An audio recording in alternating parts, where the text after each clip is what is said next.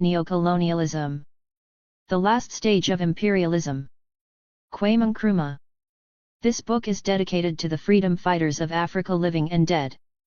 The enormous dimensions of finance capital concentrated in a few hands and creating an extremely extensive network of close ties and relationships which involves not only the small and medium capitalists, but also even the very small, this, on the one hand, and on the other the bitter struggle against other national state groups of financiers for the partition of the world and the right to rule over other countries. These two factors taken together cause the complete conversion of all the possessing classes to the side of imperialism.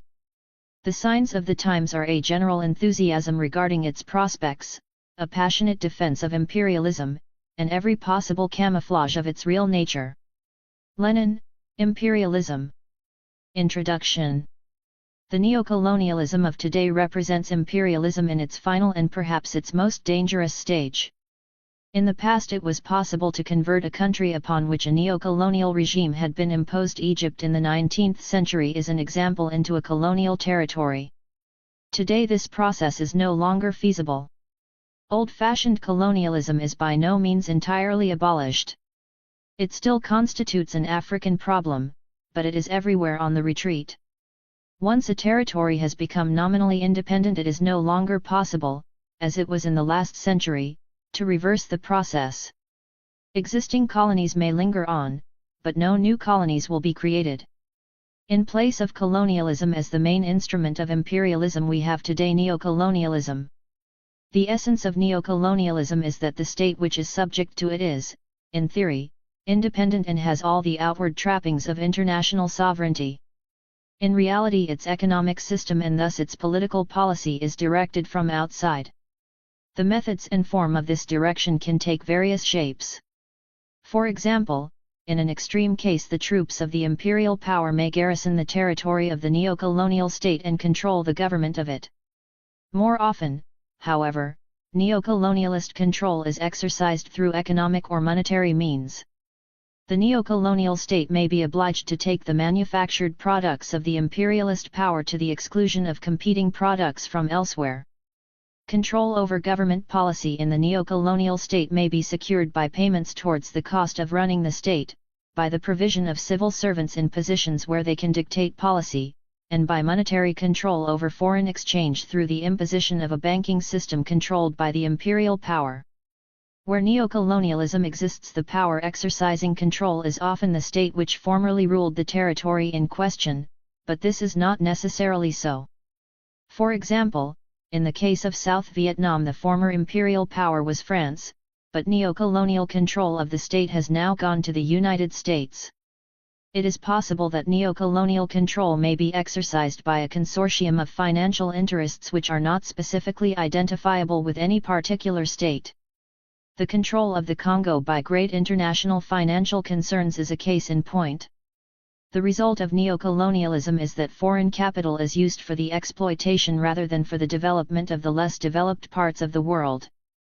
Investment under neo-colonialism increases rather than decreases the gap between the rich and the poor countries of the world.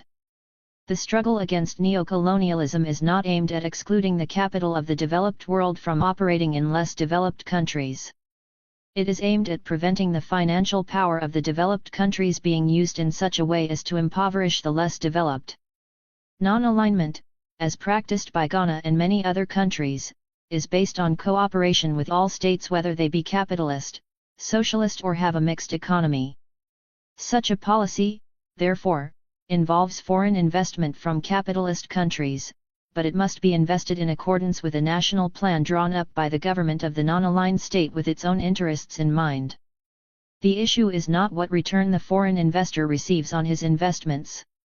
He may, in fact, do better for himself if he invests in a non-aligned country than if he invests in a neo-colonial one. The question is one of power. A state in the grip of neo-colonialism is not master of its own destiny. It is this factor which makes neo-colonialism such a serious threat to world peace. The growth of nuclear weapons has made out of date the old-fashioned balance of power which rested upon the ultimate sanction of a major war. Certainty of mutual mass destruction effectively prevents either of the great power blocs from threatening the other with the possibility of a worldwide war, and military conflict has thus become confined to limited wars. For these neo-colonialism is the breeding ground. Such wars can, of course, take place in countries which are not neo-colonialist controlled. Indeed, their object may be to establish in a small but independent country a neo-colonialist regime. The evil of neo-colonialism is that it prevents the formation of those large units which would make impossible limited war. To give one example, if Africa was united, no major power bloc would attempt to subdue it by limited war, because from the very nature of limited war, what can be achieved by it is itself limited. It is only where small states exist that it is possible, by landing a few thousand marines or by financing a mercenary force, to secure a decisive result. The restriction of military action of limited wars is, however, no guarantee of world peace, and is likely to be the factor which will ultimately involve the great power blocs in a world war, however much both are determined to avoid it. Limited war, once embarked upon, achieves a momentum of its own. Of this, the war in South Vietnam is only one example. It escalates despite the desire of the great power blocs to keep it limited. While this particular war may be prevented from leading to a world conflict, the multiplication of similar limited wars can only have one end: world war and the terrible consequences of nuclear conflict. Neo-colonialism is also the worst form of imperialism.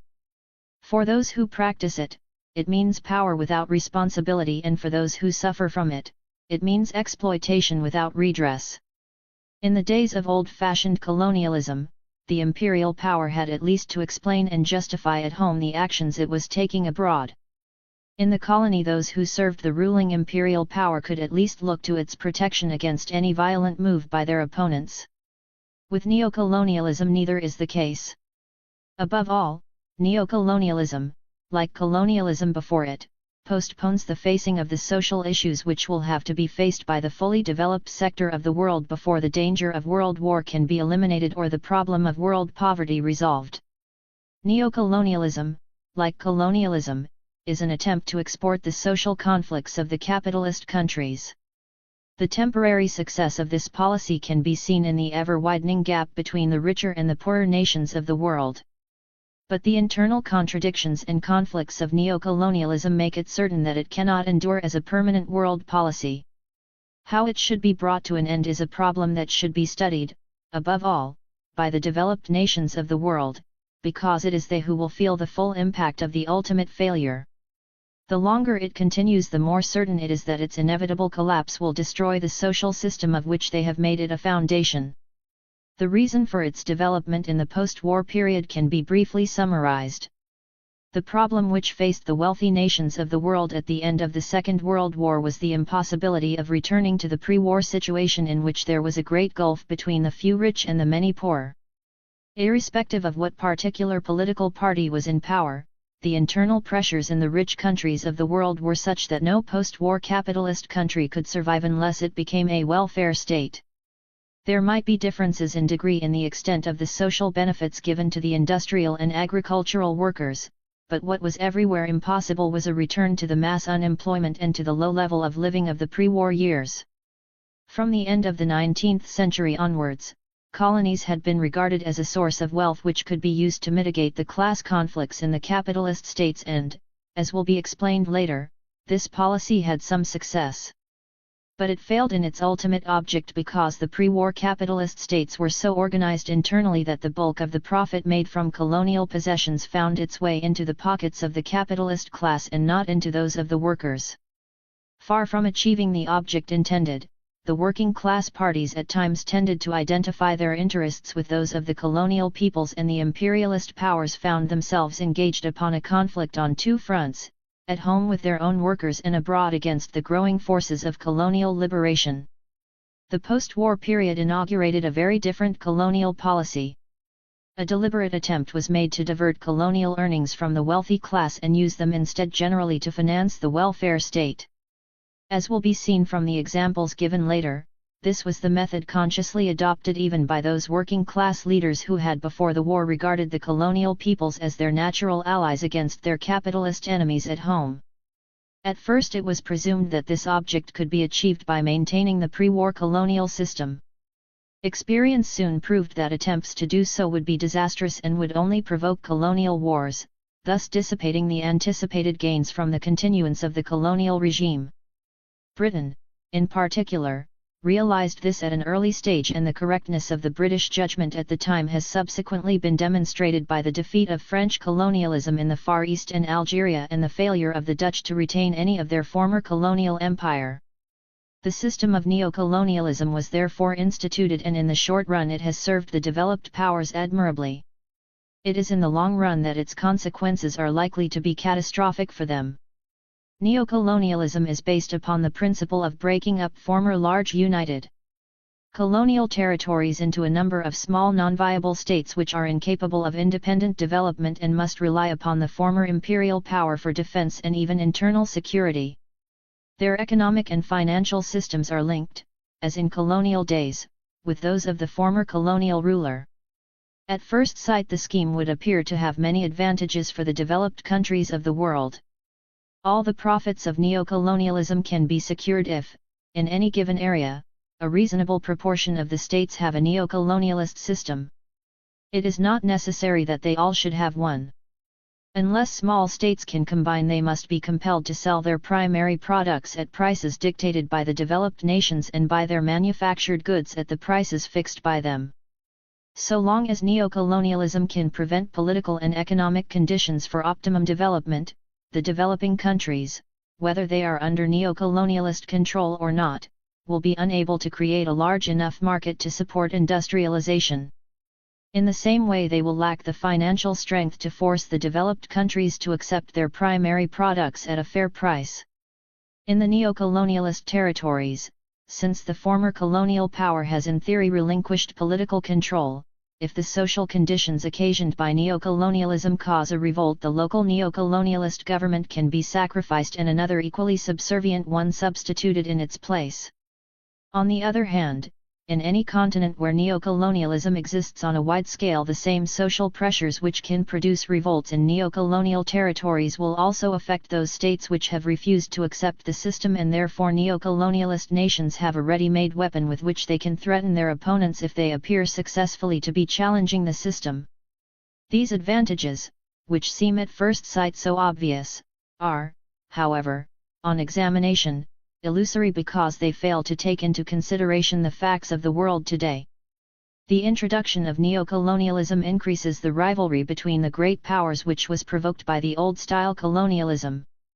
However little real power the government of a neo-colonialist state may possess, it must have, from the very fact of its nominal independence, a certain area of maneuver. It may not be able to exist without a neo-colonialist master, but it may still have the ability to change masters. The ideal neo-colonialist state would be one which was wholly subservient to neo-colonialist interests, but the existence of the socialist nations makes it impossible to enforce the full rigor of the neo-colonialist system. The existence of an alternative system is itself a challenge to the neo-colonialist regime. Warnings about the dangers of communist subversion are likely to be two-edged, since they bring to the notice of those living under a neo-colonialist system the possibility of a change of regime. In fact, neo-colonialism is the victim of its own contradictions. In order to make it attractive to those upon whom it is practiced, it must be shown as capable of raising their living standards, but the economic object of neo-colonialism is to keep those standards depressed in the interest of the developed countries. It is only when this contradiction is understood that the failure of innumerable aid programs, many of them well-intentioned, can be explained. In the first place, the rulers of neo-colonial states derive their authority to govern, not from the will of the people, but from the support which they obtain from their neo-colonialist masters. They have therefore little interest in developing education, strengthening the bargaining power of their workers employed by expatriate firms, or indeed of taking any step which would challenge the colonial pattern of commerce and industry, which it is the object of neo-colonialism to preserve. Aid, therefore, to a neo-colonial state is merely a revolving credit, paid by the neo-colonial master, passing through the neo-colonial state and returning to the neo-colonial master in the form of increased profits. Secondly, it is in the field of aid that the rivalry of individual developed states first manifests itself. So long as neo-colonialism persists, so long will spheres of interest persist, and this makes multilateral aid, which is in fact the only effective form of aid, impossible. Once multilateral aid begins, the neo-colonialist masters are faced by the hostility of the vested interests in their own country. Their manufacturers naturally object to any attempt to raise the price of the raw materials which they obtain from the neo-colonialist territory in question, or to the establishment there of manufacturing industries which might compete directly or indirectly with their own exports to the territory. Even education is suspect as likely to produce a student movement, and it is, of course, true that in many less developed countries the students have been in the vanguard of the fight against neo-colonialism. In the end, the situation arises that the only type of aid which the neo-colonialist masters consider as safe is military aid. Once a neo-colonialist territory is brought to such a state of economic chaos and misery that revolt actually breaks out, then, and only then, is there no limit to the generosity of the neo-colonial overlord, provided, of course, that the funds supplied are utilized exclusively for military purposes. Military aid in fact marks the last stage of neo-colonialism, and its effect is self-destructive.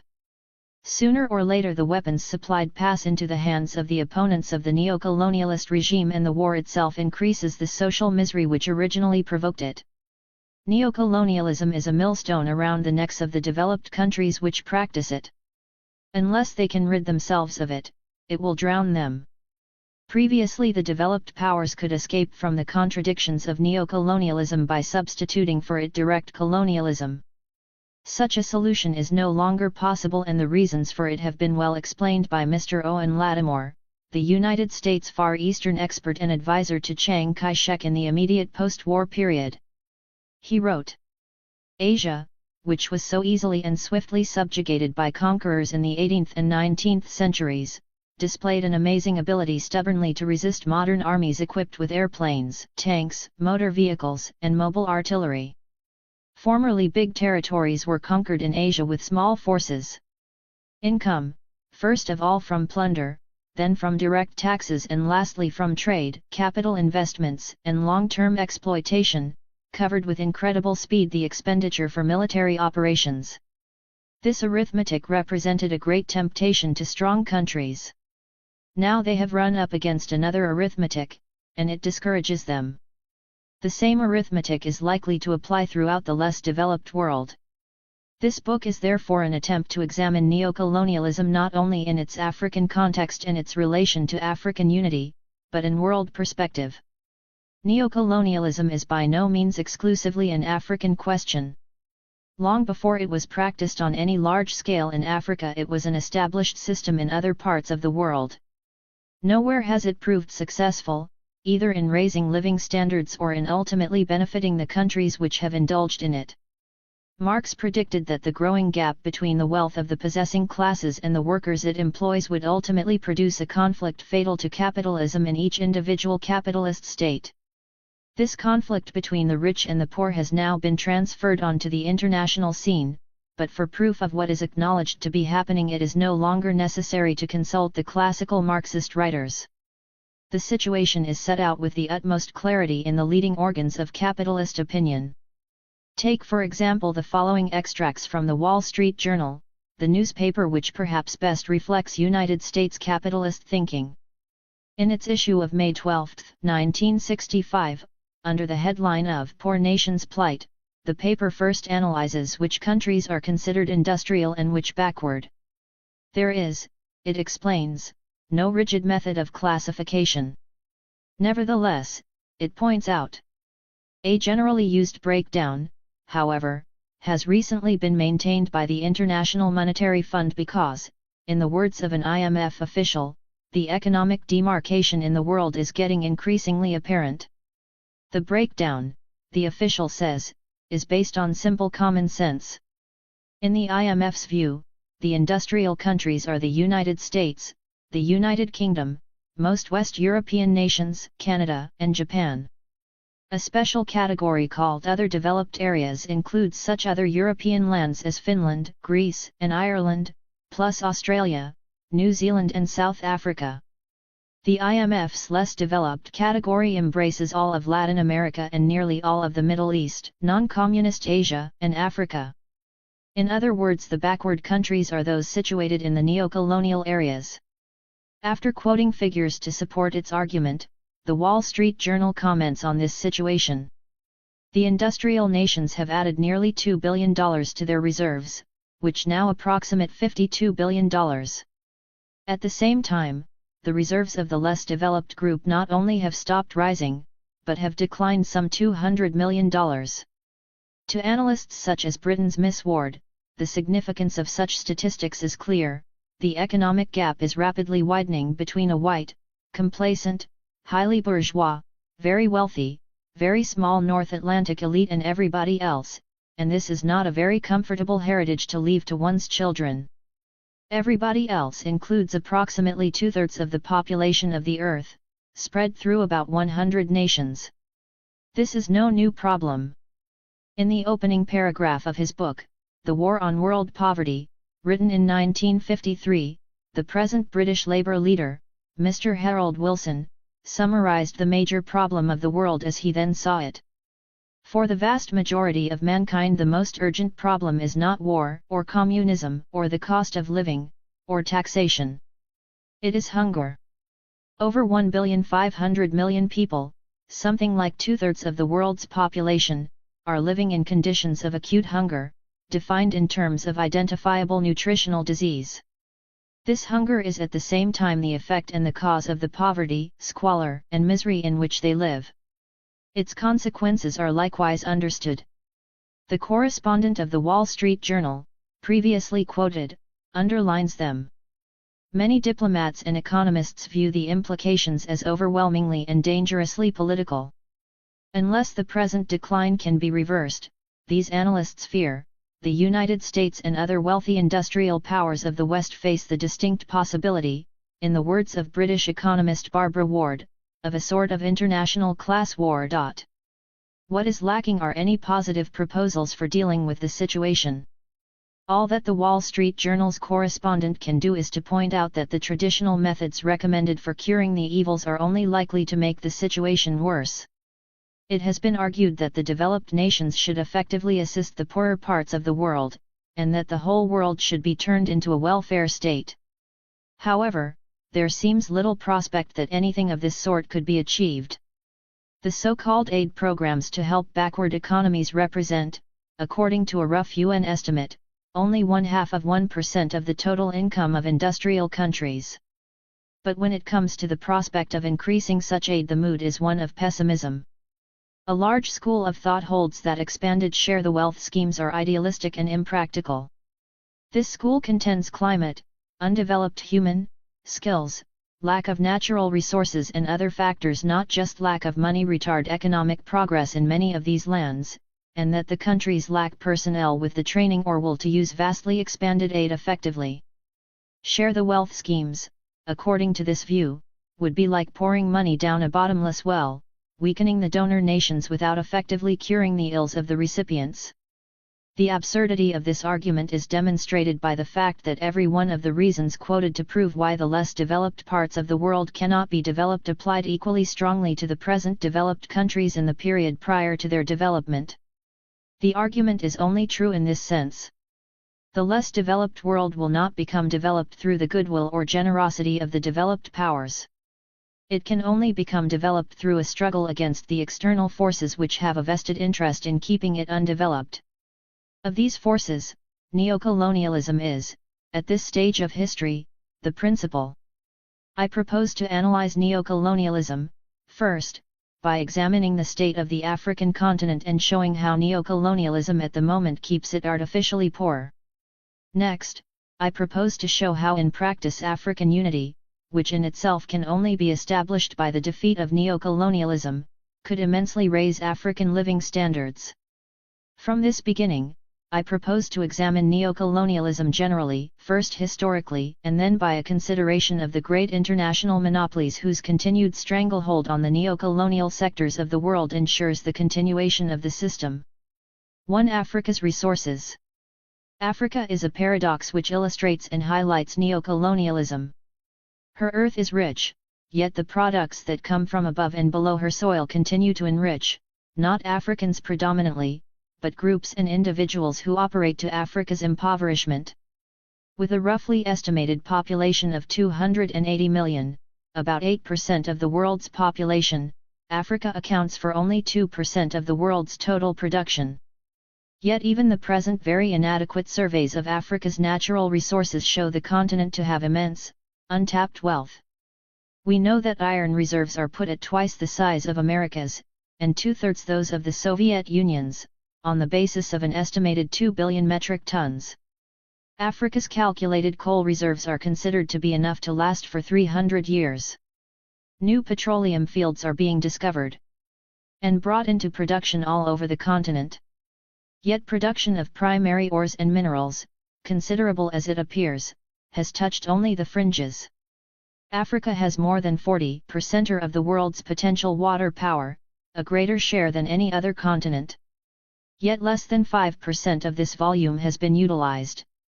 Even taking into account the vast desert stretches of the Sahara, there is still in Africa more arable and pasture land than exists in either the United States of America or the Soviet Union. There is even more than in Asia. Our forest areas are twice as great as those of the United States.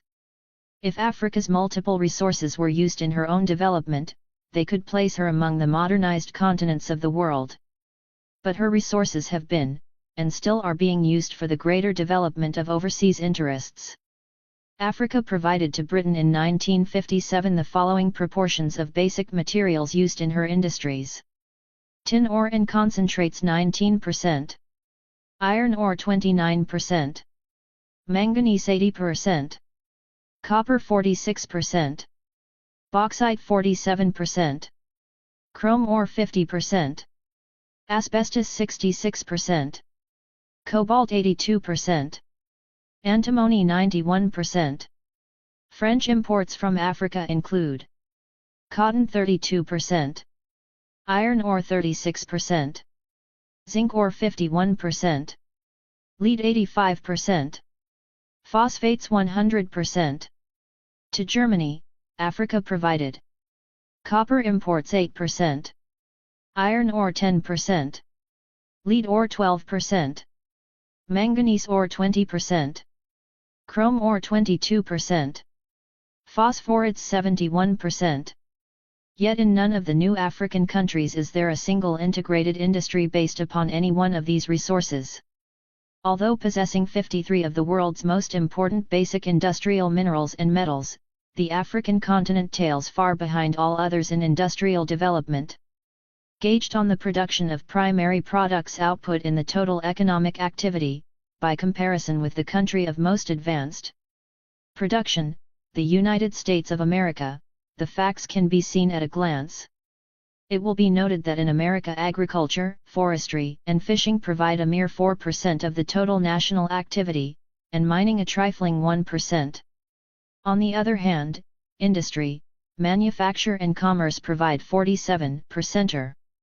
In the African countries included in the table, which are, with the exception of Nigeria, those with the highest settler communities and therefore the most exploited, agriculture is predominant. Industry, manufacture and commerce lag far behind. Even in the case of South Africa, the most highly industrialized sector of the African continent, the contribution of agriculture, 12%, and mining, 13%, are equal to those of industry, manufacture and construction put together. However, on the whole, mining has proved a most profitable venture for foreign capital investment in Africa. Its benefits for Africans have by no means been on an equal scale. Mining production in a number of African countries has a value of less than $2 per head of population. As Europe, France, Outremer puts it, it is quite certain that a mining production of $1 or $2 per inhabitant cannot appreciably affect a country's standard of living. Affirming correctly that in the zones of exploitation, the mining industry introduces a higher standard of living, the journal is forced to the conclusion that mining exploitations are, however, relatively privileged isolated islands in a very poor total economy. The reason for this is seen in the absence of industry and manufacture, owing to the fact that mining production is destined principally for exportation, mainly in primary form. It goes to feed the industries and factories of Europe and America, to the impoverishment of the countries of origin. It is also remarked by Europe, France, Outre-mer that about 50% of Africa's mining production remains in the country of origin as wages. Even the most cursory glance at the annual accounts of the mining companies refutes this claim. The excess of revenue over expenditure in many cases proves conclusively by its size that wages received by manual labor form by no means such an exaggerated proportion of value produced as 50%. The considerable sums which go in highly paid salaries to European staffs in the skilled and administrative categories, part of which is returned to their own countries, must in many instances amount to the total received by African labor, to say nothing of the large amounts which swell the yearly incomes of wealthy directors who reside in the metropolitan cities of the West. The assumption also ignores another important fact, namely that wages of manual workers, low as they are partly spent on goods manufactured abroad and imported, taking out of the primary producing countries a good part of the workers' wages. In many cases, the imported goods are the products of the companies associated with the mining groups. Frequently, they are sold in the company's own stores on the mining compounds or by their appointed agents, the workers having to pay prices fixed by the companies. The poverty of the people of Africa is demonstrated by the simple fact that their income per capita is among the lowest in the world. In some countries, for example Gabon and Zambia, up to half the domestic product is paid to resident expatriates and to overseas firms who own the plantations and mines. In Guinea-Bissau, Angola, Libya, Swaziland, Southwest Africa, and Zimbabwe, Rhodesia, foreign firm profits and settler or expatriate incomes exceed one-third of the domestic product. Algeria, Congo, and Kenya were in this group before independence. On achieving independence, almost every new state of Africa has developed plans for industrialization and rounded economic growth in order to improve productive capacity and thereby raise the standard of living of its people. But while Africa remains divided, progress is bound to be painfully slow. Economic development is dependent not only on the availability of natural resources and the size and population of a country, but on economic size, which takes into account both population and income per capita.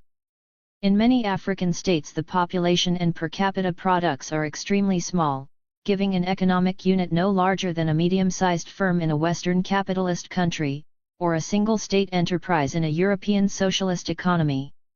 Africa is having to pay a huge price once more for the historical accident that this vast and compact continent brought fabulous profits to Western capitalism, first out of the trade in its people and then out of imperialist exploitation. This enrichment of one side of the world out of the exploitation of the other has left the African economy without the means to industrialize. At the time when Europe passed into its industrial revolution, there was a considerably narrower gap in development between the continents. But with every step in the evolution of productive methods and the increased profits drawn from the more and more shrewd investment in manufacturing equipment and base metal production, the gap widened by leaps and bounds. The report of the UN Economic Commission for Africa published in December 1962 under the title of Industrial Growth in Africa states that the gap between the continents separated by the Mediterranean has widened faster during the 20th century than ever before. True, per capita output has increased in Africa, particularly in the last 2 decades, which have seen an increase of some 10 to 20%.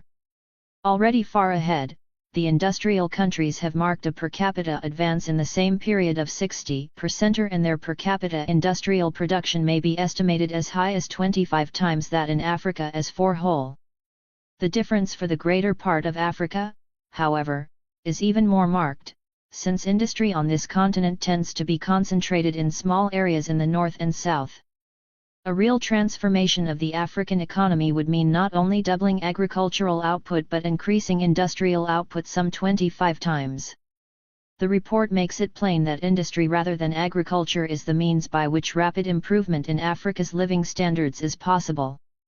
There are, however, imperialist specialists and apologists who urge the less developed countries to concentrate on agriculture and leave industrialization for some later time when their populations shall be well fed.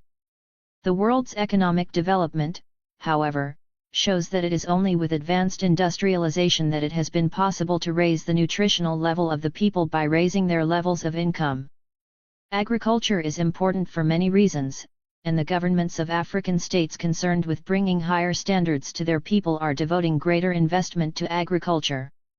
But even to make agriculture yield more, the aid of industrial output is needed, and the underdeveloped world cannot forever be placed at the mercy of the more industrialized. This dependence must slow the rate of increase in our agriculture and make it subservient to the demands of the industrial producers. That is why we cannot accept such sweeping assessments as that made by Professor Leopold G. Skeidel of the Vienna School of Economics at a recent meeting in London of the International Geographical Congress. Commented Professor Skeidel, people in developing countries seem to think that all that is necessary for them to become as wealthy as the West is to build factories. Most experts agree that it is wiser and more promising to develop agriculture into self-sufficiency and on to the level of a marketing economy. The Times, July 24, 1964.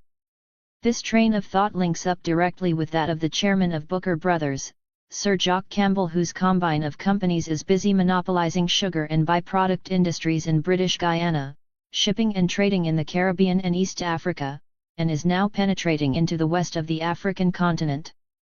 Sir Jock Campbell asserted at the annual address of the Africa Bureau in London on November 29, 1962 that agriculture was the basis of African development and that plantations were an effective method of increasing economic potential. He considered that so long as industrialized agriculture employed men free to come and go, it was preferable in terms both of efficiency and liberty to the communized collective farming whose results had fallen short of expectation both in Russia and China. The Times, November 30, 1962. He does not seem to have convinced the sugar workers of British Guiana, and it is a moot point whether he has been able to impress the benefits of his free-to-come-and-go plantation philosophy on the workers for his companies in Nyasaland, Rhodesia, and South Africa.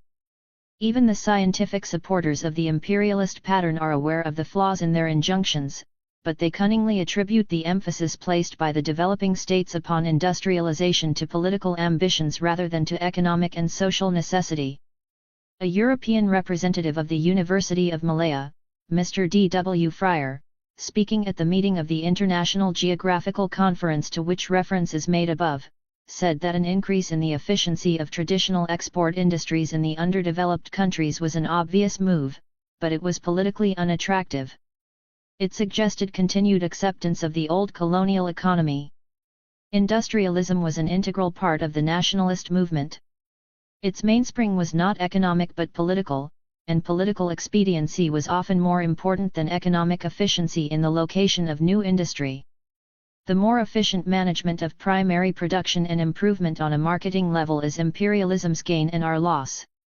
The point has been made quite clearly by no less a person than the chairman of BOLSA, the Bank of London and South America, Sir George Bolton. The latter was reported in the Financial Times of March 6, 1964 as being confident of a rise in commodity prices, which would have considerable effect on the foreign exchanges. For whose benefit? Sir George provides the answer. It should help the reserve currencies, sterling and the dollar, he said. Why? Because being tied to these currencies, primary producers will be accumulating their surpluses in sterling and dollar balances. This appears to be nothing short of a direct confession of the major interest of the banking and financial world in the exploitation of the developing countries. It is interesting, therefore, to note that BOLSA's transfer agents in London are Patino Mines and Enterprises Consolidated, the American-controlled combined operating mines in Latin America and Canada, and intimately associated with the groups engaged in exploiting Africa's natural resources. We are certainly not against marketing and trading. On the contrary, we are for a widening of our potentialities in these spheres, and we are convinced that we shall be able to adjust the balance in our favor only by developing an agriculture attuned to our needs and supporting it with a rapidly increasing industrialization that will break the neo-colonialist pattern which at present operates. A continent like Africa, however much it increases its agricultural output, will not benefit unless it is sufficiently politically and economically united to force the developed world to pay it a fair price for its cash crops. To give one illustration, both Ghana and Nigeria have in the post-war independence period enormously developed their production of cocoa, as the table on page 10 shows. This result has not been obtained by chance, it is the consequence of heavy internal expenditure on control of disease and pests, the subsidizing of insecticides and the spraying machines provided to farmers, and the importing of new varieties of cocoa seedlings which are resistant to the endemic ills which previous cocoa trees had developed. By means such as these, Africa as a whole greatly increased her cocoa production, while that of Latin America remained stationary. What advantage has Nigeria or Ghana gained through this stupendous increase in agricultural productivity? In 1954/5, when Ghana's production was 210,000 tons, her 1954 earnings from the cocoa crop were £85.5 million. This year, 1964/5, with an estimated crop of 590,000 tons, the estimated external earnings will be around £77 million. Nigeria has suffered a similar experience. In 1954/5 she produced 89,000 tons of beans and received for her crop £39.25 million. In 1965 it is estimated that Nigeria will produce 310,000 tons and is likely to receive for it around £40 million. In other words, Ghana and Nigeria have trebled their production of this particular agricultural product, but their gross earnings from it have fallen from £125 million to £117 million. A detailed study of production and price shows that it is the developed consuming country which obtains the advantage of the increased production in the less developed one. So long as African agricultural producers are disunited, they will be unable to control the market price of their primary products. As experience with the Cocoa Producers Alliance has shown, any organization which is based on a mere commercial agreement between primary producers is insufficient to secure a fair world price. This can only be obtained when the united power of the producer countries is harnessed by common political and economic policies and has behind it the united financial resources of the states concerned. So long as Africa remains divided, it will therefore be the wealthy consumer countries who will dictate the price of African cash crops. Nevertheless, even if Africa could dictate the price of its cash crops, this would not by itself provide the balanced economy which is necessary for development. The answer must be industrialization. The African continent, however, cannot hope to industrialize effectively in the haphazard, laissez-faire manner of Europe. In the first place, there is the time factor. In the second, the socialized modes of production and tremendous human and capital investments involved call for cohesive and integrated planning. Africa will need to bring to its aid all its latent ingenuity and talent in order to meet the challenge that independence and the demands of its peoples for better living have raised. The challenge cannot be met on any piecemeal scale, but only by the total mobilization of the continent's resources within the framework of comprehensive socialist planning and deployment. We have noted that in the countries of the highest settler populations, and therefore the most exploited so far in Africa, Algeria, Congo, Kenya, Morocco, Rhodesia, Malawi, South Africa, Tanganyika, agriculture is predominant. In the case of South Africa, the most highly developed area of the African continent, the contribution of agriculture and mining is together equal to that of industry, manufacture and construction. South Africa's economy is heavily bolstered by the export of its mining output. Gold contributes up to 70% of the total exports, which makes the economy, for all its apparent boom, and the heavily increasing foreign investment, basically almost as insecure as that of the less developed countries of the continent. For all its pushing secondary industries, its chemicals manufacture, military production, steel processing and the rest, South Africa has so far failed to lay down the basis of solid industrialization. G. E. Manel, chairman of Anglo-Transvaal Consolidated Investment Company, which controls gold, diamonds, and uranium, made a most telling statement in his annual address on December 6, 1963 to the Johannesburg shareholders' meeting. The nation's economy is based, to a significant degree, on wasting assets the gold mines of the Transvaal and Orange Free State. We have become more and more aware of this in recent years as more mines near the end of their lives without any sign of new large goldfields, in spite of the many millions being spent on exploration. Investment in South Africa's economy comes mainly from Western capital with which local finance, not hardy enough to stand on its own feet, is strongly bound. Quick profits are the incentive, so that while Anglo-Transvaal's chairman sees the dangers to the economy, he was nonetheless happy to be able to announce that record profits were again achieved in 1963. The whole of the economy is geared to the interests of the foreign capital that dominates it. South Africa's banking institutions, like those of most other African states, are offshoots of the Western banking and financial houses. South Africa is dominated by Western monopoly even more than by any other sector of the continent, because the investments are many times greater and the dependence upon gold and other mining as the center of the economy gears it inextricably to that monopoly. Its vulnerability is intensified by the fact that it is a supplier of crude and semi-finished products to the factories of the West on a larger scale than the rest of Africa, and an earner of greater profits for their financial backers. Nigeria tells in a few basic figures a tale of a different kind of economic maladjustment. In 1960, agriculture, forestry, and fishing accounted for 63% of the economic activity, mining 1%. The imbalance is emphasized by the extremely low ratio of 2% for industry and manufacture, eliminating at once any comparison with the 1% contribution of mining and 4% of agriculture to America's total economic product. In the case of the United States, this low proportion supports a vast superstructure of industry and manufacture. In Nigeria, it connotes simply a total disregard under colonialism of Nigeria's potentialities. The reason for this lies not in the fact that Nigeria is devoid of natural industrial resources, as recent findings of oil and iron confirm.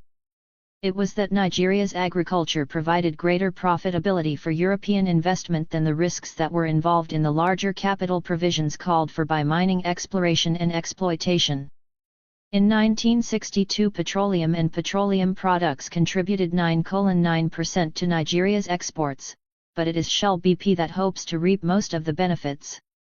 The bulk of these exports was in crude oil, exceeding 3 million tons. The oil company is aiming at an export target of 5 million tons of crude oil by 1965. Processing plants are in Europe, not in Nigeria. The oil refinery going up in Port Harcourt is owned by Shell BP, the natural gas piping is owned by Shell Barclays DC. The oil refinery is meant to handle only 10% of Nigeria's crude oil output, and its products will serve only Nigeria's domestic market.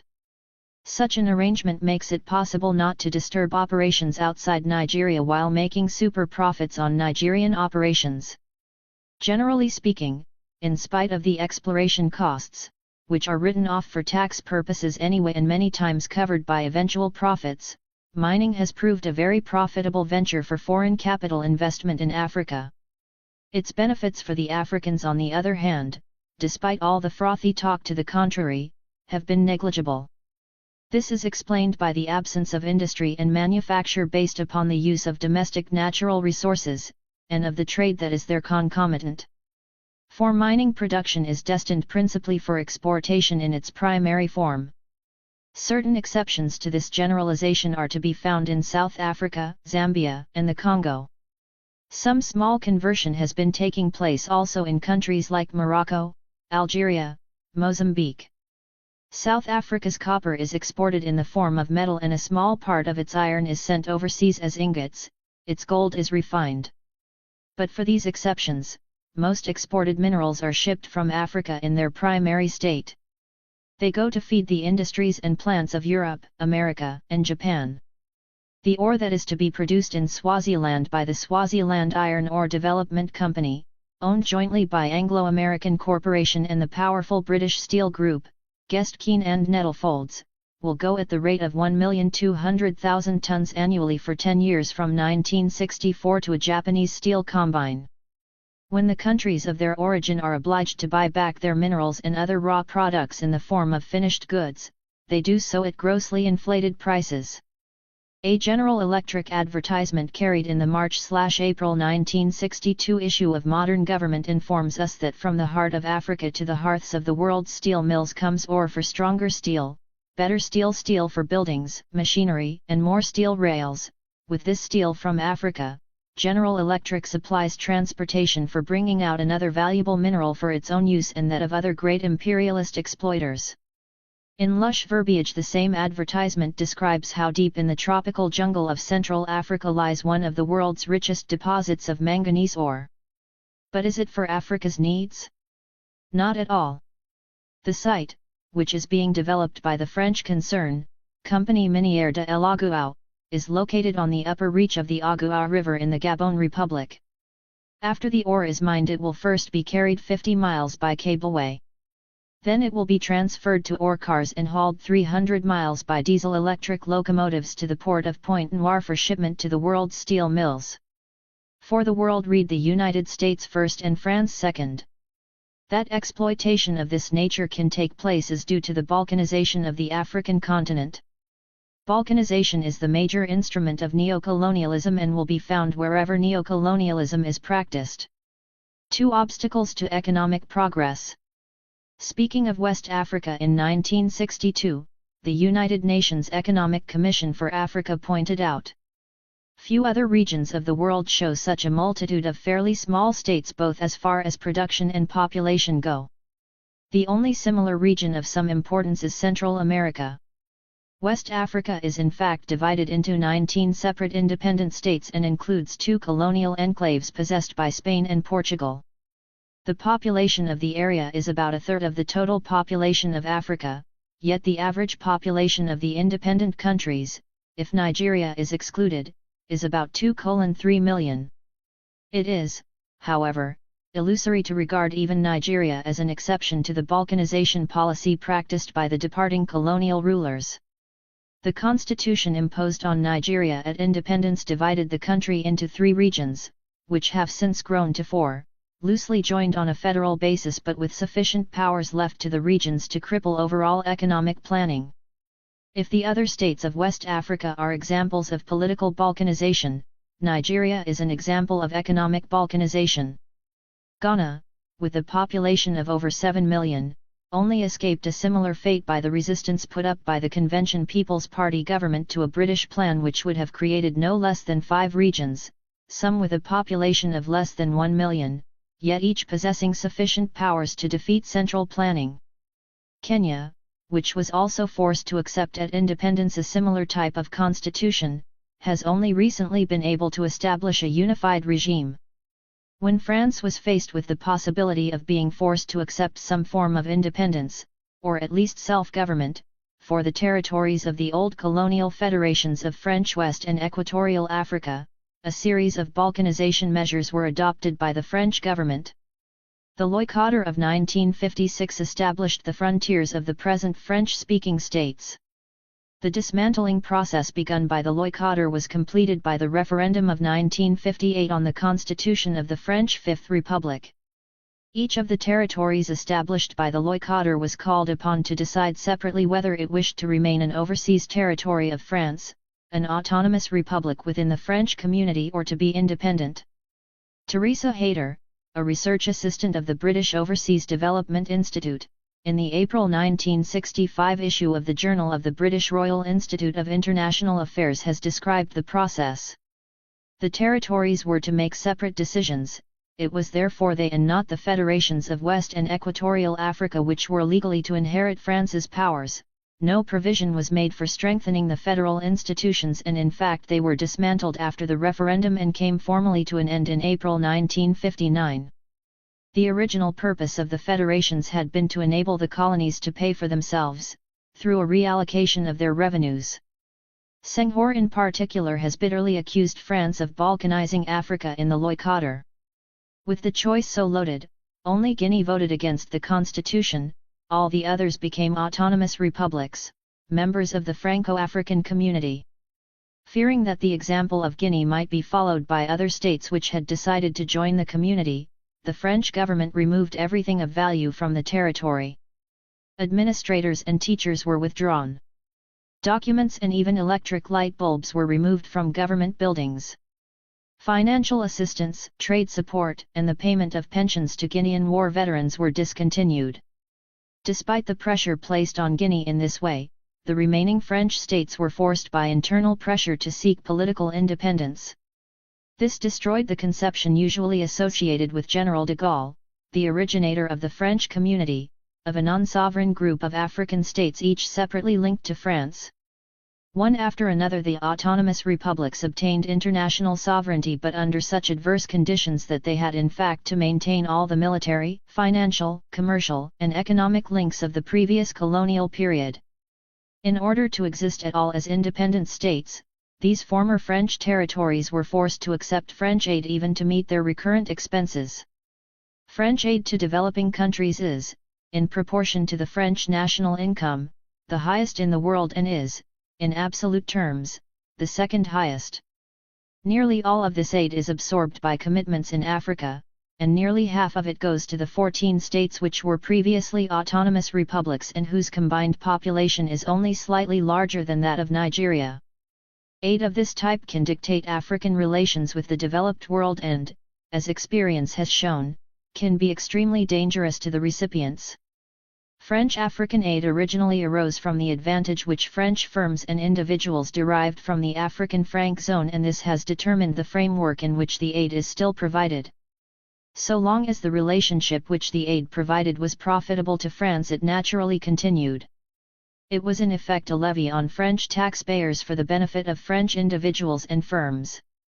The overall value of the policy to France was that in return for guaranteed markets and prices for colonial primary products, such as coffee, cocoa, ground nuts, bananas, and cotton, the African states had to import from France fixed quantities of certain goods, such as machinery, textiles, sugar, and flour, which were then uncompetitive in price or surplus in Europe, and in addition the states were forced to limit their imports from countries outside the franc zone. While this scheme made nonsense of any plan for inter-African trade, it was for a period highly profitable to France. With the fall in the world price of primary commodities, these profits began to diminish, as did enthusiasm for aid in France. At the present moment the most which can be said in favor of French aid is that it does not now, as it did in the past, make an actual profit for France from the less developed states of its former African empire. Teresa Hayter sums it up. France does not gain in its transactions with the states, nor does it lose. Aid, private investment, French government expenditures and imports from them are balanced by exports to them, repatriation of capital and remittances of profits and salaries. This state of affairs is considered to be no longer of value to France. The Jean Néné report published in 1964 and expressing the official French view, pointed out that the protective system of the French zone was no longer in the interests of France, and the report therefore advocated the redeployment of French aid. In any event, France had to comply with her obligations to the European Common Market. Under the new Convention of Association, which came into force in the summer of 1964, the 6 members of the European Common Market are to achieve in stages a free trade area, and this will no longer make it possible for France to discriminate in favor of the African states, nor for these states to discriminate against France's common market partners. Exports from these states will by the end of a 5-year period have to be aligned to world prices. In consequence, the primary production which they have built up on the strength of the promise of guaranteed markets and prices is likely to fail to be competitive in world conditions. It is difficult to see how Senegal in particular can manage without a French subsidy for her ground nuts, and President Senghor has already called attention to the serious economic position into which this puts his country. In fact, the limited neo-colonialism of the French period is now being merged in the collective neo-colonialism of the European Common Market, which enables other states, hitherto outside the French preserve, to profit by the system. It also rationalizes the division of Africa into economic zones based upon Europe, by drawing in 4 other states. The Congo, Leopoldville, Burundi, and Rwanda are, as previous Belgian colonies, tied to the Belgian economic system, and Somalia through its previous association with Italy is also brought in as an associated state of the common market. A grouping such as this raises the wider problems of African neocolonialism and emphasizes its irresponsible nature. Of the states carved out of the former French colonies, one, Guinea, has been able, with great suffering and losses it is true, to cut free from the type of neocolonialist control imposed on the others. Mali has been forced to accept some of the rules and regulations which govern the relations of the former French colonies to France, but at least she has set up her own currency, limits transfers of money abroad and receives from France only a partial guarantee of the parity of her currency with the French franc. In the case of all the other states, their currencies have been stabilized on a fixed parity with the French franc and have a total guarantee from the French treasury. These states pay their receipts of French francs into operation accounts in the French treasury. These accounts can be overdrawn and the states can draw on them against their own currencies to an unlimited extent. Obviously, however, whatever the theoretical position, the international financial position of these countries is subject to control in that at any time their operation accounts in the French treasury could be blocked, as was done in the case of Guinea. Most, at any rate, of the states concerned lack the strength to stand up against such pressure as did Guinea. Why then, it may be asked, are these powers not sufficient to enable France to persuade these states to follow present French foreign policy, which is based upon a third force concept? France did not support the United States and Belgium in their humanitarian intervention at Stanleyville in the Congo.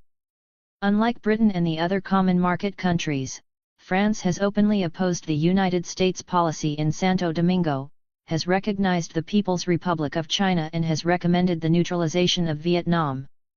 Yet only a minority of the African states which would appear to be under French neocolonial control have followed the French line.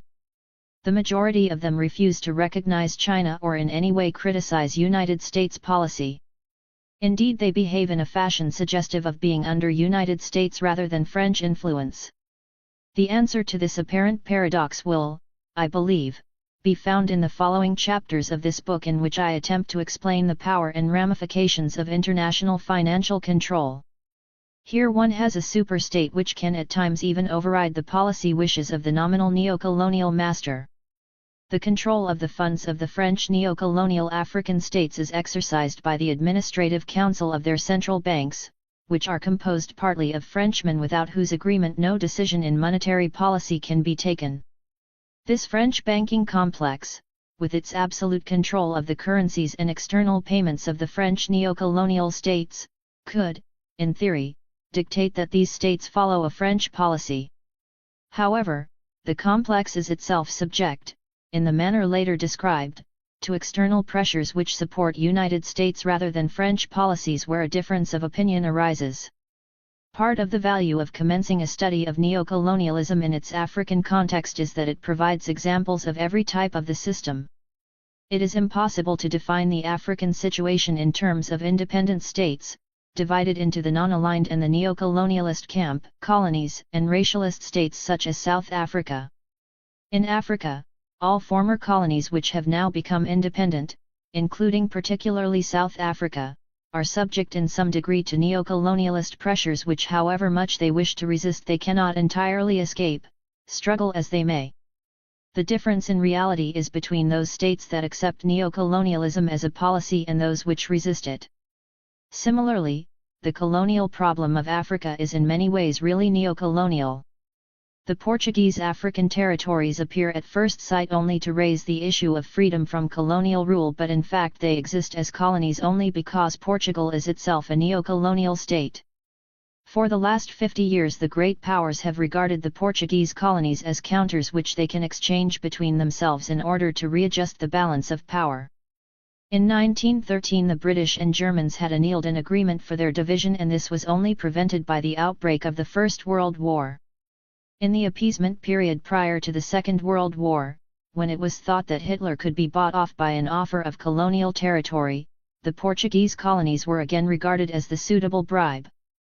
If Portugal controls these colonies now, it is only because of the military strength which she derives through her NATO alliance. Portugal is however not a member of NATO because of any military assistance which she could render the alliance, but because this is a convenient way by which Portuguese territory can be made available to the forces of other members of the alliance. At the other end of the scale is the French colony of Somalia. It continues to exist as a colony not because France would resist pressure to grant it independence but because of African disunity. It is a point of dispute between Somalia and Ethiopia. African disunity maintains this colony. If it were to go to either of its neighbors, it would almost inevitably provoke a conflict between them. Rhodesia, while theoretically a colony, is really a fossilized form of the earliest type of neo-colonialism which was practiced in southern Africa until the formation of the Union of South Africa. The essence of the Rhodesia system is not to employ individuals drawn from the people of the territory itself to run the country, as in the newer type of neo-colonial state, but to utilize instead an alien minority. The majority of the European ruling class of Rhodesia only came to the colony after the Second World War, but it is they and not the African inhabitants, who outnumber them 16-1, that Britain regards as the government.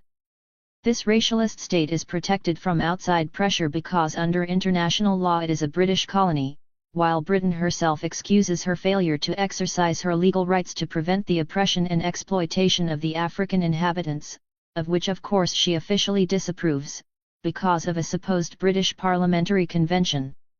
In other words, by maintaining Rhodesia nominally as a colony, Britain in fact gives her official protection as a second South Africa, and the European racialists are left free to treat the African inhabitants as they will. The Rhodesian system thus has all the hallmarks of the neo-colonial model. The patron power, Britain, awards to a local government over which it claims to have no control unlimited rights and exploitation within the territory.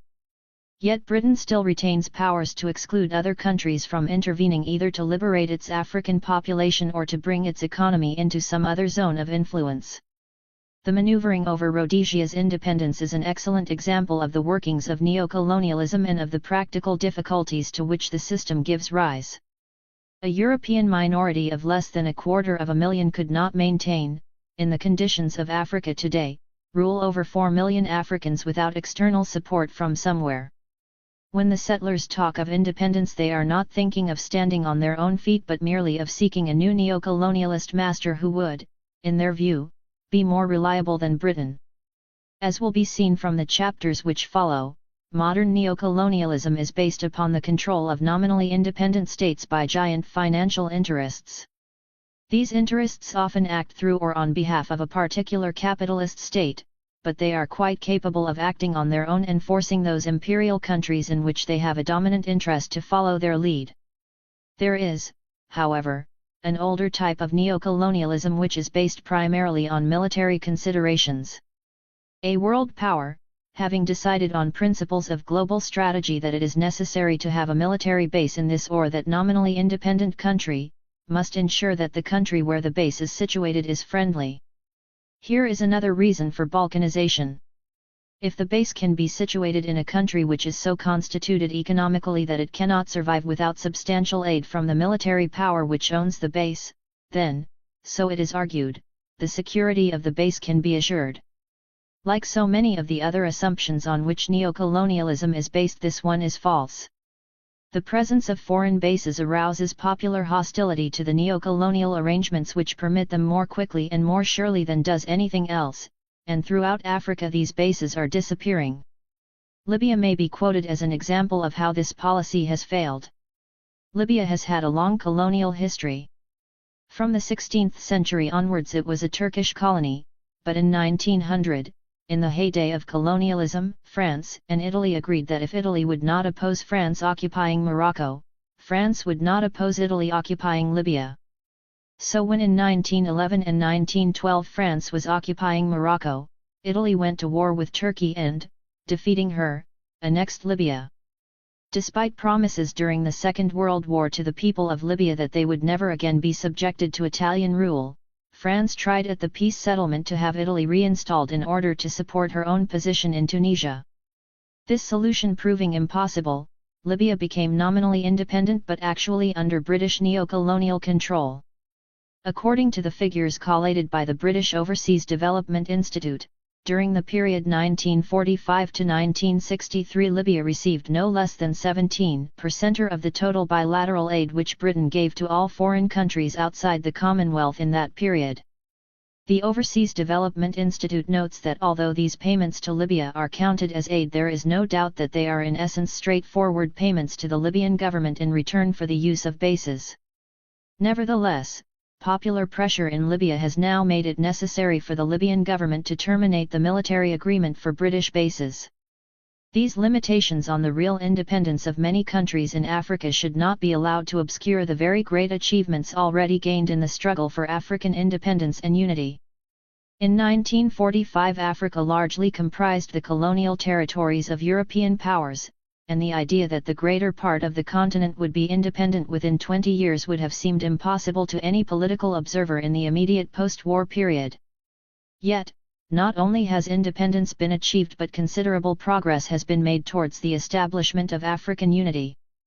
To this unity there are still powerful obstacles, but they are no greater than the obstacles already overcome and, if their nature is understood, they are clearly surmountable. Already, and this will ultimately be the decisive factor, the mass of the African people support unity in the same way as they previously supported the various local movements for political independence. Many of the political leaders of French West Africa, for example, did not at first support independence. In 1946, in the French National Assembly, of which he was then a member, M. Houphouët-Boigny, the president of the Ivory Coast, claimed there are no separatists on these benches, there is a powerful bond, capable of resisting all tests, a moral bond which unites us. It is the ideal of liberty, fraternity, equality, for whose triumph France has never hesitated to sacrifice its most noble blood. The same policy of the maintenance of unity with France was also supported at that time by President Senghor of Senegal, who said, "The French Union must be a conjunction of civilizations, a melting pot of culture, it is a marriage rather than an association." It was mass pressure for independence which forced these leaders to reverse their previous positions and to declare themselves in favor of national sovereignty. In the same way as mass pressure made it impossible for an African leader to oppose independence, so today mass pressure makes it impossible for him openly to oppose African unity. Those who are against it can only show their opposition in indirect ways, by suggesting that the pace towards it is too fast, that this or that plan is impracticable, or that there are procedural difficulties which prevent them assisting in formulating a practical plan for it. The case for African unity is very strong and the instinct of the mass of the people right. It is only when the artificial boundaries that divide her are broken down so as to provide for viable economic units, and ultimately a single African unit, that Africa will be able to develop industrially, for her own sake, and ultimately for the sake of a healthy world economy. A common currency is needed and communications of all kinds must be developed to allow the free flow of goods and services. The Economic Commission for Africa has repeatedly emphasized the need for economic planning on a continental scale. The inadequacy of national planning can be demonstrated by a glance at the economies of, for example, Mali, the Upper Volta, Niger, and Uganda. These landlocked states, which export large quantities of food products to other African states, cannot remain indifferent to the agricultural self-sufficiency schemes adopted by their neighbors. Similarly, a national government planning the establishment of a new industry may find that a neighboring state is developing one like it.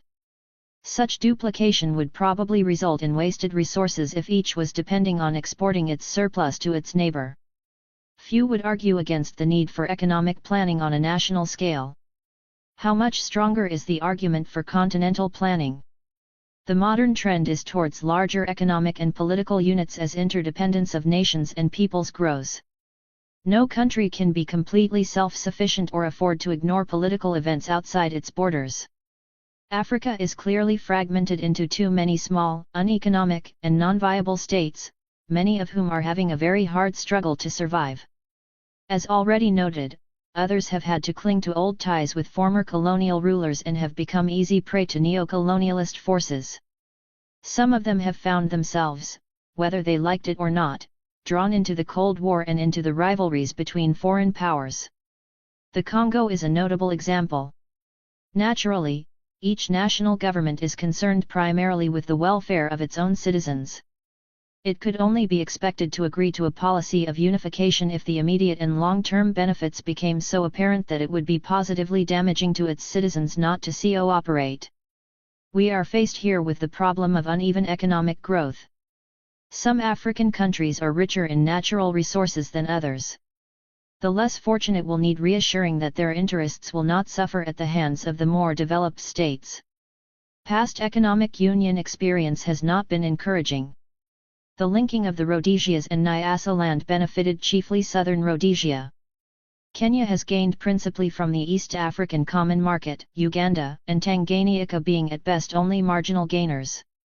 In the former French colonial federations, the benefits of economic unity tended to center in Brazzaville, Abidjan, and Dakar. These examples further strengthen the argument for continentally planned economic growth so that all states can benefit from industrialization and other improvements made possible by unified direction. The richer countries will be able to help the poorer. Resources can be pooled and development projects coordinated to raise the living standards of every African. The time factor is important. As ECA has pointed out, now is the time to act, before each state gets too deeply involved in major investment and structural decisions based on narrow, national markets. With each month that passes, the foreign interests of neo-colonialism get a tighter grip on Africa's economic life. The comparatively recent penetration of American big business into Africa points once again to the danger from neo-colonialism. So also does the combining of large firms to form powerful monopolies. How can some of our smaller states hope to bargain successfully with powerful foreign combines, some of which control financial empires worth more than the state's total revenue? The smaller the state, and the more formidable the foreign interests, the less likely are the conditions for economic independence to be met.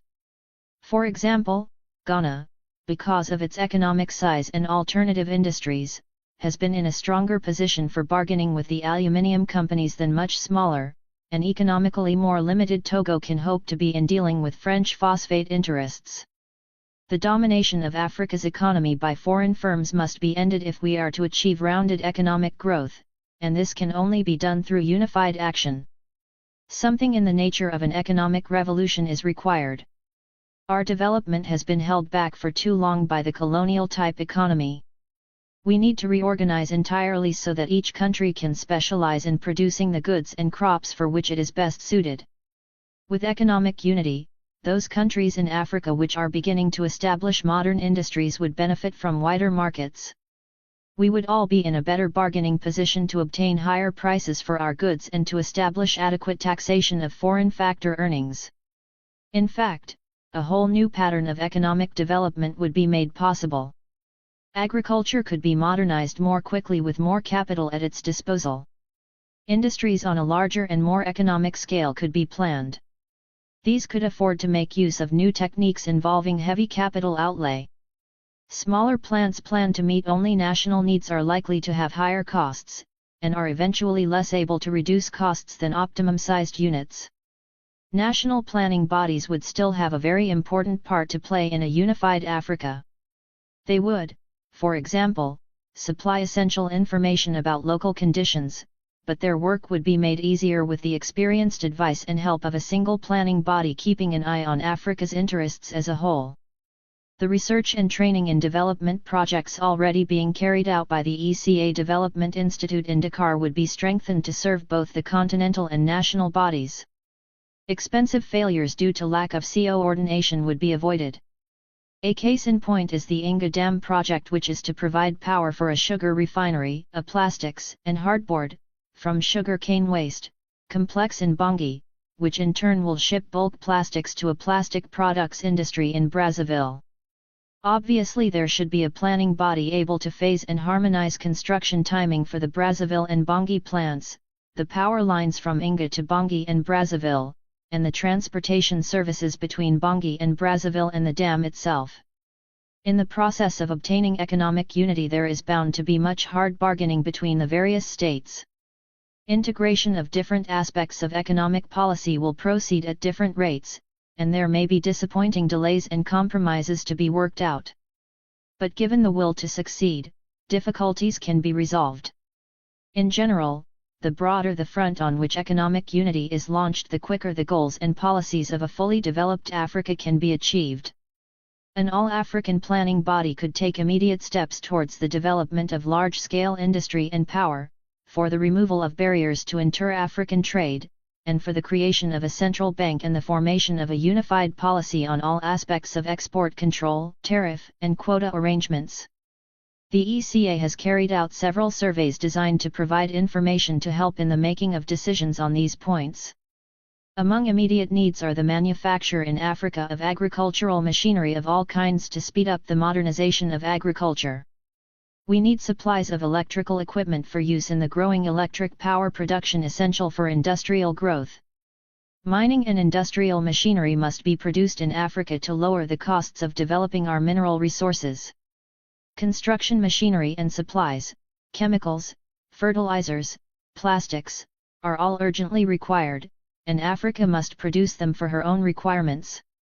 Reports of the ECA industrial coordination missions to different regions in Africa suggest that the production of iron and steel, non-ferrous metals, engineering supplies, chemicals and fertilizers, cement, paper and textiles should be developed on an inter-African basis since their efficiency depends on large-scale production. Other industries which can run efficiently on a smaller scale can be planned nationally. The location of the various industries will, of course, depend on many factors such as the availability of power, mineral deposits, nearness to processing plants, markets, and so on.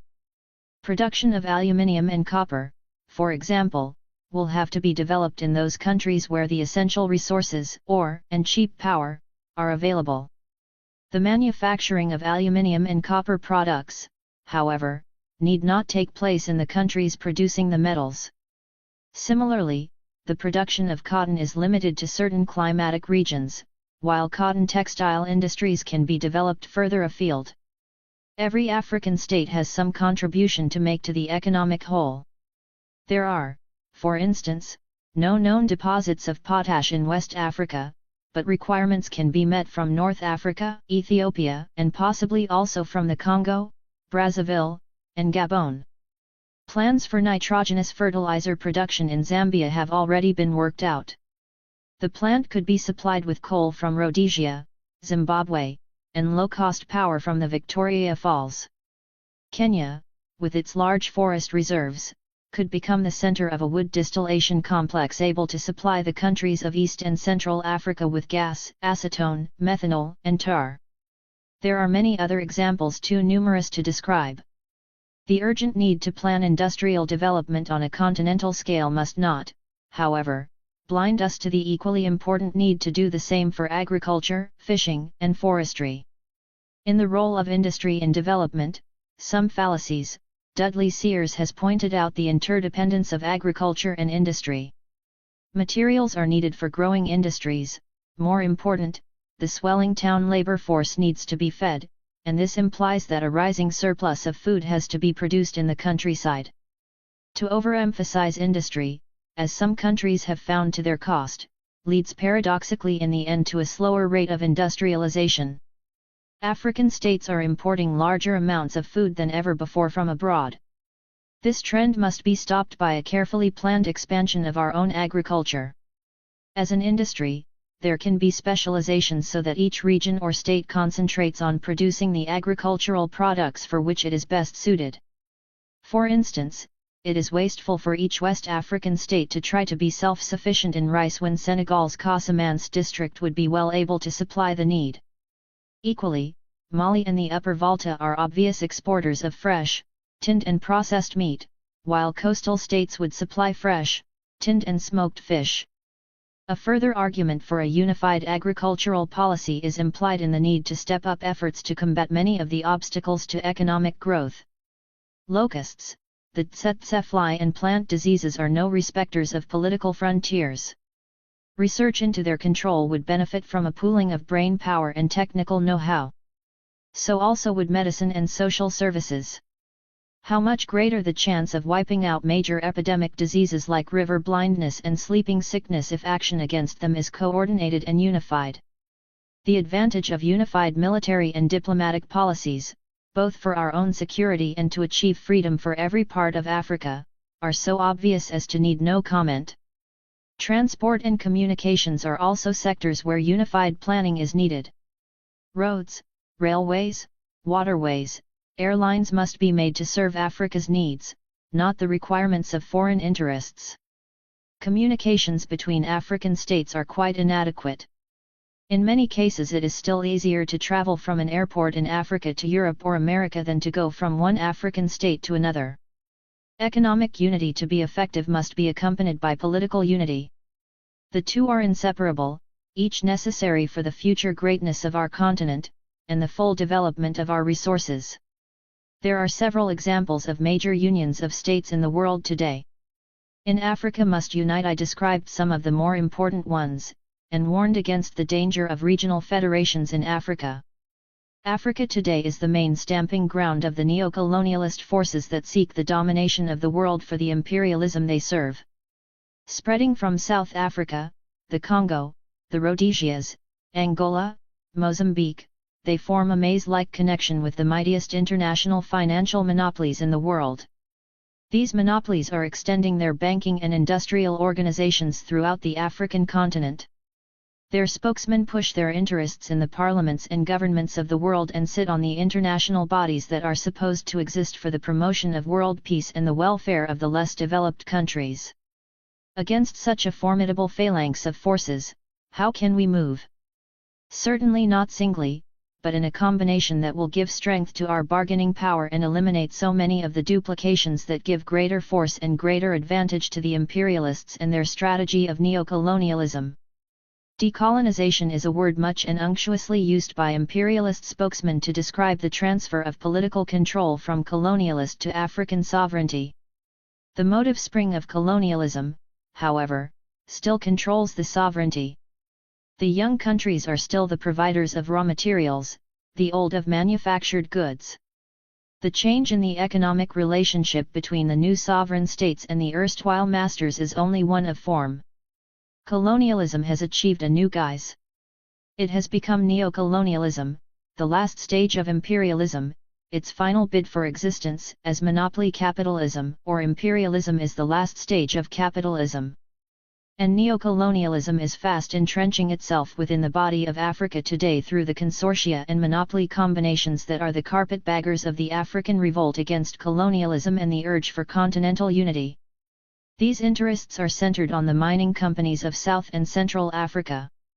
From mining they ramify into an involved pattern of investment companies, manufacturing concerns, transport, public utility organizations, oil and chemical industries, nuclear installations and many other undertakings too numerous to mention. Their enterprises spill across the vast African continent and over the oceans into North America, Australia, New Zealand, Asia, the Caribbean, South America, the United Kingdom, Scandinavia, and most of Western Europe. Connections, direct and indirect, are maintained with many of the giants of American industry and finance. They are supported by leading bankers, financiers, and industrialists in the United Kingdom, France, Belgium, Germany, America and elsewhere. The rotas of their directorates are filled with names that have a familiar ring for those who have the least knowledge of international finance and industry. Names like Oppenheimer, Hambro, Drayton, Rothschild, d'Erlanger, Gillett, Lafond, Robiliard, van der Straeten, Hochschild, Chester Beatty, Patino, Engelhard, Timmins are ubiquitous. Others, equally powerful in the interests they dominate, avoid the publicity of lengthy lists of their directorships, either by complete absence from the pages of directories anxious to advertise their glories, or by coyly hiding their eminence behind a lonely announcement with name and address. These intricate interconnections of the great imperialist monopolies expose the real forces that are behind world events. They indicate also the pattern which links those events to the developing countries at different points of the globe. They reveal the duality of the interests that force the developing countries to import goods and services which are the products of companies combined in the monopoly groups directly exploiting their natural resources or intimately associated with them. This is the double edge to the guillotine that cuts off Africa's wealth from Africa, to the greater enrichment of the countries which absorb her primary materials and return them to her in the form of finished products. In their newfound independence, it is to these very same monopolistic groups that the new African states are obliged to turn to supply the requirements arising from the need to lay the foundations for their economic transformation. The policy of non-alignment, whenever it is exercised, imposes the obligation to shop around, but since capitalism has come to the peak of monopoly, it is impossible for any of us to avoid dealing with monopoly in some form or another. But it is in the nature of our arrangements with the monopolies that the freedom or otherwise of the African states lies. Where we establish and maintain the integrity of our financial institutions and keep our basic projects free from imperialist control, we leave ourselves room to maneuver away from the neo-colonialism that, unfortunately, has closed its grip upon countries whose independence is overshadowed by a heavy reliance upon extra-African associations. In this atmosphere of relative freedom, the giant combines that open up industrial enterprises on our soil do so on arrangements that are well screened and are part of nationally planned advancement. The national banks are really national banks, formed and run out of the country's own resources, and our other financial and economic institutions are guarded against neo-colonialist infiltration. Unhappily, these conditions are rare in Africa. Most of the territories pass into the state of national sovereignty in unviable circumstances that inhibit even a modicum of free movement within national limits. They could be overcome, but only within the combined strength that continental unity and a central connective socialist policy, free of attachments to other continents, could give. As things are, most of our new states, alarmed at the prospect of the harsh world of poverty, disease, ignorance, and lack of financial and technical resources into which they are thrust from the womb of colonialism, are reluctant to cut the cord that holds them to the imperialist mother. Their hesitancy is fostered by the sugared water of aid, which is the stopgap between avid hunger and the hoped for greater nourishment that never comes. As a result, we find that imperialism, having quickly adopted its outlook to the loss of direct political control, has retained and extended its economic grip, and thereby its political compulsion, by the artfulness of neo-colonialist insinuation. The increasing expansion of productive capacity and potential output of the advanced capitalist countries has its corollary in the necessity to export on a geometrically increasing scale the finished products of industry and the excess capital that could only further inflate competition at home, but brings rapid and high returns from the industrially starved new nations.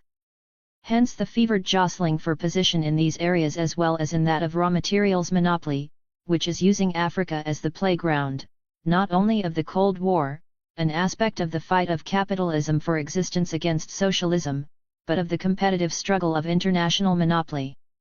North American imports into Africa rose from 10 to 3% in 1959 to 13 to 7% in 1962, while those from other Western countries and Japan remained the same or declined slightly.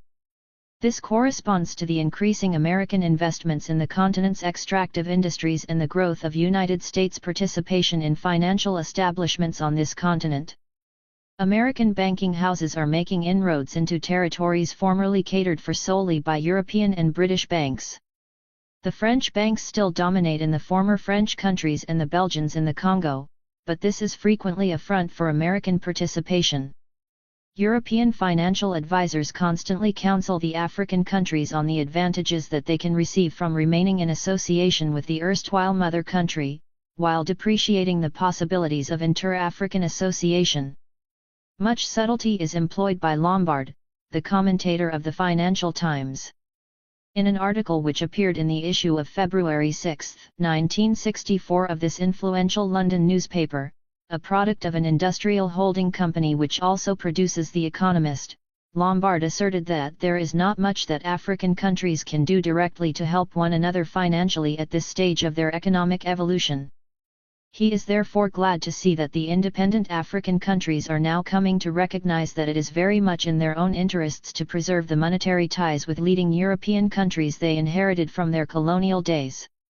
They obviously entertain strong suspicion that the enthusiasm their old mother countries were displaying for allowing them to remain within their monetary areas was motivated largely, if not wholly, by consideration of self-interest.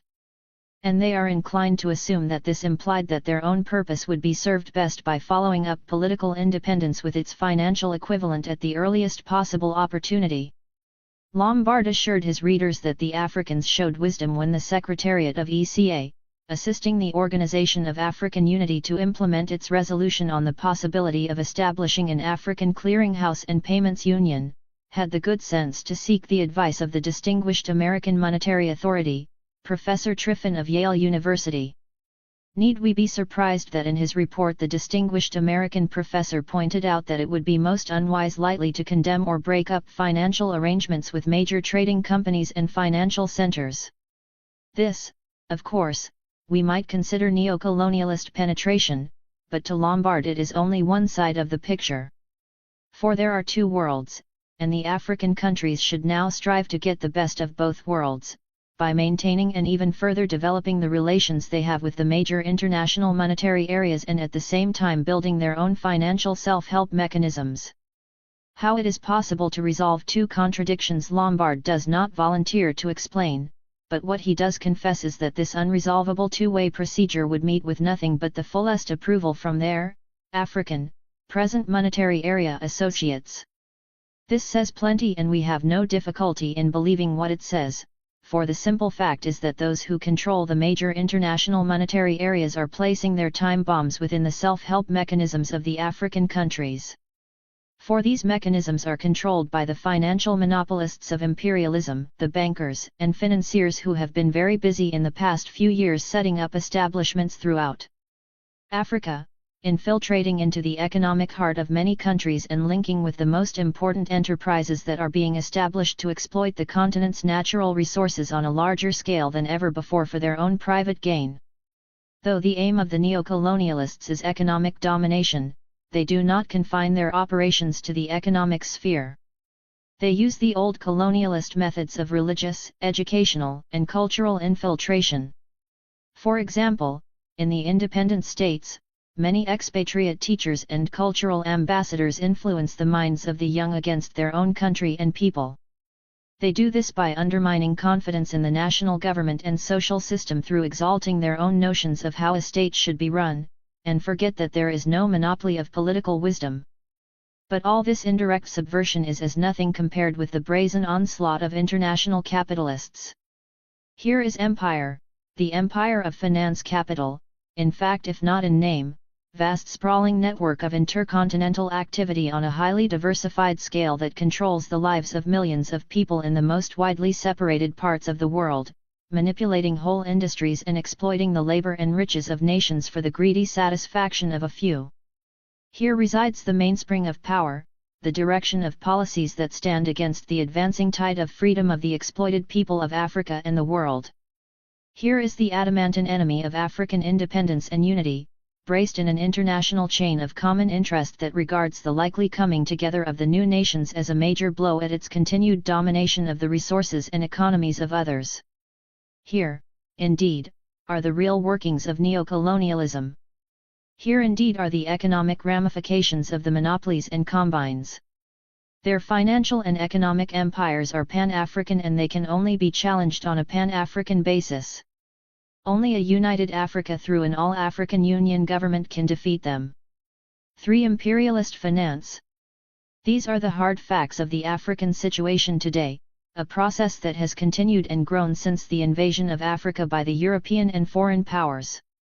It has gained tremendous momentum in recent years with the growth of the struggle between the imperialist antagonists and between capitalism and socialism. Imperialism was analyzed by Lenin as the highest stage of capitalism. His exposition was written in the middle of the First World War, 1916, which was waged to determine the first major revision of imperialist supremacy. He traced the unequal development of capitalism which caused the latecomers like Germany and the United States to form into cartels and syndicates before the earlier starters, and so brought them sooner to a higher stage of monopoly from which they challenged each other and the rest of world imperialism. Monopoly capitalism by means of mergers, amalgamations, patent agreements, selling arrangements, production quotas, price fixing, and a variety of other common contrivances, had built itself into an international confraternity.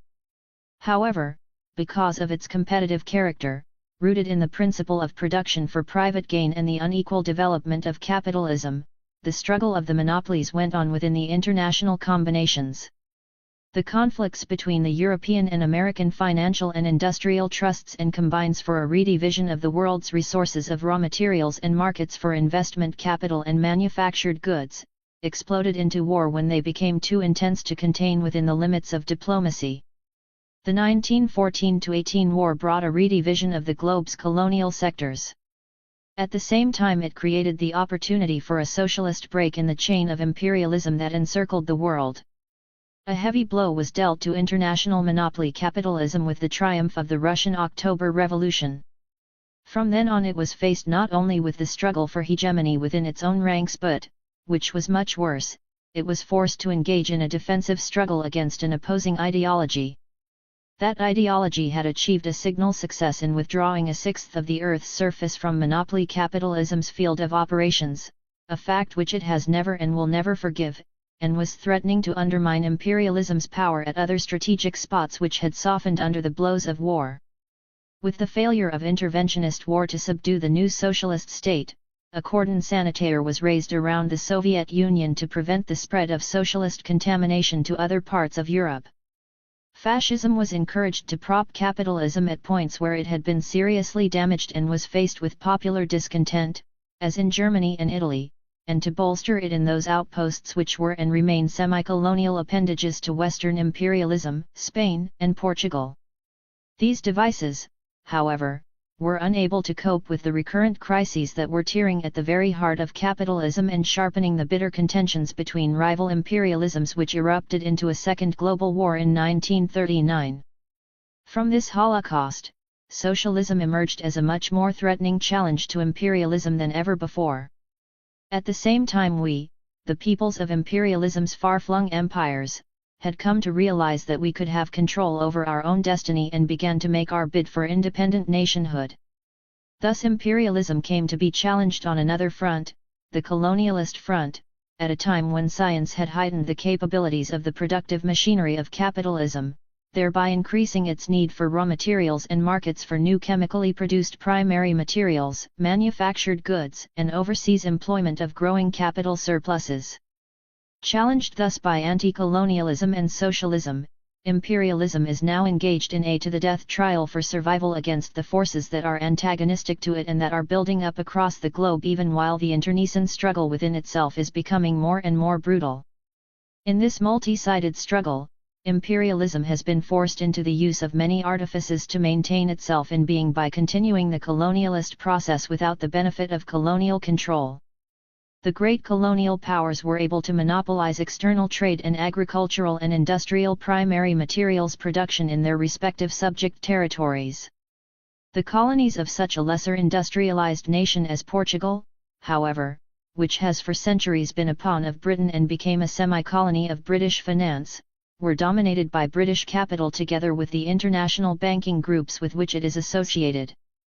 Belgian financial domination of the Congo because of the close connections of Belgian banking institutions with such international houses as Rothschild, Lazard Frères, and Schroeder in their turn linked with the Morgan and Rockefeller groups, was shared with British, French, and American finance. The tribute drawn off by way of colonial and semi-colonial exploitation enabled the capitalist classes of the metropolitan countries to pass some of the crumbs to their working classes and thereby buy them off, especially the trade union and political leaders, when the class conflicts in their societies got critical. At the same time, the competition for sources of raw materials, and the export of capital and commodities intensified as productive methods improved and goods came out of the factories on a more and more massive scale. The uneven development of capitalism brought new contenders into the field who joined in the rivalries that had grown up with the original scramble for colonies. These deepened until they erupted in the two world wars, which, notwithstanding all the pious claptrap about there being wars fought for the maintenance of democracy were, in reality, wars fought for the redivision of the world by monopoly capitalism. War, Clausewitz has told us, is the continuation of policy by other means. What the powerful trusts were unable to achieve by peaceful competition, their domination over larger and larger areas of the world, they embroiled their countries into military action to achieve for them. This not only gives them a wider sphere of exclusive operation but undermines the power of competing monopolies. This redivision of the world is not confined to the less developed sectors but extends to highly industrialized areas. The important industrialized region of Alsace-Lorraine was a coveted prize of the German invasions of France in the wars of 1871 and 1939. Hitler's campaign against Czechoslovakia was inspired by the desire to annex the highly developed manufactories of Bohemia and Moravia to the German trusts. French capitalists long looked with watering mouths at the rich coal mines and chemical and other industries of the Saar, so close to the iron ore range of Lorraine, and seized the opportunity of the 1919 peace arrangements to appropriate them to France as a reparations award. A later plebiscite won the Saar back to Germany. After the Second World War, agreement between the de Wendel-Schneider-Krupp trusts achieved a customs union between the German state of the Saar and France, which actually makes the Saar a dependency of the de Wendel coal and steel empire. World War II ended in the defeat of Hitler and a temporary rebuff to German capitalism, which had to submit to a revitalizing injection of American monopoly finance. At the same time an upheaval was taking place in the colonial world, such as to make Winston Churchill remark that he had not been made Prime Minister of Britain to preside over the liquidation of the British Empire. All the fair, brave words spoken about freedom that had been broadcast to the four corners of the earth took seed and grew where they had not been intended. Colonial emancipation became the dominating phenomenon of the mid-20th century, just as abolition of slavery was of the corresponding period of the 19th, with just as crucial consequences in national and international politics and economics. Post-war capitalism, which had already received one devastating blow after the First World War in the rise of the Soviet Union, took another crushing defeat in the establishment of socialist regimes in a number of countries in Central and Eastern Europe and in China. Large sources of raw materials and financial investment and commodity markets were withdrawn from its field of exploitation. Domestic reconstruction at first occupied the attention of the European countries. The United States, having already achieved a tremendous head start by its late intervention into the war, its physical immunity from attack, and the enormous spurt given to its productive and inventive capacity as a main supplier of war materials and services, took over from Britain the leading role in international financial monopoly. As a result of its primacy in the financial sphere, United States foreign policy turned in a completely opposite direction from its pre-war position of splendid isolation to one of domination in world affairs. The outcropping of new states from colonial submergence raised the pivotal problem of how to retain these countries within the colonial relationship once open control was removed, thus has opened up a new phase in imperialism, that of the adaptation of colonialism to the new condition of the elimination of political overlordship of colonial powers, the phase in which colonialism is to be maintained by other means. This is not to say that the old outright form of colonialism is completely scrapped. There is plenty of evidence to show how tenaciously imperial powers cling to their colonial territories.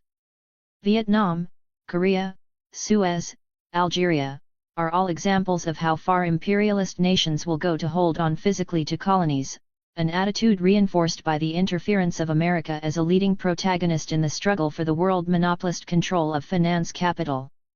This struggle has been given an ideological content by invoking anti-communism as the mainspring of the battle to bring the socialist sector of the globe back into the exploitative control of Western financial monopoly. Cuba is the outstanding example of the extremist lengths to which these power groups will go in the effort to reimpose their grip where they have been ejected and to maintain what they consider a strategic bastion in the struggle for the renewal of dominion over the socialist anti-imperialist world. Control of fuel resources is a prime motivator in the frantic competition between monopolies. The Saar was bandied between France and Germany because of its important coal resources. Similarly, the battle for oil has gone on since before the First World War. Middle Eastern oil, in fact, became an important objective of that war, and the struggle continued after the war by diplomatic and economic means inside the national boundaries and on the international plane. Rockefeller supremacy in oil has been stoutly contested by the Morgan groups, which have extended their influence by breaking into the Anglo-Dutch holdings, a one-time preserve of the Rothschilds, Lazard Frères, the Deutsche Bank, and their associates. The frenzied battle for oil monopoly has been a cardinal factor in the suppression of popular movements in colonial and semi-colonial areas of the Near, Middle, and Far East, in Latin America and North Africa.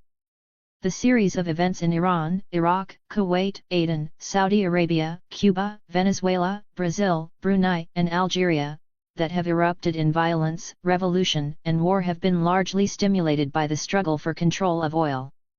Oil finds in European centers, such as Groningen in Holland, have drawn the competition into well-industrialized centers, just as the competition for coal and iron did. Competition between the oil combines is not confined to production, but extends into the distribution of petroleum products and the new byproduct industry of petrochemicals.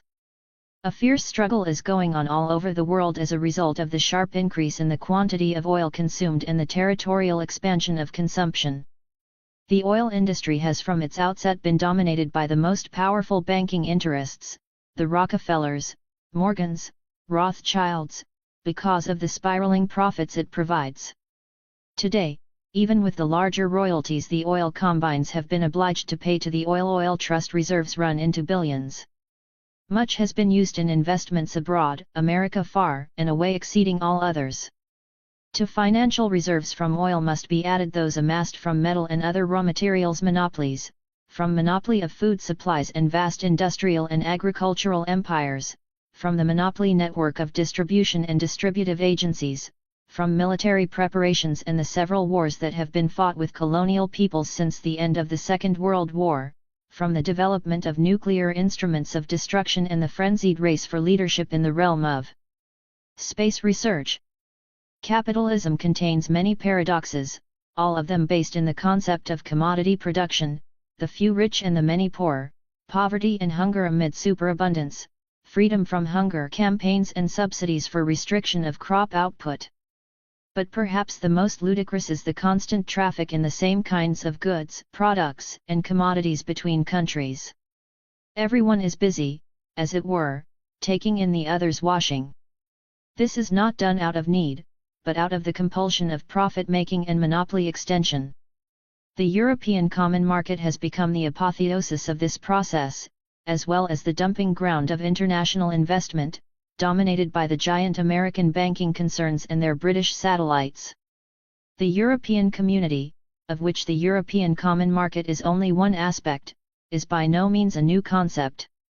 It was foreshadowed by Hobson in his critique of imperialism as a European federation of great powers which, so far from forwarding the cause of world civilization, might introduce the gigantic peril of Western parasites, a group of advanced industrial nations, whose upper classes drew vast tribute from Asia and Africa, with which they supported great masses of retainers, no longer engaged in the staple industries of agriculture and manufacture, but kept in the performance of personal or minor industrial services under the control of a new financial aristocracy.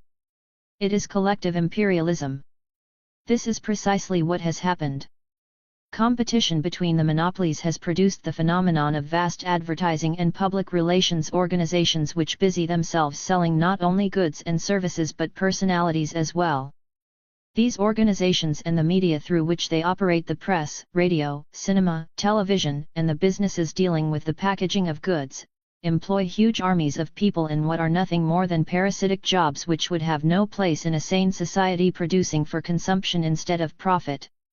As things are, enormous sums are invested and earned by the financial interests that participate in the promotion of these enterprises. But this is only a tiny facet of the fevered financial activity which is going on today in the capitalist world.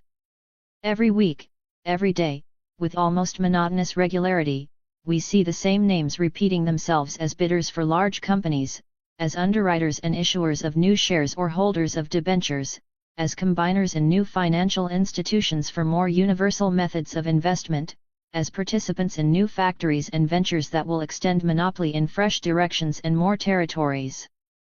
They are especially industrious in the countries of the Six and others which still hope to push into the common market as direct or associate members. The lowering of trade barriers was the signal for their entry. For practical purposes, some of the key European countries are financial servants of the dominant banking monopolist groups, the Morgans and the Rockefellers. Despite all the power pertaining to such important banks as the Société Générale de Belgique, Banque de Bruxelles, Crédit Bank, Banque Lambert, to such important industrial finance groups as Solvay, Boel, Brufenikhofen Indus, Petrofina Belgium, with its appendage Luxembourg, is in reality a financial colony of American investment capital. 39 new companies were established in Belgium in 1959 by foreigners. In the year 1961 the number of new foreign companies set up had grown to 237. Sums invested from abroad had swollen from 2,457 million Belgian francs 1959 to 6,664 million Belgian francs in 1961. Of this last figure, almost 60%, or that is 3,979 million Belgian francs, was furnished from American sources. Henry Costin, in his revealing book on the ramifications of banking finance, L'Europe des banquiers, p. 174, declares that this enterprise is not limited to the territory of the kingdom, and that the Belgian ex-colonies have not been ignored. One might even ask if the sanguinary events in the Congo were not caused by the merciless struggle going on between rival financial groups, he concludes. American finance capital, of course, had a field day in Germany during the post-war occupation. German industry and finance, already linked to American industry and finance by cartel and trust arrangements, became even more heavily penetrated by the powerful United States monopoly groups. The giant German banks, Deutsche Bank, Dresdner Bank, Diskontogesellschaft, Commerzbank, the mighty German trusts, Krupp, Bayer, Badische Annalen and Soda Fabrik, Hoechst, and Siemens are all strung to American capital and in many ways subordinate to it.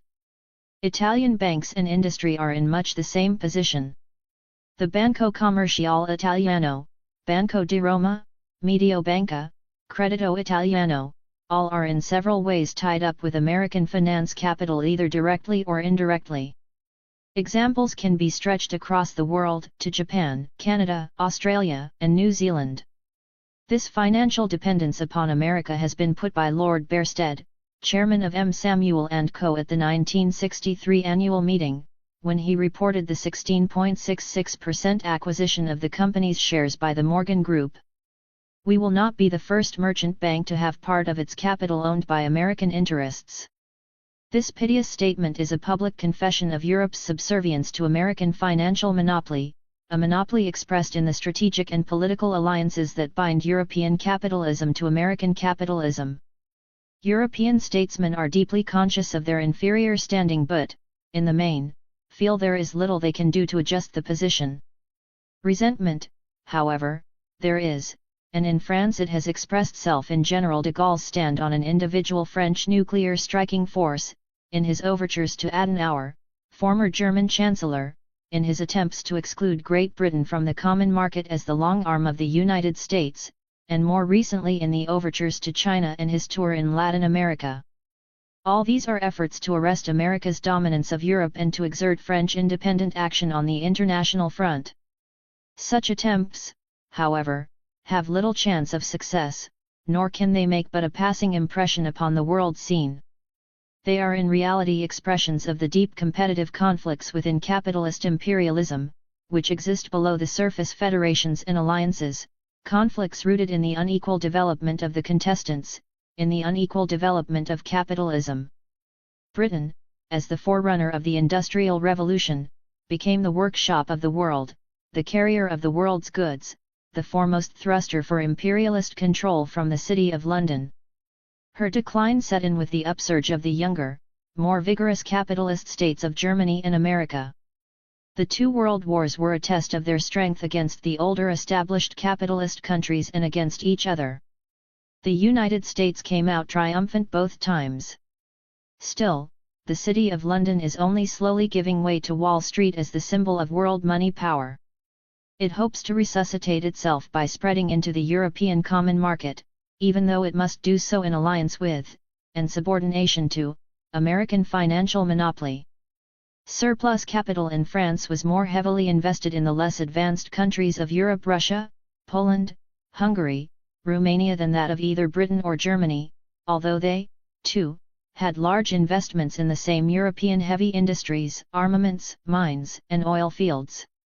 Everybody, however, turned to the primary producing countries of the world, alienating some as outright colonies under political rule, subserving and exploiting others as spheres of investment on a semi-colonial pattern. Because of their late start, German and American capitalism pressed forward with the amalgamation of industrial combines and the monopoly of finance capital more hurriedly than did either Britain and France, whose supremacy on the colonial plane assured their hegemony, interrelated at several points even while competitive, on the international financial level. German financial monopoly took a beating in the defeat of 1918, when the colonial world was redivided, and again in 1945. American capitalism, on the other hand, owing to geographical and territorial advantages, the last inherent in its political union, continued to make rapid strides and was the real victor of both world wars. Expansion of American financial and industrial monopoly, however, was not confined to Europe. The balance of Western financial power began to tilt towards Asia and Africa, a process that has been sped up since the end of the Second World War, with the breakdown of colonial rule. The many consortia which are being established in the majority of the new states revolve largely about the same financial and industrial groups that have rooted themselves firmly since the inception of colonial rule. Such changes as there are correspond with the changes of influence that have occurred within the groups themselves. The dominating influence is held by the ubiquitous American formations of Morgan and Rockefeller, with their British and European associates following behind. Dying colonialism is reviving in the international coalitions of neo-colonialism. These coalitions of competing organisms reflect the global character that financial monopoly has attained under the dominance of the most powerful imperialism, that of America. They are also a sign of the struggle for survival of the older imperialisms against the fierce questing of the more powerful aggressiveness of American imperialism, whose vaster productive force is driving it outwards more and more. Attempts are made to sweeten the well-known aims of rapidly disintegrating political colonialism, the maintenance of less developed areas of the world as the providers of cheap raw materials, spheres of investment, and markets for expensive finished goods and services.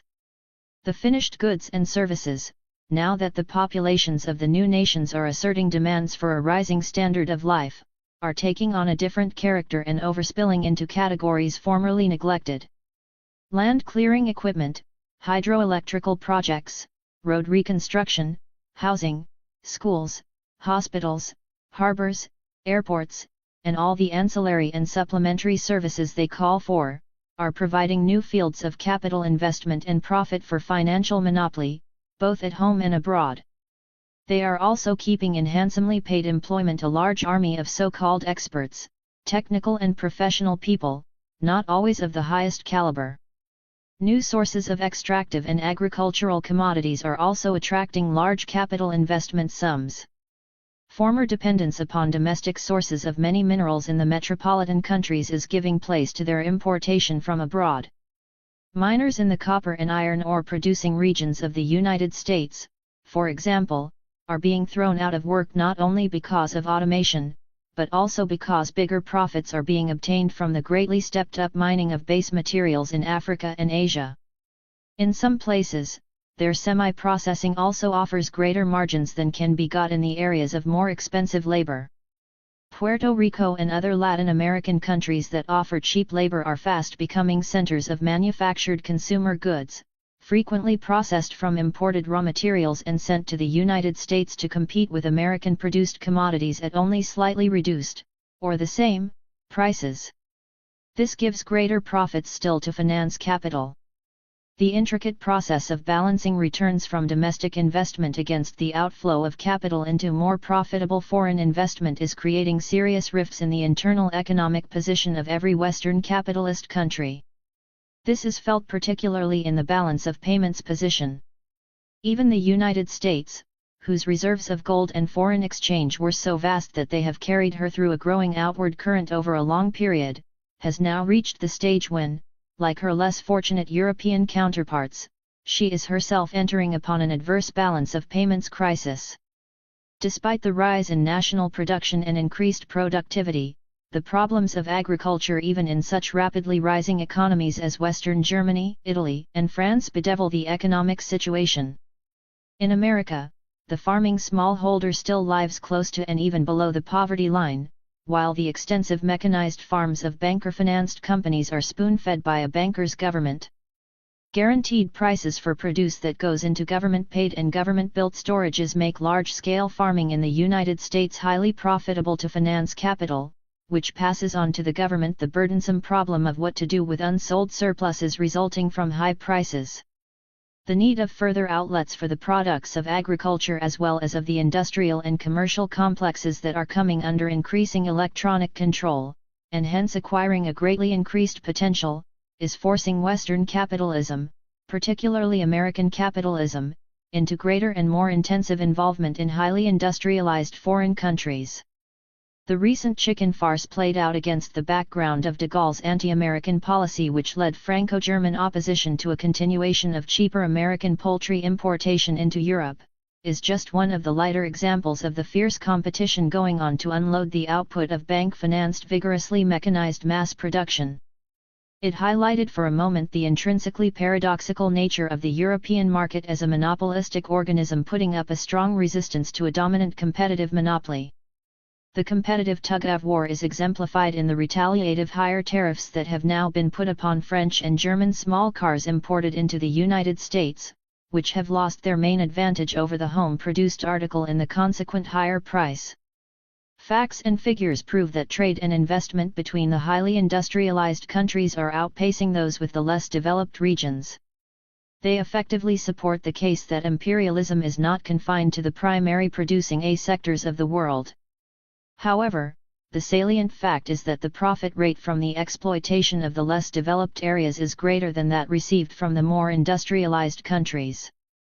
In the latter, the competition between the monopolies is fiercest, and domestic interests, even those which are linked with international finance monopoly, all the time offer the stoutest resistance to the invading ones. Yet, and this is precisely due to their imperialist character, the dominating world financial groups are able to make their constant incursions into the national monopolies, and so deepen their hegemony over larger and larger parts of the globe. How much easier then it is for imperialist finance to edge its way more and more into the developing countries where colonial rule has broken, or is breaking, down. Under the necessity of seeking greater and greater capital sums for geological explorations and the opening up of new fields of extractive materials, international finance was called to the aid of the national finance of the respective imperialist countries. This process was stimulated by the fact that the national financial monopolies had already proceeded to the stage of international alliance with the onset of imperialism, a process that has manifoldly quickened in the present epoch of rising nationalism and socialism. Thus, at this present time, all the instruments and mechanics of international imperialism, expressed in monopoly coalitions, are brought to bear in a general descent upon the new, needy countries. This new wave of predatory invasion of former colonies operates behind the international character of the agencies employed, financial and industrial consortia, assistance organizations, financial aid bodies, and the like. Friendly cooperation is offered in the educational, cultural, and social domains, aimed at subverting the desirable patterns of indigenous progress to the imperialist objectives of the financial monopolists.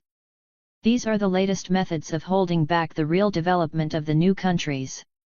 These are the paraphernalia of neo-colonialism, superficially proffering aid and guidance, subterraneously benefiting the interested donors and their countries in old and new ways. There are several definitions of aid, as B. Chango Makia in his Aid and Neo-colonialism has pointed out. The definition varies with different blocs. Thus the UN has its own definition, the imperialist camp has its own, 80 has the socialist camp, and probably the non-aligned camp might also have one. But, generally speaking, there are two main definitions, one by the UN and another as understood by the so-called donor countries. According to the UN, economic aid consists only of outright grants and long-term lending, for non-military purposes, by government and international organizations. But the so-called aid-giving countries include in the term aid, private capital investment and export credits, even for relatively short periods, as well as loans for military purposes. As Professor Benham in Economic Aid to Underdeveloped Countries remarks, it is pleasant to feel that you are helping your neighbors, and at the same time increasing your own profits. Before the decline of colonialism, what today is known as aid was simply foreign investment. For monopoly capitalism and the American dollar, the end of empire has been accompanied by a flourishing of other means of subjugation.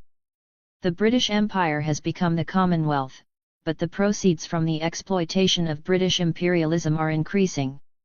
Profits of British tin companies have ranged as high as 400%. The latest dividends to British Diamond shareholders are close to 350%.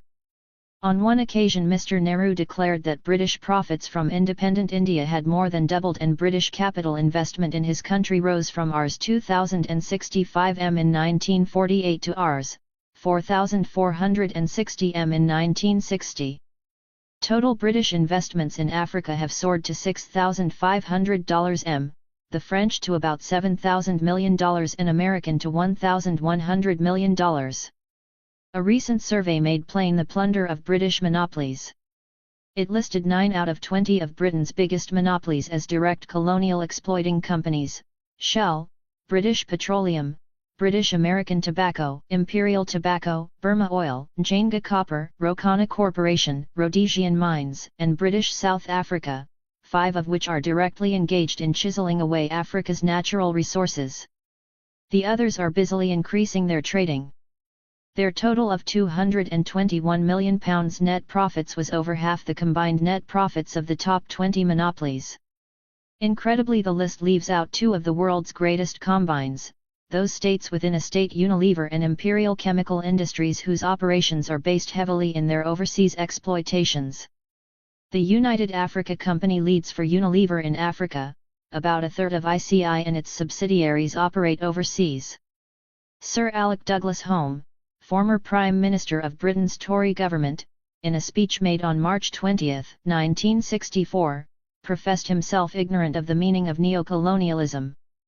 While Sir Alec was talking, Britain was engaged in what its press was busy describing as major crisis areas all over the world, putting down troubles inspired and perpetrated by neo-colonialism, Aden and Southern Arabia against Yemen, Borneo and Sarawak against Indonesia, Cyprus, British Guyana, maintaining law and order in Kenya, Tanganyika, Uganda, for the recently independent governments.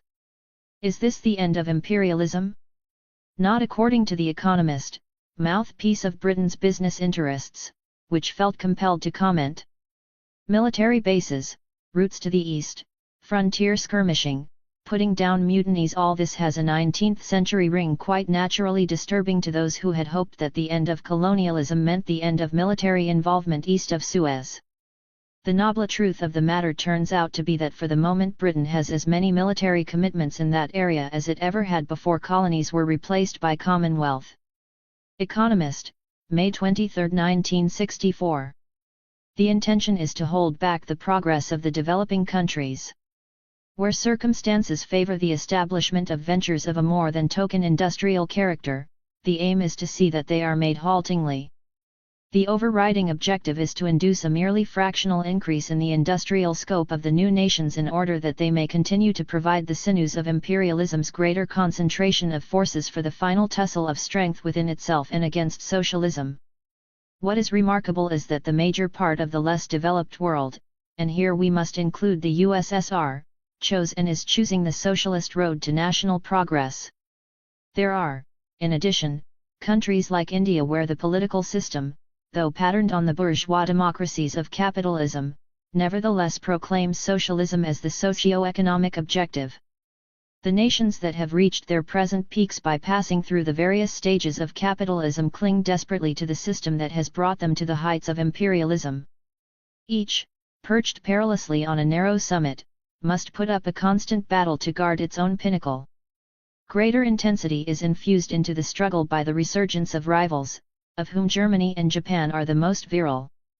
Both of them have benefited from strong injections of American capital, and U.S. monopolies are drawing off considerable profits from the running that is being made by these two countries in world competition, pointing the contradictions among the interests involved.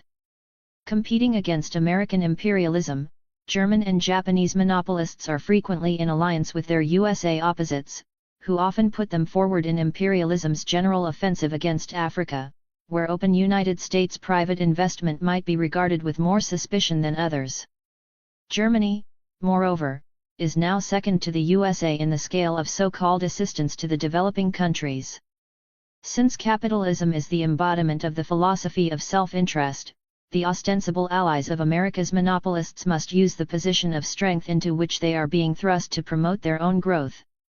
This struggle for ascendancy among the imperialisms is continuous and involves a constant search for renewal of the sinews of strength.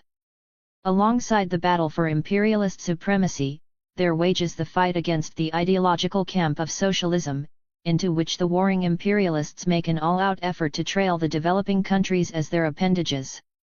In this way the anti-communist campaign is used to further imperialist aims.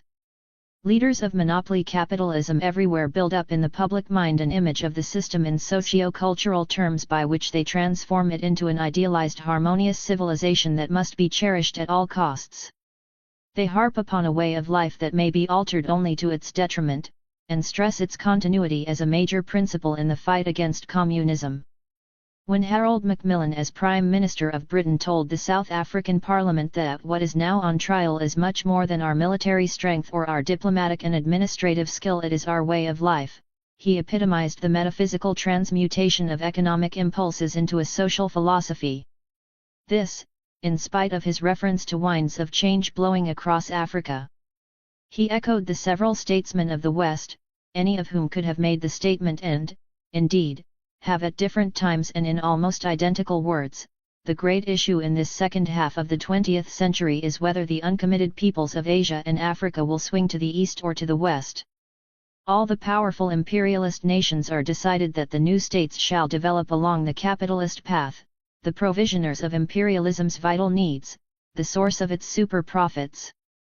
National liberation and the obvious advantages of socialist development for nations evolving out of a colonialist domination and without the capital means for making that development, are major factors determining imperialist strategy towards these nations, in both the interests of its internal struggle and in the fight against socialism. All countries, even the most deeply involved in monopoly imperialism, have a state sector. Indeed, state involvement in private economy has become an essential part of its process. It should cause no surprise, therefore, that developing countries, particularly in view of the small accumulations of local private capital, are obliged to centralize their economies. The size of the state sector and its planned expansion, however, must depend on the economic system which is chosen, capitalist or socialist. The aim of the imperialist powers, in the application of their aid programs, is to turn the state sector into an appendage of private capital. In view of the process that has been evolved in the imperialist countries, it would be surprising if this were not so. The declared basic policy of the Agency for International Development, formerly International Cooperation Administration, is to employ United States assistance to aid receiving countries in such a way as will encourage the development of the private sectors of their economies. Thus, ICA will normally not be prepared to finance publicly owned industrial and extractive enterprises, although it is realized that there may be exceptions. Development in the new countries along non-capitalistic lines must be frustrated in the interests of Western imperialism. A series of articles which appeared in the London Times in April 1964 outlined the pattern and made no secret of its reasons. The two great objects of Britain's foreign policy must be to prevent the non-communist world from being penetrated by communism, and secondly, to prevent her own access to trade and investment in any part of the world from being barred or limited. Naturally enough, as the articles conclude, both these objects lead straight into the neo-colonial issue, the struggle for influence, commercial and political, over the non-communist countries outside Europe and North America. Thus succinctly does the writer in the Times expose the true character of the ideological struggle between monopolies. Leading this ideological struggle, because she leads the inter-imperialist struggle, is the USA. As the world's leading imperialist power, America lays successor claim to the so-called vacua which the retiring colonial powers are said to leave behind as they give way to nationalist governments. Vietnam and Congo are very obvious symbols of this policy of rabid neo-colonialism. They are also examples of bitter antagonisms between American and other imperialisms. According to France Observateur, issue of June 4, 1964, the darkest accusations are made by the U.S. against French business circles operating in Vietnam. American experts in Asian affairs assert that French planters are not content with paying their mite to the South Vietnam National Liberation Front. They will even lend assistance and hide the guerrillas pursued by the government's army. In spite of its policy of open aggression in many parts of the globe, the United States frequently poses as the anti-colonial power in condemnation of British imperialism. The pose is thin, and the mask continually falls, even often over critical anti-colonialist resolutions pressed by the Afro-Asian and socialist majority in the United Nations, when the United States and Britain find themselves alone, or only with France, Portugal, South Africa, and Australia voting against or abstaining. In the last 9 years American investments on this continent have trebled, growing at a faster rate than in any other area. In 1961 alone American monopolies profited by some £11 to £2 million which they took out of Africa. The rising tide of nationalism in the colonial territories was remarked by the shrewder operators of United States finance capital as America's opportunity to insinuate itself into what were the jealously guarded preserves of rival imperialisms.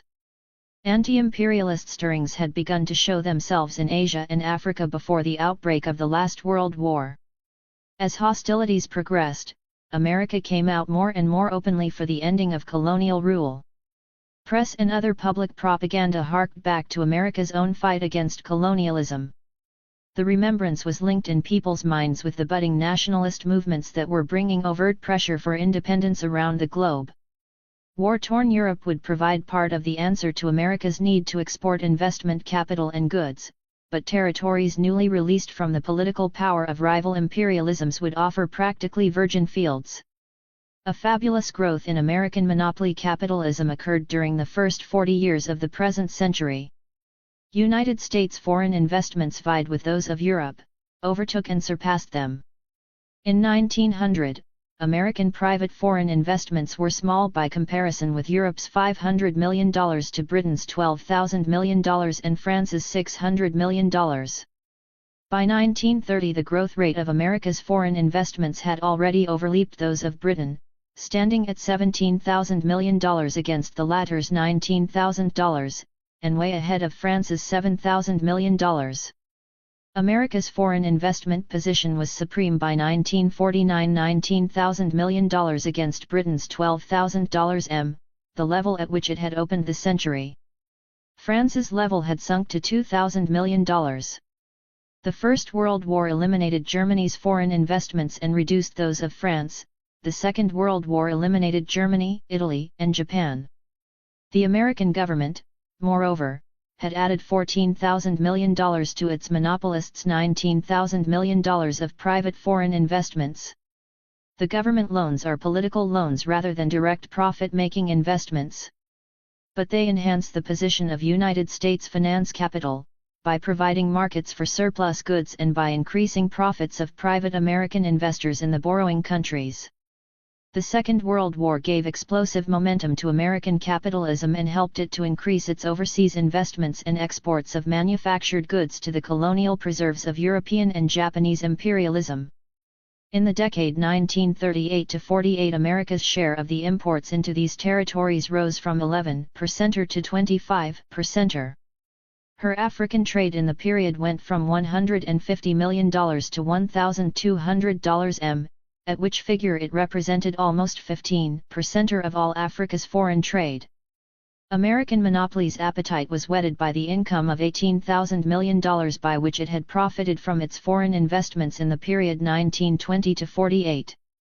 The prospects in 1948 looked even richer, and proved so.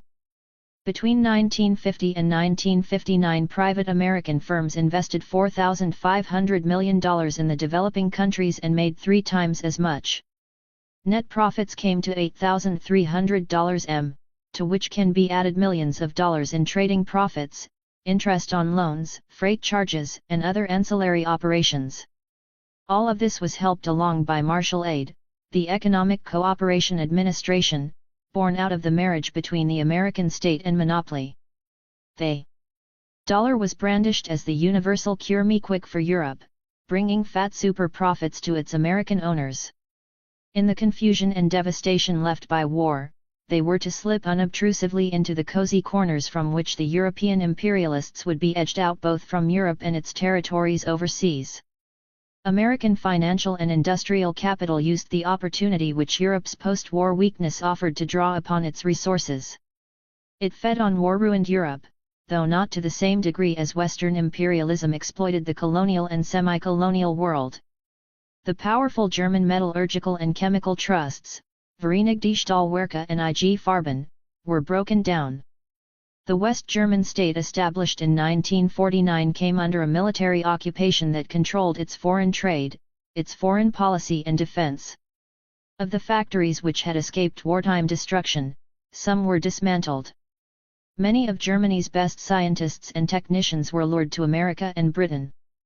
The secrets and patents of the large trusts were appropriated, the archives of the most important bank, the Deutsche Bank, turned over to the occupying forces by Dr. Hermann Jabs, Hitler's despoiler of Yugoslavia, who was saved from the death to which he was condemned first by the British and then by the American military authorities. Germany was being made safe for the democracy of its imperialist conquerors. The Marshall Plan was used to push American imperialist penetrations into the fragmented German industries and financial institutions, into which it bought heavily. Large sums were also handed out to French and Belgian mining concerns in order to tighten the links with American capitalism and support its domination. An eye also had to be kept on the socialism that was advancing in Europe and Asia. Before the opening of the 1950s, the Cold War began to hot up. It was felt that the threat of heavy German competition which had inspired the limitations put upon it by the victorious imperialisms could be cushioned by drawing Germany into Western strategy and by greater participations from United States capital. Germany's position in the metallurgical and chemical fields began to change as that country was drawn into the overall pattern of Western defense. More energetic exploration for metal and mineral resources was undertaken in Africa and elsewhere.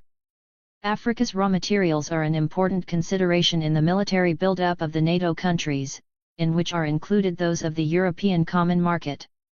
Their industries, especially the strategic and nuclear factories, depend largely upon the primary materials that come from the less developed countries. Post-war Europe sustained a precarious shortage of basic supplies for its steel manufactures. Belgium needed more rich ores, Sweden more coal and coke, which America supplied in return for fine ores. Britain lacked pig iron and scrap, her coke was short and inferior. Both France and Germany had fallen behind in coke supplies. Production of Lorraine coal was declining because of lack of equipment, German coal because the Ruhr was producing less. Investment in industries with a high-value production, that is, the mineral transformation and heavy industries, while providing the opportunity to influence the European economies and hence their policies towards United States ideological domination, did not give the same scope for the quicker and larger profits that production of primary products in the emergent countries offered. The Point 4 program supported the Marshall Planners in opening up Africa to United States capital and its European associates. Before the Second World War, only 3% of America's foreign investments were in Africa and less than 5% of the continent's trade was with the United States. Firestone interests in Liberian rubber and small participations in South African and Rhodesian mines accounted for most of the $200 million invested in Africa. As the war pushed into this continent, military bases and trade connections were established by the Americans, from which they pursued their greater penetrations after the end of the war. ECA Marshall Plan, funds financed American exploration groups, sent in the best colonial tradition to prepare the way for mining companies and military expeditions. It was announced by ECA in July 1949 that American experts with Marshall Plan aid are probing Africa from the Atlas Mountains to the Cape of Good Hope for agricultural and mineral wealth, and later on that opportunities for American capital participation were disclosed in French North African lead mining, French Cameroon tin mining, French Congo lead zinc mining. An ECA loan to Mines des Elégies, a French concern under the aegis of the Penneroya Company, the fourth largest lead and zinc producer in the world, enabled Newmont Mining Corporation, an American mining and crude oil concern with 30% of its interests in Indiana, South Africa and Canada, to buy into the company and manage its operations. Europe's post-war instability was turned to United States account in the new division of Africa. In the fall of 1949, after America had forced currency devaluation upon the European countries, a committee of leading British and American bankers was formed to push U.S. investments in Africa and other parts of the still remaining British Empire. A similar committee with similar purpose was established 2 months later between American bankers and those of France. The hand of these establishments is seen today all over Africa in the consortia that are fast laying a grip on the continent's riches. Rockefeller, Morgan, Kuhn Loeb, and Dillon Read institutions, the big British banks, Barclays, Lloyds, Westminster, Provincial, the investment houses pivoted around Hambros, Rothschild, Philip Hill, the French banks, Banque de Paris et des Pays Bas, Banque de l'Union Parisienne, Banque de Indochine, Union Européenne Industrielle, Banque Worms, Credit Lyonnais, Lazard Frères, etc., and the leading German and Italian banks. These and their associates are the financial institutions that dominate the monetary and fiscal sectors of many of the newly independent states. They support the new industrial revolution of automation, electronics, and nuclear and space development, in which America plays the lead and which has swept U.S. imperialism to its present ascendancy. American groups dominant in the mining and ore processing and finishing industries are involved directly or through their bankers and financing houses in ventures with leading European producers and their financial backers. The finance capitalists who control the leading corporations in the extractive, metallurgical, chemical, nuclear and space industries of the West are to be seen stretching out across the 7 seas and taking command of the sources of primary materials in Asia, Oceania, Australia, New Zealand, Central and South America, and Africa. U.S. investments in Canada in 1962 went up by nearly $700 m, mostly for developing iron ore properties. An additional $270 million invested in other developed countries went mainly to Australia and Japan. Latin American investments of United States capital increased by $250 million in 1962. In the previous year the increase was over $400 million. The U.S. Department of Commerce reported that private American investments and assets overseas reached $60,000 million at the end of 1962 and advanced a further $3,000 million in the first 6 months of 1963. Private investors in the United States added $4,300 million in 1962 to their holdings of assets and investments abroad. Direct private American investment in Africa increased between 1945 and 1958 from $110 million to $789 m, most of it drawn from profits. Of the increase of $679 million, actual new money invested during the period was only $149 m. United States profits from these investments, including reinvestment of surpluses, being estimated at $704 million. As a result, African countries sustained losses of $555 million. If allowances made for grants for non-military purposes, estimated then by U.S. Congress at $136 m, Africa's net total losses still reached $419 million. Official American statistics put the gross profits made by U.S. monopolies in Africa between 1946 to 59 at $1,234 m, though other estimates place them at $1,500 million. Whichever way they are looked at, it requires no great mathematical mind to make out from these figures the almost 100% profitability on investment in Africa. The avid explorations that have gone on apace in the last 2 or 3 decades for additional reserves of all the metals and minerals that are important for modern industrial supremacy have been instigated by the drive for monopoly, upon which supremacy and its super profits rest. A recent example makes the principle clear. Alcan Industries, a British associate of Alcoa, Aluminium Company of America, through Alcan, Aluminium Limited of Canada, according to a Sunday Times headline, issue of October 18, 1964, wrapped up the last of the foil. That is, Alcan Industries paid £5.5 million to take over the last independent firm, Fisher's Foils, in British aluminium foil making, having already swallowed most of the rest. This was done, it is said, to bring about rationalization. But in boardroom talk it has another meaning, sewing up the industry. Part of the objective of gaining control of industries and newfound raw materials sources is to deprive rivals of their use. The manipulation of artificial scarcity is another of monopoly's tactics for maintaining profits. For 3 years until mid-1964 the big copper companies were running production at between 80 and 85% of capacity to keep up prices. Steel production, too, was held back to something like 80% of capacity. Exploitation under imperialism does not will, always follow upon the finding of new sources of raw materials. Whoever monopolizes the major sources of supply controls output by having the decisive voice in what deposits shall or shall not be worked, and to what degree.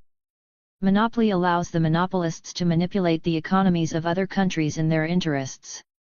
In the case of bauxite, for instance, Mellon-dominated Alcoa is sovereign and has drawn into its orbit the other major producers, Kaiser and Reynolds. Because of the tremendous cost of building power plants, upon which the conversion of bauxite into alumina depends, the exploitation of all known reserves of this ore by private capital would defeat the prime incentive of monopoly profit, for the superabundant production that would result would depress prices. West Africa is exceptionally rich in bauxite, but the individual countries are not equally favored with the power to develop resources. Ghana is providing hydroelectric power which could be used to convert alumina in both Ghana and Guinea. This would be a welcome cooperative effort within the framework of a united continental economy. Another weapon that is held over the heads of the primary producing countries is the threat of using synthetic alternatives, and the replacement of traditional metals by others. Synthetic diamond plants have been established by De Beers, the world's monopolist in natural diamonds, by the Belgian company, MIBA, which controls Congo's natural diamonds, the largest supplier in Africa, by the General Electric Corporation in the US, and by Japan. The price of copper was held down by the main producers on the London metal market at a period of recession in its marketing because of the likely use of aluminium in its place for certain purposes, while plastics, on the other hand, are frequently proposed as an alternative to aluminium. Vast sums are expended in research for new materials and in scientific invention of labor-saving machinery and equipment. Thus metals that are being threatened with substitution are at the same time being developed for a wider variety of finished goods. Such research projects and the resultant re-equipment of factories and industries, which must be done if the original investment is to be justified, calls for tremendous capital sums which frequently can only be met from the assets of financial and insurance establishments. Consequently, banks and insurance companies dominate industrial finance and exercise a leading role in the push for monopolist ascendancy. The banks and insurance companies have been foremost in the process that has brought monopoly to its present peak, and it is their financial power that supports the increasing movement towards greater and greater concentration of monopoly. Today, competition in the thrust to secure and hold monopoly over whole industries and sources of raw materials has intensified to the point where mergers are taking place at a dizzy rate. The struggle is grimly tense, and in the ding-dong battle for domination a truce is arranged at critical points, by which influence is divided with mutual consent. Harmony, however, is more apparent than real. The struggle for redivision is proceeding all the time, and the changes that take place within the combining organizations are observed to be more and more frequent. Present-day monopoly is highly variegated and spread out. While it draws its strength from its monopolistic position, it is on the other hand seriously exposed to the dangers that face a multiple organism that stretches its limbs to extremity in different directions. A fracture at any one point can lead to a disjunction which may unbalance the structure. And the monopoly's rivals are always on the alert to spot its most exposed parts in order to deliver a blow that will enable the most relentless competitor to insinuate into the broken organ. Hence monopoly, having passed through the stages of cartelization, combine, trust and syndicate, is today more and more making use of a further protective safeguard. That is the consortium, through which it aims at immobilizing the rivals and disarming the associates who are permitted to join this most ravishing of imperialist contrivances. Usually in a consortium there is a dominant party, either directly or through, and with, affiliates and associates, which enables it to exert the largest influence upon the affairs of the consortium. Furthermore, each of the parties to the consortium will have its own string of appendages or even a principal standing outside the consortium. All continue the fight outside, while those within exercise their efforts to enlarge the importance of their share of the group activities.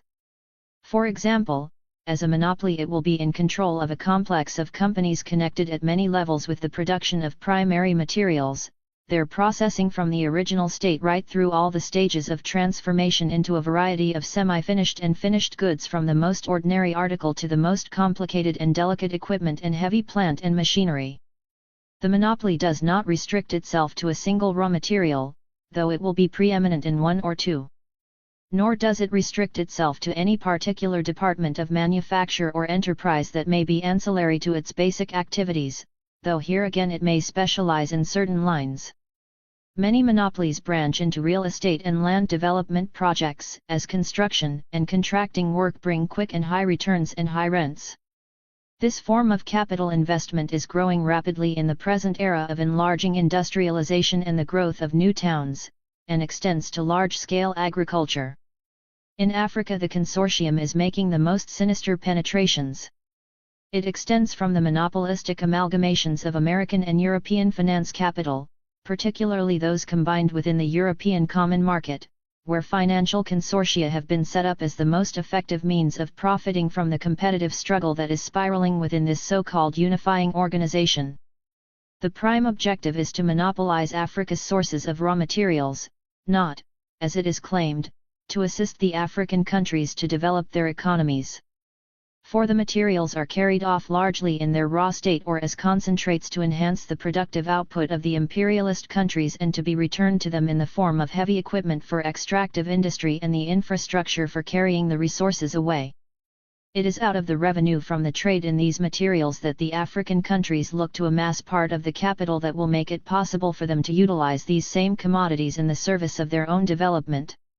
Paradoxically, however, these precious counters in Africa's future are meantime being used to widen the economic gap between her and the highly industrialized countries, which are hurriedly exploiting the opportunity to make good deficiencies in their economies. Since those who are carrying on the exploitation are also the monopolists who manipulate the markets for primary products at the one end and the price for the final products at the other, the countries of origin must be pinned down to a long wait before they can tackle on a major scale the capital problem facing all the developing countries of seriously raising the standard of life of their people, if they make no effort to gird their resources in a more practical and self-supporting manner. This is the answer to those pious economists who assure us that what matters is not what is taken out of our lands but what is left behind. The reply has been given by the Commission for Aid to Development of OECD in its estimate that if the industrial countries continue to increase their gross national product by 3% per annum, it will take the less developed countries 200 years at least to catch up with their standard of living, assuming that the unindustrialized nations reach an annual increase of 5%. Yet how problematical the achievement of this 5% remains in the light of the drain on resources from the less developed countries to the highly developed ones. In most African countries the rate of rise in the domestic product has barely kept pace with the rate of population growth of 2.5 to 3%. It is the less developed countries that continue to carry the burden of the increasing development of the highly developed. Firestone, for example, has taken $160 million worth of rubber out of Liberia in the past quarter century. In return the Liberian government has received a paltry $8 million. The average net profit made by this American company is 3 times the entire Liberian revenue. From south to north, financial and industrial consortia have spread across Africa, busily staking out claims to mineral, metal, and fuel resources, to forest and land produce, and erecting extractive and primary conversion industries in which they are entrenched as stanchions. In Algeria, for example, the really big investment stampede coincided with the War of National Liberation. Between 1951 and 1955 there was an inrush of French and French-American investment greater than ever before. Win or lose, the financial and industrial interests were entrenching themselves within the Algerian economy. Throughout Africa the industrial giants are supported by financial institutions which dominate the monetary and fiscal sectors of so many of the independent states. Most heavily engaged are the mammoth banking and insurance institutions and the multi-millionaire companies they control, bolstered by the international institutions like the World Bank and its affiliates. These formidable alliances radiate from the United States, Britain, Germany, France, Holland, Italy, Sweden. They move around the metallurgical and chemical combines with the ECSC. European coal and steel community, such as Saluk, GIS. Groupement de l'Industrie Sidérurgique, Sideller, Union Sidérurgique Lorraine, Usinor, Union Sidérurgique du Nord de la France, Krupp, Thyssen, Coleman, Pierre Lotte, Farbwerke Hoechst, Bayer, BASF, Badische Anilin and Soda Fabrik, ICI.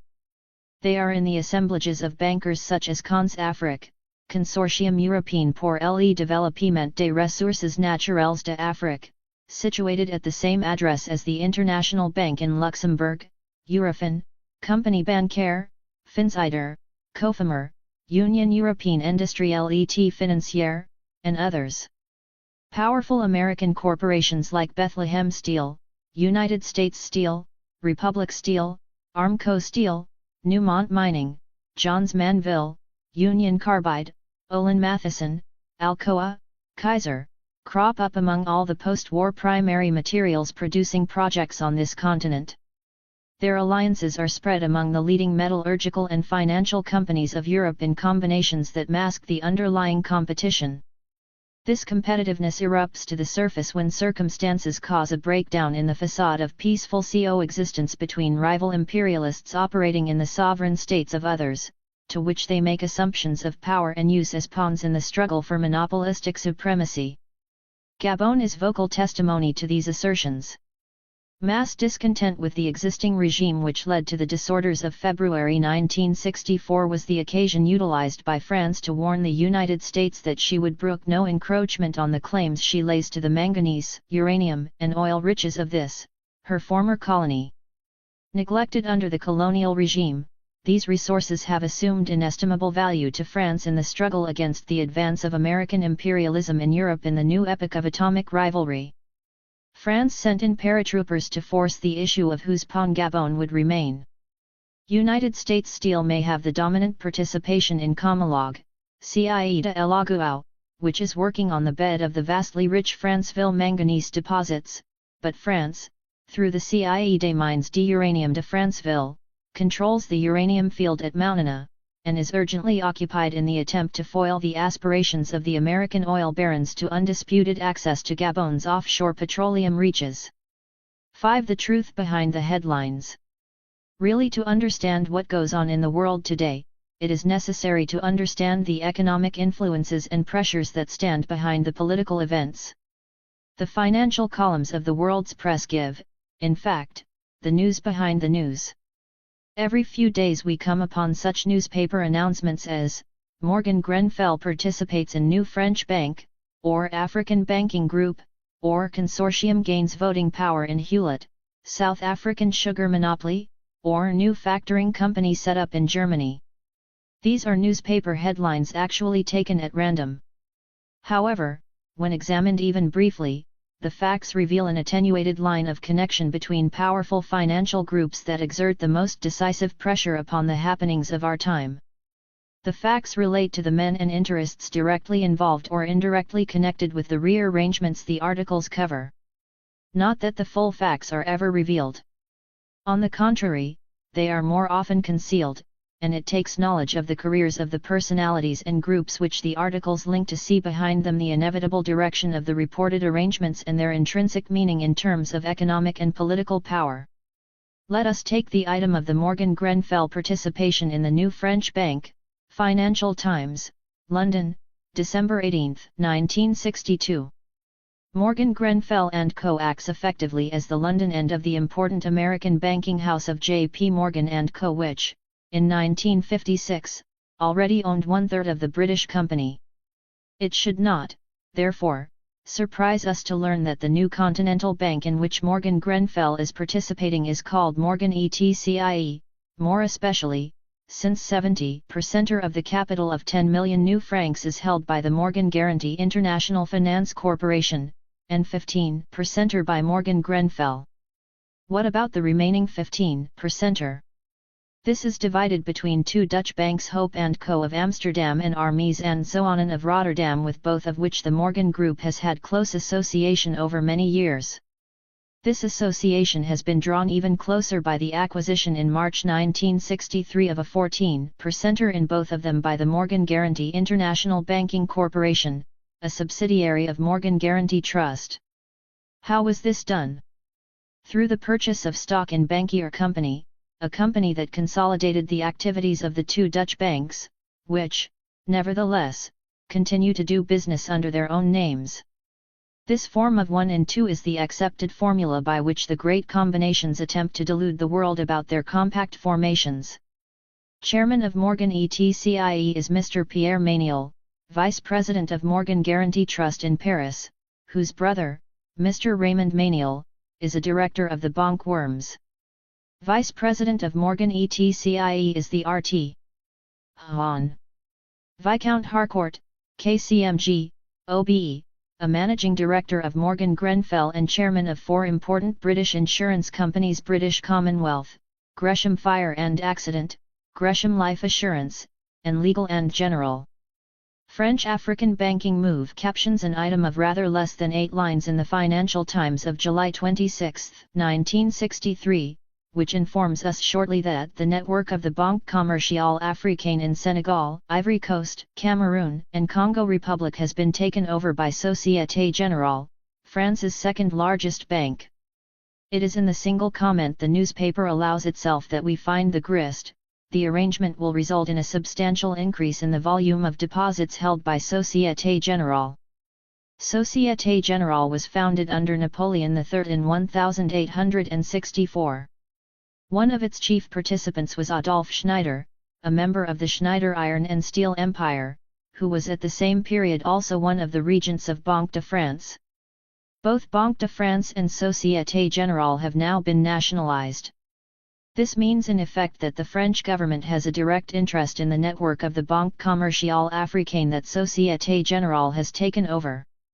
Nationalization does not stand in the way of the closest association with the world's most powerful private banking institutions, as the facts given under the title African Banking Group, West Africa, September 22, 1963, illustrate.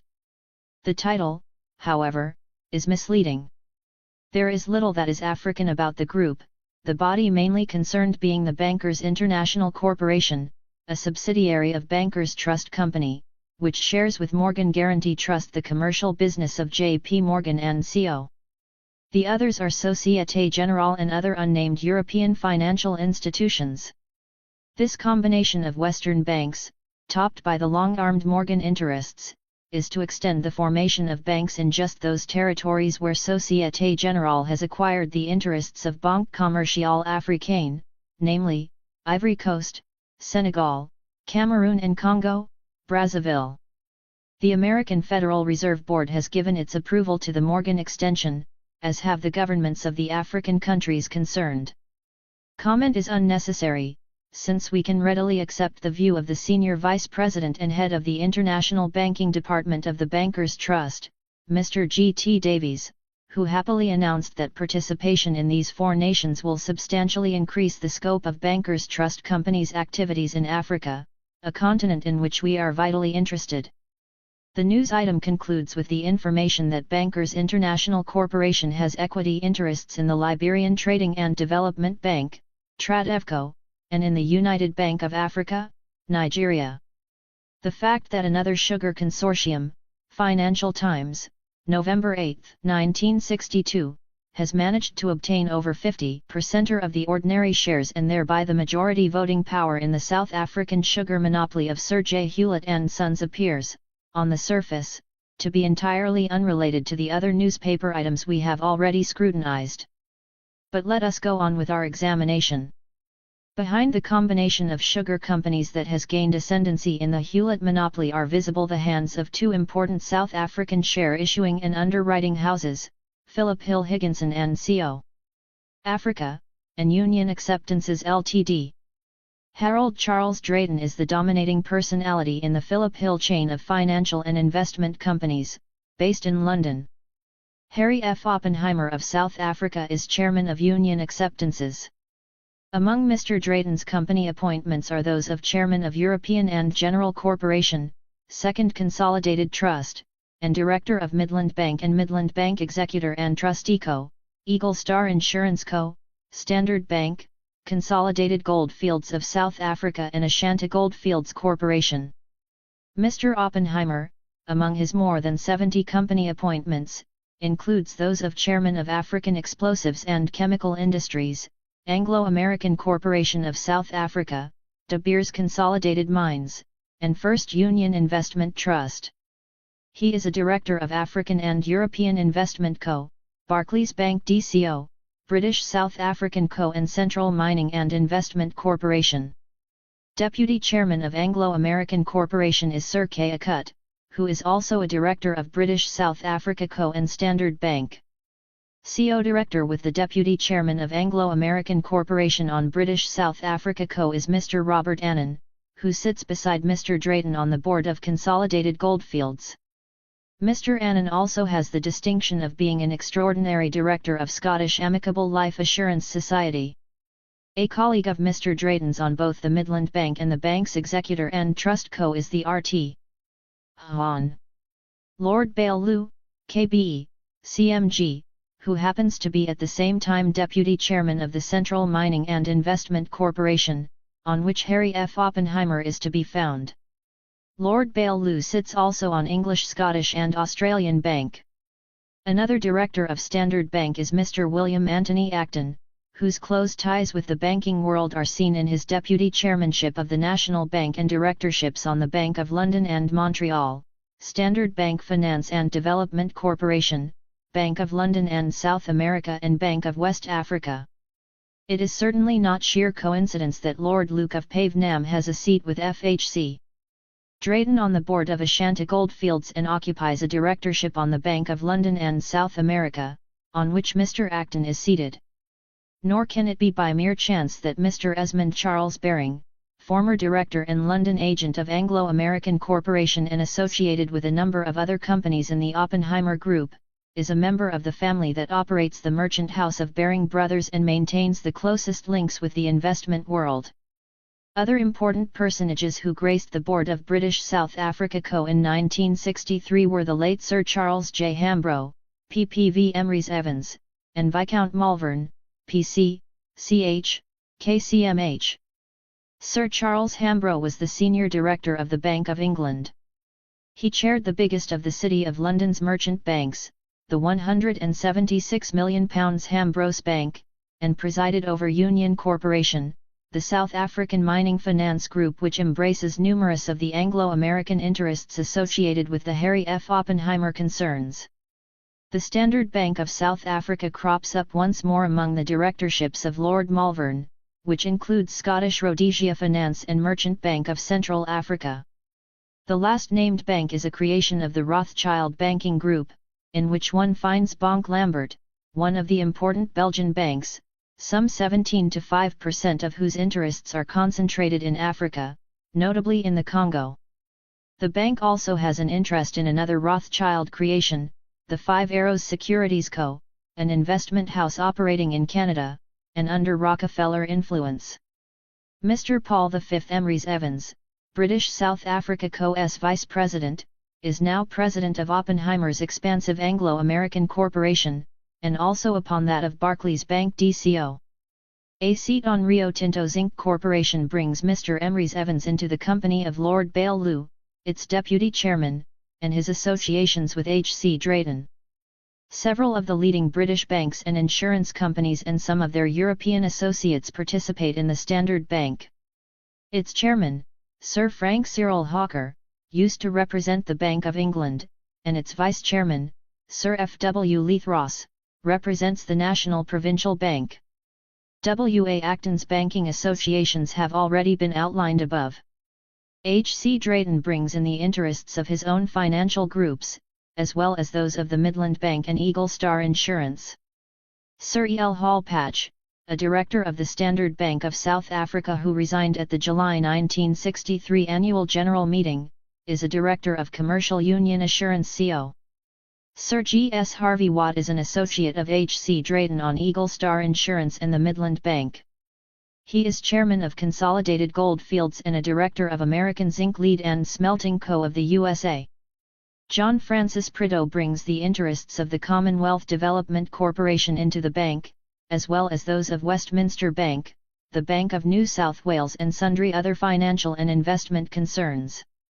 William Michael Robson as Vice-Chairman of the Joint East and Central African Board of the Standard Bank, brings to bear all those vested interests joined in the board, while he represents separately the investments of the finance holding, merchant, shipping and plantation companies of the Booker Brothers.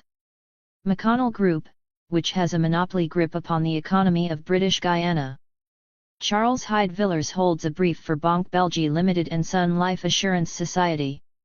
Banque Belgique Limited is the London outlet of Banque de la Société Générale de Belgique and controls in its turn, among others, Banque du Congo Belgique, Belgian American Banking Corporation, Belgian American Bank and Trust Co., Continental American Fund, AmeriFund, of Baltimore, USA and Canada Fund Co., Montreal, Canada. The headline, New Factoring Company Set Up in Germany. Financial Times, October 4, 1963, has a superficially innocuous look. However, the briefest glance at the text takes us at once right into the world of international banking. For we meet extensions of British and American capital that have stimulated and supported an international factoring venture which has expanded in a very short time across 4 continents. The focal point is a Swiss holding company, International Factors AG. of Ch. Its nominal capital is SW. FRS 6 million, about £490,000. It has now established activity in Germany, where a company, International Factors Deutschland, has been set up in conjunction with 3 German banks, the Ch company retaining 50% of the capital. Of the rest, 20% is held by the Frankfurter Bank, 25% by Mittelrheinische Credit Bank Dr. Horbach & Co., and 5% by a private bank in Frankfurt, George Hawk. Frankfurter Bank's portion, however, will be enlarged by the fact that it has acquired a 51% stake in Indiana Horbach & Co., by way of a share exchange. The heavy banking interests behind the international factoring venture, which has affiliates in Switzerland, Australia, South Africa, Israel, and now Germany, are the First National Bank of Boston, and M. Samuel & Co. of London. A holding company under Samuel influence, Tozer Kemsley and Milbourne Holdings, is a third. The First National Bank of Boston, once firmly inside the Great Morgan financial empire, has, since 1955, come increasingly under Rockefeller influence, though it still has significant ties with Morgan. It is joined with Chase National Bank, Rockefeller, in the American Overseas Finance Corporation. Chairman of M. Samuel & Co. is Viscount Bearsted, a director of the Rothschild Creation, Alliance Assurance Co. and its affiliate, Sun Alliance Insurance. Chairman of both these insurance companies is Mr. T. D. Barclay, a director of Barclays Bank, France, and British Linen Bank, a Barclays Bank affiliate. At the beginning of February 1963, the First National City Bank of New York, through International Banking Corporation, institutions controlled by the Rockefeller interests, bought a 16.66% share in M. Samuel & Co., represented by 600,000 ordinary shares, at a cost of £1,900,000. First National City placed the chairman of its executive committee, R.S. Perkins, upon the Samuel board. The shot in the arm injected by the Rockefeller capital has enabled the Samuel banking firm to spread itself into the European market, where it has joined the European Bankers Association brought together by the important French bank, Banque de Paris et des Pays Bas.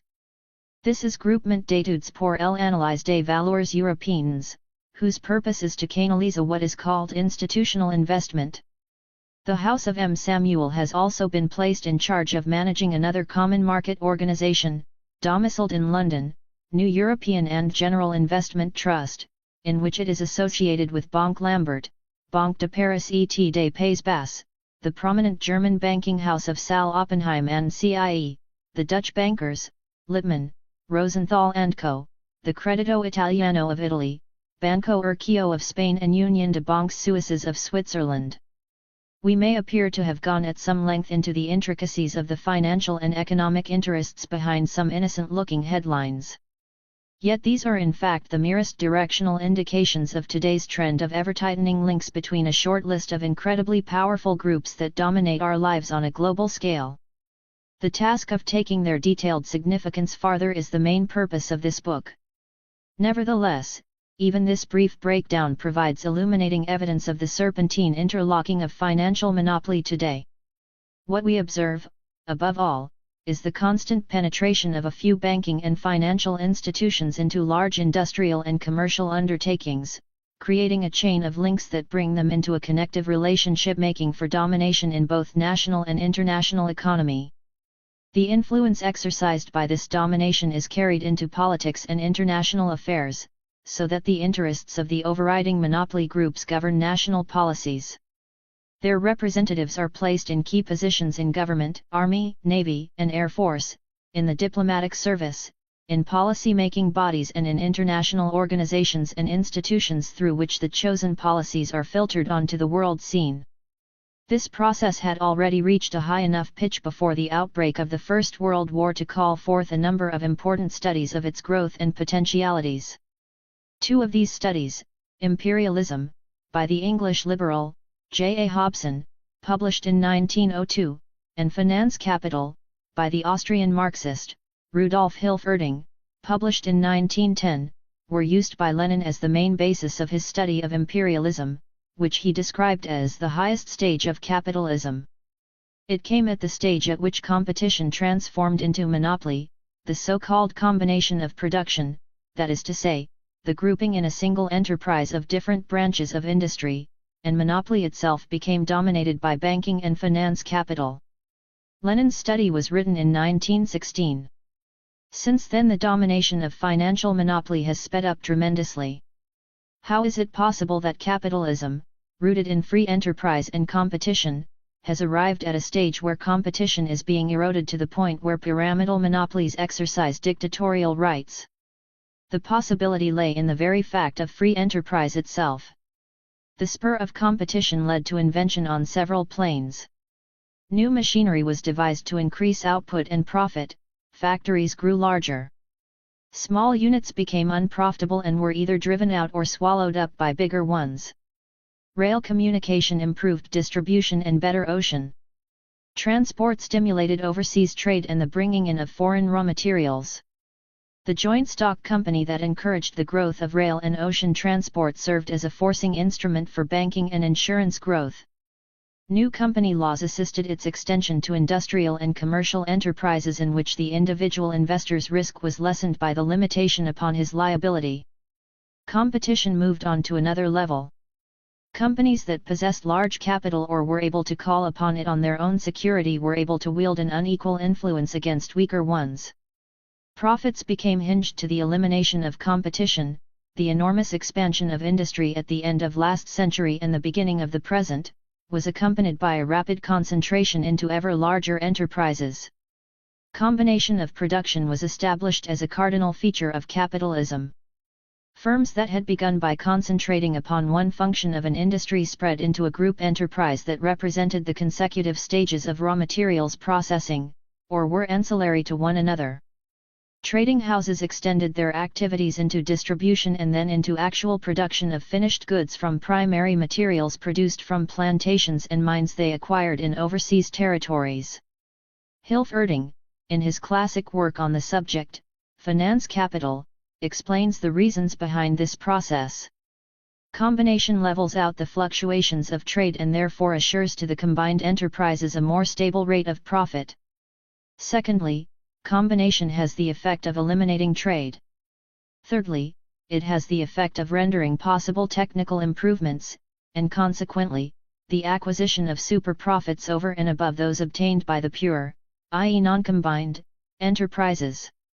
Fourthly, it strengthens the position of the combined enterprises compared with that of the pure enterprises, strengthens them in the competitive struggle in periods of serious depression, when the fall in prices of raw materials does not keep pace with the fall in prices of manufactured goods. As monopoly of industry and commerce extended, the reliance upon banking capital also increased. New methods of production, the division of factories and businesses into departments, research into the possibilities of new materials and fresh ways of employing both old and new ones, all these, while they eventually reinforced monopoly and enlarged profits, called for capital sums that only the banks and their associates in the insurance world were able to provide. Thus, side by side with the process of amalgamation of industrial enterprises went the concentration of banks and their penetration into the large industrial and commercial enterprises to whose capital they heavily contributed. From middlemen, originally performing the role of simple money lenders, the banks grew into powerful monopolies, having at their command almost the whole means of production and of the sources of raw materials of the given country and in a number of countries. This transformation of numerous humble middlemen into a handful of monopolists represents one of the fundamental processes in the growth of capitalism into capitalist imperialism. Union was established between the industrialist and the banker, in which the latter dominated. In the USA, for instance, the United States Steel Corporation, which was an amalgamation of several giant steel firms controlling half the steel production of the country, was controlled by J.P. Morgan's banking interests because of the large investments they had in the industry. Before the end of the first decade of the present century, the intervolutions of industry and banking had already taken place to a high degree. In Germany, for instance, 6 of the biggest banks were represented by their directors in a total of some 750 companies engaged in the most diverse branches of industry, insurance, transport, heavy industry, shipping, restaurants, theaters, art, publishing, etc. Conversely, there sat on the boards of these 6 banks in 1910, 51 of the biggest industrialists, including Krupp, iron and steel magnate, armaments manufacturer and director of the powerful Hamburg American shipping line. Today this process has gone very much deeper, and is spreading its roots more embracingly every day. The 6 German banks included the 4 giants, the Deutsche Bank, Dresdner Bank, Diskontogesellschaft, Commerzbank, all of which have grown even more powerful. Allied with them today, as in 1910, are the big German industrial trusts and cartels. Krupp, AEG Bayer, Badische Anilin and Soda Fabrik, Farbwerke Höchst, the last 3 the components into which the great IG Farben was broken by the Allies at the end of the Second World War, the explosives and armaments manufacturers connected with the massive ICI and its continental affiliate, Solvay. For example, the Deutsche Bank is now Germany's leading bank and is placed as 11th among the foremost in the world. In 1870 the Deutsche Bank had a capital of 15 million marks which it had been able to increase to 200 million by 1908. In 1962 it disposed of funds amounting to 1,100 billions of old French francs. The rule of the financial oligarchy is maintained through the principal device of the holding company, often established with a purely nominal capital but controlling direct and indirect subsidiaries and affiliates utilizing vastly superior finances. Assuming that a 50% holding of the capital is sufficient to control a company, sometimes it can be and is considerably less, it is possible with an investment of, say, £100,000 to control tens of millions in subsidiary and interlocked enterprises. Concentrated in the hands of a few, finance capital exercises a virtual monopoly, by reason of which it exacts enormous and ever-increasing profits from company flotations, share underwritings, debenture holdings, state loans, and bond issues. The Deutsche Bank, for instance, adopts a specific procedure for gaining control of enterprises and drawing in fresh profits.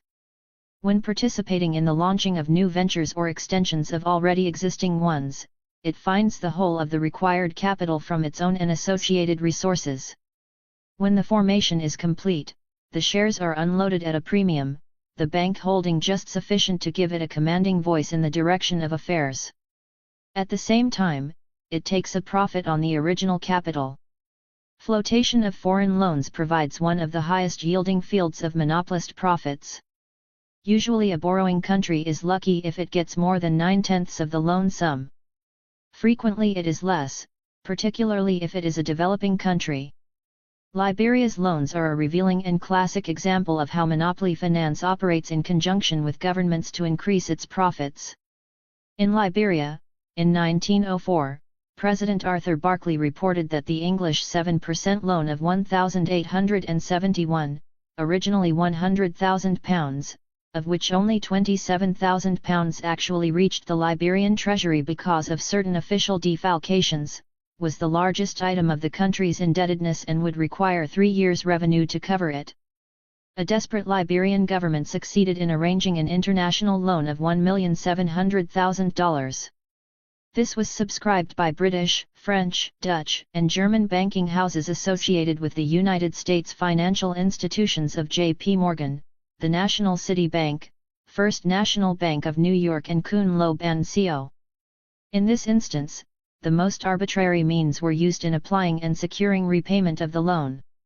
An American Receiver General was appointed by the United States and sub-receivers by Britain, France, and Germany, an arrangement which continued until America took over full control of Liberia's finances during the First World War. Little actual cash went to the Liberian government, but fancy profits went to the banks and loan issue houses. Bonds to the value of $715,000 were delivered in London, $225,000 in Germany, $460,000 in Amsterdam, and $158,000 in New York to creditors of Liberia in payment of their outstanding claims. It required reparations money from the sale of German properties in Liberia to liquidate subsequent debts incurred with the then British Bank of West Africa to try and meet the claims on this loan. It was only after a new loan was negotiated with the Firestone Corporation of America in 1926 that the Liberian IA government was able to use $1,180,669 to pay off the principal and accumulated interest on the 1912 loan. The loan offered by Firestone was in the region of $5 million, at an interest rate of 7%, but by 1945 still only half of this amount had been subscribed. Firestone's stipulations included the abolition of the Office of Receiver of Customs and its replacement by a financial advisor. It was under pressure of these debts that Liberia was obliged to cede large concessions for tubber planting to Firestone, and later to the Goodrich Rubber Company. One of the principal functions of finance capital is the issue of securities on which the discount rates are ridiculously high. It is also an important method of consolidating financial oligarchy. In boom periods the profits are immense. During periods of depression, the banks acquire holdings by buying up small or failing businesses, or engage in their reorganization at a profit. Money is made by the banks and the sphere of control is extended. Financial assistance to land speculators is extended. Financial assistance to land speculators is also a means of entrenching control and inflating profits in times of industrial expansion. Ground rent monopoly merges with communications monopoly, since an important factor governing rise in land prices is good means of communication with town centers. In his book Monopoly, a study of British monopoly capitalism published in 1955 by Lawrence and Wishart, Sam Aronovich has shown how the financial resources of Britain have become concentrated in the hands of a small number of big banks and financial institutions. Between them, the Big Five banks exercise immense power. In 1951 their 147 directors held 1,008 directorships of which 299, just under a third, were in other financial institutions. Of these 299, 85 were in other banks and discount companies, 117 were in insurance companies and 97 in investment trusts and finance companies. p. 49. Talk about centralization, wrote Karl Marx in Capital, Volume 3, ch. 33. The credit system, which has its center in the so-called national banks and the great money lenders and usurers about them, is an enormous centralization, and gives to this class of parasites a fabulous power to interfere with actual production in a most dangerous manner, and this gang knows nothing about production and has nothing to do with it. Hegemony of the money institutions over industry is assured by the vast reserves built up out of the various ways by which capital is advanced to industry at high profit and drawn from it through holding companies and interlocking directorates. This process emphasizes the separation of finance capital from industrial capital. When this separation has attained major proportions and the domination of finance capital has become supreme, the stage of imperialism has been reached. This stage can be said to have been brought to maturity at the turn of the century. From free competition, the fundamental characteristic of its early stages, capitalism at its highest stage, has polarized into monopoly, expressed in syndicates, trusts and cartels, with which the capital of a small number of banks has merged. The trusts and cartels have assumed an international character and divided up the world among themselves. Monopoly extends to the control of raw materials and markets, for the possession of which, highly developed capitalism engages in an even more intense struggle. At its imperialist stage, finance capital's primary need is to find spheres of overseas investment which will return profits at a greater rate than can be obtained at home. The export of capital, therefore, becomes the dynamo of imperialism, which turns the export of commodities and leads to the capture of colonies as the means of assuring monopolist control. Upon this economic process is built the political ideology, the non-economic superstructure, that infuses the battle for colonial conquest. Hilf Erding expressed this ideology in a single concise sentence: finance capital does not want liberty, it wants domination. Possession of colonies gives a guarantee to the financial oligarchy of the owning country of the monopoly of actual and potential sources of raw materials and outlets for manufactured goods. 6. Primary resources and foreign interests. American and European companies connected with the world's most powerful banking and financial institutions are, with the consent of African governments, entering upon major projects designed to exploit new sources of primary products. In some cases these are allied to long-term ventures for the establishment of certain essential industries. In the main, however, they are confining themselves to the production of materials in their basic or secondary stages, with the object of transforming them in the mills and plants owned and run by the exploiting companies in the metropolitan lands. Africa has failed to make much headway on the road to purposeful industrial development because her natural resources have not been employed for that end but have been used for the greater development of the Western world. This has been a continuing process that has gained tremendous momentum in recent years, following the invention and introduction of new processes and techniques that have quickened the output of both the ferrous and non-ferrous metal industries of Europe and America in order to keep pace with the ever-increasing demand for finished goods. Military preparations and nuclear expansion have had a considerable impact upon this demand. World output of crude steel almost doubled itself in the decade between 1950 and 1960, from 190 million tons to 340 million tons. Even the regression of 1958, which lasted through the following years, failed to halt the progress, which went on in lesser degree in both Eastern and Western countries. The general forecast is that this tempo of production will be maintained. As it comes from Western sources, it makes little allowance for expansion of African use of primary products, and envisages a continuance of the present flow as between developing source countries and highly industrialized users. Nor does it take into account the likelihood of a repressive tendency in Western economies that can certainly affect the demand for raw materials. A publication of the United Nations Economic Commission for Europe in 1959 estimated that the world production of steel between 1972 and 1975 will be in the region of 630 million tons. Before the last war, most of the Western world's iron and steel output was based upon local raw materials. The post-war years, particularly since 1956, have seen an opposite trend. Something like a quarter of the raw materials, 90 million tons out of 400 million, used in the world's metallurgical industries have been imported. The countries mainly importing these raw materials are the United States, Western Europe, and Japan.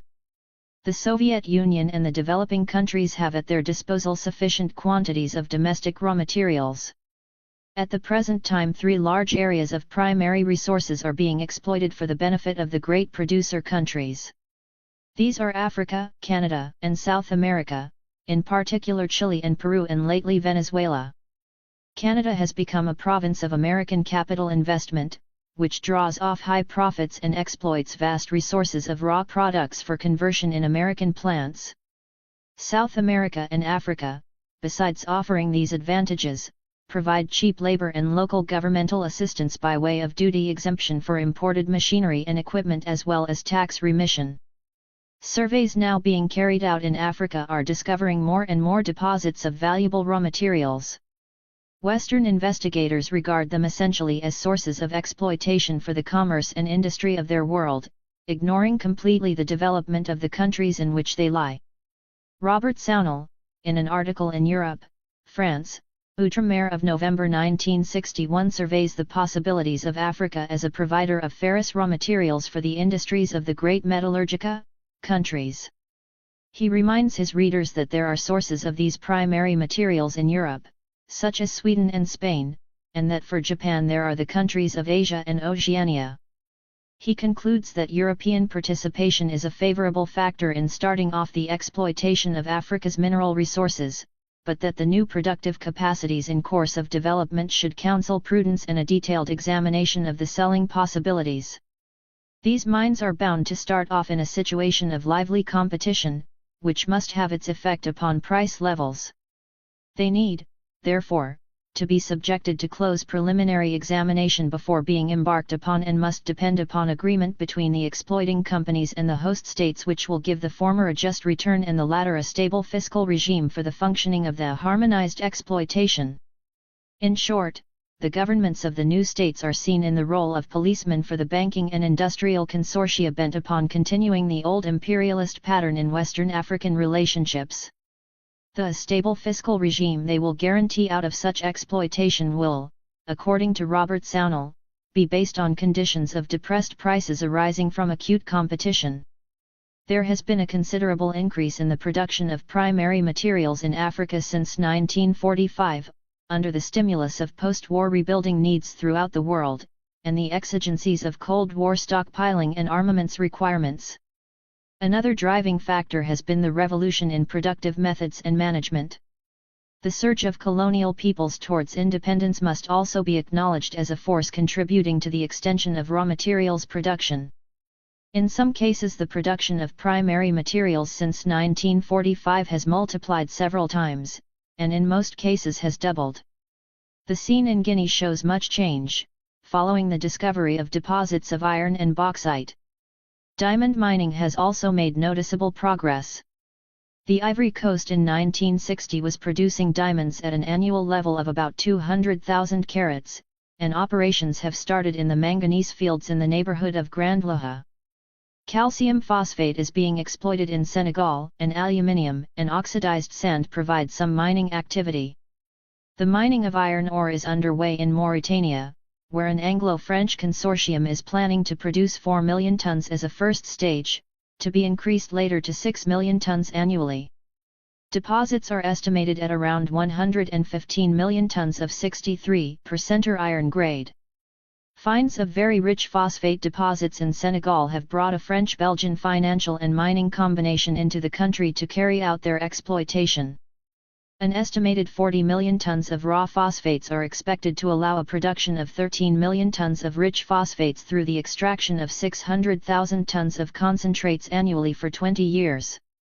Phosphates have also been found in Togo, which are to be exploited by a consortium associated with the Banque de Paris et des Pays Bas and established mining companies having connections with the Société Générale de Belgique.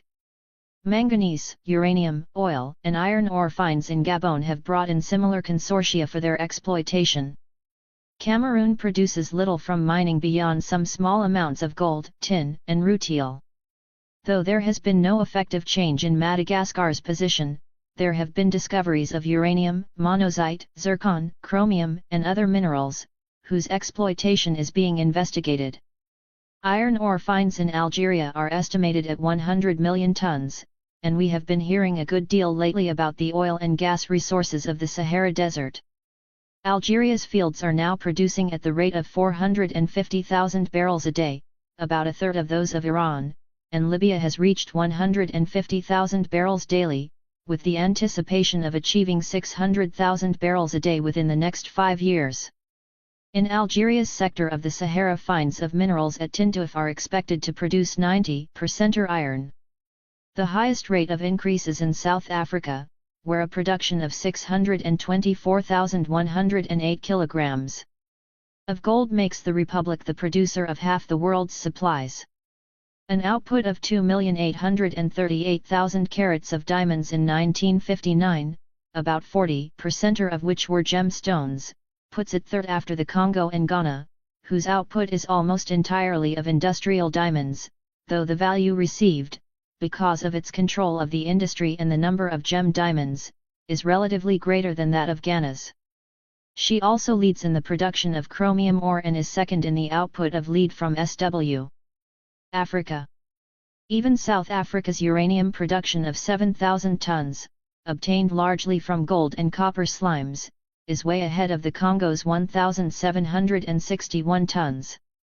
Mining of all kinds in South Africa has reached a stage of exploitation which can be compared with that of Canada, and which is now feverishly beginning to open up in Australia, where the same companies, in alliance with American and other associated interests, are paramount. The close relationship is borne out even in the names of mines, particularly in Canada, which frequently duplicate those also to be found in South Africa and the Rhodesias. Africa's possession of industrial raw materials could, if used for her own development, place her among the most modernized continents of the world without recourse to outside sources. Iron ore, mostly of high quality, is to be found in gigantic quantities near to the coast where it can easily be shipped abroad. As for bauxite, Africa's estimated reserves are more than 2/5 those of the whole world. They are twice those of Australia, which are placed second. Guinea alone is estimated to contain deposits equal to those of the whole of Australia, that is, over 1,000 million tons. Ghana is said to have reserves totaling 400 million tons. Sudan, Cameroon, Congo, and Malawi are other known sources of considerable deposits, and the investigation of probable reserves is proceeding in Mozambique, Sierra Leone, Portuguese Guinea, and in other parts of Africa. Among the base materials essential for the production of iron and steel, manganese has a place of high importance. Besides being used for alloying with pig iron in the manufacture of special steels, it is used in the chemical industry. For certain purposes, under present-day processes, manganese is irreplaceable. It is in constant use at the rate of 18 to 20 kilograms to a ton of steel. The Soviet Union and China are practically self-sufficient in the supply of this essential basic material.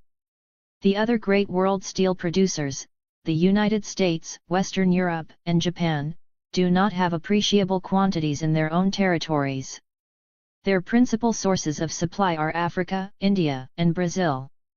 Of these, Africa provides the greatest quantity. Angola, Bechuanaland, Congo, Ghana, Morocco, Rhodesia, Southwest Africa, and Egypt have been among the producing countries for some time. Others, like the Ivory Coast and Gabon, are now being added to the list. North Africa is the world's greatest producer of phosphates. Morocco alone exports 7 million tons out of some 9 million tons coming from North Africa. The USA comes next, with an export of 4 million tons. New producing countries which have appeared since 1957 are China, with some 600,000 tons in 1960, and North Vietnam with 500,000 tons.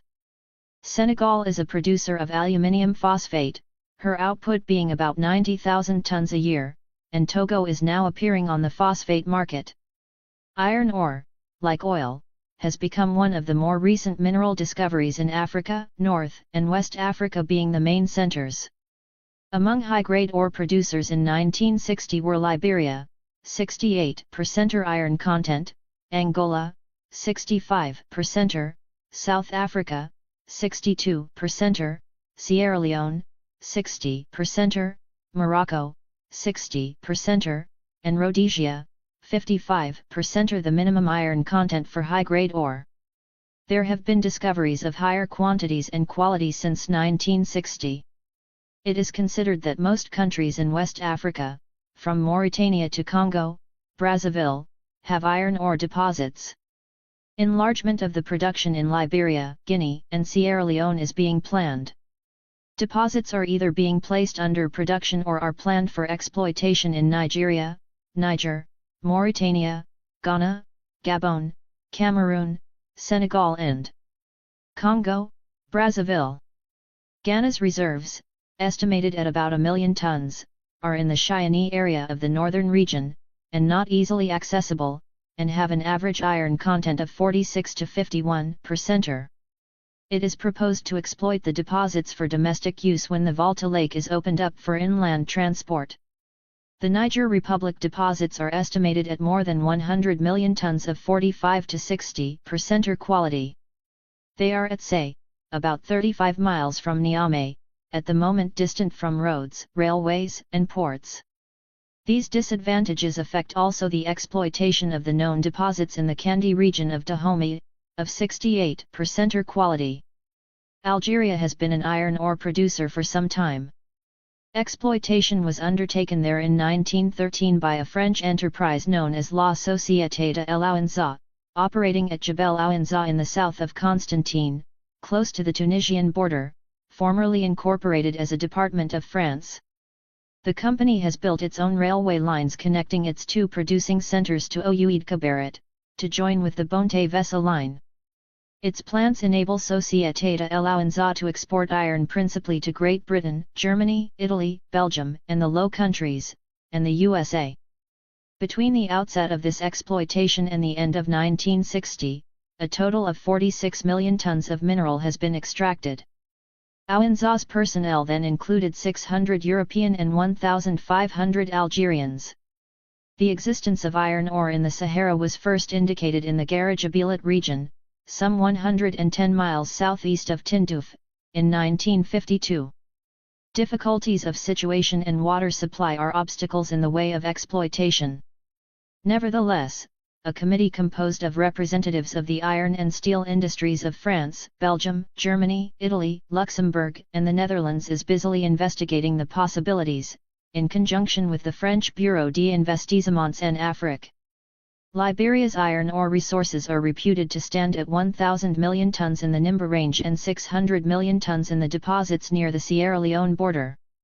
The Nimba iron ore mine, which has been sunk and is being mined by a consortium known as LAMCO Joint Venture Enterprise, members of the consortium being Liberian American Swedish Minerals Company and Bethlehem Steel Corporation, is estimated to have reserves of over 300 million tons of high-grade hematite ore with an average iron content of over 65%. Long-term contracts are in hand from German, French, Italian, and Belgian steelworks, while a considerable part of the output will go to the powerful United States Bethlehem Steel, which has a 25% participation in Indiana the venture, the other 75% being taken up by LAMCO. LAMCO is said to be a company shared between the Liberian government and foreign enterprise on a 50-50 basis. The non-government participant is Liberian Iron Ore Company, a consortium of American and Swedish financial and steel interests. Chief of these is the Swedish mining company, Grängesberg, which besides having an important stake in the LAMCO Nimba mine acts as managing agent for this joint venture, in which American capital predominates. Grängesberg, formerly holding 12/28 of the LAMCO syndicate, according to its annual report adopted at its annual general meeting held at Stockholm, on May 18, 1962, increased its participation to 15/28, giving it a majority slice of the equity. Grängesberg owns iron ore mines in central Sweden, as well as power stations, forest and farm properties. It also built and controls the Frøvi Ludvigsjernväg railway undertaking, and operates the Oxelösund Iron Works, turning out pig iron and heavy plates. In addition, it possesses and runs a fleet of ships which, at the end of 1961, comprised 33 vessels, and had on order another 4 for delivery in 1962 and 1963. A subsidiary, Aktiebolaget Hematite, works mines in North Africa, and others include an arms and chemical enterprise, Aktiebolaget Express Dynamit. The Swedish government took over holdings which Grängesberg exercised in Luossavaara Kurunavaara of LKAB, but out of the purchase price of Kr 925 million it received, the company reinvested Kr 100 million in LKAB.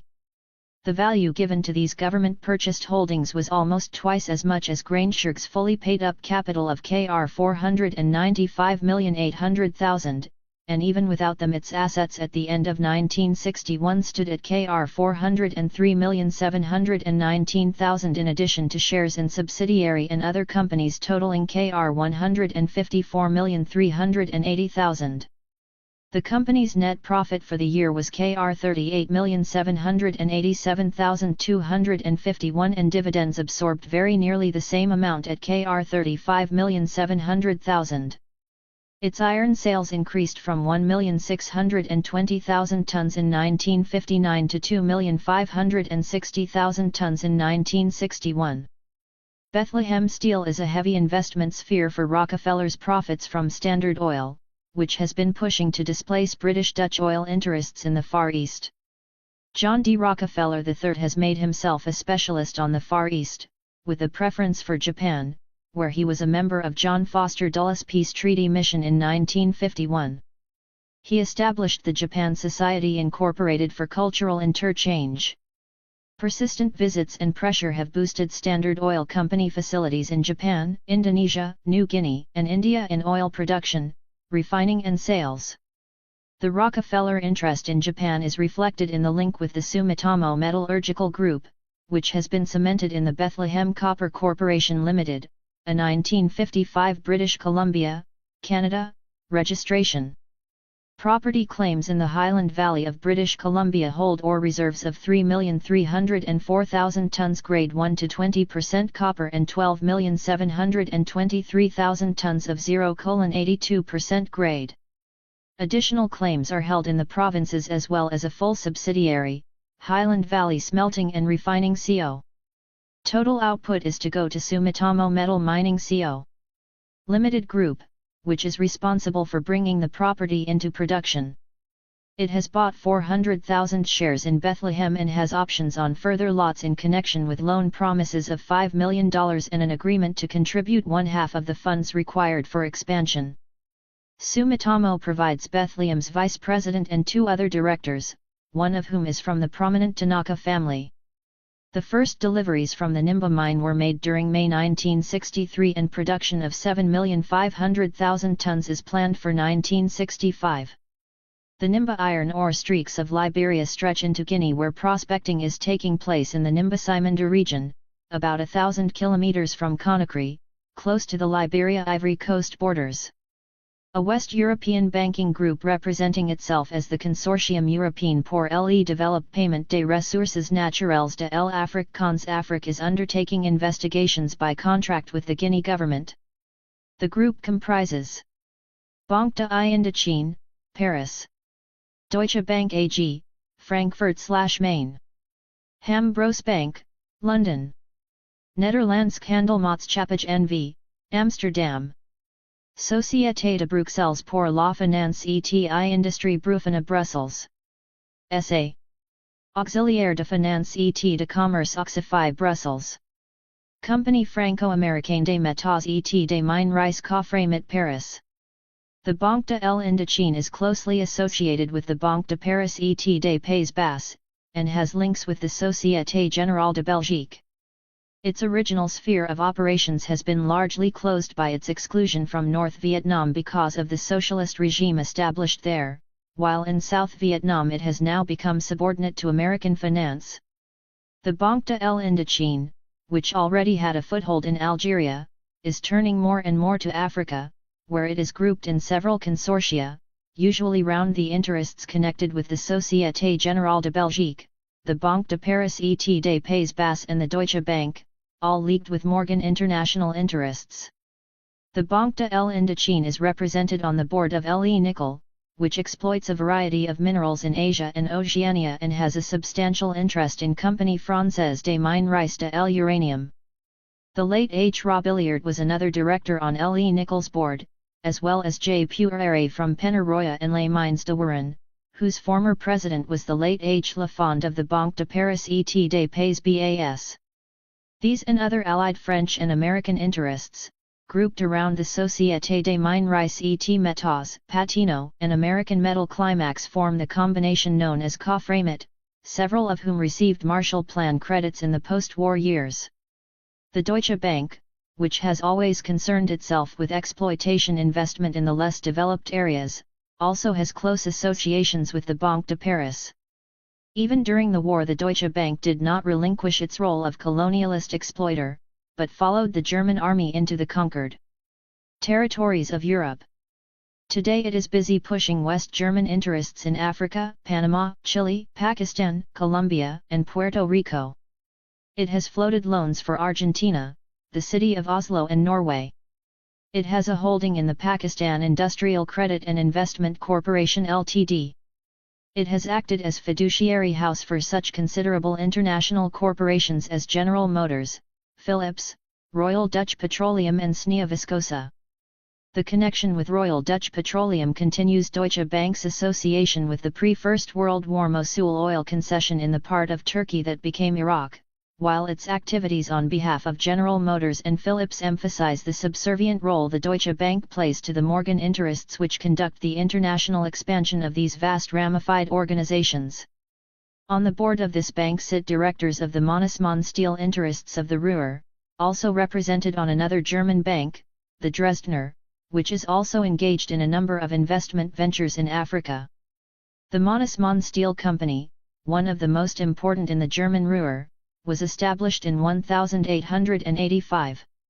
Its chairman, Dr. Wilhelm Zanger, is a director of Algoma Steel Corporation Limited of Canada, in which the German interests were linked for some time with the Hawker Siddeley Group of Great Britain.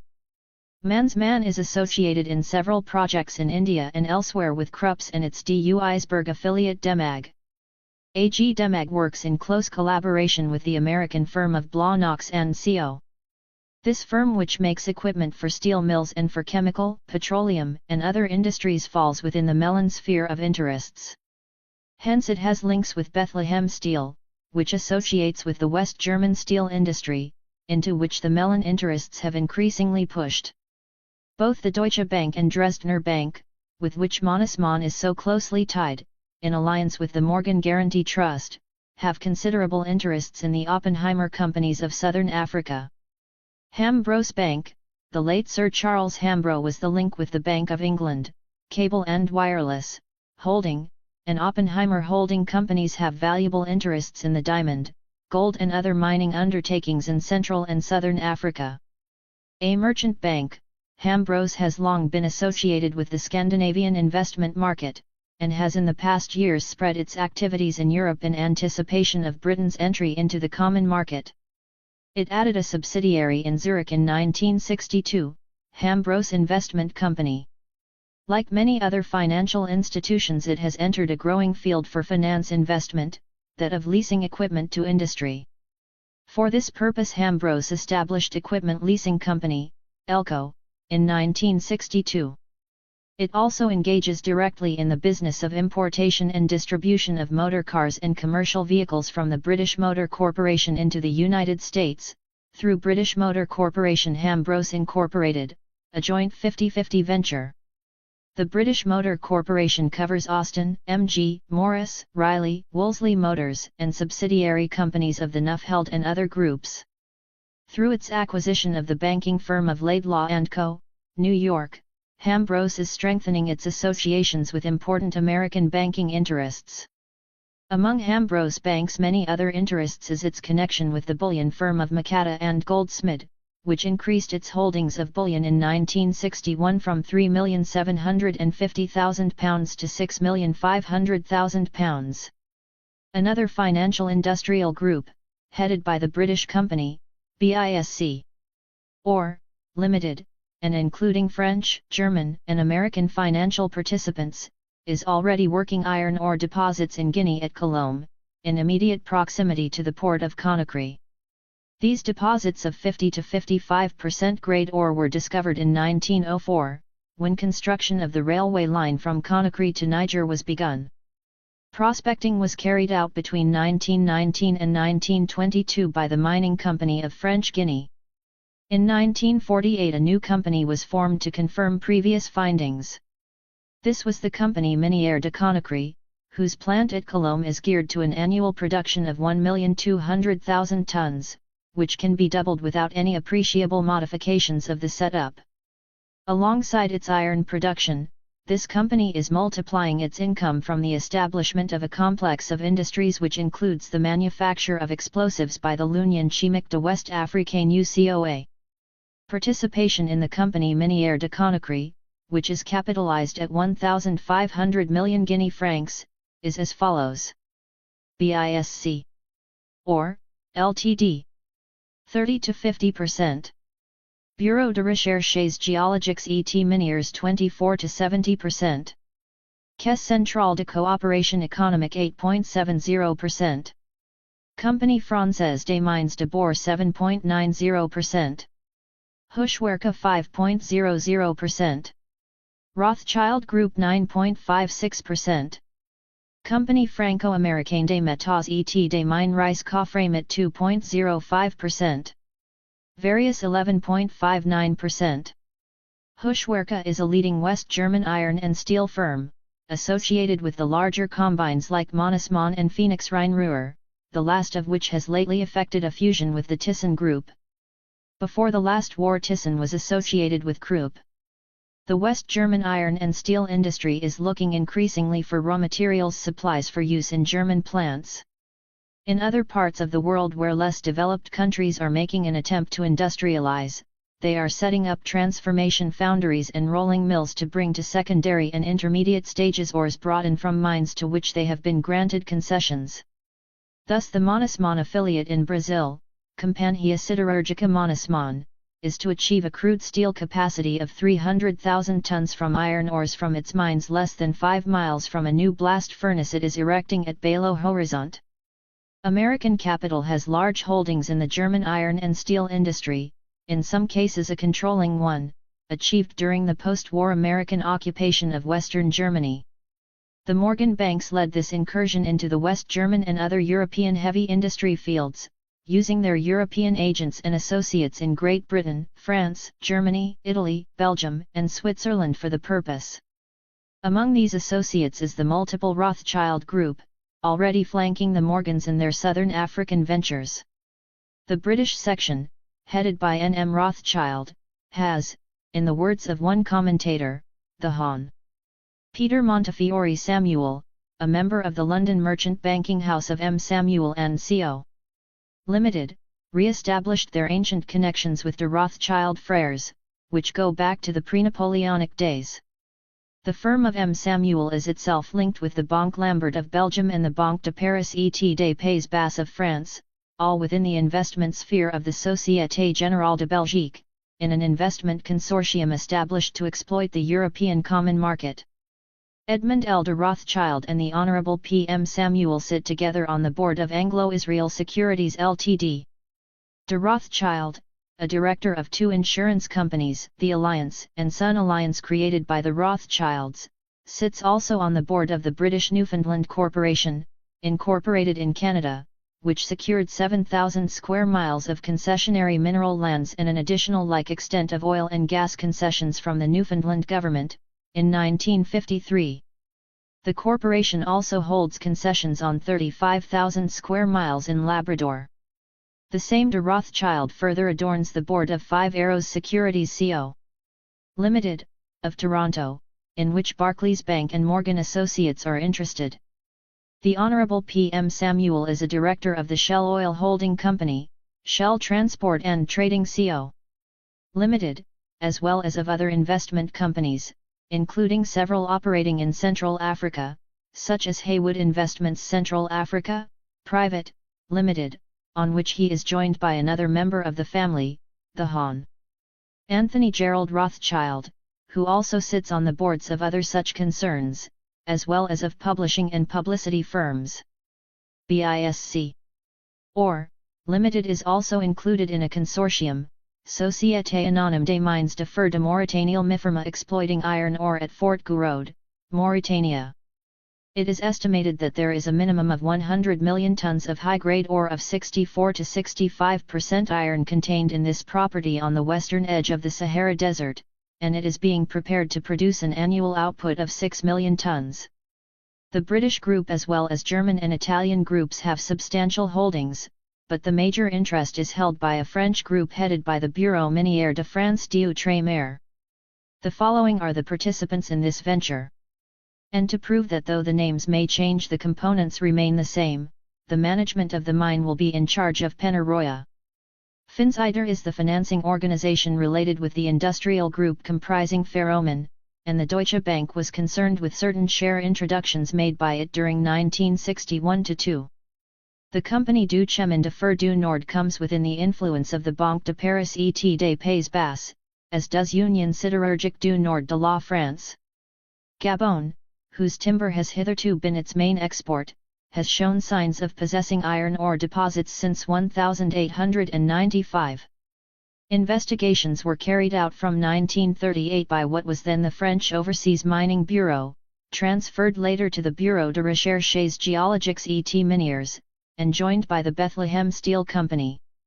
The resultant company, Société des Mines de Fer de Micambo, was established in 1955, with the major purpose of creating a great center of production capable of satisfying, at long term, a part of the anticipated needs of Western Europe's steel industry and the future requirements of Bethlehem Steel. Thus, in the participation, Bethlehem Steel has a 50% holding. The other parties to the undertaking are Bureau de Recherches Géologiques et Minières 12.00%, Banque de Paris et des Pays Bas 5.00%, Compagnie Financière pour l'Outre-mer Cofamer 3.00%, Compagnie Financière de Suez 5.00%, Fiat Company, Italy 3.50%, German Consortium of Micambo, German Steel Industry, 10.00%, French Steel Industry 9.00%, Belgian Steel Industry 2.00%, Dutch Steel Industry 0.50%. The undertaking is capitalized at 200 million francs CFA, and on its behalf further investigations have been undertaken by the syndicate grouped round the Bureau de Recherches and the European Coal and Steel Community, underlining the interest that the European Community and its common market has in Africa's primary resources. What makes Gabon's iron ore deposits so interesting is their proximity to important electrical power resources, capable of affording abundant electricity at an estimated rate of 1 franc CFA per kilowatt. Fiat's inclusion in this consortium is an illustration of the inevitability of monopoly's extension into capital investment in less developed countries. Fiat is not simply an automobile-producing company, but a vast industrial organization which has penetrated deeply into financial investment in Europe and beyond. Founded in Turin in 1899, Fiat had grown in 63 years into the second largest motor manufacturer in Europe and the fourth largest in the world after General Motors, Ford, and Volkswagen.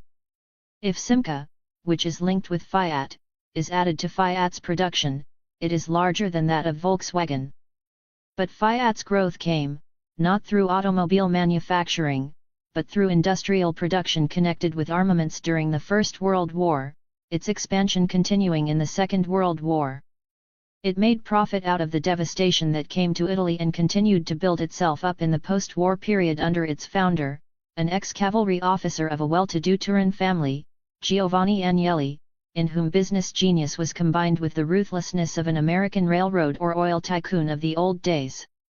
In its working year of 1960, the Fiat company had investments in other companies valued at some £26,700,000, a valuation decided by the company, since under Italian company law this is left entirely to the discretion of the company's accountants, and figures listed in Italian balance sheets under this heading usually bear no relation whatsoever to the market value or even to the face value of the equities and bonds held.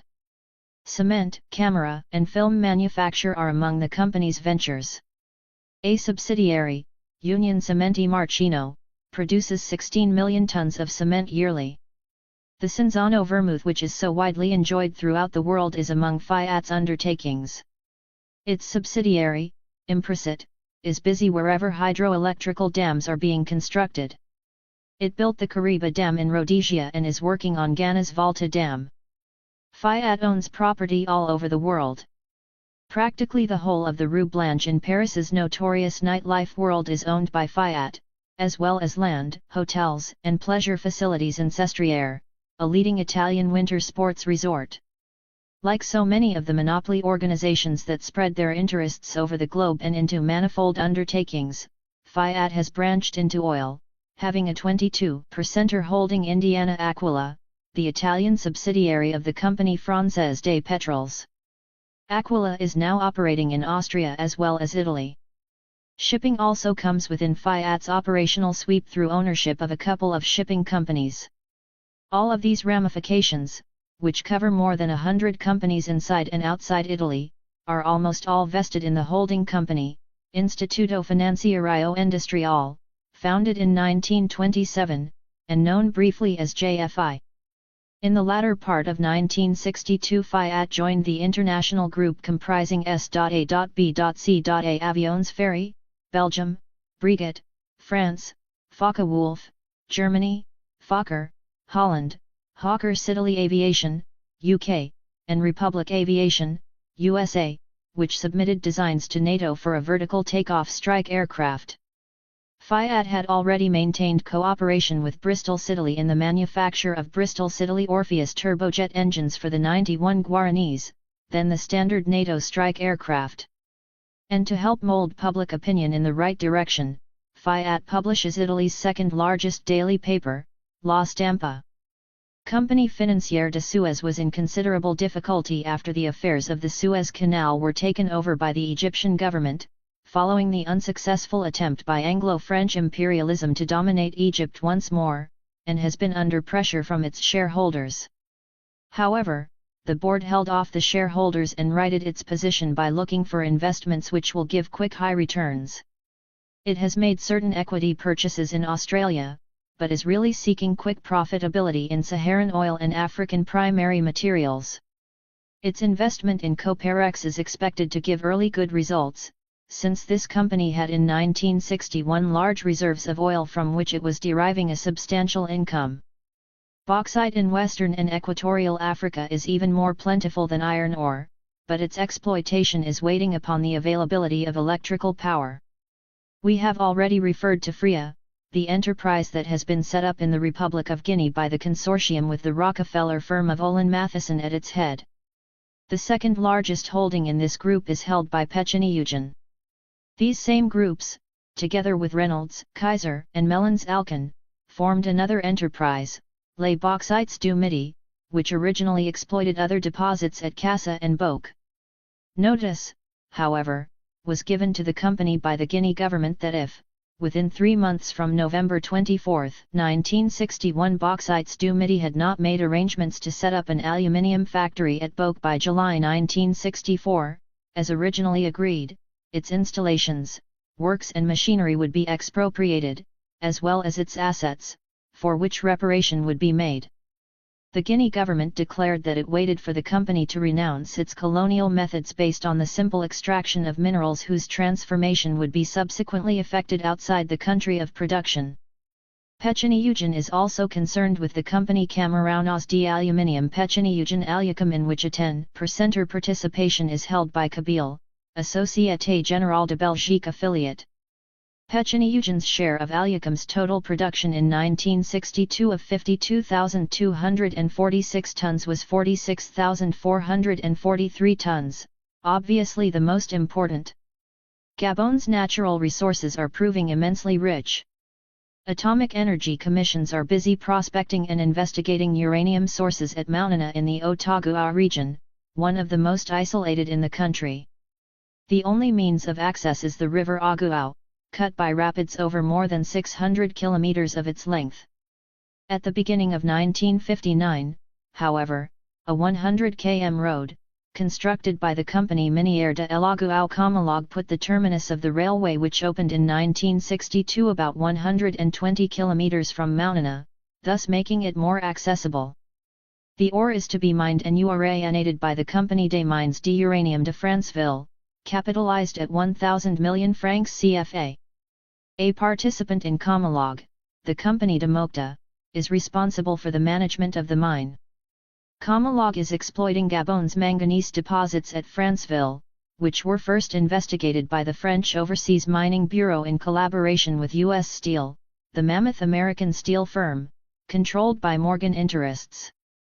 Together with its affiliates, U.S. Steel has 49% control of Comalog, to which the other parties are the frequently present Bureau de Recherches Géologiques et Minières, 22%, the Compagnie de Mocta, 14%, and the Société Auxiliaire du Manganese de Franceville, 15%. The enterprise is capitalized at 2,500,000 francs CFA. United States and French monopolists are the chief parties to Comalog. Comalog has as its principal shareholder, 49%, the largest steel outfit in America, and hence the world, U.S. Steel, a perfectly integrated iron and steel concern. The manganese bed on which Comalog is working at Franceville in Gabon is one of the most important in the world, with estimated reserves of 200 million tons of 50% ore.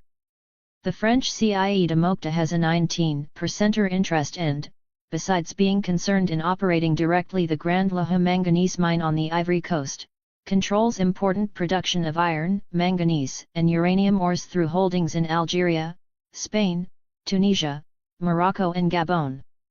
It has, for instance, 40% in the Société Mines d'Uranium de Franceville, which is developing the rich uranium mine at Mountaina, Gabon. De Mocta is linked directly and by associates with interests radiating from Anglo-American Corporation and the Great Iron and Steel Trust of Arbed. U.S. Steel and General Electric are world giants in their related spheres. The first, by virtue of its multiple divisions covering all aspects of the steel industry, is the sixth largest industrial company in the United States. The second is the leading producer of electrical equipment and appliances in the world, with affiliates, subsidiaries, and associates all over the globe. Its plants affect many sectors of industry, radio, aviation, marine, scientific research, and turn out heavy capital goods, industrial components and materials and defense products, as well as consumer goods. U.S. Steel was founded in 1901 by J. Pierpont Morgan as a holding company controlling over half the American steel industry. Since then the American steel industry has expanded by giant strides and other commanding trusts have forged ahead. But U.S. Steel leads still and today controls 30% of America's steel and cement production. On the board of General Electric sits Henry S. Morgan, so it is not difficult to find the relationship between this international monopoly and U.S. Steel in the exploitation of some of Africa's richest resources to feed the military as well as economic demands of the world's most dangerous imperialism. Operating universally, its interests are located at every crisis point of the globe.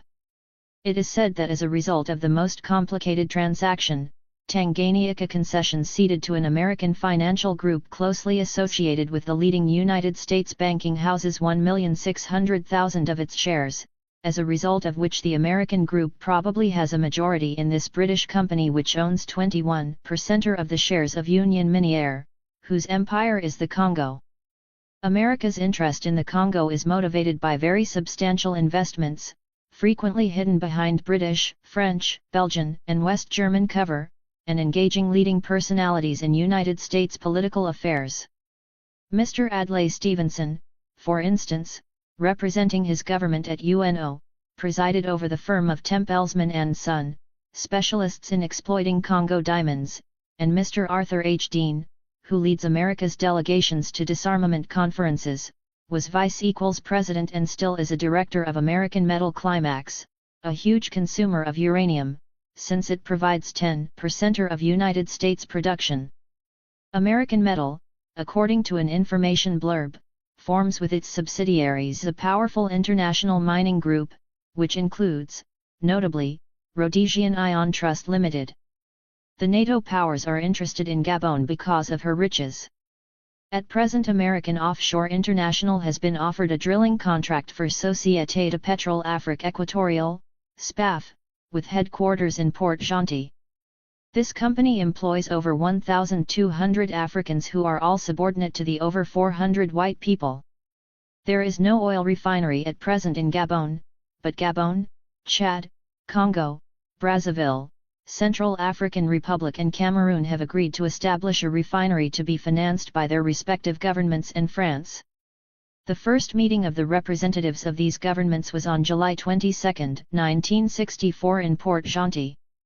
According to the minister, the necessary investigations are going on to start the refinery before the end of 1965. There are, I was told, many oil finds both in the territorial waters of Gabon and deep in the interior in large economic quantities to supply many parts of Africa. My information is that all the petroleum companies now distributing oil in French-speaking Africa have controlling shares in the oil production company in Gabon. Egypt is not allowed to hold shares in the company. Readers will recall what caused the downfall of Mr. Adoula in the Congo oil politics. It seems to me, therefore, that two economic issues will influence the duration of French occupational forces in Gabon for many years, namely uranium and oil. It is quite likely that Africa could provide enough phosphates not only to fertilize the abundant agricultural production that would cover its future food and industrial requirements, but to leave enough over to supply the needs of many other parts of the globe. At the moment, important centers of phosphates are the Jabelanque deposits in Algeria, those at Taiba in Senegal, at Lac Togo in the Republic of Togo, and at Kouaribga and Youssoufia in Morocco. The company Sénégalaise des Phosphates de Taiba finds the government of Senegal associating with the Bureau de Recherches Géologiques et Minières, Pechini, Pierrefitte, Compagnie des Phosphates de Constantine, Compagnie des Phosphates d'Eugénie, Cofamer, and the Société Oxen. The same group, headed by the Banque de Paris et des Pays Bas and the French interests which it represents, made an agreement in February 1963, under the signature of the bank's Director General, J. Rare, with the International Minerals and Chemicals Corporation, by which the latter became a partner in the consortium which is exploiting what is said to be the world's largest high-grade phosphate mine, near Dakar. There are several things that are noteworthy in this arrangement. First of all, there is something distinctly ominous in an agreement between two foreign combinations, one of which is a participant in a company associated with the state whose raw materials it is exploiting. It accentuates the contemptuous attitude towards the host country implicit in the monopoly's purpose. International Minerals is the foremost producer of phosphate and phosphate agricultural products in the North American continent, with extensive phosphate mining and chemical processing operations in Florida, USA. It also owns a potash mine at Carlsbad, New Mexico, and another $10 million potash project in Canada. It has a market for its products throughout the Americas and Western Europe. For the Senegalese government, this phosphate mining project, which is to have an output of 500,000 tons a year, has an important place in its 4-year plan. It is intended to broaden and develop the economy. However, the purpose of the monopolies controlling the venture is entirely otherwise. This partnership bolsters our world position in regard to strategic phosphate reserves, Mr. Rare is reported to have said on signing the partnership agreement with International Minerals, West Africa, February 17, 1962. Phosphates deposits were uncovered in Togo about 18 miles from the sea in 1952. Investigations had been going on since 1884 by French and British interests. It was a geological advisor of the Comptoir des Phosphates de l'Afrique du Nord who found in the Akamepe region indications of very important deposits of first quality which extend across Lake Togo. The Republic of Togo has associated itself with the company Togolese des Mines de Benin, which is exploiting the deposits, and comprises the interests already engaged in monopolizing other phosphate resources in Africa. These are the company Constantine, Penaroya, Cofamer, the Banque de Paris, Pierrefitte, and the company Internationale d'Armement Maritime Industriel et Commercial. Capital is 1,180 million francs CFA. The first shipments were made in September 1961, when they left the new wharf of Capem for the United States and American-controlled plants in Japan. The plan is to produce initially 750,000 tons of concentrate yearly, a level it is intended to raise progressively to 1 million tons if the market possibilities are there. There would be no lack of market possibilities if fertilizers were made available to the developing countries at prices which their purchasing power could afford. As it is, the competition in fertilizers from America and other sources is extremely keen, and the British producers, of whom Fison Limited and ICI and Shell practically monopolize the trade in the United Kingdom, were the subject of investigation by the British Monopolies Commission in 1959. Fertilizers in the UK have been kept at a subsidised price level that led to serious complaints of overcharging. Fison holds 40% of the UK market, and it has now entered into an agreement with ICI, whereby it will be supplied by the latter with ammonia from their new Immingham plant. This will cut costs in an effort to meet shareholders' complaints of diminishing profits. This cooperation of the largest producers of fertilizers is going on in order to monopolize raw materials supplies and markets, so as to sustain prices that will yield higher profits on the considerable investments involved. The chairman of I.C.I.'s Billingham division said the company's steam naphtha process has completely transformed the economics of ammonia production and has put the company in the position of being a world producer of ammonia, not just a UK producer. Transportation is an important factor in the cost of fertilizers, and it is easy to appreciate that if phosphates from Africa are taken to Europe for working up and then returned in fertilizer form to Africa, packed in bags, prices cannot be economic for African agriculture. In this connection, it is interesting to note that Fison have established in India, in association with the leading iron and steel firm of Tata, a fertilizer producing company, Tata Fison Limited, which Sir Clavering Fison, the UK company's chairman, has described as now being the largest company in the industry. Fison has a partnership in Albatros Superphosphate Breken NV, of Utrecht, Holland, with which company it established fertilizer and chemical companies in South Africa. During their financial year 1961-2, the Fison Albatros company admitted into its South African affiliate, Fisons, Thai, Limited, a local banking undertaking, Federal Volksbeleggingsbeperk, which made enough funds available to allow the South African Fison company to enter upon the exploitation of phosphate deposits at Phalaborwa in the Transvaal. Fison has other companies in South Africa concerned with agricultural chemicals and pharmaceuticals. All these companies did well during the 1961-2 year, according to Fison's chairman, who added that despite the difficult conditions in East Africa and the Federation of Rhodesia and Nyasaland, our companies there have maintained their position and earned satisfactory profits.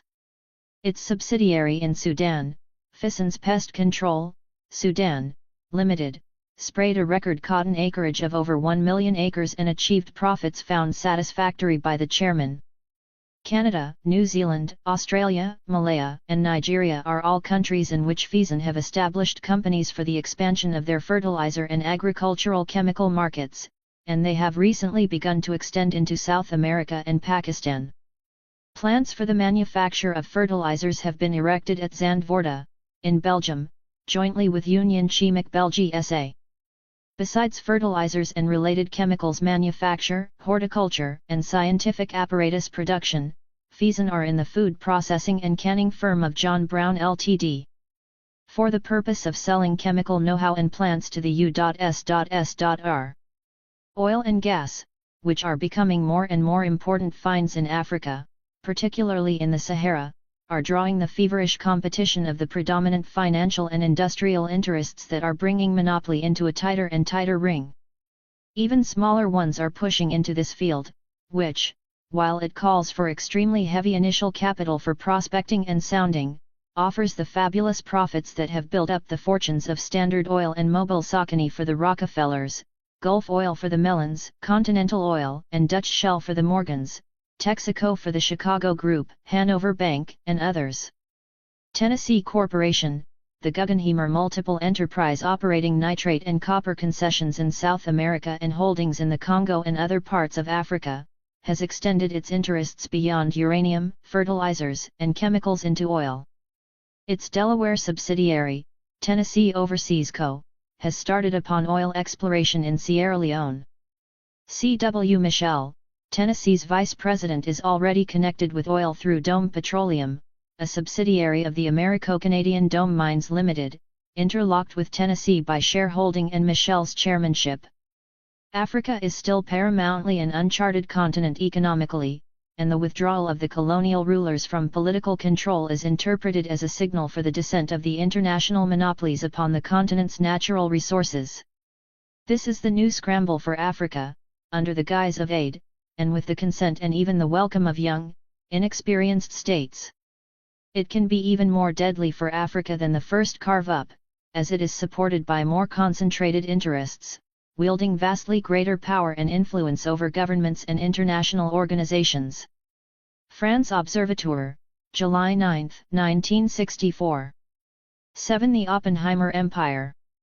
The king of mining in South Africa, indeed in Africa, is Harry Frederick Oppenheimer. One might almost call him the king of South Africa, even the emperor, with an ever-extending empire. Here is probably hardly a corner of southern Africa's industrial and financial structure in which he has not got a very extended finger of his own or the hook of some affiliate or associate. These fingers and hooks attach the Oppenheimer empire firmly to other empires as great or greater. Mr. Harry Frederick Oppenheimer is director, chairman, or president of some 70 companies. These directorships, as well as those held by important colleagues and nominees, whose names recur monotonously on the boards of an ever-expanding complex of company boards, give the lie to the fiction of respectable separateness, even where there is no obvious financial connecting link. Dominating this complex of companies are the Anglo-American Corporation of South Africa Limited and Consolidated Goldfields of South Africa Limited, from which radiate affiliates, subsidiaries, associates, immediately or more tenuously connected, which would provide in themselves a most interesting trade, investment, and banking directory. A list of direct interests, by no means complete, would include Anglo-American Trust Ltd, African and European Investment Co. Ltd, Amalgamated Collieries of South Africa Ltd, Bamangwato Concessions Ltd, Central Mining Finance Ltd, Consolidated Mines Selection Co. Ltd, CAST, Coronation Collieries Ltd, Consolidated Mines of Southwest Africa Ltd, British South Africa Company Ltd, Anglo-Transvaal Consolidated Investment Co. Ltd, De Beers Consolidated Mines Ltd, Free State Development Co. Ltd, Middle Witwatersrand, Western Areas, Ltd, Rand Selection Corporation Ltd, Rand Mines Ltd, Rhodesian Anglo-American Corporation Ltd, South African Townships Mining and Finance Co. Ltd, Vereniging Estates Ltd, West Rand Investment Trust Ltd, Johannesburg Consolidated Investment Co. Ltd, Rhodesian Broken Hill Development Co. Ltd, Transvaal and Delagoa Bay Investment Co. Ltd, Rokana Corporation Ltd, Union Corporation Ltd, Samab Corporation Ltd, Selection Trust Co. Ltd, Tanganyika Concessions Ltd, Union Miniere du Haut Katanga SA. Most of these are holding or investment outfits, established to coordinate a specific group of activities, but having their fingers in many other pies. It is difficult, almost impossible at times, to distinguish a delimiting line of operation.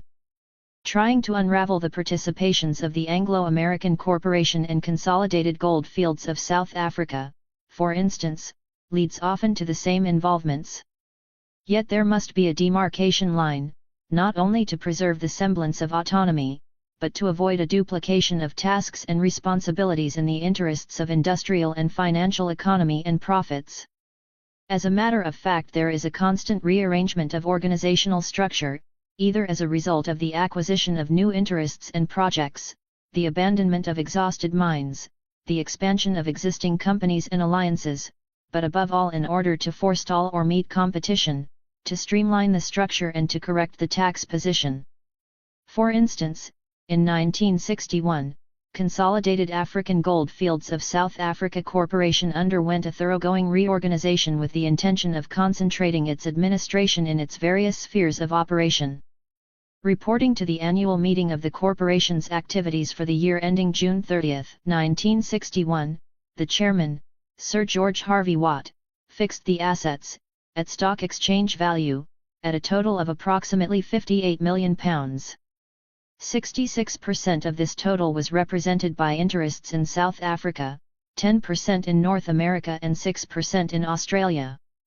Most of the remaining 18% was accounted for by interests in the United Kingdom.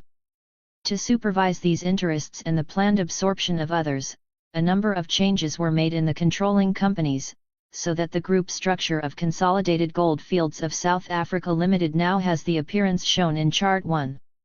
Explaining the structure to the shareholders at the annual general meeting held in London on December 13, 1962, the chairman confirmed that the operational supervision of the group's interests in South Africa was the responsibility of our wholly owned subsidiary, Gold Fields of South Africa Limited, which is resident in Johannesburg. When in 1959 the group acquired both New Union Gold Fields, since renamed GOL Fields Finance, SA, Limited, and the South African H.E. Proprietary Limited, their management was also vested in Gold Fields of South Africa, although the shares of these companies were held directly by the parent company in London. In Australia, responsibility for administration of the Group's operations is exercised by Consolidated Gold Fields, Australia, TI Ltd. Gold Fields' principal investment in Australia is represented by a majority interest in Commonwealth Mining Investments, Australia, Limited, a mining finance company, which has a broadly based portfolio in Australian, North American and other overseas investments, according to the chairman's report. A majority interest in another Australian concern, Associated Minerals Consolidated Limited, gives Consolidated Gold Fields a big break into the rutile and zircon industry. Associated Minerals acquired all the outstanding shares of ZR Holdings Limited, a company originally formed to take possession of Zircon Rutile Thai Limited, together with that company's share in, and advances to other companies. About the same time, Associated Minerals bought the entire share capital of Titanium Materials and the assets of Rye Park Scheelite. Experienced enterprises like Consolidated Gold Fields do not allow others to benefit from their efforts. So while Associated Minerals was building up its holdings in the rutile industry, stated Consolidated's chairman, we felt it necessary to strengthen our position in Wyong Minerals, another rutile producer in which Commonwealth Mining already had a substantial investment. Accordingly, our wholly owned subsidiary, Consolidated Gold Fields, Australia, Thai Limited, made an offer in February 1962 for 50% of all shareholdings Indiana Wyong Minerals other than those held by Commonwealth Mining Investments. This offer was successful and Wyong Minerals is now a subsidiary within the group. Congratulations are owed to Consolidated Gold Fields on their perspicacity. Their position in the rutile field is now preeminent.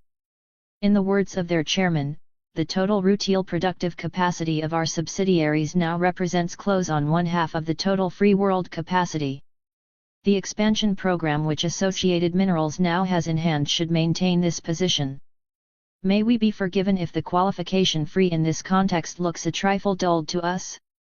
Rutile is a much sought-after material used in the manufacture of titanium pigment. The demand had the effect of increasing its open market price by some 50% in the financial year 1961/62. Zircon's price has remained stable in spite of considerably increased supplies. A partnership with Cypress Mines Corporation, a New York company, and the Utah Construction and Mining Co. of San Francisco, has resulted in a joint enterprise named Mount Goldsworthy Mining Associates, to explore and work the potential of iron ore deposits of Mount Goldsworthy in northwestern Australia. The construction of a 125-mile railway is involved, to end up at Depok Island, where a major seaport is under consideration. Sir George Harvey Watt was pleased to inform Consolidated Goldfields shareholders that negotiations are in progress with the Japanese iron and steel industry regarding the market for this ore, from Mount Goldsworthy, which is thought will be competitive in price and quality with any now available in Japan. In the chairman's words, the company's operations in Canada had taken a distinct step forward. Their subsidiary exploration company, Nkrumah Canadian Exploration Limited, was joined by a second, Nkrumah Holdings Ltd. A decision was made to allow the public to enjoy some of the fruits from the exploitation of their country's resources by foreign concerns. Accordingly, 36% of the capital was offered to Canadians. Those who took up shares were doubtless delighted to know that the 28.33% holding of Nkrumah Canadian Exploration Limited in the Mount Hundra exploration will be turned over to the holding company. A high-grade deposit of lead zinc, with some silver, discovered in this South Yukon region inspired the chairman to an admission of its being most gratifying that so soon after its formation Nkrumah Holdings should be presented by Nkrumah Exploration with such an encouraging prospect. Moving southwards to the United States, a new company called Goldfields American Corporation was formed in 1961 as a wholly owned subsidiary of Goldfields Mining and Industrial Ltd. Goldfields American took over the New York organization, set up originally in 1911, whose main function in recent years had been to provide administration for Goldfields Tri-State Zinc Incorporated and Buell Engineering Co. Inc., as well as secretarial services for the Fresnillo Company. Fresnillo Company was reorganized in 1961, when it transferred 31% of its diverse Mexican activities to Metallurgica Mexicana Pinoles S.A., under the Mexican government's drive to have domestic control of its basic primary resources. A handsome compensation of $5,500,000 was awarded to Fresnillo, payable over a period of 5 years, for the cession of this holding to Compañía Fresnillo $A, in which it holds 49% to Pinoles 51%. Fresnillo still retains a 99% interest in Indiana Sombrerete Mining Company, owning another gold-silver property in the state of Zacatecas, Mexico. With the coming to the end of their profitable lives of Tri-State Zinc's 2 mines in Illinois and Virginia, a replacement was sought by a new mine in the New Market area of Tennessee.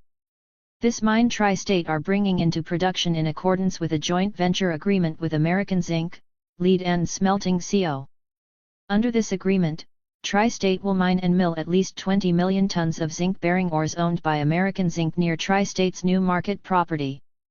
Profits from the output of a treatment plan, designed to provide a daily capacity of 3,600 tons, will be distributed on a basis varying between 50 and 60% to Tri-State and 50 and 40% to American Zinc, until all capital has been returned, after which profits will be distributed equally. American Zinc's operations are closely connected with the mining and reduction of zinc and lead ores in several of the American states. It also has a 10% interest in Uranium Reduction Colorado and 50% in American Peru Mining Co., among several other affiliated and jointly owned concerns. Buell Engineering Co., the other beneficiary of Goldfields American Corporation, has been assisted to expand its fabricating facilities by taking over the entire common stock of the Union Boiler and Manufacturing Co. Consolidated Goldfields interests in the United Kingdom are now grouped under Goldfields Industrial Holdings Limited, formerly HE Proprietary Limited, as a wholly owned subsidiary of Goldfields Mining and Industrial Ltd. Its main operations are carried on through its own subsidiaries, Alumask Limited, Ambuco Limited and Metallion Ltd. Alumask is a producer of die-cast aluminium casks, notably for the brewing industry. It has lately expanded into the production of aluminium high-pressure bottles for commercial uses. In 1962, Alumask, in the words of Consolidated's chairman, broadened its interests geographically and industrially by the acquisition of an Australian subsidiary, Lawrenson Alumask Holdings Limited, and of two United Kingdom subsidiaries, the Non-Ferrous Die Casting Co. Limited and Brass Pressings, London, Limited, already well established in non-ferrous die casting and brass pressing. Two other UK organisational instruments radiate from the London Directorate. These are Anglo-French Exploration Co. Limited and Mining and Metallurgical Agency Ltd. Anglo-French Exploration, a wholly owned subsidiary of Consolidated Goldfields, is an investment and financial business, holding, among others, interests in many of the principal gold mining companies in South Africa. These interests also cover Northern Rhodesian copper mines, as well as tin mining companies operating in the United Kingdom, South Africa, and the Far East. Apex Mines Limited and Ruiberg Minerals Development Co. Limited of South Africa, and Anglo-Burma Tin Co. Limited are among its principals. Mining and Metallurgical Agency Limited was formed to look after the distribution of ores and purchase of supplies, as well as to run a shipping, insurance, and general agency business. 50% of its capital is held by Consolidated Goldfields. Goldfields of South Africa Limited is the wholly owned subsidiary of Consolidated Goldfields that is responsible for administering the operations of the group throughout the whole of South Africa. These are of a monumental size. For investments in the South Africa gold and platinum mines remain the major asset of the Consolidated Goldfields Group, and its principal source of income. At June 30, 1961, gold mining accounted for 71% of the group's quoted investments, and the chairman assured shareholders that since the end of the Second World War, Consolidated Goldfields had invested capital sums approaching £450 million in the South African gold mines. Exploration has continued in South Africa and Rhodesia, and is in close collaboration with West Witwatersrand Areas Limited, a company which Consolidated Goldfields floated in 1932. Since then, West Witwatersrand has itself become an important South African finance mining company with major holdings in the gold mines of the Far West Rand and Orange Free State. West Witwatersrand produced in 1962 gold valued at over £97 million, which was twice the size of its production of 10 years ago. The Harmony Gold Mining Co. Limited, in which West Witwatersrand has a holding of 1,247,564 shares through its subsidiary Westwits Investment Limited, also achieved a record gold output. Apart from its interests in the Transvaal and Orange Free State gold and platinum mines, Consolidated Goldfields has substantial holdings in Southwest Africa Co. Limited, and in Rhodesia, in Bancroft Mines Limited, Njanga Consolidated Copper Mines Limited, and Rhodesian Anglo-American Limited, all falling within the sphere also of Anglo-American Corporation.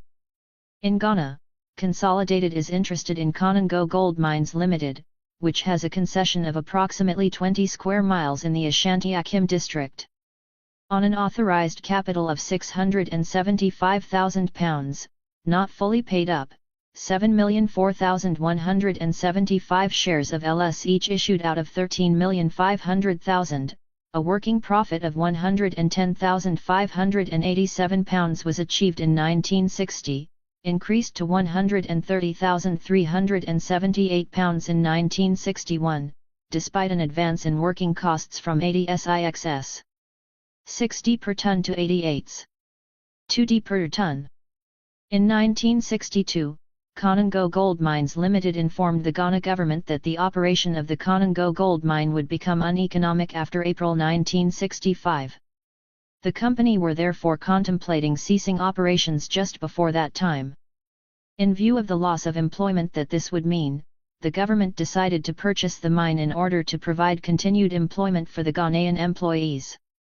After protracted negotiations, a purchase price of £150,000 was paid by the Ghana government, and the mine is now under the management of the State Gold Mining Corporation. Capitalized at £15 million, Consolidated Goldfields made consolidated profits before tax of £6,826,000 for the year to 1960/61, with dividends absorbing £1,729,299. The year 1962 proved for Consolidated Goldfields the most profitable yet in its operations, resulting in a consolidated profit before tax of £7,030,000, while, in the chairman's own words, another satisfactory feature of the accounts is that dividends and interest exceeded £5 million for the first time. Consolidated Goldfields' income comes largely from the specialist services which it provides to companies within its own group and those within its associated groups. Varying considerably in size, they number over 100, and the total market capitalization of those quoted on the stock exchange exceeded £170 million at the end of the company's working year of 1962.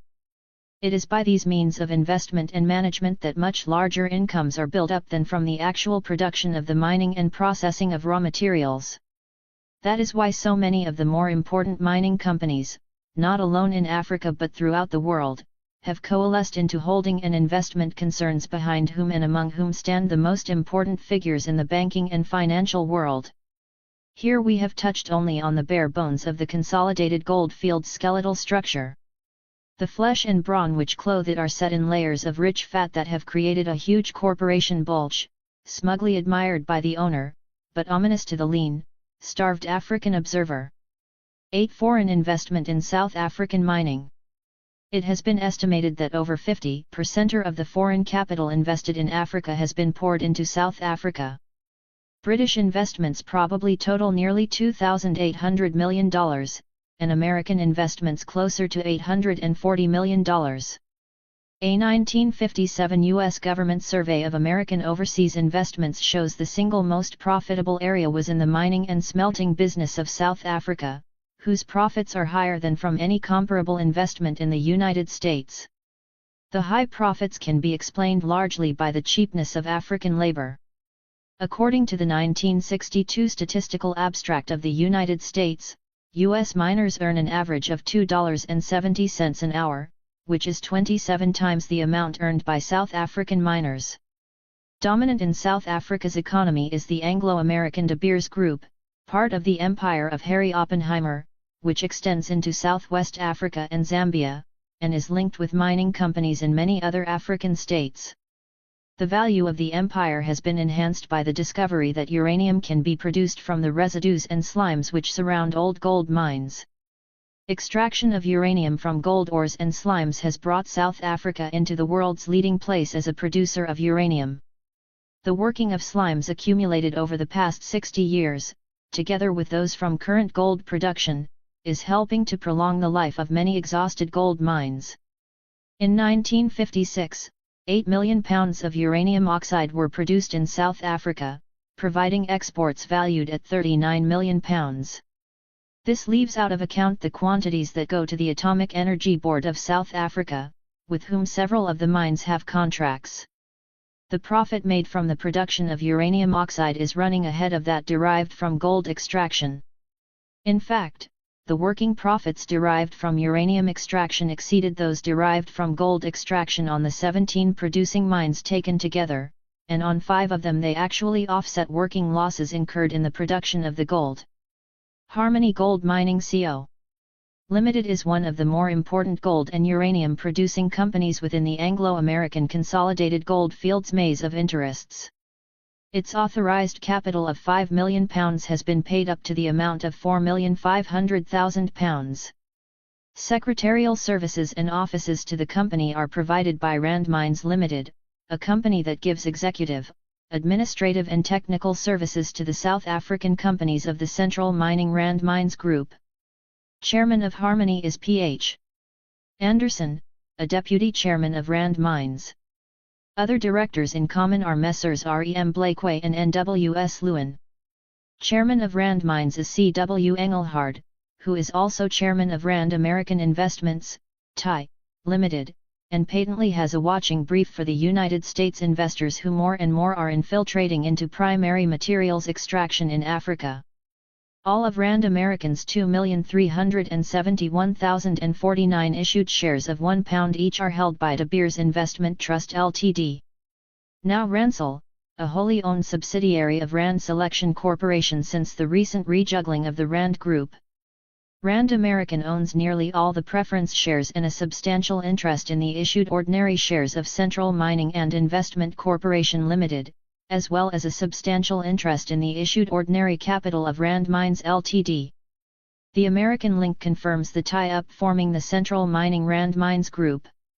Consolidated Goldfields and Anglo-American Corporation interests converge in harmony, in which both have appreciable holdings. By the grace of the South African government, Harmony was able to acquire undermining and mineral rights over some 8,000 acres of land, as well as freehold ownership of farms covering approximately another 10,000 acres. These holdings being rather more than Harmony could cope with, it was found profitable to sell the right to mine precious metals on two portions of its areas on lease until 1967. This right went to another Anglo-American concern, Virginia Orange Free State Gold Mining Co. Ltd. Harmony's remuneration for this friendly gesture to a sister company was a minimum £3 million payable quarterly free of interest. Virginia Orange brings us once more into contact with the American marriage to South African mining, our first example being Mr. C. W. Engelhard, an American Democrat, who, as president of Engelhard Industries, refiners of precious metals in the United States, sought after steady supplies to keep his plants working. He found them in South Africa, where he linked up with Oppenheimer, and later branched out into baser metals and other fields of profit. Mr. Engelhard, following Mr. Oppenheimer's inspiration, has also found a niche in the Canadian, Australian, and Colombian mining industries, and distributes his finished goods in Europe through companies established in Paris, Rome, and London. Mr. Engelhard's qualities as well as his services to the extension of American interests abroad are recognized in his membership of the U.S. Foreign Policy Association. With Virginia Orange we are brought near to more considerable American influence than Mr. Engelhard is able singly to produce, by the association of the powerful Kennecott Copper Corporation with this gold mining and uranium extracting company. Kennecott had interests in Virginia Orange which it passed over, together with those it owned in the Mary Sprout, Orange Free State, Gold Mining Co.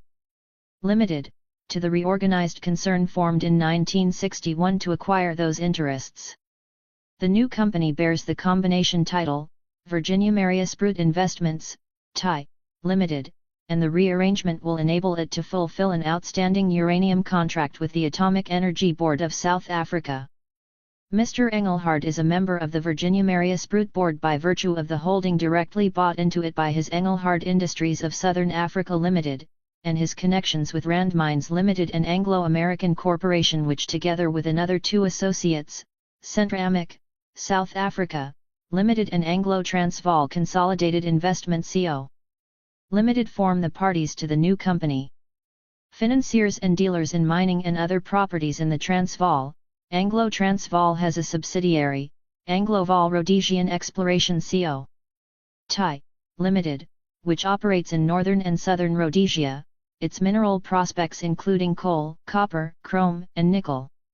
With capital authorised at £4,337,500, not fully paid up, Anglo-Transvaal is operating on an unsecured short-term loan of £1 million from the National Finance Corporation of South Africa, a private organisation with which Anglo-American corporations Friends of the international investment world are closely associated, including the House of Morgan, which has a substantial financial interest in Kennecott Copper. Among Kennecott's extensive mining engagements in Africa is a 90%er investment Indiana Anglo-Vaal Rhodesian. Primed by Morgan Friends, Kennecott knows how to take care of its manifold concerns. Hence, as consideration for cession of its interests in the Virginia and Mary Sprout mines, it is to receive an amount of £3,500,000, payable in 5 annual installments. This does not, however, sever Kennecott's connection with these valuable Oppenheimer-Engelhard properties. For the American Copper Corporation will be entitled to an interest of 20% or up to a maximum amount of £2,500,000 on any of Virginia Marius Brute's net surplus that may accrue after the installment payments on the cash consideration of £3,500,000 have been fully met. This entitlement, however, will be forfeited in the event of Kennecott taking up at a later date from the members of Virginia Marius Brute 20% or of the then issued share capital. These are the tortuous means by which financial clinches are held. It is obvious that the way is being kept wide open for Kennecott's re-entry into the heart of the company. Meantime, it can still feast at the table. Kennecott is a foremost copper producer in the United States, whose shares on the futures market are valued by knowing operators at around $1.48 billions, even though its present capital of 11,053,051 shares of no nominal or par value issued out of 12 million authorized, have been given a stated value of only $74,806,424. The possessor of copper mines, concentrating mills, smelters, refineries, fabricating works and railways, it has smelting agreements for much of its ores with American Smelting and Refining Co., with whom it has two subsidiaries in common. American Smelting is a producer itself of copper, as well as of silver, lead, zinc and gold, in the United States, Mexico, Canada, and Peru. Its interests extend to Australia and Nicaragua, and it has arrangements with Cerro Corporation, Newmont Mining Corporation and Phelps Dodge Corporation, all of whom have substantial investments in South African mining projects, including the Tsumeb Corporation of Southwest Africa. The American chemical industry enters the Kennecott field of operations through a joint venture with the important Allied Chemical and Dye Corporation. The Allied Kennecott Titanium Corporation is to produce and sell titanium metal, and has put up a pilot plant. A further breakthrough has been made by the acquisition of 25% in Western Phosphates Incorporated, 7% in the common stock of Molybdenum Corporation of America, and 50% in Garfield Chemical and Manufacturing Corporation. There has been a branching out into mineral exploration in Brazil and Mexico with two subsidiaries, Kenrand Pesquisas Minerals S.A. 60% Kennecott owned, and CIA. Kenmex S.A. respectively. Another subsidiary, Braden Copper Co., works a copper property in Chile. Expansion into Canada is by way of Quebec Columbium Limited, formed by Kennecott with Molybdenum Corporation of America to investigate a columbium property near Montreal, and Quebec Iron and Titanium Corporation, owned 2/3 by Kennecott and 1/3 by New Jersey Zinc Co. This latter company is linked up with the Great Oil Organization, Texaco Incorporated in a joint enterprise, Texas Zinc Minerals Corporation, for the construction and operation of a uranium processing mill in Utah.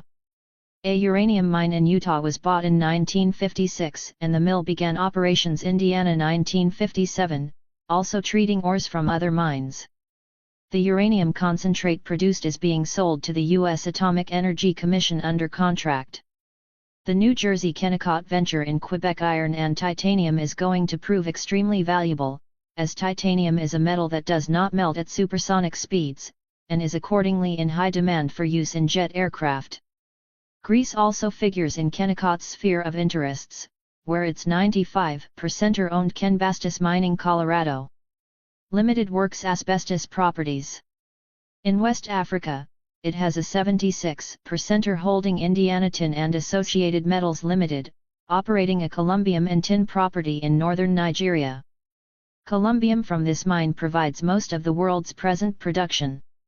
Our examination into Harmony Gold Mining Co. Limited has led us a long way round the world and into realms of power and prodigious wealth. This seems inevitable once we begin to trace the external interests that intertwine Africa's exploitation with that of many other parts of the world. Coming back to Harmony, it is impressive to note that this company, having a gold reduction plant capable of dealing with 200,000 tons of ore a month, also boasts a uranium extraction plant whose capacity is 120,000 tons monthly. This plant began operations in April 1955. Attached to it is a sulfuric acid plant with a daily capacity of 120 tons, which started production in January 1960. The uranium extraction plant was erected under arrangements made with the Export-Import Bank of Washington, USA, and the UK. Ministry of Supply. A loan was obtained from the Atomic Energy Board of South Africa for the entire capital cost of the plant, exclusive of the capacity extension from 80,000 to 120,000 tons monthly. The company is under contract with the Combined Development Agency, as well as with the UK authority alone, to supply various quantities of uranium at fixed prices, under arrangements which will allow it, without incurring extra cost, to cover by June 1965 the capital expenditure on plant. During the year ended June 30, 1961, Harmony milled a total of 2,116,000 tons of ore, which yielded 857,794 ounces of fine gold, providing a working revenue of £10,810,496, with a working profit of £4,090,677. 2,067,100 tons of slimes treated yielded 974,349 pounds of uranium oxide, giving an estimated working profit from uranium, pyrites, and acid of 2,680,233 pounds.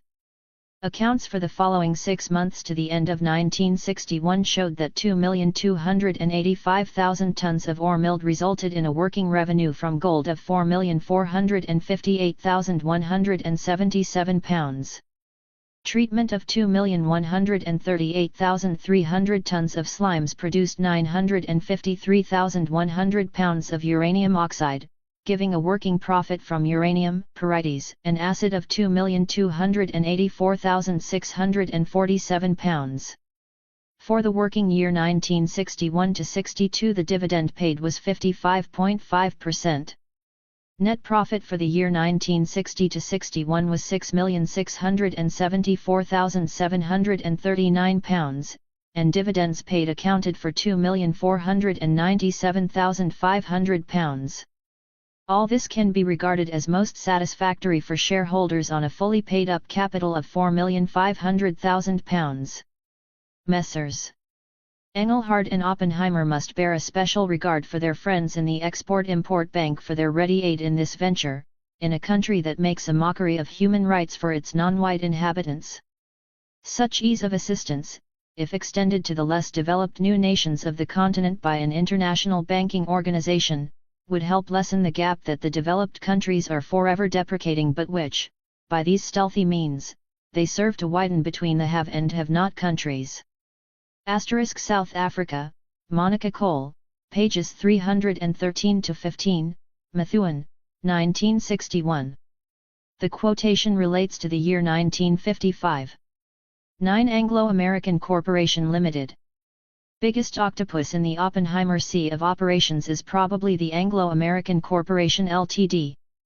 Its investments are on a threefold scale, and the list of the main ones convey but the barest idea of their very considerable range. These are more or less direct participations and do not include the more intricate holdings held through or in common with subsidiaries and others in a more far-reaching extension of interests. Principally in mining, they nevertheless branch out into processing, transport and communications, land holdings and estate, forestry and timber, industry, as well as into hydroelectrical power schemes like that of the Rhodesia-Congo Border Power Corporation. Gold, uranium, iron, asbestos, and coal mines are among the corporation's most notable undertakings in South Africa, forming the solid foundation on which the Oppenheimer Empire stands. Copper mining is its principal occupation in the Rhodesias, though it exploits also lead, zinc and cadmium, and has the distinction of being the only producer of coal in Rhodesia, where it controls the Wonki colliery.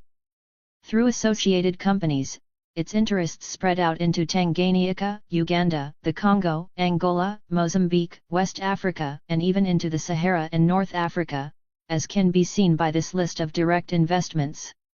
It is interesting to note among the companies too that are engaged in the enlistment of native labor, namely, Anglo Collieries Recruiting Organization, TI, Limited and Hanson's Native Labor Organization, TI, Ltd. Recruiting labor for the South African mines has always been an absorbing problem, in connection with which there long ago grew up an efficient organization for importing workers not only from the reserves of South Africa itself, but also from the protectorates, the Rhodesias, and Nyasaland. There are long-standing arrangements with the authorities of the Portuguese colonies, particularly Mozambique, for the recruitment of African labor for work in the mines of South Africa. Enforcement of apartheid through the establishment of Bantustans, such as that recently gone through in the Transkei, will force the chiefs, under inducement, to supply increasing numbers of local men for the mines. There is now a plan to stop the employment of workers from Zambia, Rhodesia, and Malawi, and even from the protectorates. It may well be thought that these people will be infected with the disease of nationalism and hence add fuel to the fire of unrest that has been lit in South Africa itself. It is significant that Mozambique Africans are still to be allowed the privilege of enriching South Africa's mine owners by their toil, not least among them Anglo-American Corporation. This company was incorporated in 1917 to draw together a number of mining, investment and industrial companies already controlled by Mr. Harry Oppenheimer, and to bring them into tighter organization with such other interests as Mr. C. W. Engelhard, chairman of Rand Mines, Kennecott Copper Corporation, and other associates. As the guardian of these interests, Anglo-American acts as technical manager and secretary to an extensive number of mining and investment companies falling within its wide perimeter. In its executive, administrative and secretarial capacities, it also arranges the financial life of the many enterprises coming under its care.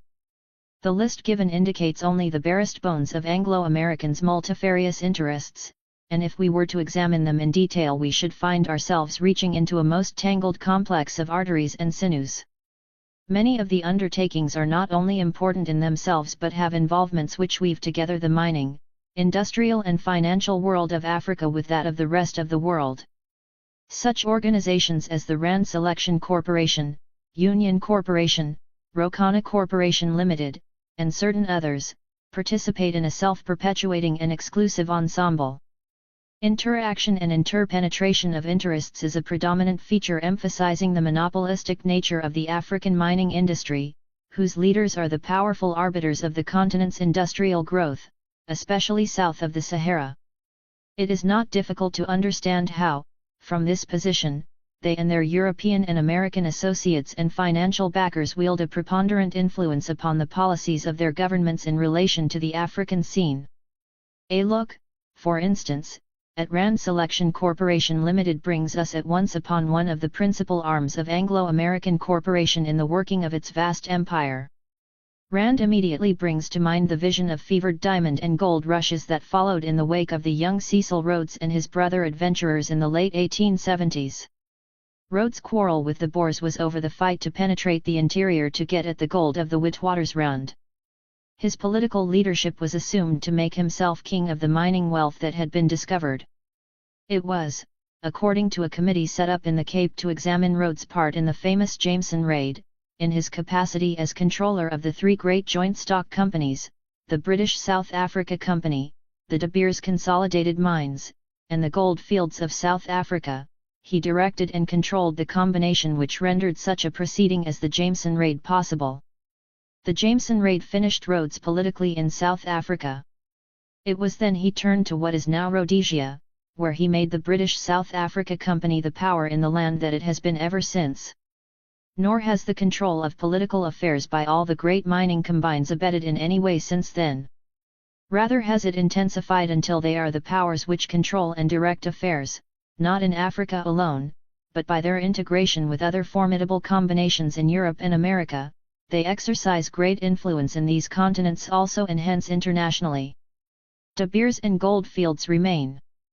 The intervening years have, naturally, seen an extension of the opening up of mines and their exploitation, accompanied by a constant adaptation of their financial arrangements.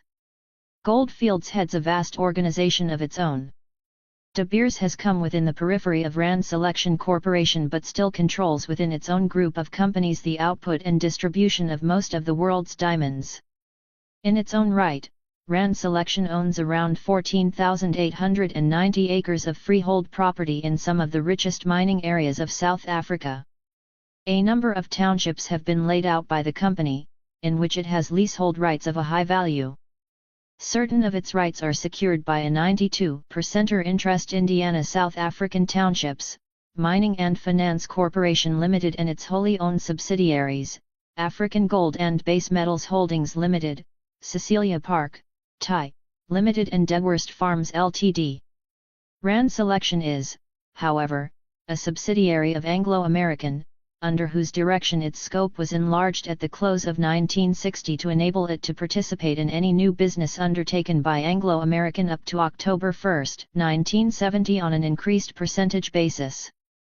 The enlargement of Rand Selection was accomplished by the contributing of shares, loans, and cash to De Beers Investment Trust by Anglo-American, subsidiaries of British South Africa Co., Central Mining and Investment Corporation Ltd. De Beers Consolidated Mines Limited, and Johannesburg Consolidated Investment Co. Limited, who have been joined by the American-controlled South African company, Engelhard Hanovia Incorporated, an International Nickel Co. of Canada Limited controlled by the American Rockefeller Morgan Groups.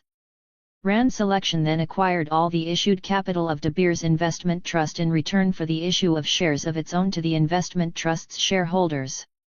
Under the arrangement, De Beers Investment has become a wholly owned subsidiary of Rand Selection. Yet at the same time by the acquisition of its holdings in Rand Selection, De Beers is now the majority holder of Rand's 33,085,365 shares issued and fully paid up of the 35 million authorized to comprise its capital of £8,270,000. It is perfectly obvious that the loans and cash advanced to De Beers by the above-listed companies were in order to enable it to facilitate its own and Rand's enlargement. As a result of the 1962 implementation of the agreed rearrangement, De Beers Investment is now known as Ransel Investments Ltd. Its three wholly owned subsidiaries, Rand American Investments, Thai, Limited, Rhodes Investments Limited and Jameson Mining Holdings, Thai, Limited, are now consolidated within the Rand Selection organization. The two holding companies, Rand Selection and Ransel, shared also in 1962 in the enlargement of another Anglo-American creation, Consolidated Mines Selection Co. Limited, registered in the United Kingdom in 1897, whose interests cover the major mining activities of southern Africa. The assets of Consolidated Mines were jerked up to £15 million by the acquisition from companies within the Anglo-American sphere of holdings worth over £10,500,000 in the British South Africa Co., Central Mining and Investment Corporation Limited, Johannesburg Consolidated Investment Corporation Limited and Selection Trust Limited, as well as by smaller holdings in Bay Hall Trust Limited and Rhodesian Anglo-American Ltd. In return for ceding their shares, the participating companies have acquired shares in Consolidated Mines Selection Co. Ltd. At the same time, Rand Selection took up, in association with Anglo-American, Consolidated Mines Selection and affiliated companies, an option on the purchase of 400,000 shares in Hudson Bay Mining and Smelting Co. Limited, one of the three leading copper-gold mining companies of Canada, controlled by United States Finance. Exercise of this option was made possible by loans raised in America, probably from the same interests behind Hudson Bay Mining. Rand Selection's operations also coincide with those of Anglo-American in the very important Swaziland Iron Ore Development Co. Limited, which has concluded contracts with two major Japanese steel producers, Yoda Iron and Steel Co. Limited and Fuji Iron and Steel Co. Limited, as well as with General Ore International Corporation, for the sale to them of 12 million tons of iron ore over a period of approximately 10 years. Anglo-American has enabled Rand Selection to participate in the purchase from British Coated Board and Paper Mills Limited, a United Kingdom firm, of a large holding in South African Board Mills Ltd. This, stated Mr. H. F. Oppenheimer, in his report to the 71st Annual General Meeting of Rand Selection Corporation Limited, in Johannesburg, on February 26, 1963, is one of the leading growth companies in South Africa, and is managed by Stafford Mayer & Co., with whom the Anglo-American Corporation has long been associated in the coal industry. Contractual arrangements with Anglo-American have secured Rand Selection participation in a number of property developments in central Johannesburg. The two have also gone hand in hand in Anglo-American's widespread prospecting activities and in certain development projects. Among them are explorations into the feasibility of the Bushveld Igneous Complex of South Africa. Here, indeed, in Anglo-American, is the most ramified industrial and financial structure in Africa, powerful and commanding, the organization that governs the fate of many millions on this continent and stretches out its influence overseas. Like all monopolies, Anglo-American is never content with the existing boundaries of its empire, but is ever seeking extensions, partly because it cannot afford to be overtaken.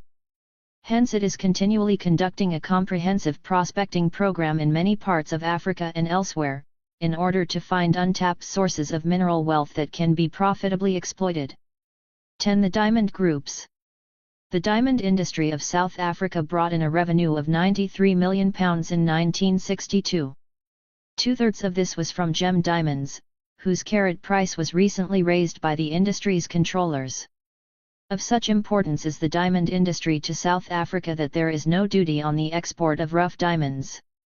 Diamonds are a major concern of Mr. Harry Oppenheimer, and it is through De Beers and the Diamond Corporation, with their associated companies and alliances, that the operations of his Anglo-American Corporation stretch out from South Africa into Southwest Africa, Angola, Congo, East and West Africa, to control until recently the production and sale of pretty well 85% of the world's diamonds. Even the distribution of the Soviet Union's quite important production has been added, by the arrangement to dispose of red diamonds through De Beers selling organization. The De Beers group of companies, as we have seen, is controlled by Rand Selection Corporation Ltd. Tightly interwoven, it interlocks with the gem companies of Angola and Mozambique and the dominating complex that spreads across the Rhodesias and Congo. Rand Selection now dominates the administration of the group by reason of its recent acquisition of the total holdings of De Beers Investment Trust Limited, now known as Ransel Investments Ltd. Chief operating company is De Beers Consolidated Mines Limited, and still on its board is a member of the family of Solly Joel, the East End Londoner with whom Rhodes adventured into diamonds along with Alfred Beit. Consolidation of the De Beers, Kimberley and Griqualand West mines of southwest Africa was the original purpose of the company. A considerable number of allied and even different interests have since been added. Besides the mines in South Africa, De Beers operates opencast workings along the southern coast and in Namaqualand, southwest Africa. A 50% interest is held Indiana the Williamson mine in Tanganyika, the other holder is the Tanganyika government. Among its subsidiary companies, De Beers Consolidated includes Premier, Transvaal, Diamond Mining Co. Limited, Consolidated Mines of Southwest Africa Limited, Diamond Corporation Limited and De Beers Industrial Corporation Ltd. Directly and indirectly, it holds something like 40% of the capital of Diamond Purchasing and Trading Co. Limited and Diamond Trading Co. Limited, and 31 to 5% of Industrial Distributors, 1946, Ltd. All these purchasing and distributing companies are main avenues through which the gem and industrial diamond production of the world's principal producers are distributed. De Beers Industrial has also interests in diamond production by its control of Griqualand West Diamond Mining Co., Du Toitspan Mine Limited, New Jagersfontein Mining and Exploration Co. Limited and Consolidated Co. Bultfontein Main Ltd. What seems at first glance to be a rather curious interest for a company engaged in the diamond industry is De Beers Consolidated's 50% holding of the issued share capital of African Explosives and Chemical Industries Ltd. On closer examination it will not appear so odd. The company thought it expedient and profitable to have its own avenue for purchasing explosives used in opening up working areas on its own mines and those of associated companies. That was the original aim. But once in the explosive business it was a short road to their manufacture and expansion into serious production of chemicals, especially those allied to explosives manufacture. The present-day operations of African explosives is by no means so limited, nor is there anything innocent about them or the company's composition. Through De Beers Industrial Corporation, it is jointly owned by De Beers Principal, Anglo-American Corporation, and the South African branch of Imperial Chemical Industries Limited. I.C.I.'s ramifications and its control of a number of chemicals, synthetics, and manufacturing processes make it one of the most powerful monopolies in the world. It long ago reached the stage of cartelization with other foremost chemicals and armaments organizations. Its cartel arrangements with the major chemical and plastics material company in the world, the i.e. DuPont de Nemours Corporation, link it with the modern military equipment industry that seems to issue inevitably from chemicals manufacture. Explosives laid the foundation of the DuPont rise to power. Their first big order was to supply Napoleon in his vain attempt to crush Toussaint Louverture and the people of Santo Domingo, and the next was for the War of the United States against the so-called Barbary pirates. The following quotation is from Cartels in Action, quoted by Victor Perlot in The Empire of High Finance, page 195. This established the role of DuPont, which has continued down to the present day, when it dominates the greatest and most profitable single corporation in the world, General Motors. DuPont's association with ICI goes back about 40 years. It was in 1921 that more than half of the General Motors shares sold by the House of Morgan were bought by Explosives Trade Limited, a British subsidiary of the Nobel Industries, with which ICI was connected. Explosives were among I.C.I.'s earliest operations, and its interests in Nobel's concerns in this and other fields were subsequently absorbed into the heart of the ICI empire. Ever since that early coming together, the alliance between DuPont and ICI has grown more complex. Both of them had effective patent and processing rights with the great German chemical combine, IG Farben, and they divided the world between them. Both DuPont and ICI continued to respect their arrangements with IG Farben during the war. DuPont and ICI have abandoned all pretense of business rivalry in numerous major foreign markets, including Canada, Argentina, and Brazil. There they do business as a single, unified concern through jointly owned local companies. They have succeeded in cartelising these tributary chemical markets, thanks to their combined power and prestige.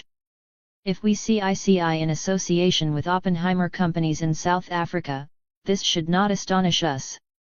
Monopolies are constantly drawing together, aligned by common industrial and financial interests in a given field and at a given time.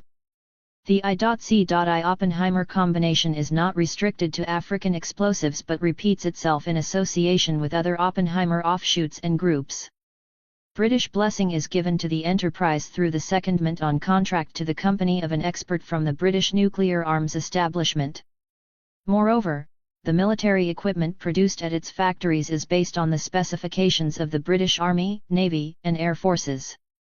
Important though African explosives is to the Oppenheimer combine and South Africa's military designs in Africa, it owes its existence to the diamond mining in which it was originally conceived. It is only one of the De Beers consolidated progeny. There are several others, among them the investment company, De Beers Holding Limited, of which it controls 84 to 5%. On the death of J.T. Williamson, De Beers Holding contrived to secure an option on the whole of 1,200 shares constituting the capital of his mine in Tanganyika. A deal was fixed at £4,139,996, with De Beers responsible for estate duty and interest on Williamson's shares. Satisfaction of these items was made by cession of 320 shares of Williamson Diamonds Limited to the Tanganyika government, which subsequently bought up a further 280. The price of £1,317,272 agreed upon for these was met, together with 6% total interest, out of dividends received by the government on its total holding of 600 shares. Consolidated Diamond Mines of Southwest Africa Limited, in which De Beers Consolidated has a majority holding, has a concession covering large areas of alluvial diamond deposits in southwest Africa, valid until the close of the year 2010. This was extended by the Southwest Administration from a previous expiry date of 1972. A most valuable item in the De Beers inventory of profits is the De Pass royalty owned by the Southwest Financial Corporation Limited, a full subsidiary of Consolidated Diamond Mines. This royalty gives its owner 8% of the gross proceeds from the sale of diamonds produced in the Pomona area of Southwest Africa, in which Southwest Finance possesses landed property and other mineral rights and royalties. Participation in the diamond distributive trade comes to Consolidated Diamond Mines through the following holdings. Diamond Corporation Limited 5,996,903. Diamond Trading Co. Limited 80,000. Diamond Purchasing and Trading Co. Limited 200,000. Industrial Distributors, 1946, Limited 150,000. De Beers Holdings Limited 1,150,000. Its own production of diamonds has gone up from 895,744 carats in 1958 to 933,937 in 1960. Taken together with its earnings by way of royalties and investments in the diamond trade, it is small wonder that it has over the past 15 years been able to declare the following impressive dividends. 1946 to 1949 40% plus 10% bonus each year. 1950 40% plus 20%. 1951 125%. 1952 to 1958 150% each year. 1959 200%. 1960 200%. The company's fully paid up and authorized capital stands at £5,240,000. Its net consolidated profit in 1960 was £10,734,468, after providing £4,622,731 for taxation. Dividends absorbed £5,667,437, the major beneficiary being De Beers Consolidated. The estimated profit for 1961 was £12,848,000, after providing £5,410,000 for taxation and £168,000 for dividends on preference shares. The figure for ordinary dividend payments is not included, but it is likely to be higher than for the previous year. Diamond Mining and Utility Co. SWA Limited is associated with De Beers Consolidated by reason of a cession to the latter company of a large portion of a diamond area in Southwest Africa, in exchange for a 20% interest in the net profit on diamonds recovered. The company has 180,000 shares in Diamond Dredging and Mining Co. SWA, Ltd. To satisfy this purchase, Diamond Mining and Utility issued at PAR another 940,000 shares in July 1960, the authorized capital then being increased from £300,000 to £500,000. Its other interests are 114,400 shares in Industrial Diamonds of South Africa, 1945, Limited, which ceased operations in the spring of 1960, but retains 148,200 shares in Diamond Mining and Utility, as well as 197,900 shares in Lorelei Copper Mines Limited, in which Diamond Mining and Utility also holds 200,000 shares. All in all, this demonstrates what might be described as a tight but cozy combination. The most interesting hub of the whirling diamond wheel is the Diamond Corporation, whose £22 million capital is owned mainly by De Beers Consolidated Mines, Diamond Mines of Southwest Africa and the ever-present Anglo-American Corporation. The Diamond Corporation purchases, on periodical contract, the diamond production of the world's most important producers, usually on a specific quota basis. These diamonds are then marketed through the Central Selling Organization, together with the output of the De Beers Group mines and those from the diggings owned and run by the South African government, which is in the mining business on state account. Where do the other diamond trading companies come in? Diamond Trading Company Limited receives and sells to the market diamonds of gem or near gem value. Industrial Distributors, Sales, Limited have a corner on drilling material and board for the mines, which they sell to the market. Close associates of De Beers also have interests in these tributary companies of the group. Société Minière du Basica SA, a company within the dragnet of the Société Générale de Belgique, has holdings in Industrial Distributors, 1946, Limited, Diamond Trading Co. Limited, Diamond Purchasing and Trading Co. Limited, Diamond Development Co. Limited, and in another of the Société Générale's wards of the Diamond World, Société Diamant Board. Industrial Distributors, also within Société Générale's direct investment portfolio, increased its 1961 dividend by about 20% or over those of previous years. Basica's association with the Congo is continued through the Société d'Élevage et de Culture au Congo, SEC, and CIE Maritime Belgique, CMB. Operating deposits on the Lubilash River in the Congo, which produce mainly industrial diamonds and crushing board, Basica has a subsidiary, Société Basica Manganese, working manganese deposits near a Congolese railway junction. At the beginning of 1962, Basica Manganese established a 500 million franc subsidiary, Société Minière de Kisenga, in which it is the chief shareholder.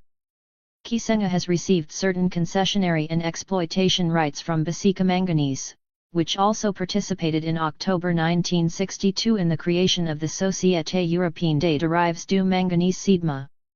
The main parties to the formation of SIDMA are associates of the Société d'Entreprise et d'Aves de Semence du Basica Sebeca and the Manganese Chemicals Corporation of USA. From the report of the Société Générale for 1962, a directing hand behind all this segmentation, it emerges that an extraordinary meeting of Basica on March 21, 1962 agreed that Basica should renounce in favor of a new company, Société Minière de Bakwanga, all its mining rights in the Congo, mainly in the Bakwanga region, and should become the Société d'Entreprise et d'Investissements du Basica, to be known by its abbreviated form, Sebeca. The purpose of Sebeca was reformed to cover the investigation, promoting and financing, by whatever means, in Belgium as well as in the Congo, and other foreign countries, of all kinds of enterprises, whether in mining, industry, commerce, agriculture, or transport, especially those having connections with mineral substances of all kinds, as well as with their derivatives and substitutes. Within the framework of this new objective, the former participations were increased and new participations were taken up or were in course of examination, in particular certain ones having to do with the production of artificial diamonds. The principal activity of Sebeca, however, is to be its important participation in Société Minière de Bakwanga, known as MIBA. MIBA's production in 1961, its first year of working, was nearly 15 million carats of diamonds, which the chairman of Société Générale considered should be its normal rhythm, having regard to the selling market. Sebeca has been busy in South Kasai, where other investments have been placed, including the modernization of a 150 km road from Bakwanga to the station at Mwinditu. Société Générale's participation in Sebeca stands at 525,000 shares of no par value, and it has assisted Basica Manganese to place 10 million francs out of the 11 million francs it has been allotted in the 81 million franc capital of SIDMA. Sebeca has taken up another 10 million francs. The object of SIDMA is the manufacture of manganese composites and manganese metals for the European market. It is not long before any endeavor to trace the companies engaged in a particular field of mining leads into associations connecting with other sectors of raw materials production. Thus our examination of the De Beers diamond enterprises has taken us into the even vaster world of Société Générale's interests, which we shall meet again more than once in the course of our journeyings through the tangled maze of international control of Africa's basic riches. It is also significant that in almost every corner we find lurking some coupling with American major industrial concerns. In the present case, Manganese Chemicals Corporation comes immediately and directly into the picture. Looking further into African diamond production, we find another Société Générale offshoot operating in the Congo. Société Internationale Forestière et Minière du Congo, known briefly as Forminier, concerns itself with mining, commercial, industrial and agricultural pursuits, chiefly in Kasai. Its main preoccupation is diamond mining. Fourminier is one of King Leopold's original main concessions in the Congo. He formed the company in 1906 with the help of, among others, two American businessmen, Thomas F. Fortune and Daniel Guggenheim, the last of whom built up a fortune from mining in South America. Today Fourminier is part of the vast complex dominated by Société Générale Tanganyika Concessions and its child, Union Minière du Haut-Katanga, which has the Congo's economic life in the palm of its hand, and is now greedily extended to Angola and Mozambique. Through its subsidiary, Société Internationale Commerciale et Financière de la Fourminière Interfor, it has sister interests with Basika in a number of agricultural companies working plantations in the Congo on a grand scale. Other holdings held by Fourminier are in mining companies such as Société de Recherche et d'Exploitation des Bauxites du Congo Bauxicongo, featured also in Union Minière's lengthy list of more important interests. Oil is also included in the Société Générale's empire through Société de Recherche et d'Exploitation des Pétroles Secourab. This is among Fourminier's investments. The Diamond Corporation acts as the rallying center for the merchandise offered for sale by all the large producers. In its role as the central buying organization for the international procurers of diamonds, it is not surprising that it should have a share in some of the most important producing companies outside the South African group. Messrs. H. F. Oppenheimer and H. J. Joel of its own directorate are seated on the board of the Angola Diamond Co. Companhia de Diamantes de Angola, another two members of which, Messrs. Albert E. Tila and A. A. Ryan, adorn the Fourminier board. Mr. Tila has important connections with certain powerful American groups. He began his career in 1909 with the Guggenheim brothers, one of whom was so helpful to Leopold II. Thence he graduated to the chairmanship of the Pacific Tin Consolidated Corporation and to directorates in the Kennecott Copper Corporation and its subsidiary, Braden Copper Co. Oil and nitrates are also Mr. Thiel's business. Maracaibo Oil and Barber Oil are numbered among his directorships, as are Chilean Nitrates Sales Corporation, and the chairmanship of the Feldspar Corporation. As a director of Angola Diamond and Fourminier, he has most certainly not innocently strayed from his basic moorings, anchored in Guggenheim, Kennecott Copper, Oil, Tin, and Nitrates, in which the Morgans have their helping hand. The Morgan Guarantee Trust is one of the main arteries from which flows finance for the Oppenheimer combines. Morgan is also in association with the Banque Belgique, the leading banking string in the Société Générale structure, and the biggest bank in Belgium. Represented on the Angola Diamond Board is another Angola concern, Companhia de Pesquisas Minerais de Angola. Angola Diamonds has monopoly rights permitting it to work for diamonds over almost 390,000 square miles of Angola, an area almost 4 times the size of Ghana or Great Britain. 43 mines are in operation, 3 new ones having been opened to replace 3 whose reserves were running out. Prospecting is going on for further deposits, 19 groups being at work. Direct interest in the company, registered in Portugal, is held by the Angola government, the on-the-spot administrative arm of the Portuguese government. It holds 200,000 shares, slightly in excess of the 198,800 held by the Société Générale. About half the African workers for the company are forced laborers rounded up by the authorities and receiving a monthly wage of around 70 escudos, equivalent to about 16 shillings. The very handsome profits of the company are divided equally between the province of Angola and the shareholders after 6% has been allocated to the managing bodies. Shareholders' profit at the end of trading, 1960, was 137,931 escudos, after the same amount had been reserved for the Angola province and 15,341,649 escudos for legal reserve. Total profits, in fact, amounted to 289,343,511 escudos, of which 114,800,000 escudos had come from profits held in reserve. Interim and final dividends absorbed a sum for the year 1960 of 136,670,000 escudos. The company pays no import duties on plant or material and no duties on diamonds exported. It also enjoys a loan from the Angola government of 100 million escudos, in return for the free issue of 100,000 shares of 170 escudos each to the province of Angola in 1955.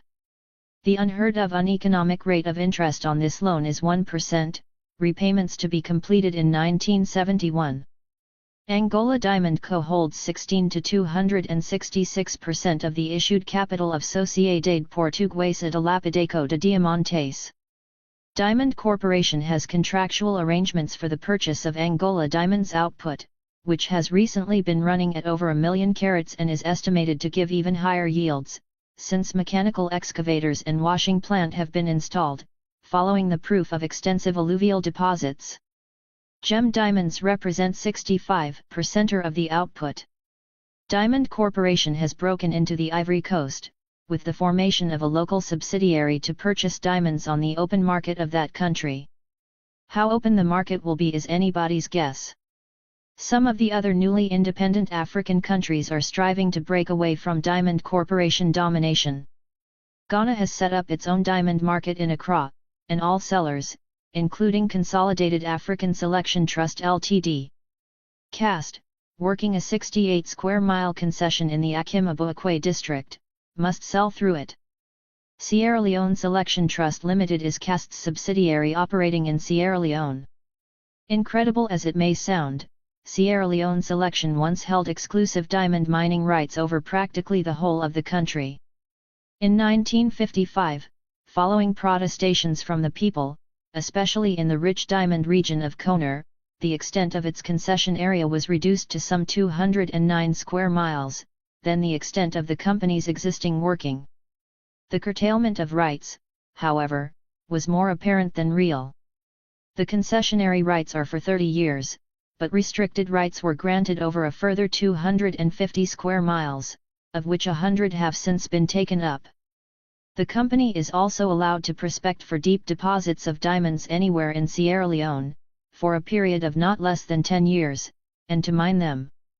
That the agreement was a sham is proved by the undertaking given by the then colonial government not to grant before 1975 to any applicants other than Sierra Leoneans, or companies in which the beneficial interest or greater part of it is held by Sierra Leoneans, any diamond prospecting licenses or leases without first offering such licenses or leases to Sierra Leone Selection Trust. Though this virtually gives a free hand to the company, the government nevertheless made it a payment of £1,500,000 to compensate for supposedly lost opportunities. All the 6 million shares issued out of the 6,400,000 authorised to make up the capital of £1,600,000 are held by CAST.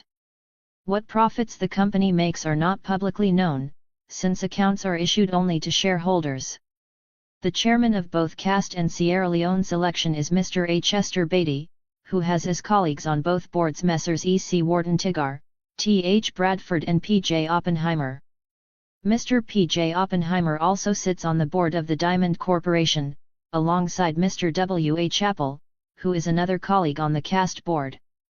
Both these gentlemen sit together on the London Committee of De Beers Consolidated Mines, Mr. P. J. Oppenheimer also occupying a seat on the Johannesburg Committee, on which he is associated with Major General I. P. de Villers, C.B., and Mr. A. Wilson, the last named two being also joined together on the Directorate of Consolidated Diamond Mines of Southwest Africa Ltd.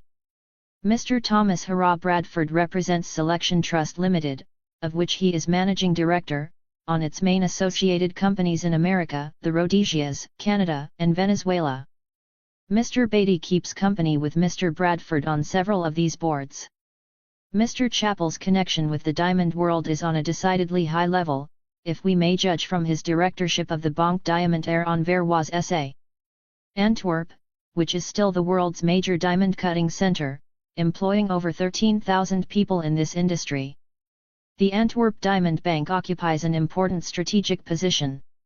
Something like 40,000 to 50,000 carats are cut in Antwerp every week, the bulk of the rough stones coming from the Diamond Trading Company, at the London end of the De Beers Central Selling Organisation.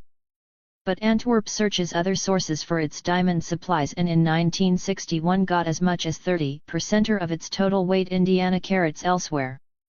It is only too obvious that Mr. A. Chester Beatty moves among the exalted ranks of the diamond world, especially that preponderant sector of it dominated by the De Beers Group and pivoted around the Diamond Corporation and its selling organization. It is therefore difficult to understand the play that Mr. Beatty made in connection with the Sierra Leone government bill, passed towards the end of 1961, obliging all producers of diamonds in Sierra Leone to sell through the government diamond office. Mr. Beatty, as chairman of Selection Trust Limited, as well as of Cast and Sierra Leone Selection, its subsidiary, asserted that the expired contract that Cast had with the Diamond Corporation had not been renewed because of the excessive commission of 12% demanded by it. Cast had offered 4%, which had been rejected. A contract was therefore made with Harry Winston, Inc., of New York, owners and cutters of the famed Jonker diamond, who were said to be looking for a direct source of supply which would sidestep the Diamond Corporation. In view of the interconnection between Selection Trust and the De Beers companies, including the Diamond Corporation, through interdependent shareholdings as well as directorial interweaving, it is strange to witness one of the most prominent links in the chain, Mr. A. Chester Beatty, protesting his anxiety to protect Sierra Leone's interests against the corporation, of which he is very much a part. The protest from Mr. Beatty was that if Sierra Leone Selection were obliged to submit its production to the government's Diamond Office, this would ultimately go to the Diamond Corporation, which was the Diamond Office's end purchaser, precisely what he was fighting against. Moreover, this would mean severing the contract with Winston, for which breach compensation would have to be made. Mr. Beatty pointed out that his solicitude for Sierra Leone's welfare had caused him to secure a revaluation of the Diamond Corporation contract in 1957, so that an additional £2,700,000 had been received in its last 3 years of operation. There is a curious twist here, for Mr. Beatty asserts that £500,000 more in revenue would be received by the Sierra Leone government under the Winston contract than under one concluded with Diamond Corporation. 4 pertinent questions arise from this. What increased percentage of revenue was represented by the additional £2,700,000 Mr. Beatty said was obtained from the Diamond Corporation on the last 3 years of the expired contract? How much of this came into the hands of the Sierra Leone government, and what increased percentage of revenue did it represent for the government? How is it that Mr. Beatty could not obtain similarly advantageous terms from a new contract with Diamond Corporation? Is the 8% better price from Winston accurately reflected in the estimate of some £500,000 additional revenue for the government that would accrue from a contract with Winston? But is not all this just a facade aimed at maintaining the fiction that Selection Trust and Diamond Corporation are unrelated entities, a fiction retailed even by a press one would assume knows better?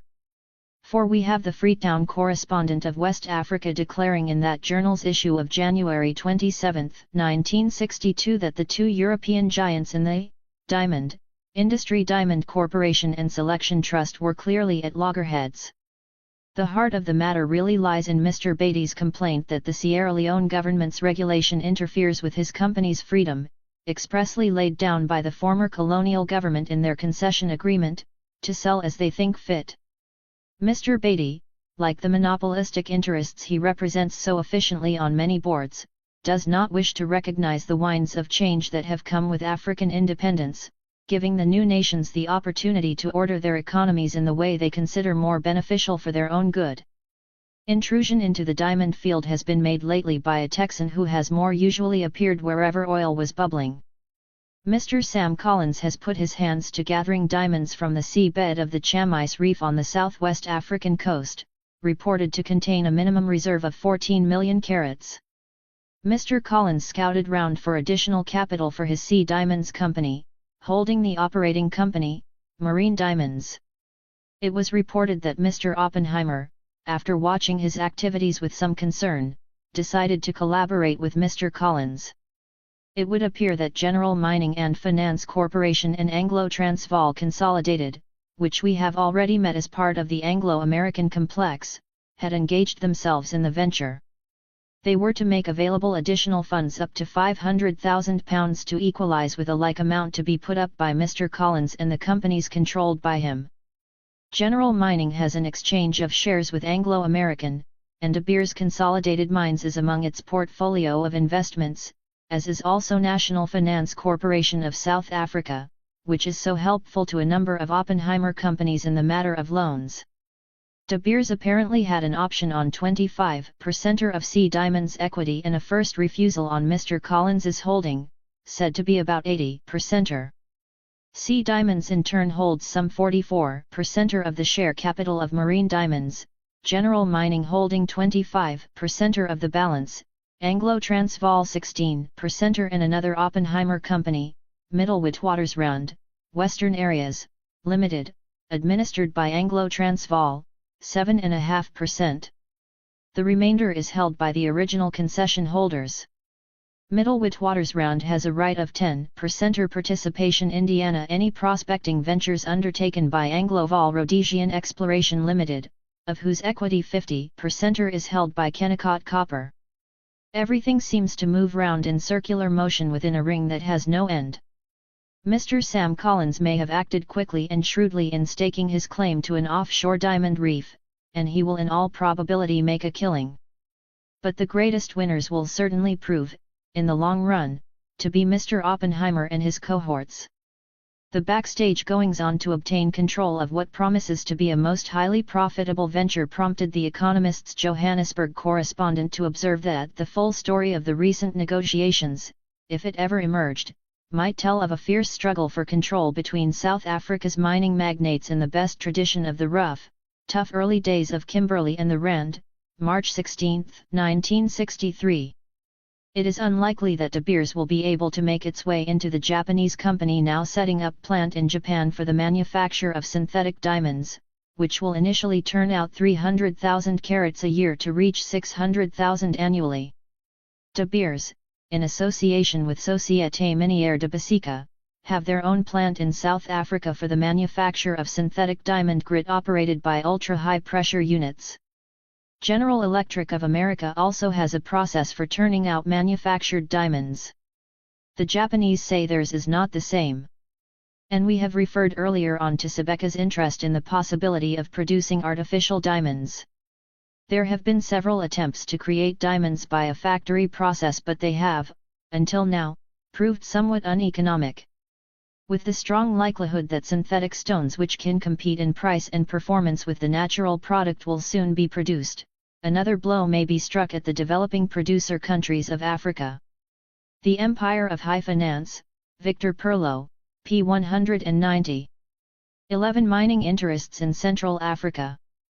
If we examine the intricacies of the Anglo-American extension through the exploitation of Africa's raw materials, we find its strong arm holding down the wealth of Rhodesia, South Africa, and Southwest Africa both through direct holdings as well as through those of its American Engelhard and Kennecott Copper Associates and the British South Africa Company Ltd. The British South Africa Company was a creation of Cecil Rhodes' genius in empire building. Watching the scramble for lands in South Africa in the early 1890s, he decided that unless he got in quickly, other European adventurers would take up large tracts of valuable country ruled by savage native chiefs in the interior of Africa. Using his notorious agents, Rudd, Maguire, Rockford, and Thompson, war was provoked between the Matabele's of what is now known as Rhodesia and their chief, Lobengula. Troops of the South African Company, which was granted a royal charter Indiana 16589, went ostensibly to the support of the chief against his people. This trick of Rhodes, described by certain historians as adroit handling, secured the company a concession to work mineral rights in the vast expanse of land that now forms the whole of Rhodesia. When Lobengula woke up to the bitter realization of the trickery that had divested him and his people of the rights in their own land, he petitioned Queen Victoria as follows. Some time ago a party of men came into my country, the principal one appearing to be a man named Rudd. They asked me for a place to dig gold, and said they would give me certain things for the right to do so. I told them to bring what they would give and I would then show them what I would give. A document was written and presented to me for signature. I asked what it contained, and was told that in it were my words and the words of these men. I put my hand to it. About 3 months afterwards I heard from other sources that I had given by that document the right of all the minerals of my country.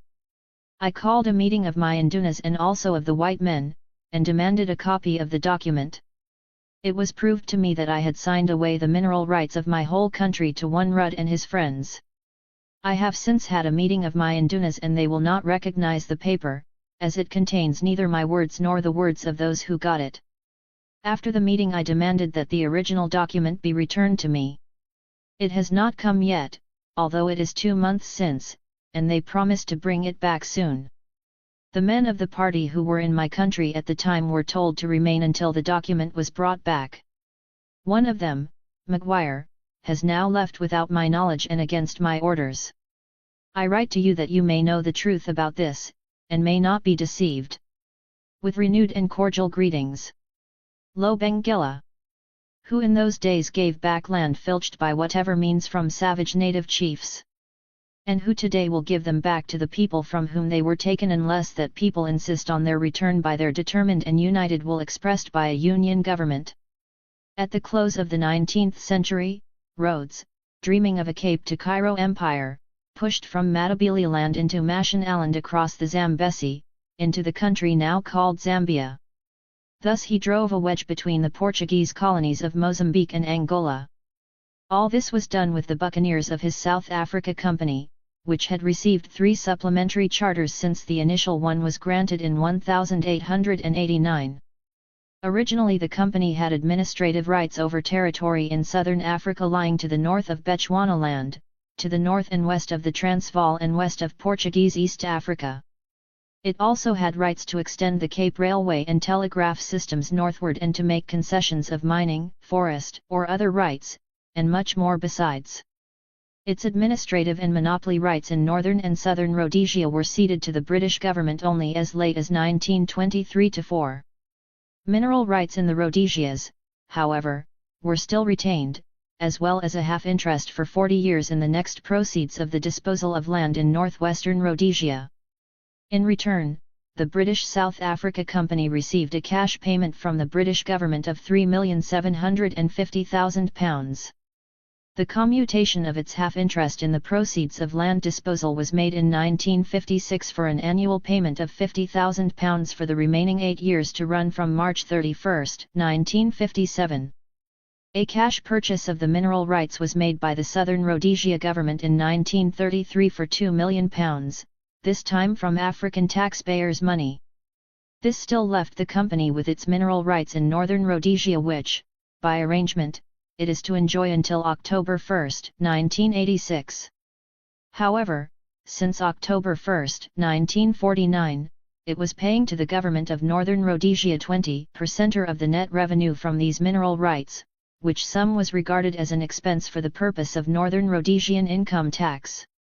Furthermore, net revenue was defined as the profits of the company derived from its mineral rights calculated in the same manner as for the purpose of Northern Rhodesian income tax, i.e. after expenses had been charged against it. The arrangement provided for the non-imposition of mineral royalties as such in Northern Rhodesia, while Her Majesty's government undertook to secure so far as possible that any government which became responsible during the 37-year period, that is, up to October 1, 1986, for the administration of Northern Rhodesia should be bound by these arrangements. The British South Africa Company, in spite of recent action taken by the government of Zambia to secure mineral rights, is still extremely powerful. It owns forests, agricultural estates, and real property in Zambia, Rhodesia, and in Bechuanaland. It also has mineral rights in 16,000 square miles of Malawi territory. It formed Cecil Holdings Limited to acquire the whole share capital of British South Africa Company's subsidiaries, with the exception of Rhodesia Railways Trust Ltd. Another formation, British South Africa Investments Limited, acquired the greater part of the parent company's investments in 1958. Other subsidiaries include British South African Company Management Services Ltd. British South Africa Citrus Products Ltd. Charter Properties, PVT, Ltd. Indaba Investments, Pvt. Ltd. Byte Holdings, Pvt. Ltd. Jameson Development Holdings, Pvt. Ltd. British South Africa Company Holdings Ltd. UK. The British South Africa Company was divested of the greater part of its holdings in companies operating primarily in the Republic of South Africa by its participation in the 1961 exchange of shares with De Beers Investment Trust Ltd. It still retains its holding of 700,000 shares in Union Corporation Ltd. The company's close association with Mr. Harry Oppenheimer and the Anglo-American Corporation in the Rhodesias is to be drawn tighter by means of a proposed share deal between them by which 1 to 2 million ordinary 10-shilling shares of Anglo-American will be exchanged for 2 to 5 million pounds in £1 shares of New Rhodesia Investments Limited, a public company registered in Rhodesia and equally owned by Mr. Oppenheimer's Brenthurst Investment Trust, Thai, Limited and British South Africa's tributary, Cecil. Holdings. New Rhodesia investments include mining finance, 45 to 94%, gold, 14 to 45%, diamonds, 9 to 38%, coal, 2.49%, sundry companies, 1.9%. On December 31, 1962, the market value of these holdings was put at £10,500,000 while New Rhodesia Investments' net assets stood at £12,100,000. As for Anglo-American Corporation, its net assets at the end of 1961 were £114,500,000. New Rhodesia's important block of shares in Consolidated Mines Selection Trust Limited will be increased as a result of the current financial arrangement with Anglo-American, whose own share capital will be augmented from £9 million to £10 million by the creation of another 2 million 10-shilling shares. The complicated links between superficially separate entities are shown by their investments in concerns of common interest. New Rhodesia's major buyings into the Diamond Corporation, Johannesburg Consolidated Investment Co. Limited and Rhodesian Anglo-American Limited tie up closely with Anglo-American's activities in the Rhodesias and in the Congo and Portuguese territories. Johannesburg Consolidated is concerned principally with diamonds, copper, gold, and platinum. It also carries on prospecting operations, mainly in South Africa and Rhodesia. Its subsidiary companies include, among others, Barnato Brothers Limited and Barnato Holdings Limited, and the important African Asbestos Cement Corporation Ltd. An associated company, Mat Smelters, Thai, Limited, is jointly owned by Rustenburg Platinum Mines Limited and Johnson Matthey & Co. Ltd. Johnson Matthey, a UK firm treating copper, nickel, platinum, and other metals, supervised the erection of plant in the vicinity of Rustenburg to treat part of the product of Mat Smelters. Johannesburg Consolidated's last issue of shares was in 1958, when 600,000 were issued to New Rhodesia Investments. Rhodesian Anglo-American has large shareholdings in the leading copper mines of Rhodesia. These direct holdings are swollen by those of companies in which it has interest. Thus a 52 to 39% interest in the ordinary A stock of Rokana Corporation Limited gives it an added interest of 17 to 63% in Njenga Consolidated Copper Mines Limited, in which its direct participation is 21 to 429%. Through its penetration of Rokana and Njenga, Rhodesian Anglo-American has an indirect interest in Rhodesia Copper Refineries Ltd. Again, its oblique participation in Mufulira Copper Mines Limited via Rokana, increases its own participation of 572,213 shares to 13 to 92%. In Rhodesian Alloys, Pvt. Limited, a producer of ferrochrome, it has 263,226 shares, and in Rhodesia Broken Hill Development Co. Limited, 1,425,905 stock units. An almost 25% holding of Kansanshi Copper Mining Co. Limited has been secured by the acquisition of 394,209 shares. Rhodesian Anglo-American's direct and indirect participation in Bancroft Mines Limited amounts to 24,54%. Rokana gives it an interest in Chibulama Mines Limited, while Rokana in association with Nchenga leads it into Kalandini Exploration Ltd. A holding of 34,100 shares gives it a substantial purchase into Kasempa Minerals Limited, a company carrying out prospecting operations in the western province of Zambia. Nor are other prospecting companies ignored by Rhodesian Anglo-American. 31.5% of Anglo-American Prospecting, Rhodesia, Limited has come under its control, and 333,375 shares of Chartered Exploration Ltd. Iron, steel, and coal also come within its range. It owns 596,600 shares in Lubumbashi Coal Areas Limited, holding prospecting rights for coal over an area of approximately 130 square miles in the southern Rhodesian mining district of Bulawayo. This shareholding gives Rhodesian Anglo-American 65% control of Lubumbashi, the other 35% belonging to Wonky Colliery, 2 million of whose shares are in Rhodesian Anglo-American hands. 40% gives it a major part of the Iron Duke Mining Co. Limited, and it also has a substantial interest in the Rhodesian Iron and Steel Co. Ltd. Sundry other interests make Rhodesian Anglo-American a leading controller of Zambia's economic life. Finance and investment are included by, among others, 20% of Rhodesian Acceptances Limited, and a half share in Overseas and Rhodesian Investment Co. Ltd. Roanglo Mine Services Limited, wholly owned, provides a valuable source of income for administrative and other services.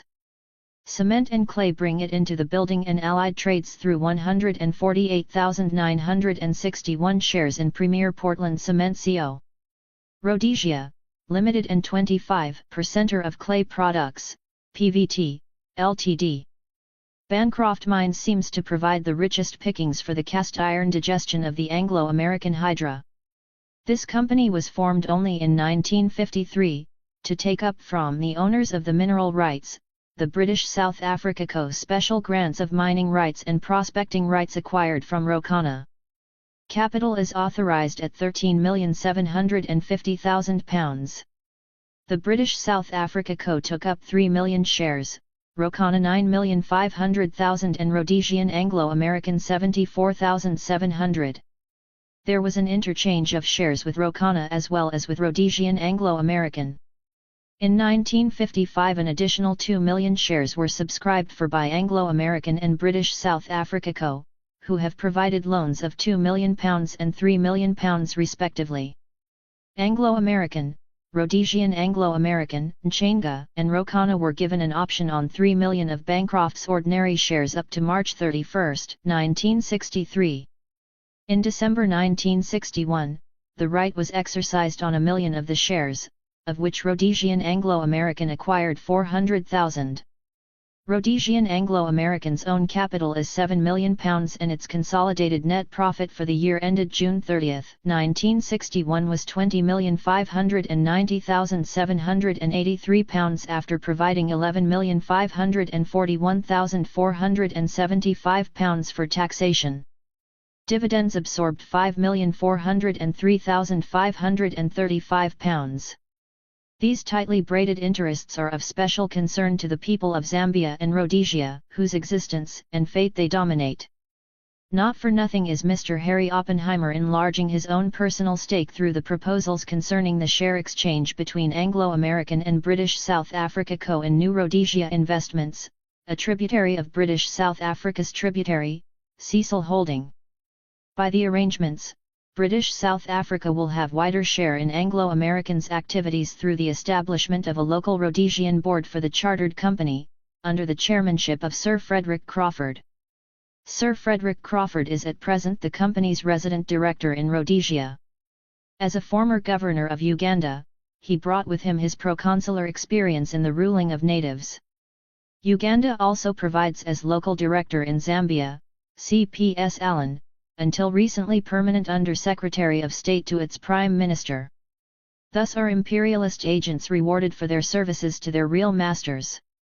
Opposition to the establishment of the local board was met by British South Africa Co.'s President, P.V. Emrys Evans, with the explanation that it will provide a greater degree of autonomy for local management, and will strengthen the company's representation in Zambia. Mr. Emrys Evans is himself a director of Anglo American Corporation, as well as of Rio Tinto Zinc Corporation Ltd. Mr. Emrys Evans carries the interests of Barclays Bank DCO by his directorship of the bank, and his solicitude for Rhodesia's development is implicit in his seat on the board of Rhodesia Railways Trust Limited, a British South Africa company subsidiary. His further connection with Oppenheimer's far-flung empire is confirmed by his membership of the London Committee of Rand Selection Corporation Ltd. The death of Lord Robbins elevated him from the vice-presidency to the head of the British South Africa Co-S Board, where among his colleagues were the late Sir C. J. Hambro, Harry Oppenheimer, Lfad Erlanger and another former proconsul, Viscount Malvern, who brings with him the blessings of the Merchant Bank of Central Africa, Scottish Rhodesian Finance Limited, and the Standard Bank of South Africa. A good deal of Mr. Emrys Evans' 1962 annual report to the shareholders was devoted to what is described as ill-informed criticism of the group's alleged policy of removing large sums of money from the country while being unwilling to invest in its development. The attempt to rebut this criticism by the affirmation that over 10 years the company had invested over £10 million in the territory, an average of over £1 million a year, would not convince Rhodesian Africans, who were well aware that the company received in gross income from its Northern Rhodesian copper royalties alone in the year 1961/2, the sum of £10,900,000. Taxation goes to the United Kingdom and South Africa, as also do dividends, which, for the year 1959-60, absorbed £4,128,863 out of a consolidated net profit of £8,148,245, arrived at after writing off almost £1 million for depreciation of investments and over £5,400,000 for taxation. Rhodes' original links with the Rand and Kimberley mines have been knit more closely together by 1,000 strands with Rhodesia and Zambia than it was possible for him to envisage at the time, though it was his overriding hope and ambition. This interwoven fabric partly provides the hangman's rope that is trying to strangle African independence and the political unification of Africa. 12 companies and combines.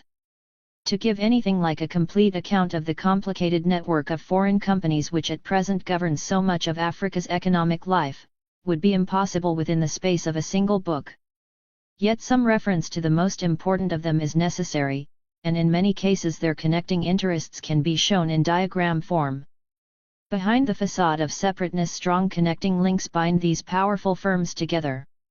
In East Africa, one of the most powerful concerns is Tanganyika Concessions. The name is misleading. It was actually registered in London towards the end of January 1899.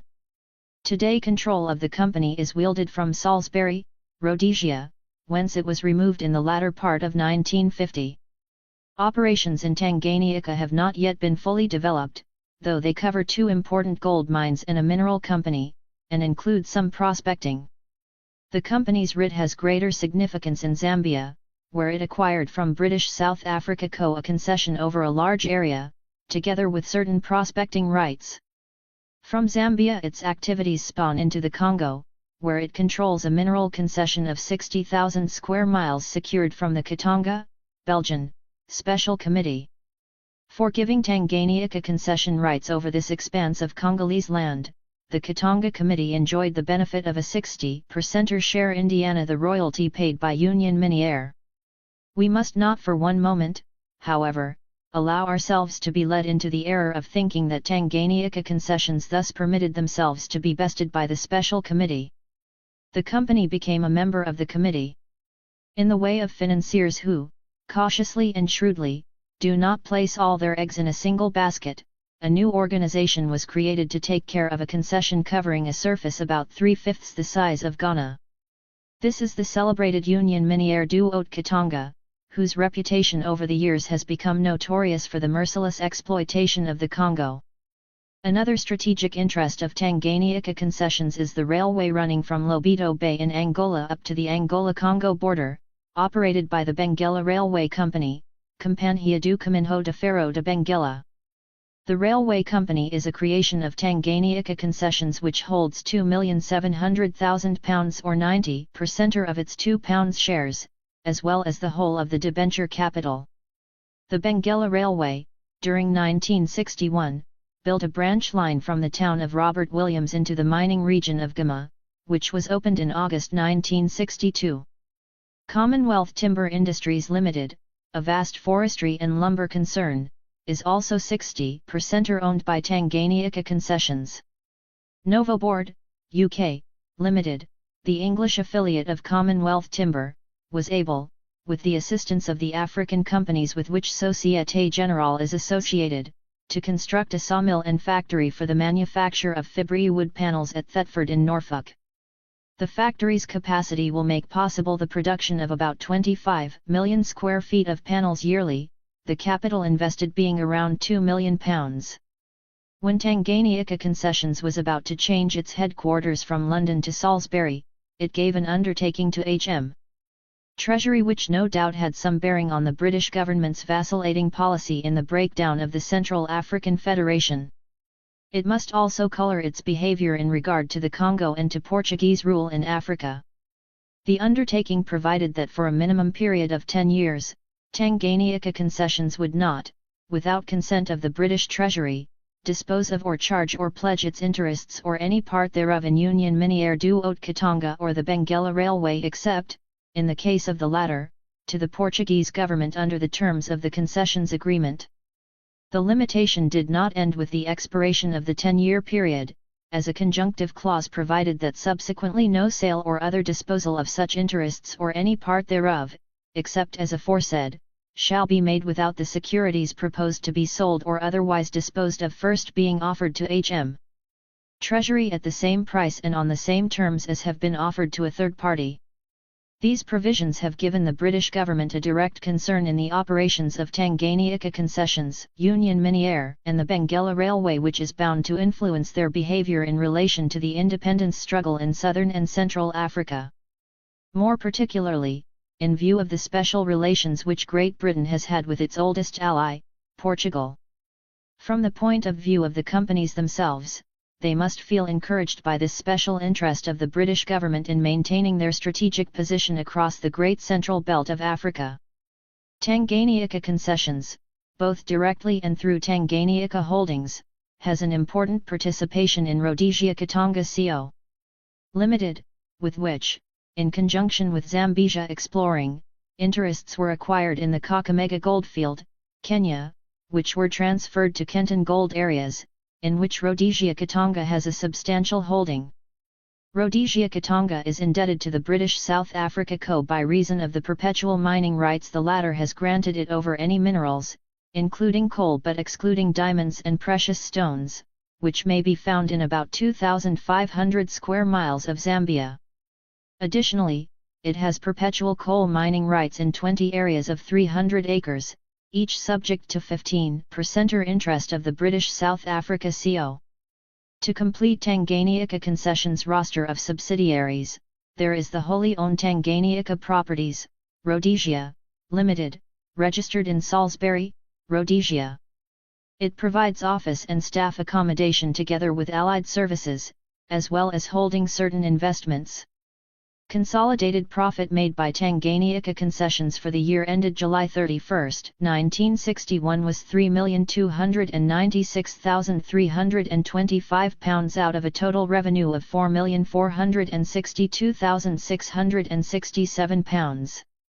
Its current assets are £4,380,163 in shares and debentures of Benguela Railway Co., £5,300,318 in shares and loan to Commonwealth Timber Industries, £1,317,793 in Tanganyika Holdings, and £4,019,629 in Union Miniere, whose ramifications will be examined in a later chapter. Coming to the Southwest Africa Co.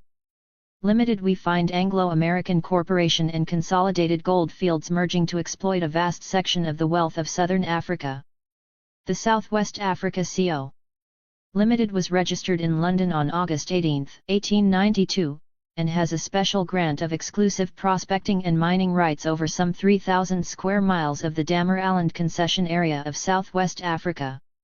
This grant was made by the administration of Southwest Africa for a period of 5 years from January 2, 1942, and has since been renewed until January 2, 1967.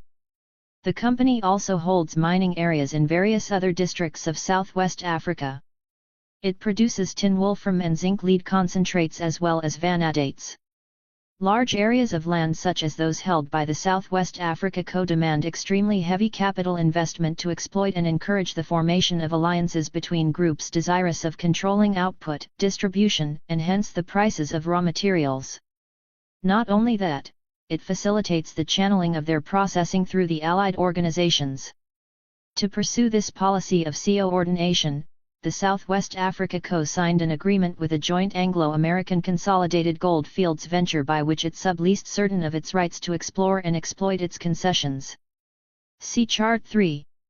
The Newmont Mining Corporation was formed in Delaware, USA, on May 2, 1921. The purpose of the company is to acquire, develop, finance and operate mining properties. For this purpose a share capital of $60 million has been authorized.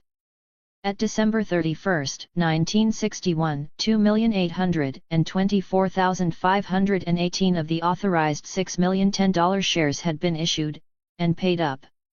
Mining exploration is carried on by the company through Newmont Exploration Ltd.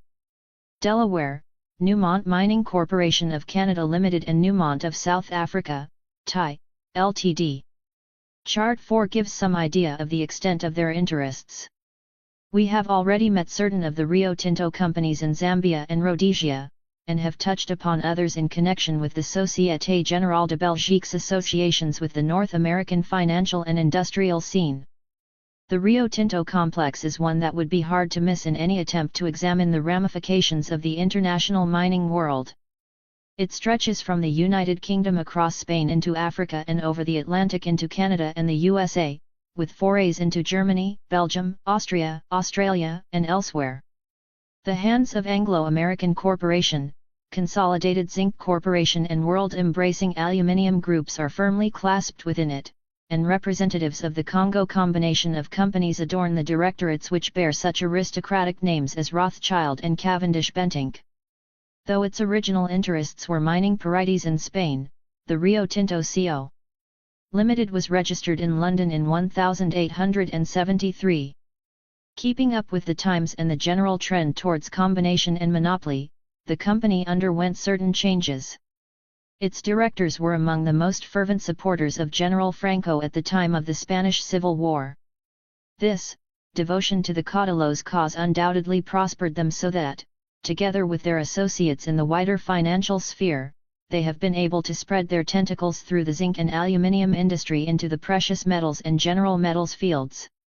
In 1954 Rio Tinto transferred its Spanish assets to a company which it formed in Spain with a capital of 1,000,000,000 pesetas, under the title of Compañía Española de Minas de Rio Tinto S.A. For this worthy proof of its sensitiveness to Spanish patriotism, it received a compensation of 36,666,830 pesetas in settlement of profits accumulated up to January 1, 1954, and all the 333,333 B shares of 1,000 pesetas each in the new company. Additionally, it was awarded a sterling payment of £7,666,665. Rio Tinto still draws a retainer as provider of technical and commercial services in London for the Spanish company, in which its holding of all the B shares still gives it a direct interest. Rio Tinto is now an investment holding company, whose financial operations have brought it into the forefront of industrial entrepreneurship.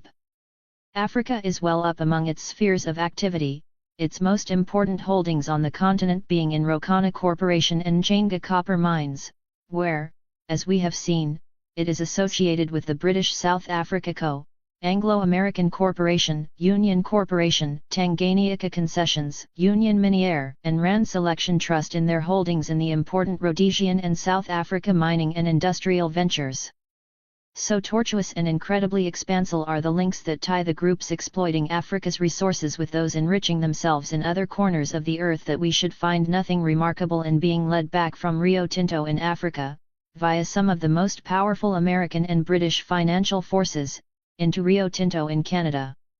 One of the most lively motivating springs of monopoly is to forestall in new or unexplored areas the entry of rival groups, and where this proves abortive or impossible, to collaborate with them. We shall see in a later chapter how Canadian Eldorado forced Union Miniere to bring down the price of uranium and how their interests lock through Sogmuni's representation on the former's board. In the world of Western free enterprise, competition is being eroded by monopoly's role of the Lone Ranger after undivided profits. Thus are African riches brought to support the manipulative ramifications of international finance capital. Between Société Générale and Rio Tinto there is interposed a solid phalanx of interwoven power that moves out stealthily across the world. Breaking into the aluminium world, Rio Tinto formed an alliance with Consolidated Zinc Corporation Ltd. This merger appeared superficially to bring together two powerful groups having no joint leading strings. This ostensible separation would mislead only the ignorant. Its subterfuge is immediately destroyed by a single glance at its combined directorate, which at once shows up the connections with South African mining and financial interests. P.V. Emrys Evans is a prominent member, and the R.T. Hon. Lord Baillieu, KBE, CMG, Deputy Chairman. Lord Baillieu is also Deputy Chairman of the Central Mining and Investment Corporation Limited, a leading investment and finance house within the Anglo-American group of companies directed by Harry F. Oppenheimer and C. W. Engelhard. Mr. Emrys Evans is also important in his own right, being Vice President of the British South Africa Co. and a Director of Anglo-American. However, the connection goes further than that. British South Africa Holdings Limited, and some of its associates, under an agreement dated December 7, 1960, subscribed £10 million to Consolidated Zinc in the form of 5.5% loan stock in return for options to acquire 2,285,714 ordinary shares of £1 each in Consolidated Zinc at a price of 87.60 a share. Here we enter into the intricate maze of aluminium financial policies into which Consolidated Zinc has made deep incursions by its alliance with the Kaiser Aluminium and Chemical Corporation in Commonwealth Aluminium Corporation, Thai, Limited, commonly known as Comelco. The options acquired by British South Africa Holdings can be exercised any time between June 1, 1966 and July 1, 1968 or the date on which Commonwealth or its associated operating companies have produced a total of 200,000 long tons of aluminium ingots in the proposed new refinery to be erected by Comelco, whichever is the later. Kaiser Aluminium's principal interest is in its wholly owned Kaiser Bauxite Co., Jamaica. In addition to its mining activities, Kaiser operates processing and chemical plants in the United States and Canada and has investments in aluminium, mining, reduction, and fabricating facilities and marketing industries in the United Kingdom, South America, Africa and Asia. It operates through two fully owned subsidiaries, Kaiser Aluminium and Chemical Sales Incorporated and Kaiser Aluminium International Corporation. Like Reynolds Metals, Kaiser Aluminium only broke into the United States aluminium industry under the impetus of wartime demands for aircraft metal. Before the Second World War, Aluminium Co. of America Alcoa was the sole domestic producer of primary aluminium. Consolidated Zinc, with an authorized capital of £25 million, has extensive interests which make it a formidable controller of a number of important metals and allied chemical products. Formed less than 15 years ago, in February 1949, its purposes were to develop, extend, and carry on or finance, either itself or through any of its subsidiary or associated companies, the development, extension, and carrying on of the lead and zinc mining and other or raw material producing industries and the smelting, refining and manufacturing and other industries associated therewith, throughout the world, and particularly in the Commonwealth. All this apparently has no connection with Africa, but we have only to look at some of the directorates to discover immediately how close the links are with the Oppenheimer network and the financial groups that associate with it. Such are the mammoth gold-clad interests that are behind the consolidated Zinc-Rio Tinto merger. The new holding company, Rio Tinto Zinc Corporation Limited, was created by a financial operation that gave shareholders of Consolidated Zinc 58 ordinary shares of 10 shillings each in the new company in exchange for every 20 shares of £1 in Consolidated Zinc. Rio Tinto stockholders received 41 shares of 10 shillings each in the new company for every 20 ordinary stock units of 10 shillings held in Rio Tinto. Preference shares in both companies were also exchanged for preference shares in the new one. The merger brings Rio Tinto Zinc well into the forefront of the aluminium field, accentuating its already important position in the zinc lead and non-ferrous metals field. It brings Consolidated Zinc more fully into the sphere of mineral exploitation in Africa by reason of Rio Tinto's holdings in some of the principal concerns operating in South Africa, Rhodesia, and elsewhere. The connections with the American, Canadian and Australian industrial and financial scenes are apparent from the foregoing very brief review. Through these interests, the Rio Tinto Zinc combine has additional strings which lead back again to Africa. There are some rare and localized non-metallic materials which are used in basic and secondary industries. These include asbestos, corundum, mica, vermiculite, phosphate rock, gypsum, mineral pigments, fluorspar, and silica. The most important is asbestos. It is found in three principal fibers: chrysolite, crocitolite or blue asbestos, and amosite. All three fibers have certain common characteristics. They are all non-inflammable, non-conductors of heat and electricity, they are practically insoluble in acids and are capable of being spun into textiles. It is slight differences in these qualities that give them different uses.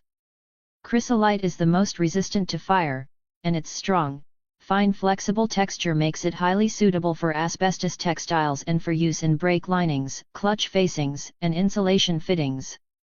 It is used also for asbestos boards and asbestos cement products. Blue asbestos has greater tensile strength and resilience, and though not so resistant to fire, withstands acids and seawater better. It is used chiefly in the manufacture of filter cloth, boiler mattresses, insulation packings, and asbestos cement products. Amosite has a fiber length of 3 to 6 inches and has greater resistance to heat than crocitolite and greater resistance to seawater than blue asbestos.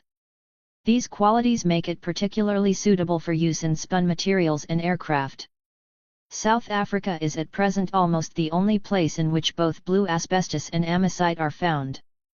Canada is the greatest producer of chrysolite, South Africa and Rhodesia are far behind. The South African deposits are mainly in Swaziland and eastern Transvaal.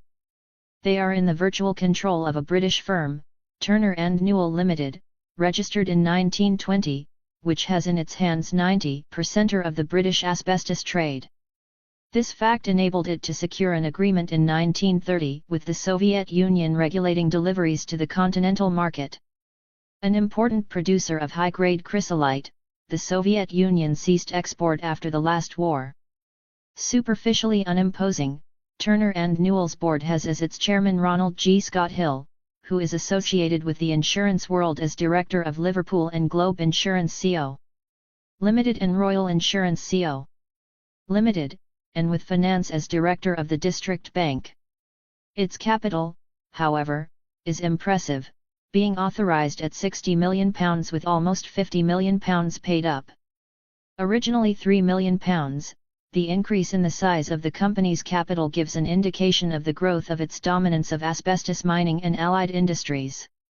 This capitalization becomes more articulate when it is related to the sweep of the Turner and Newell asbestos kingdom, which is rooted in African and Canadian mines. A holding company, it has a network of subsidiaries throughout the world which manufacture and sell asbestos, magnesia, and connected products. See Chart 7. A recent survey reveals that some 60 to 70% of the world's total business activity is controlled by less than 2% of all the companies in the world. The colossal Unilever Trust is a perfect illustration of this monopolistic ratio of control. For millions of housewives there is no such thing as a corporate entity called Unilever. There is just the daily routine of choosing between Lifebuoy and Lux, Pepsodent and Gibbs, Omo and Surf of buying Lipton's tea, Wall's sausages, and Bird's Eye frozen foods, Flytox, Stork margarine and Harriet Hubbard Ayres cosmetics. From the viewpoint of the tax collector also, Unilever is still not a corporate entity but two separate companies, Unilever Limited, the British company, and Unilever N.V., the Dutch company. It has subsidiaries throughout Europe, in Belgium, Austria, Denmark, Germany, Finland, Italy, Sweden, and Switzerland. In all these countries it tends to control the production of soups, frozen foods, soap, margarine, insecticides, detergents, cosmetics, and edible oils. It has also powerful and century-old interests in Latin America, West, Central, and South Africa, India, Ceylon, Malaysia, Trinidad, Thailand and the Philippines.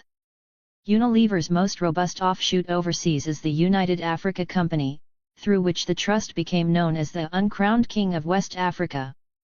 The United Africa Company is the world's largest international trading company, and contrary to the belief that the liberation of colonial territories would automatically suppress monopoly capitalism, the Unilever empire continues to flourish. This is because it has known how to adapt its policy to the challenge of the times, as a company report puts it. And so, Unilever is applying its profit-making objectives to other more yielding sectors.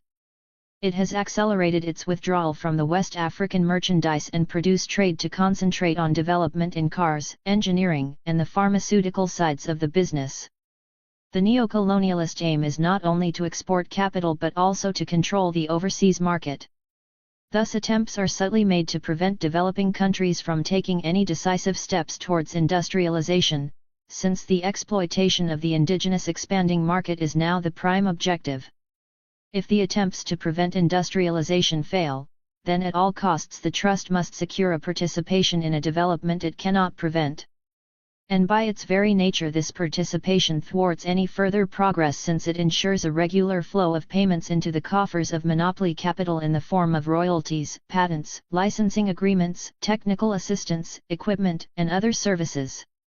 It also gives priority to the assembling and packaging of foreign products often presented under the false labels of indigenous concerns.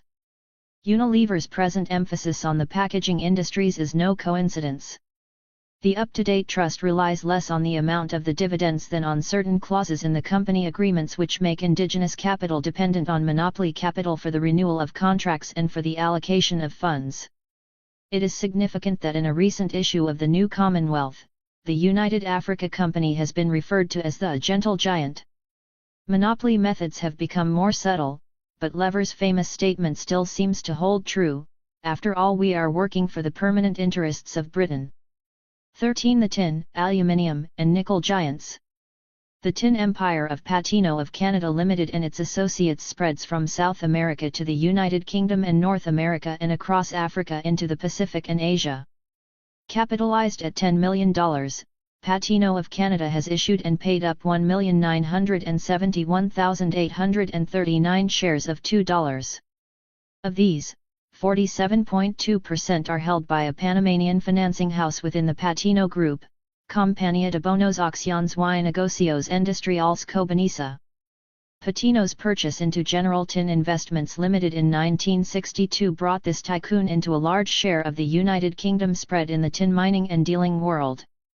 General Tin Investments is charged with acquiring and holding shares in mining, finance, and industrial companies, its principal holdings being in those companies connected with the tin industry. It carries out its financing operations through a wholly owned subsidiary, General Metal Securities, London, Limited. A Patino presides over both boards where he has as colleagues Count G. Du Bois-Bouvray, J. Ortiz Linares and E.R.E. Carter. Carter is president of Brunswick Mining and Smelting Corporation and of several other companies associated with the Patino Group. Brunswick comes within the Morgan sphere of influence through the interest maintained by St. Joseph Lead Co. We also know that Sogemanese has concerned itself with a substantial investment with the New Brunswick mines of Brunswick Mining. The spokes that lead out from the Société Générale de Belgique's African hub into the affairs of the most powerful financial monopolies in the world seem ever increasing. Patino's direct investments in Canada cover substantial holdings in Copper Rand Chibougamau Mines Limited, Advocate Mines Limited, Nipissing Mines Co. Limited and Brunswick Mining, by financial jugglery. Consolidation of the principal Canadian companies of the group was achieved in 1960. This was done through an agreement between Copper Rand, Nipissing Mines, Chibougamau Ejaculate Mines Limited, Portage Island, Chibougamau Mines Limited, Pattino of Canada and Bankmont & Co. a financial house. Copper is the chief mineral mined, but gold and silver are also produced. The Copper Rand property covers some 10,000 acres held in 4 concessions. Portage Island is a copper-gold property of Copper Rand, and the Ejaculate Mine a copper property. Nipissing enters into the picture as a financial contributor to the development of the Portage Island property. It is the holder of a number of mining claims in Quebec and holds diverse share interests. Its operations branch into the USA, though a wholly owned subsidiary, Appalachian Sulfides Incorporated, with mining rights to ore deposits in the states of Vermont and North Carolina.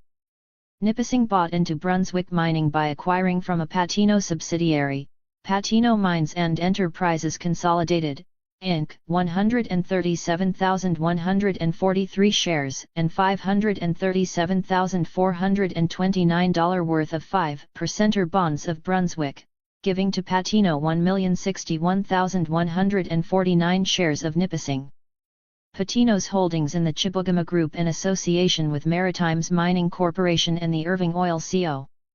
Limited in a 40% purchase of Brunswick Mining shares extend the Pattino empire substantially into fields other than tin. American and Belgian mining and financial interests as powerful as Pattino's have linked together with Pattino of Canada in investigating and developing mineral deposits on an exclusive basis across 750 square miles of land on the northeastern coast of Newfoundland, under rights granted to Advocate.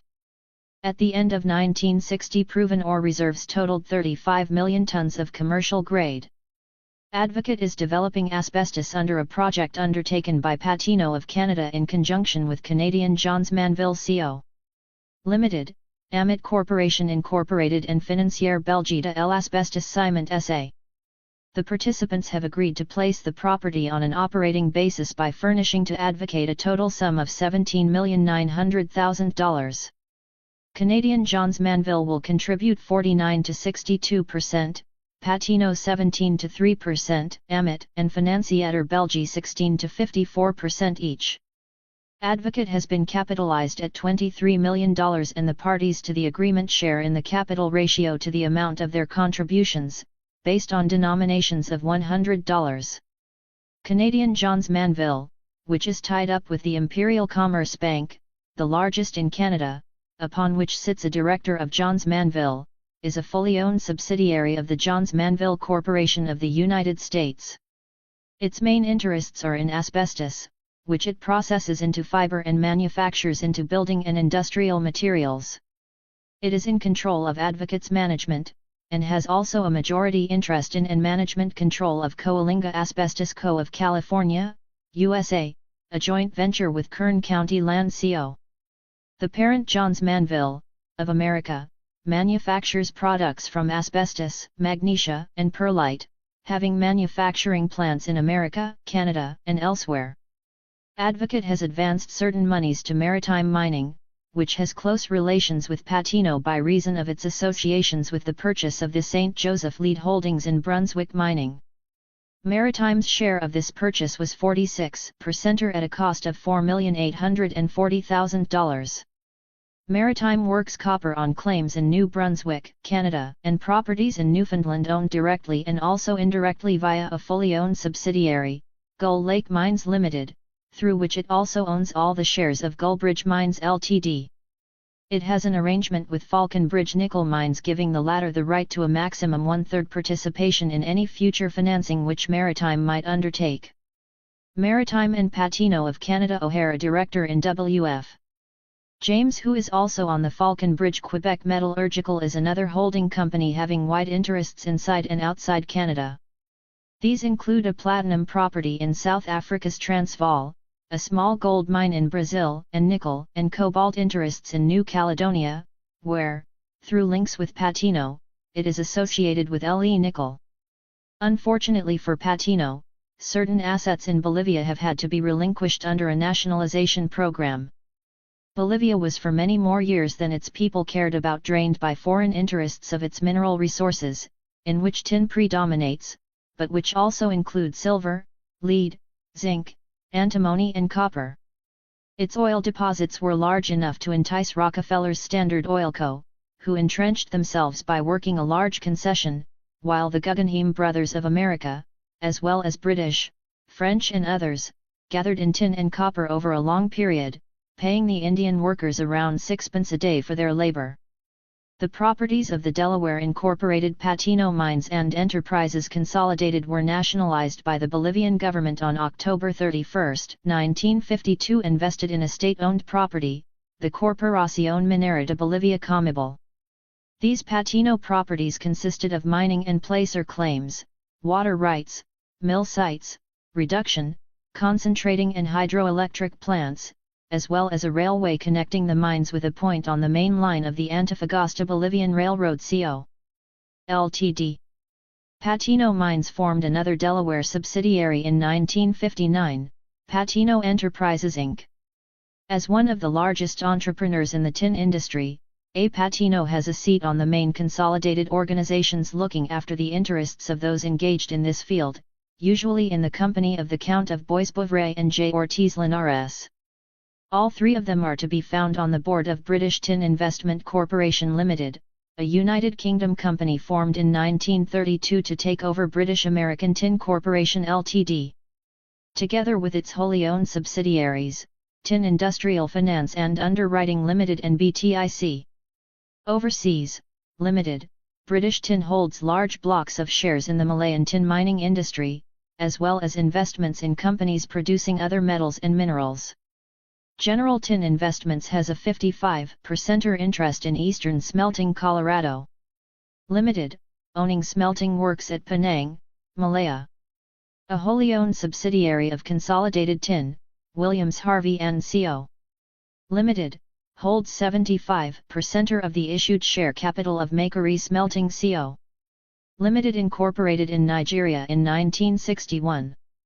Makeri has built a tin smelter on the Jos Plateau, northern Nigeria, which began production in December 1961.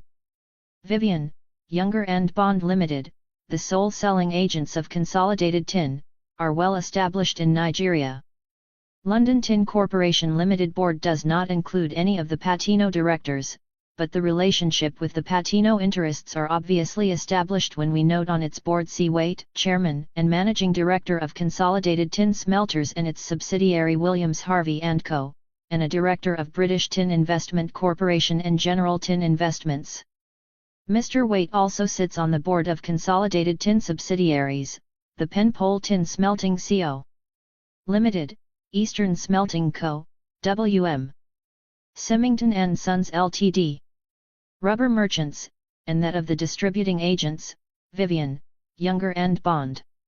As Director of Southern Kinta Consolidated Limited, Southern Malayan Tin Dredging Limited, Kamunting Tin Dredging Limited, Malayan Tin Dredging Limited, Mr. Waite obviously represents on those boards the interests, including those of Patino, of Consolidated Tin. A Director, moreover, of the Chartered Bank and a member of the London Board of British and Foreign Marine Insurance Co. Limited, he certainly represents the financial interests supporting them. This conclusion is backed by the directorial presence of Francis G. Charlesworth on British Tin and as chairman of Malayan Tin Dredging and Southern Malayan Tin. Mr. Charlesworth is also a director of certain other tin companies operating in the Malayan area, namely Nkrumah Pulau Limited, Uxum Tin Limited and Air Hitam Tin Dredging Ltd. He is, moreover, a member of the board of Lokana Mineral Holdings Limited, which is honoured by including a scion of the Austro-Hungarian Empire, HIRH. The Archduke Robert Charles of Austria. Lokana is an investment and holding company, connected principally with the Canadian mining industry. Mr. Charlesworth is a direct link with the world of tin mining and dealing through his association with British Tin and its interests in Malaya. Sitting alongside Mr. Charlesworth on the Lokana board are Messrs. N.K. Kind Hedweeks and J. Nkeek. Both also sit on the boards of important South African and Rhodesian companies. Mr. Keek is chairman of Chicago Geica Development Co. Limited, a company existing since 1897 and having 17 gold claims in the Sibakwe district of Matabeleland, Rhodesia, which was at one time within the jurisdiction of the British South Africa Company. Mr. Kysek's other associations are with the London and Rhodesian Mining and Land Co. Limited, owning directly 384 gold mining claims, base metal claims, and lands covering 757,000 acres in Rhodesia. Some of the properties are leased on a royalty basis, and ranching operations are also carried on. Subsidiary companies of London and Rhodesian include MAS Consolidated Mines Limited, Lonro Exploration Co. Limited and African Investment Trust Limited, which took over all the company's investments in 1958, except shares in subsidiaries and trade investments. Its associates include Arcturus Mines Limited, Homestake Gold Mining Co. Limited, Coronation Syndicate Limited and North Charterland Exploration Co. 1937, Ltd. Among further interests acquired by London and Rhodesian in 1961 were 90% of Consolidated Holdings, PVT, Limited, 100% of Mashaba Gold Mines, PVT, Limited, which operates the Empress Gold Mine at Mashaba, near Fort Victoria, Rhodesia, 36.66% of Kanyemba Gold Mines and 51% of Associated Overland Pipelines of Rhodesia, PVT, Limited, in exchange for 1,500,000 shares in London and Rhodesian and an option on another 2 million. That London and Rhodesian mining comes within the Oppenheimer Group interests there can be no doubt, despite the separate front that is kept up. G. Abdiner, a director of Arcturus Mines, Coronation Syndicate, Homestake, Kanyemba, and MAS, is also a member of the boards of Kalkin Mines Ltd. Northern Rhodesia, Sparwater Gold Mining Co. Limited and West Sparwater Limited, as is also S.F. Dench, who is chairman of West Sparwater and of Coronation Syndicate and Kanyemba. Sparwater Gold is among the interests of Consolidated Goldfields, while Henderson's Transvaal Estates Limited, of which Mr. Dench is a director, comes within the Oppenheimer African Investment Trust group of holding companies, on whose board sits Mr. Keek. It is, in fact, the total owner of African Exploration Co. Limited, which gives secretarial aid to West Sparwater and Coronation Syndicate. Interestingly enough, Henderson's Transvaal Estates has a fully owned subsidiary, Henderson Consolidated Corporation Limited, which itself has a total subsidiary, Mineral Holdings Limited, owning freehold lands in Transvaal and Orange Free State, totaling 3,706 acres, and mineral rights over a further 689,380 acres. In addition, it has 2 mineral concessions in Swaziland, totaling 84,019 acres. Another direct wholly owned subsidiary of Henderson's Transvaal is Mineral Holdings Investments Limited, which holds 720,000 shares in Leslie Gold Mines Limited and 200,000 in Bracken Mines Limited, both of them belonging to the Union Corporation Group of the Oppenheimer Empire. Both mines enjoy a loan of £1 million each from the National Finance Corporation of South Africa, in which Anglo-American Corporation and a number of other groups and institutions associated with it have substantial interests. J. N. Keek also occupied the managing director's position on Rhodesia Railways Trust Co. Limited, and 2 other Oppenheimer financial concerns, Willoughby's Consolidated Co. Limited and Willoughby's Investments, Ewell Ltd.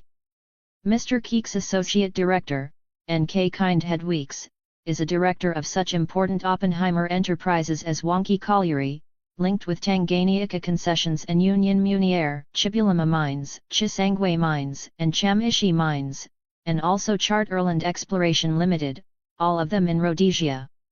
Charterland Exploration has been granted exclusive prospecting rights by British South Africa Co. over areas totaling some 118,000 square miles in Zambia. The Patino network is shown in Chart 8.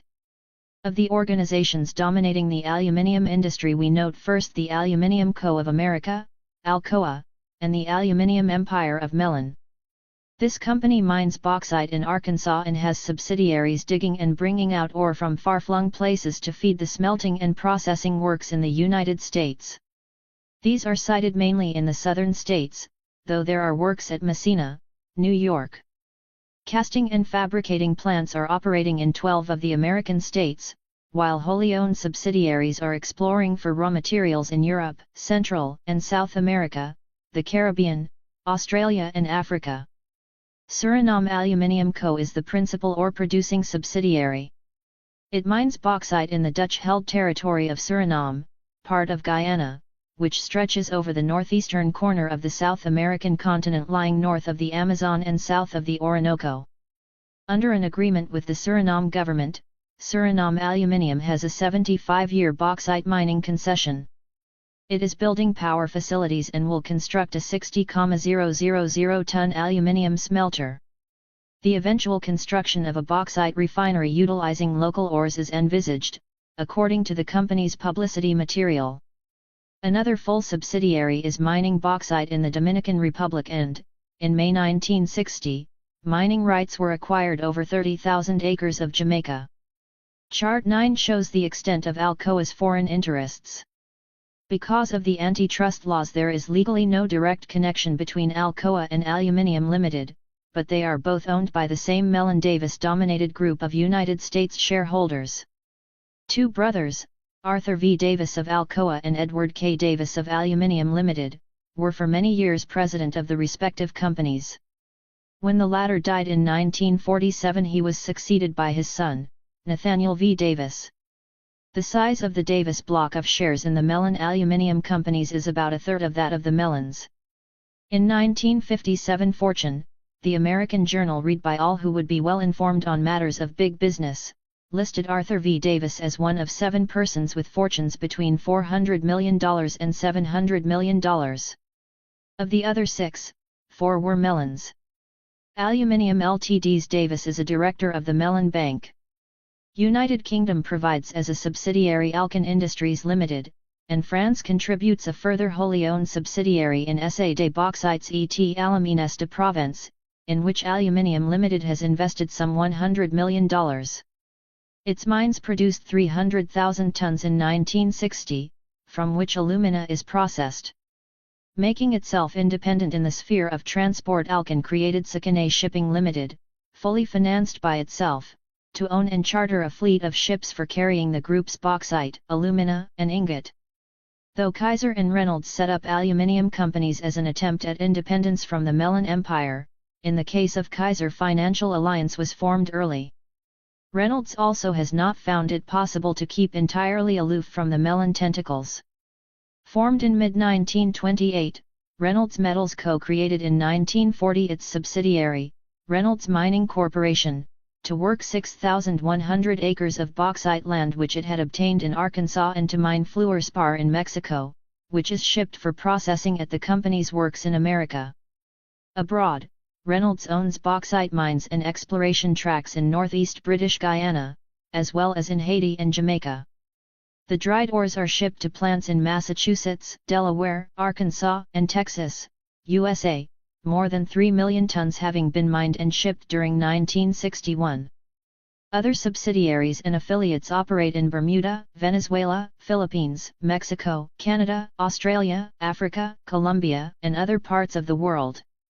Reynolds Jamaica Mines Limited in 1957 acquired the right from the Jamaican government to mine bauxite for 99 years on all lands then owned or held by it under option in return for ore royalties and taxes. These lands amounted to 74,000 acres. Mining leases have been obtained on 5,822 acres. The United Kingdom end of the Reynolds aluminium activities is operated through British Aluminium Ltd. At one time it looked as though Mellon would take over the British company, but an alliance between Tube Investment Limited and Reynolds secured them 96% control of British Aluminium, TI taking 49% and Reynolds 47%. The Commonwealth, Europe, Asia, and Africa are embraced within the company's sphere of activities, its subsidiaries and affiliates controlling power resources, bauxite properties, processing works, even a grand hotel, and a pension trust, all of which are listed among Tube Investments interests as the major parent company. British Aluminium took over Reynolds TI Aluminium in mid-1961, owned at the time 51% by TI and 49% by Reynolds. Members of the Reynolds family sit on the British Aluminium Board, which accommodates WBC, Perry Cost, Director of Ghana Bauxite Co. Limited, a wholly owned subsidiary of the company, registered in London in 1933. Other African interests are represented by EFO Gascoigne, Chairman of Tanganyika Holdings, Kenton Gold Areas, Zambezia Exploring and Zambezia Investment, all within the Tanganyika concessions sphere. The objective British press is also represented by the presence on British Aluminium's board of Sir Geoffrey Crowther, one-time editor of The Economist and now its deputy chairman. Commercial Union Assurance is also among Sir Geoffrey's and Lord Plowden's directorships. Fria CIE Internationale pour la Production de l'Alumin, Guinea, is one of British Aluminium's biggest interests in Africa, in which it holds 10% of the shares. The project is to produce, initially, 480,000 tons of alumina annually, of which 10% will be available to British Aluminium. The Mellons were the original party directly interested in developing Guinea's bauxite resources but, unable to force the pressure on the newly independent African state, their people were forced to retire, having fruitlessly disbursed, according to their own estimates, some $20 million. Other partners in FRIA are Olin Matheson Chemical Corporation, USA, 48.5%. Pecini Eugen, France 26.5%. Aluminium Industrie Aktiengesellschaft, Switzerland 10%. Vereinigte Aluminiumwerke AG, Germany 5%. Olin Matheson is within the Rockefeller sphere of influence, represented on the chemical company's board by Lawrence Rockefeller, who acts for the family in its activities outside oil. Control, however, is shared with the Morgans. Thus, the Mellon Group gave way to an overwhelmingly more powerful compact of interests hidden behind the Olin Matheson facade. The second largest holder of FRIA is a combination of the Pecini and Eugen companies. Pecini is an abbreviation of Compagnie des Products Chimiques et Electrometallurgiques. Among its directors is Paul Gillett, an honorary governor of Société Générale de Belgique, chairman of Union Minière, an associate of many of the foremost concerns exploiting Africa's resources. Its chairman is Paul de Vitry, a director of the Banque de Paris et des Pays Bas. This bank, of which Henry Lafond was also a director, besides sitting with Paul de Vitry on Pecini, operates in the Congo and South Africa. In fact, it is ubiquitous in the new ventures going forward in Africa, especially those in the new states bordering the Sahara. Pecini, registered in Paris at the opening of the year 1896, is the continuation of a company formed over 100 years ago in 1855 and, like the other leading mining and metallurgical companies in France, has links with the country's leading banking houses. Its proliferations are manifold, covering the production of bauxite, barytes, and lignite, chemicals manufacture, the processing of aluminium and other metals and electrometallurgical products. It manufactures almost everything from plastics, through iron alloys, graphite products, up to new metals and nuclear products. It holds part and total portions of affiliated companies in France and other countries in Europe, Africa, and elsewhere. Its mining operations spread from north to south of France and into Africa. Responsible today for 4/5 of France's output of aluminium, Pecini's trading in the metal accounts for nearly 60% of its turnover. Its only sizable French competitor is Eugen, which collaborates with Pecini on investment policy, as we note above, and in a joint sales subsidiary, Aluminium Francais.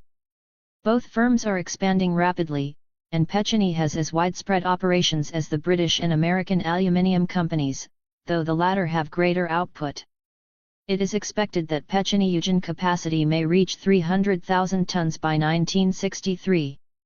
Pecini uses 15% of a total French power output, so that the discovery of natural gas at Lac in southwestern France made a considerable contribution to its expansion. It had pushed the aluminium sector of its exports to 37% in hopes to save on its production costs by the introduction of a new process for reducing bauxite to aluminium.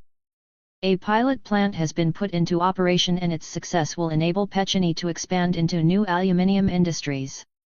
Through the Banque de Paris, which is said to be the biggest shareholder in the important Franco-Norwegian chemical concern, Norsk Hydro, majority controlled by the Norwegian government, Pecini may become linked with the project.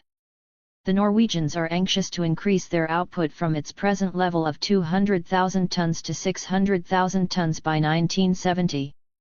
Already Pecini is in consortia operating in Greece, Spain, and the Argentine, and has holdings in Senegal and Madagascar projects. As a matter of fact, there is hardly a new consortium springing up in Africa today, particularly in the Maghreb, in which Pecini does not have an oar. It certainly has a watchful eye on the vast natural gas deposits of the Sahara, which are not uneconomically distant from the bauxite fields of Mali.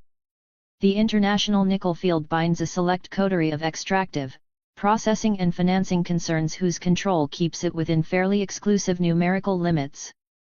Grouped around the International Nickel Co. of Canada Limited, Inco Falconbridge, Sherritt Gordon Mines Limited of Canada and Faraday Uranium Mines Limited and Freeport Sulphur Co. of the United States are not geographically confined. In unraveling their engagements, we find their penetrations in Africa as well as in other parts of the world. Inco's direct link with the Oppenheimer mining interests in Africa has already been made apparent through the interlocking directorships of Sir Ronald L. Prain and Sir Otto Niemeyer. We will see further how, through its interests in certain mines, these are connected indirectly with combinations having definite ties with the exploitation of Africa's mineral resources. It is when the financial interests behind them are examined that we find the continuity of power. The name MOND immediately brings to mind nickel, as well as explosives, chemicals, and arms, and we find it linked to the most powerful international nickel organization under the form of International Nickel Co. MOND, Ltd. It was the founder of Brunner Mond and Co. Limited, Ludwig Mond, who, having invented the ammonia soda process and found a cheap source of power from small coal, discovered a method of recovering nickel from low-grade ores. This led to the finding, acquisition, and development of mines in Canada, the world's present chief source, the ores coming almost totally from the Sudbury district of Ontario. Brunner Mond, together with Novel Industries, United Alkali Co. Ltd. An amalgamation of 48 works, and British Dyestuffs Corporation Limited, were knit together in December 1926 to form Imperial Chemical Industries Ltd. Mond Nickel Co.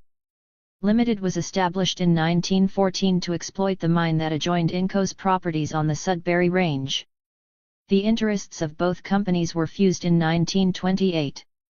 Change of name to its present form was made in February 1961, and the company is a subsidiary of Anglo-Canadian Mining and Refining Co. Limited, which owns the 9 million shares issued out of the 11 million authorised to compose the capital of £5 million. Anglo-Canadian is itself a wholly owned subsidiary of Inco.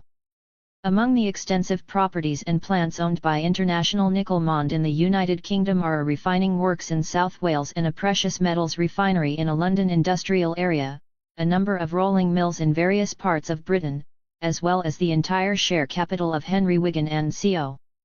Limited, manufacturers of nickel and nickel alloys and other products. Two interesting items in Nickel Mond's treasury are the entire capital of Clydach Estates Limited and Mond Nickel Retirement System, Trustees Ltd. This is the United Kingdom end of Inco, which has appointed its delegate board and consolidates the UK accounts with its own.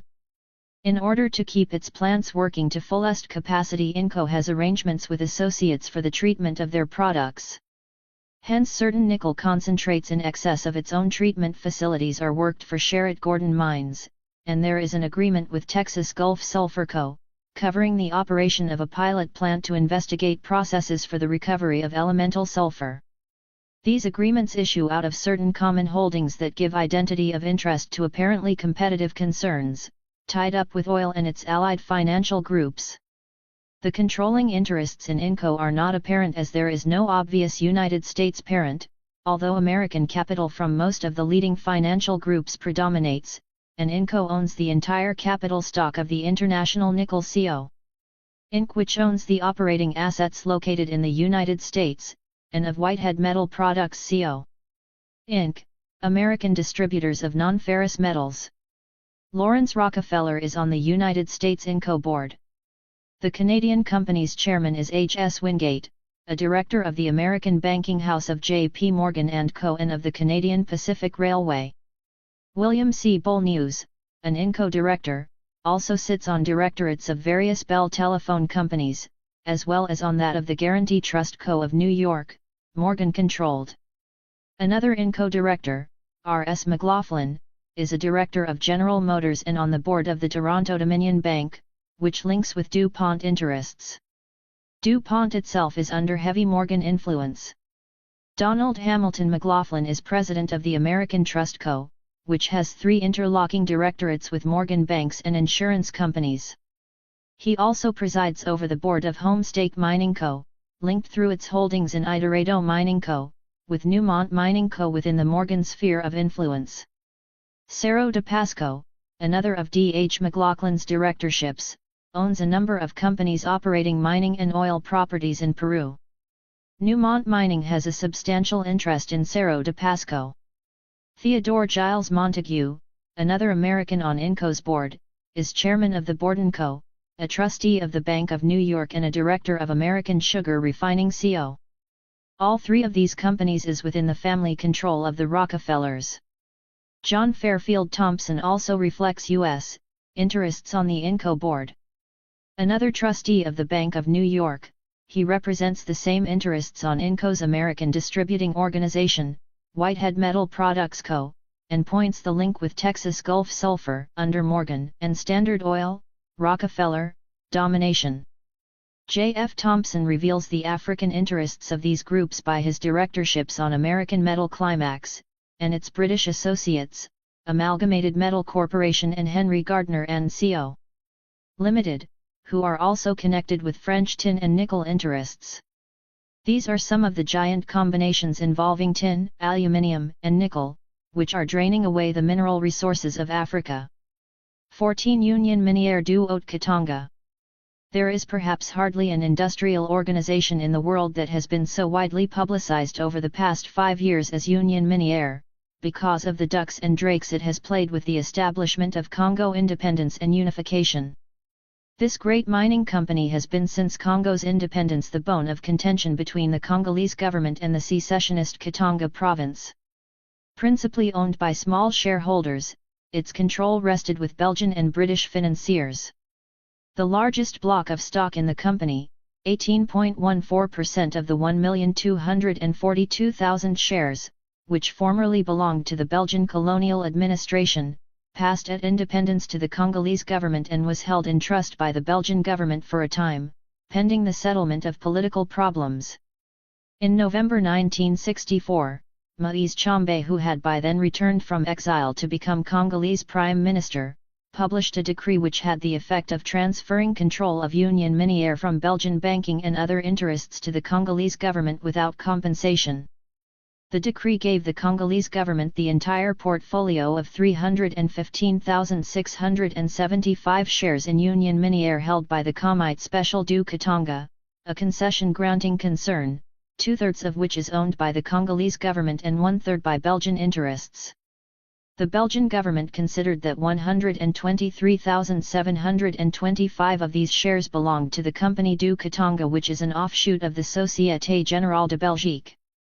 The effect of the decree was to reduce the voting strength in Union Minière of the Société Générale and its associate, Tanganyika Concessions Limited, from 40% to less than 29%, while the Congolese government's votes were raised from nearly 24% to nearly 36%. This meant that in any policy dispute the Belgians would have to rally the support of small shareholders comprising about 36%. For weeks the Belgian government and the Congolese government talked of arranging meetings to discuss the situation. Each had a trump card. The Belgian government held the entire portfolio in trust, while the Congolese government's strength lay in the expiration of Union Minière's lease in 1990.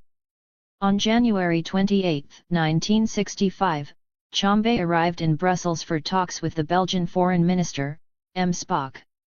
He asked for the immediate handing over of the portfolio shares valued at £120 million. These included 21% of the voting rights Indiana Union Minière. The Belgians, on the other hand, demanded compensation for Belgian property damaged in the Congo Troubles, and for chartered companies who lost mineral concessions under the November Decree. They also insisted that the agreement should cover the interest payable on defaulted Congo bonds. After days of hard bargaining, Kwame scored what appeared to be a great triumph. He secured the £120 million portfolio of shares, and also received a cheque from Union Minière for £660,000 representing royalties and dividends on the Congo's 210,450 shares in Union Minière, which gave it 24% of the voting rights Indiana the company. With this diplomatic victory he returned to Leopoldville, his hand strengthened to deal with the continuing political and military problems of the country. Since then he has had cause to wonder just how much of a victory he achieved. In my address to the Ghana National Assembly on March 22, 1965, I gave details of the Congo situation. In the 5 years preceding independence, the net outflow of capital to Belgium alone was £464 million. When Lumumba assumed power, so much capital was taken out of the Congo that there was a national deficit of £40 million. Kwame is now told the Congo has an external debt of $900 million. This is a completely arbitrary figure. It amounts to open exploitation based on naked colonialism. $900 million is supposed to be owed to United States and Belgian monopolies after they have raped the Congo of sums of £2,500 million, £464 million, and £40 million. Imagine what this would have meant to the prosperity and well-being of the Congo. But the tragic comedy continues. To prop up Kwame, the monopolies decided that of this invented debt of $900 million, only $250 million has to be paid. How generous, indeed! Bonds valued in 1959 at £267 million, representing wealth extracted from the Congo, are to be returned to the Congo after ratification by both parliaments. But the monopolies have decided that the value of the bonds is now only £107 million. So the profit to these monopolies is a net £160 million. The monopolies further announced a fraudulent program to liquidate so-called Congolese external debts of £100 million. Upon announcing this, they declare Congo is to be responsible for a further internal debt of £200 million. In plain words, they are depriving the Congolese people of another £100 million. And they call this generosity. We learn that the monopolies have declared a further burden for the suffering people of the Congo, an internal debt of £200 million on which the Congo must pay additional compensation of £12.5 million to Belgian private interests. Beyond this, a joint Congolese-Belgian organization has been formed. It is withdrawing old bonds and replacing them with 40-year issues valued at £100 million. These will pay interest at 3.5% per annum. Note this, as the old bonds are worthless, the new organization must pay all interest on the old bonds from 1960 to 65 to the monopolies, and each holder of the worthless old bonds must be given a new bond for every old one. In short, the organization is a device to take more, to enrich the monopolies further and to defraud the suffering people of the Congo. Kwame has promised not to nationalize investments valued at £150 million and to retain 8,000 Belgians in the Congo. He has set up an investment bank to manage all portfolios. The value is placed at £240 million. It is controlled by Belgians. In 1 year, Union Minière's profits were £27 million. But although the national production in Congo increased 60% between 1950 and 1957, African buying power decreased by 13%. The Congolese were taxed 280 million francs to pay for European civil servants, 440 million francs for special funds of Belgium, 1,329 million francs for the army. They were even taxed for the Brussels exhibition. Despite political independence, the Congo remains a victim of imperialism and neo-colonialism. But, the economic and financial control of the Congo by foreign interests is not limited to the Congo alone. The developing countries of Africa are all subject to this unhealthy influence in one way or another. If this quotation appears to contain much detail, the newly independent peoples and their leaders have no more urgent task today than to burn into their consciousness exactly such detail. For it is such material that makes up the hard reality of this world in which we are trying to live, and in which Africa is emerging to find its place. The full significance of the part played by Union Minière in Congolese affairs can only be understood if an examination is made of the interests involved in this powerful company. Nearly all the large enterprises engaged in exploiting the manifold riches of the Congo come within its immediate embrace or have indirect relations with it. They do not, however, complete the extent of the company's engagements. Its connections with leading insurance, financial and industrial houses in Europe and the United States are shown in the following list, as well as its connections with the Rhodesian Copperbelt. Tanganyika Concessions is one parent of Union Minière de Haute-Katanga. The other was the Katanga, Belgian, Special Committee. Union Minière was formed between them for the stated purpose of bringing together the interests of both organizations in the mineral discoveries Tanganyika Concessions had made under a concession granted to it by the committee in the Katanga province of the Congo. The concession, which has until March 11, 1990 to run, covers an area of 7,700 square miles, containing rich copper as well as zinc, cobalt, cadmium, germanium, radium, gold, silver, iron ores, and limestone deposits. Included is a tin area of some 5,400 square miles. Ores mined are processed at a number of plants, passing through smelting and concentration stages. Hydroelectrical energy is supplied from 4 main power plants, one of which was installed by a subsidiary of Union Minière, the Société Générale des Forces Hydroélectriques. 3 others belong to Union Minière itself. These 3 plants are connected to a distribution network, part of which is devoted to supplying electrical power to the northern Rhodesian Copperbelt at the rate of 600 million kW per year. Part of this network is owned by the Société Générale Africaine d'Électricité SGELEC, in which Union Minière has a substantial interest. The company's plants at Elizabethville, Jadotville, Kolwezi, and Kapushi consumed 75 million kW. In 1962, during which year certain damages caused to the installations in December 1961 were completely repaired. Most of the concerns in which Union Minière is interested are supported by the Société Générale de Belgique. Many also have connections with Anglo-American Corporation either direct or by way of Tanganyika Concessions and Union Minière and their subsidiaries. Société Générale has a direct holding of 57,538 shares out of the 1,242,000 shares of no nominal value that constitute the authorized and issued capital of FRS 8 billion of Union Minière. Other principal shareholders are the Katanga Special Committee and Tanganyika Concessions. Royalty on the concession is paid to the Katanga Committee by way of a sum equivalent to 10% of any dividend distributed over and above a total of FRS 93,150,000 in any year.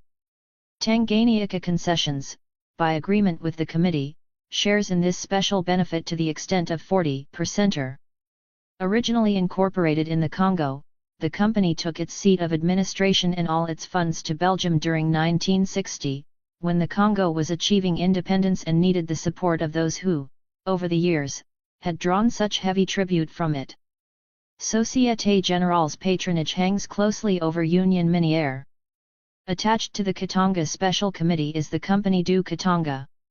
The Katanga Company is within the group of the Compagnie du Congo pour l'e-commerce et l'industrie C.C.C.I, constituted in 1886 when Leopold II was creating his personal empire in the Congo. It was on the initiative of one of Leopold's swashbucklers, Captain Thiess, that CCCI, according to the chairman of the Société Générale, became the first Belgian enterprise established in the heart of Africa. His name is attached to the repair station of the first railway from Matadi to Leopoldville.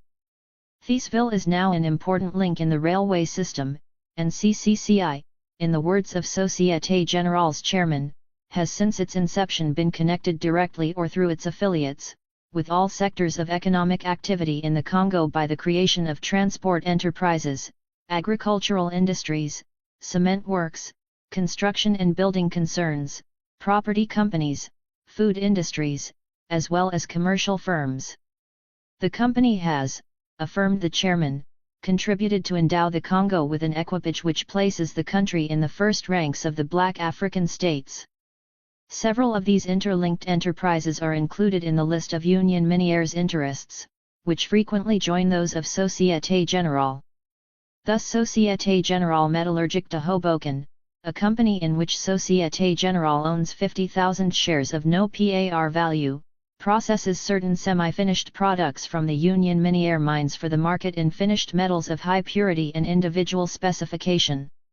In conjunction with the Fansteel Metallurgical Corporation of Chicago, Hoboken created a joint subsidiary, Fansteel Hoboken, in December 1962, with a capital of 360 million francs. This new company will produce refractory metals, notably tantalum, columbium, tungsten, and molybdenum, in various marketable forms. Wonky Colliery Co. Limited represents Union Minière's participation in southern Rhodesia's coal mines. While its shareholding is not unimportant, Anglo-American Corporation predominates and acts as the company's secretary and consulting engineers. Capitalized at £6 million, of which £5,277,810 is paid up, the company owns coal mining rights over 42,000 acres and surface rights over about 29,000 acres of land in the Wonky district of southern Rhodesia. The means by which the mining interests dominate the government of the settler colonies are many, but the manner in which land is given away by the administration and then leased back from the buyers or lessees exhibits some of the most unashamed and open gerrymandering possible.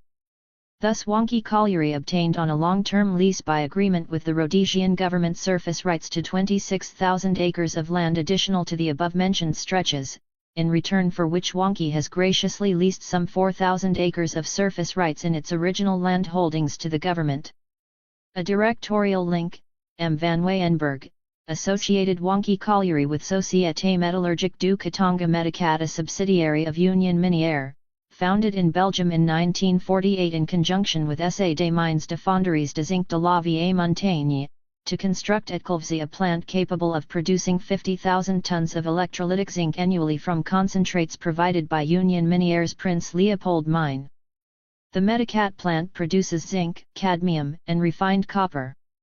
With a capital of FRS 750 million represented by 150,000 shares of no par value, the company made a net profit of FRS 160,831,393 in 1961, after providing for various liabilities, among which dividends accounted for FRS 120 million, almost 3/4 of net profit, and directors' percentages FRS 7,857,517.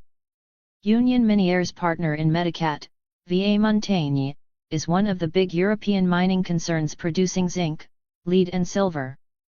A Belgian company, founded in 1837, it has silver-lead-zinc properties in Belgium, France, Algeria, Tunis, Germany, and Sweden, and metallurgical works in Belgium, France and Germany. Of the 405,000 shares of no par value constituting its capital of FRS 1 billion, Société Générale owns 40,756.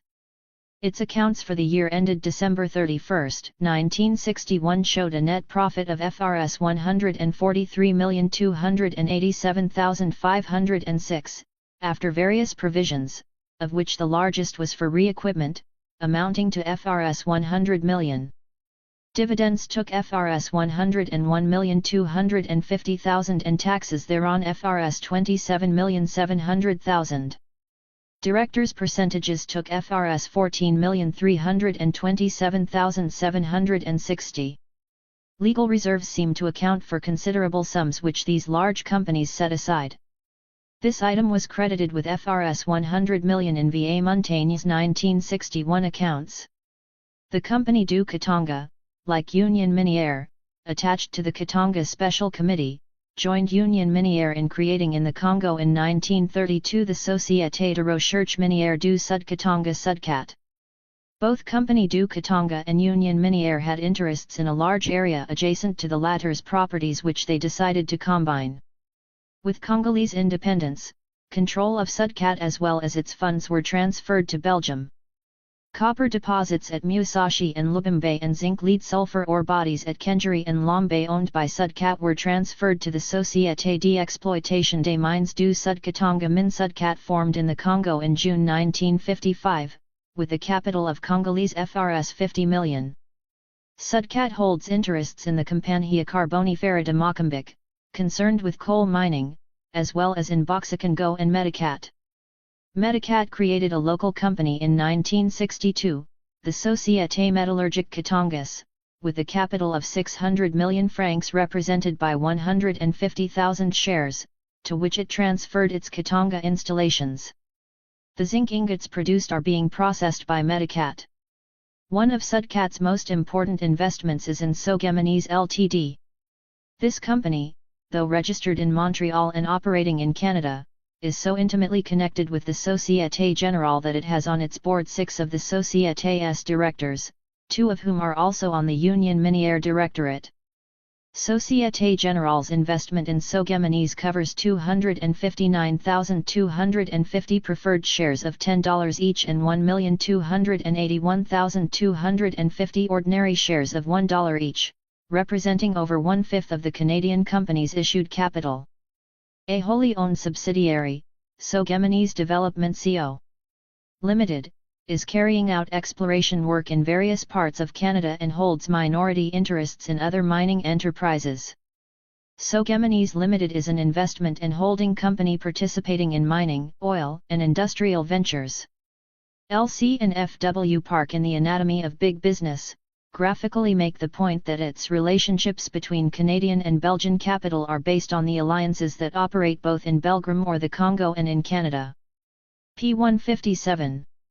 Sogemanese parent, Société Générale, devotes considerable space in its annual report to the former's operations. The most important concern in which they are interested is Canadian Petrofina Ltd. In 1961, Canadian Petrofina made the record profit of $5,516,926. Petrofina is a Belgian oil company with international associations, especially in the new African states, both inside and outside the oil industry. Its connections with Société Générale are not limited to shareholdings and directorial interlocking. Associations are maintained with several leading banks, including the Banque Belgique, the Banque de l'Union Française, the Crédit Foncier de Belgique, the Banque de Paris et des Pays Bas, and a number of insurance companies. Under the impetus of Société Générale and certain associates, a subsidiary of Petrofina, Société Chimique des Derives du Pétrole Petrochin underwent a financial reorganization during 1962, when certain assets were passed to it, principally by Petrofina.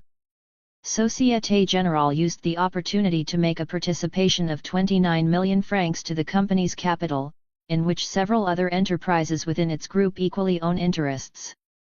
Société Générale's shareholding is 58,000 shares of HO-PAR value. Cabenam, a joint venture of Petrochim and Union Carbide, brings together the banking interests of Société Générale with those interested in the Great American Chemical Corporation, the Continental Insurance Co. and the Hanover Bank, which is involved with Anglo-American Corporation and the banking consortia now engaging themselves in ventures in the new African states. There is some Rockefeller influence in the Hanover Bank, and it is linked by financial interchanges with the American Ford Group of New York, a principal fire and casualty insurance company. Union Carbide and Carbon manufactures enriched uranium, and through the influence of its direct backers, Hanover Bank, and indirect associations with the Rockefeller Mellon Group, has become the major contractor to the government-owned atomic energy plants at Oak Ridge, Tennessee, and Paducah, Kentucky. For this purpose a separate division was formed, Union Carbide Nuclear Company, uranium and vanadium mines being worked in Colorado, and a tungsten mine and mill in California. Union Carbide's range of interests in the chemical sphere is wide, it having a very large synthetic materials sector.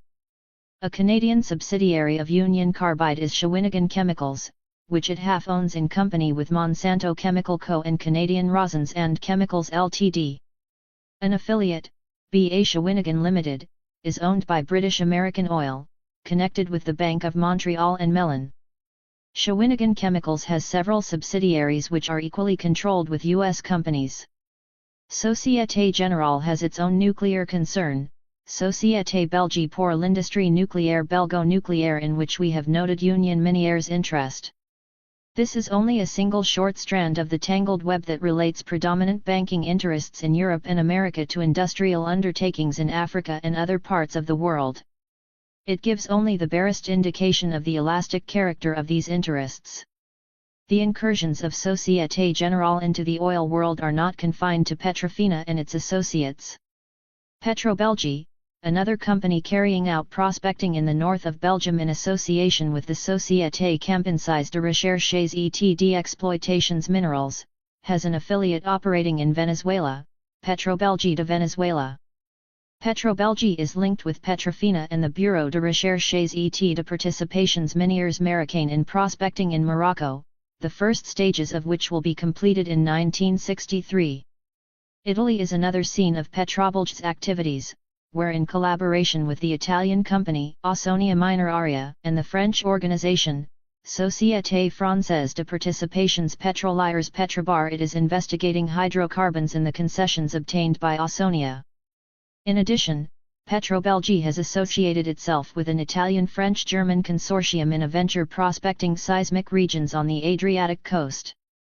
Both Petrobelgie and Petrofina have got together with the Spanish company, Ciapsa, to prospect for hydrocarbons within a concession owned by Ciapsa. Direct links with Belgium's military program and, accordingly, with that of NATO, are closely operated through the Poudreries Réunies de Belgique, whose capital was increased during 1962 from 203,900,000 francs to 266,700,000 francs. At the beginning of the year it absorbed the Fabrique Nationale de Products Chimiques et d'Explosifs at Bonsels, Belgium, whose purchase included a participation in the capital of SAD Arendonk. The acquisition of the latter's selling organization has added to the scope of the company's civil activities. These Belgian concerns are linked with the Société Africaine d'Explosifs Afridex, in which Union Minière has interests. The military and nuclear interpenetration gives a special emphasis to the uranium output of the Union Minière complex, which in the post-war years upheld the Belgian economy and helped it to refurbish its industrial equipment. Out of the Congo came the spoils that provided for the further exploitation of the territory and the high productive ratio the lately devastated war-ridden and Nazi-occupied country attained so swiftly. Even before the Second World War, uranium was already making the Shinkolobwe mine a very important asset to Union Minière and the Belgian government. As one writer puts it, the Union Minière achieved a certain notoriety in the 20s and 30s by obliging would-be purchasers of radium to pay $70,000 a gram, until competition from the Canadian Eldorado Company forced the price down to a mere $20,000 a gram, a level at which both companies were able to make a profit. Anatomy of Big Business, p. 156. According to the calculation of experts, Union Minière's profits were estimated to be 3 billion francs a year, $60 million in terms of American currency, and over £20 million in sterling. In spite of the disturbed situation in Katanga and the protests of the company that their business had been seriously impeded, Union Minière's balance sheet for the year ended December 31, 1960 showed a net profit of Frs 2,365,280,563. Dividends absorbed no less than Frs 1,863 million, rather more than half the net profits, carrying a dividend tax which went to the Belgian government of Frs 381,578,313. Emoluments to directors, auditors, and staff fund, for Europeans, absorbed Frs 84,609,333, while permanent committee members received Frs 7,111,567. Eldorado Mining and Refining Limited is by no means independent of the big business and financial interests which have Canada's industry in their grip, and whose associations with Africa and other less developed areas of the world are interwoven. A former private secretary to an ex-minister sits on its board, which is linked with Canadian Aluminium, whose directorate includes a former Governor-General of Canada. As we go along we shall see how these interlockings of international finance and exalted public figures and the people's representatives create an oligarchy of power pursuing and achieving their special interests, which have no relation whatsoever to the public good, with which they are made to appear synonymous. We shall find that the Royal Bank of Canada, represented on Eldorado's board by W. J. Bennett, has connections with Société Générale and Union Minière through interlockings via Sogemanese and prominent insurance and banking groups. Wonky Colliery Co. Limited, for instance, gives us M. Van Weyenberg, a director of Union Minière, Medicat and Société Générale, several of whose directorial colleagues sit on Sogemanese, whose chairman, W. H. Howard, besides being a vice president of the Royal Bank and chairman of the Montreal Trust, is linked with the Rothermere newspaper group in Great Britain and is a director of Algoma Steel Corporation Limited, which owns 4 coal mines in West Virginia and limestone and dolomite deposits in Michigan State. Algoma supplied the steel for the construction of a $20 million plant at Sault Ste. Marie, Ontario, for the Mansman Tube Co., a subsidiary of the Mansman Steel Company, which is a prominent member of the Ruhr industry of Western Germany. Mansman is said to be fast increasing its penetration into Canadian industry. Its board includes representatives of the Deutsche Bank and Dresdner Bank, both of which are much in evidence in the consortia engaged in Africa and connected prominently with Anglo-American Corporation. Chairman of Mannesmann since 1934 is W. Zanger, a former member of the Nazi Party and of the SS. He was one of the group of big German industrialists who financed the Nazi rise to power and provided the armaments for the Nazi war machine. In the days of the Nazi invasion of the Soviet Union, Mannesmann opened short-lived affiliates in Kiev and Dnipropetrovsk. Anatomy of Big Business, pages 109 to 110.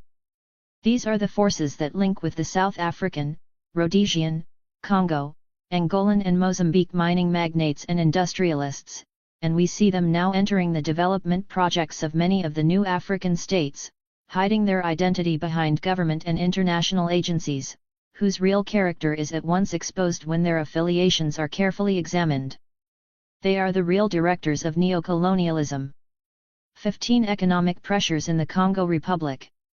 On June 30, 1960, when the Congo became independent, there began what will undoubtedly be regarded by historians as the most stormy and complex chapter in that country's, and for that matter Africa's, history.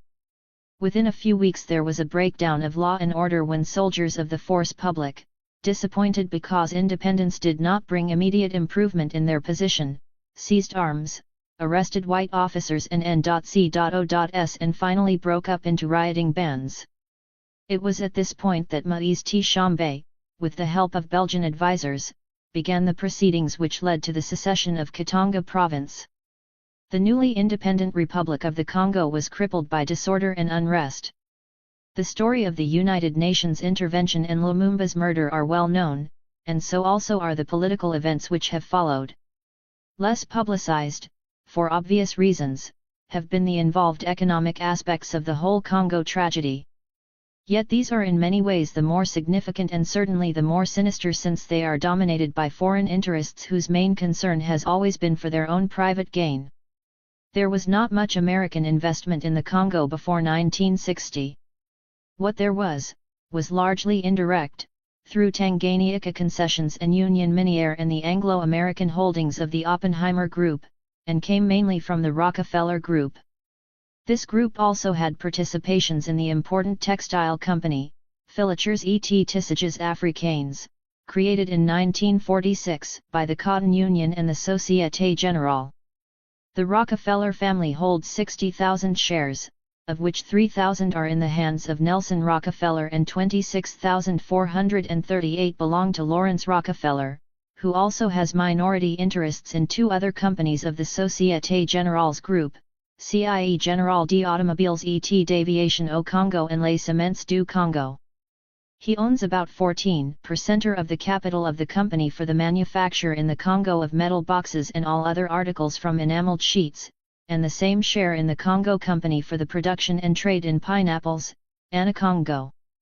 In 1952 both Lawrence and David Rockefeller participated in acquiring about 30% of Syndicate pour l'étude géologique et minière de la cuvette congolaise. All petroleum products used in the Congo continue to be imported from abroad, and the giant Rockefeller Trust, LSO Standard, created a distribution subsidiary in the Congo in 1956, LSO Congo Belgique, rechristened SO Central Africa in 1960. Another subsidiary, the Sakani Vacuum Petrol Company and Texas Petroleum, have minority participations in the Société Congolaise d'Entreposage des Products de Pétrole. There are some American plywood companies there, such as United States Plywood Corporation with Agrafor and Corina Congo, and in the Syndicate du Papier. Plus Wood Industries has an agreement with Caminière, who have together formed the Société Congolaise Belgo-Américaine pour la Transformation du Bois du Congo Sakoba Lam. Olin Matheson Industries, which have interests in the Poudres Réunies de Belgique, have participated with Union Minière and several other groups of the Société Générale in creating the Société Africaine d'Explosifs Afridex. Olin Matheson have a fifth of the capital. Others investing there include the Industrial and Investing Corporation, New York, Armco Steel, Bell Telephone, General Motors, and Otis Elevators. Since 1960 the Bank of America has acquired 20% in the Lambert Bank Group's Socobank. Ford has founded Ford Motors, Congo. Union Carbide has taken a dominant participation in Somalu, created in 1960 to exploit a pyroclary mine. This mineral contains niobium, a rare metal used in making special steels.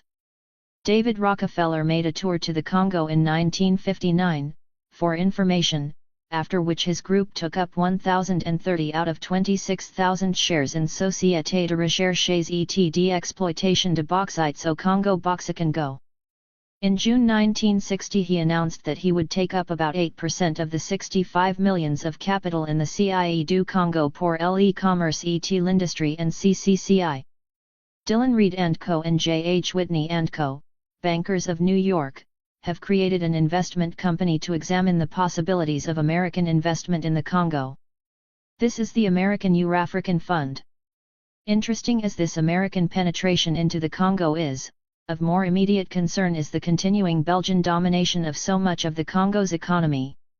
In Les Trusts au Congo by Pierre Joy and Rossini Lewin, a clear picture of the events immediately preceding and following independence is given. According to their account, the independent state of the Congo, under Leopold IT, owned a large part of the capital of the original companies, also of the chartered companies created at the time, and of private enterprises. After the Belgian government took over the administration of the Congo, these participations were increased in a number of ways, by direct intervention in the creation of new organisms of a parastatal nature, by the arrogation of certain rights as recompense for the concessions they gave, by exercise of right to subscribe to the increase of the capital of companies in which the Congo state already owned shares. As a result, the Belgian Congo held a considerable portfolio of investments which, at the most moderate estimate, were valued at about 40 million francs. In addition, it possessed various prerogatives, such as voting rights and the right to nominate representatives to administrative boards, in a whole series of enterprises in which it did not hold capital participations. This portfolio comprised participations and rights in enterprises of a parastatal character, such as the Banque Centrale du Congo Belgique, the Société de Crédit au Colonet, the Caisse d'épargne du Congo Belgique, the Offices des Sites Africains OCA, Atraco, the Régie de Distribution d'eau et d'électricité Régie de Sceaux, etc. The chartered companies, Comite Special du Katanga, CSK, Comite National du Kivu, C.N.Ki, CIE des chemins de fer des grands lacs. Investment companies like Onatra, CIE du Katanga, etc. Mining companies like Fourminier, Mines d'Or de Kilomoto, etc. Transport enterprises like CC Congo, Transport en Commun de Léopoldville Chemin de Fer KDL, Sabina, etc. Production and distribution, undertakings like electrical power, such as Forces de l'Est and Forces du Bas-Congo. Private enterprises in which the Congo held only minority interests. The possession of this important portfolio permitted the public authorities, in principle, to exercise a considerable influence in the Congo economy and even to control completely certain important sectors. Moreover, official statements justified these participations, declaring that they allowed the state to exercise its role of guardian of the public interest and tutor of the natives. The example of the CSK is significant in this respect. Leopold II had controlled this semi-public organism by reserving to the state the right to nominate 4 out of the 6 members of its administration. But after the taking over of the Congo by Belgium, the CSK was, during 50 years, the docile instrument of the Union Minière, although it had every opportunity to control the Great Katanga Trust. CSK was by far the biggest shareholder of Union Minière, and the statutes elaborated in 1906 officially conferred on it important rights in Union Minière, notably that of designating the administrative council and a certain number of directors. CSK never used these tights, but on the contrary confided its representation to the most obvious leaders of private capital. The hold of the trusts on the Congo administration was total, the more so since the big companies were able to ensure considerable material advantages to the representatives of the state who passed into their service. Before June 1960, the trusts speeded up theatre maneuvers to prevent the Congolese people from coming into possession of their patrimony. At the time of the Round Table Conference, the financial press was emphatically insisting on the Belgian government obtaining guarantees from the future Congo Republic. In the very first place, it is necessary to shelter the enterprises from eventual nationalization. The Congolese nationalist parties were, however, unanimous in opposing the maintenance by the Belgian financial groups of an economic protectorate over the Congo after June 30, 1960. Consequently, they insisted that the Congo portfolio should be transferred integrally and without conditions to the young republic, which would be able to make use of the rights arising from it to name its own representatives on the parastatal organisms and, if such should be the case, in the private Congolese companies. It was this which frightened Belgian financial circles, the prospect of seeing the Congo Republic making use of the incontestable rights that the possession of the Congolese portfolio would confer upon it. To avert this, Raymond Scaven vainly tried the maneuver which was quickly recognized by the Congolese leaders. He proposed to answer the financial needs of the Congo by creating a mixed investment company, to which the Congo would confer the management of its portfolio, Belgium on its side bringing an annual contribution of 1 billion francs. If this attempt failed, the Belgian government was all the happier in the case of the chartered companies, whose dissolution in extremis it would decree a few days before June 30. It also decided to dissolve CSK and C.N.Key. Before Congo acceded to independence. On the occasion of the Round Table Conference, Scaven parleyed with certain Congolese delegates, whom he tried to persuade that it would be better if the Belgian government itself proceeded with this measure before June 30. He made them believe that it was preferable because, if the Congolese government did it afterwards, this could create a bad impression abroad, giving rise to the belief that they had something against the private companies. The maneuver was clever. It was easier to convince the Congolese delegates, since most of them showed an understandable distrust towards the chartered companies. They had only too often had occasion to declare that the companies played the game of the big trusts. As to these, certain Congolese parties had called for the dissolution of the companies and the transfer of their rights to the Congolese state. The Belgian officials charged with giving technical enlightenment to the participants at the Round Table Conference were openly careful to indicate that the Congo Republic could repay the colonialists for their part, by using in the interests of the Congolese people the prerogatives in the companies which would devolve upon the state. A hurried decree of June 27, 1960, 3 days before the proclamation of independence, sanctioned the dissolution of the CSK and the division of its assets between the Congo and the CIE du Katanga. At a stroke, the Congo Republic lost the possibility of utilizing the powerful instruments of command which it would have disposed of in taking over the direction of the CSK, and the prerogatives of the Union Minière were preserved. Through the intermediary CSK, which would have in fact become a Congolese parastatal organism, the Congo Republic would in effect have obtained the statutory right to designate the president of the Katanga Trust and a certain number of other directors on its board. And the Congolese government could even have preempted its views in the general meetings of the Union Minière, through the CSK, which was the biggest shareholder of the company. The dissolution of the CSK not only lost to the Congo Republic the possibility of benefiting from the prerogatives of this organism. The Convention of June 27, 1960 accorded considerable additional advantages to the CIE du Katanga, which received full ownership of a third of the lands improved by the CSK. Allotment zones, its real estate and bankings, as well as the right to a third of the rents which were expected in the future from the mineral concessions allocated by CSK. If the ground rights and mineral rights not already conceded revert to the Congo, this restitution of rights over the Congolese land and mineral patrimony will not be effected without compensation, since the convention stipulates that the Congo Republic must pay in compensation a forfeiture indemnity of 100 million to the CIE du Katanga. The C.N.Key was formed for a period which will expire on December 31, 2011.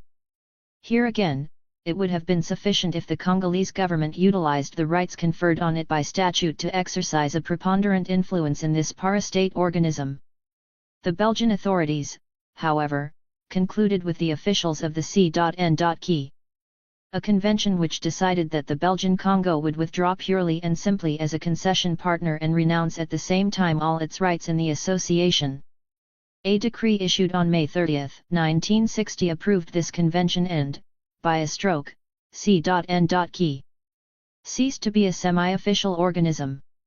On June 21, 1960 its shareholders decided, in addition, to transform it into a common stock company called the Société Belgo-Africaine du Kivu Sobeki. This company reserved the right to exploit for its own private profit exclusively the mines of C.N.Key, as well as the integral property of the portfolio which this organism had constituted. If the public authorities take over the administration of the Crown lands, the convention provides that the shareholders of Sobeka shall receive in compensation a just indemnity. To give an appearance of legality to these conventions, the representatives of the Belgian government declared that they acted in accordance with the wishes expressed by the Economic, Financial and Social Conference which took place in Brussels in the months of April and May 1960. In reality, in pronouncing the dissolution of the CSK and the C.N.Key, the Belgian authorities wanted, above all, to place before the new Congolese state an accomplished fact. In order to show how indispensable the financial support of Belgium was, the Belgian companies had, in fact, taken care to make massive withdrawals of capital at the same time as they pushed to the maximum the export of Congolese products, and on the other hand, limited to the extreme their imports. The Congolese trade balance resulting from the action gave an exceptionally high surplus in 1959, 13,417 million francs, which did nothing to save the Congo from very great financial difficulties. In fact, a heavy proportion of the sums anticipated from the sale of Congolese products were not returned to the colony, and more than 7 billions of private capital left the Congo in the course of the exercise. These maneuvers have cost the young African state sad convulsions and have brought it to the edge of chaos. And they have done nothing to resolve the essential problem for the future of the Congo: how to recover from underdevelopment. 16 monetary zones and foreign banks. The UN Economic Commission for Africa's Standing Committee for Trade has recently described the African continent as riddled with different trade regimes and payments systems supplemented in most cases by specific economic ties with countries or groupings of countries outside Africa. One of the most effective ways in which Britain and France have retained economic ties with former colonial territories is through action to ensure that the new states remained in the monetary zones centered on London and Paris. There are 7 major currency groups in Africa: the French franc zone, the sterling area, the Belgian franc area, the Spanish peseta and the Portuguese escudo areas, the South African rand area, and the countries like the United Arab Republic and the Congo, Leopoldville, with separate currency units. By far the greater part of Africa's trade comes within the sterling area and the French franc zones of Africa. The sterling area has been somewhat looser than the franc bloc. For example, Nigeria and Ghana have established their own currencies and their own central banks, though they continue for the most part to keep their international reserves in the form of sterling. When I opened the Bank of Ghana at the end of July 1959, I spoke of the decisive part played by a central bank in the economic life of a country. Our political independence will be meaningless unless we use it so as to obtain economic and financial self-government and independence. In order to obtain this, it is of absolute and paramount importance that a central bank should be set up by the government.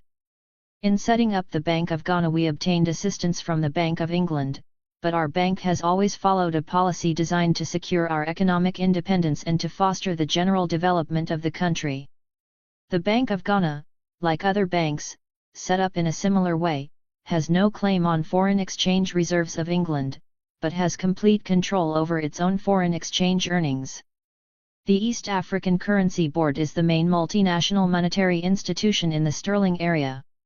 It embraces Kenya, Tanzania, and Uganda in Africa, and Aden outside the region, with the currency freely convertible at a fixed rate to the pound sterling. The member countries of the Currency Board have no control over domestic money supplies. In the long run these are controlled by export and import levels and foreign investment flows, and in the short, by lending policies of the London banks. Under this arrangement nationally directed growth often leads to a shortage of currency which hinders expansion. In Britain the names of the big five banks are household words. These banks with their immense resources are closely linked with big industrialists to form a small and specially powerful group with worldwide interests. In 195 the 147 directors of the Big Five banks held between them 1,008 directorships, of which 299 were in other financial institutions such as other banks, insurance companies, and investment trusts. Many of the biggest companies have directors on the boards of more than one of the big banks. The more the interlocking takes place, the less one can say this one is a financier, and that one is an industrialist.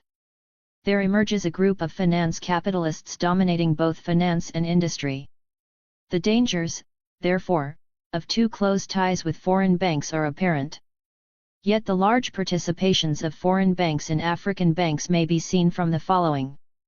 Republic of Congo, Credit Congolais is a subsidiary of Barclays Boni, DCO through its affiliate in Antwerp, the Banque de Commerce.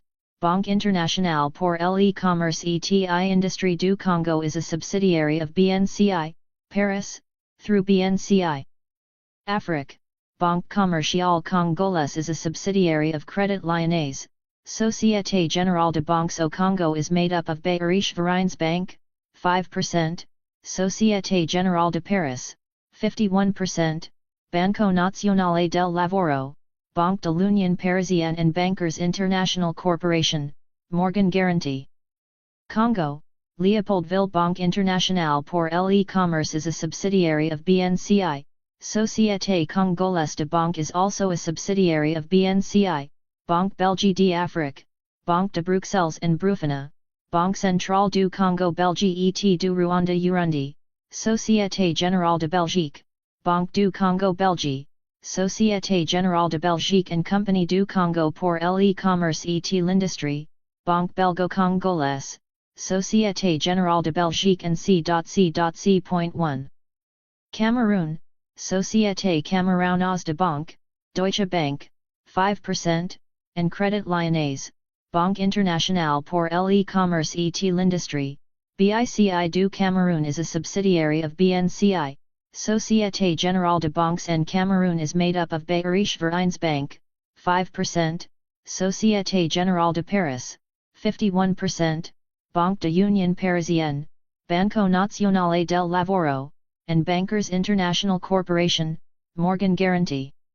Gabon, Union Gabonaise de Banque, Deutsche Bank, 10%, and Credit Lyonnais. Liberia, Bank of Monrovia is owned 100% by First National City Bank of New York, Morgan, Liberian Trading and Development Bank Mediobanca, 60%, and Bankers International Corporation, Morgan. Libya, the Sahara Bank, Tripoli, Bank of America International NY, Bank of America, California, Banco de Sicilia, Palermo, Bank of America Associate. Central Africa, Union Bancaire en Afrique Centrale is owned by Société Générale de Paris and Crédit Lyonnais.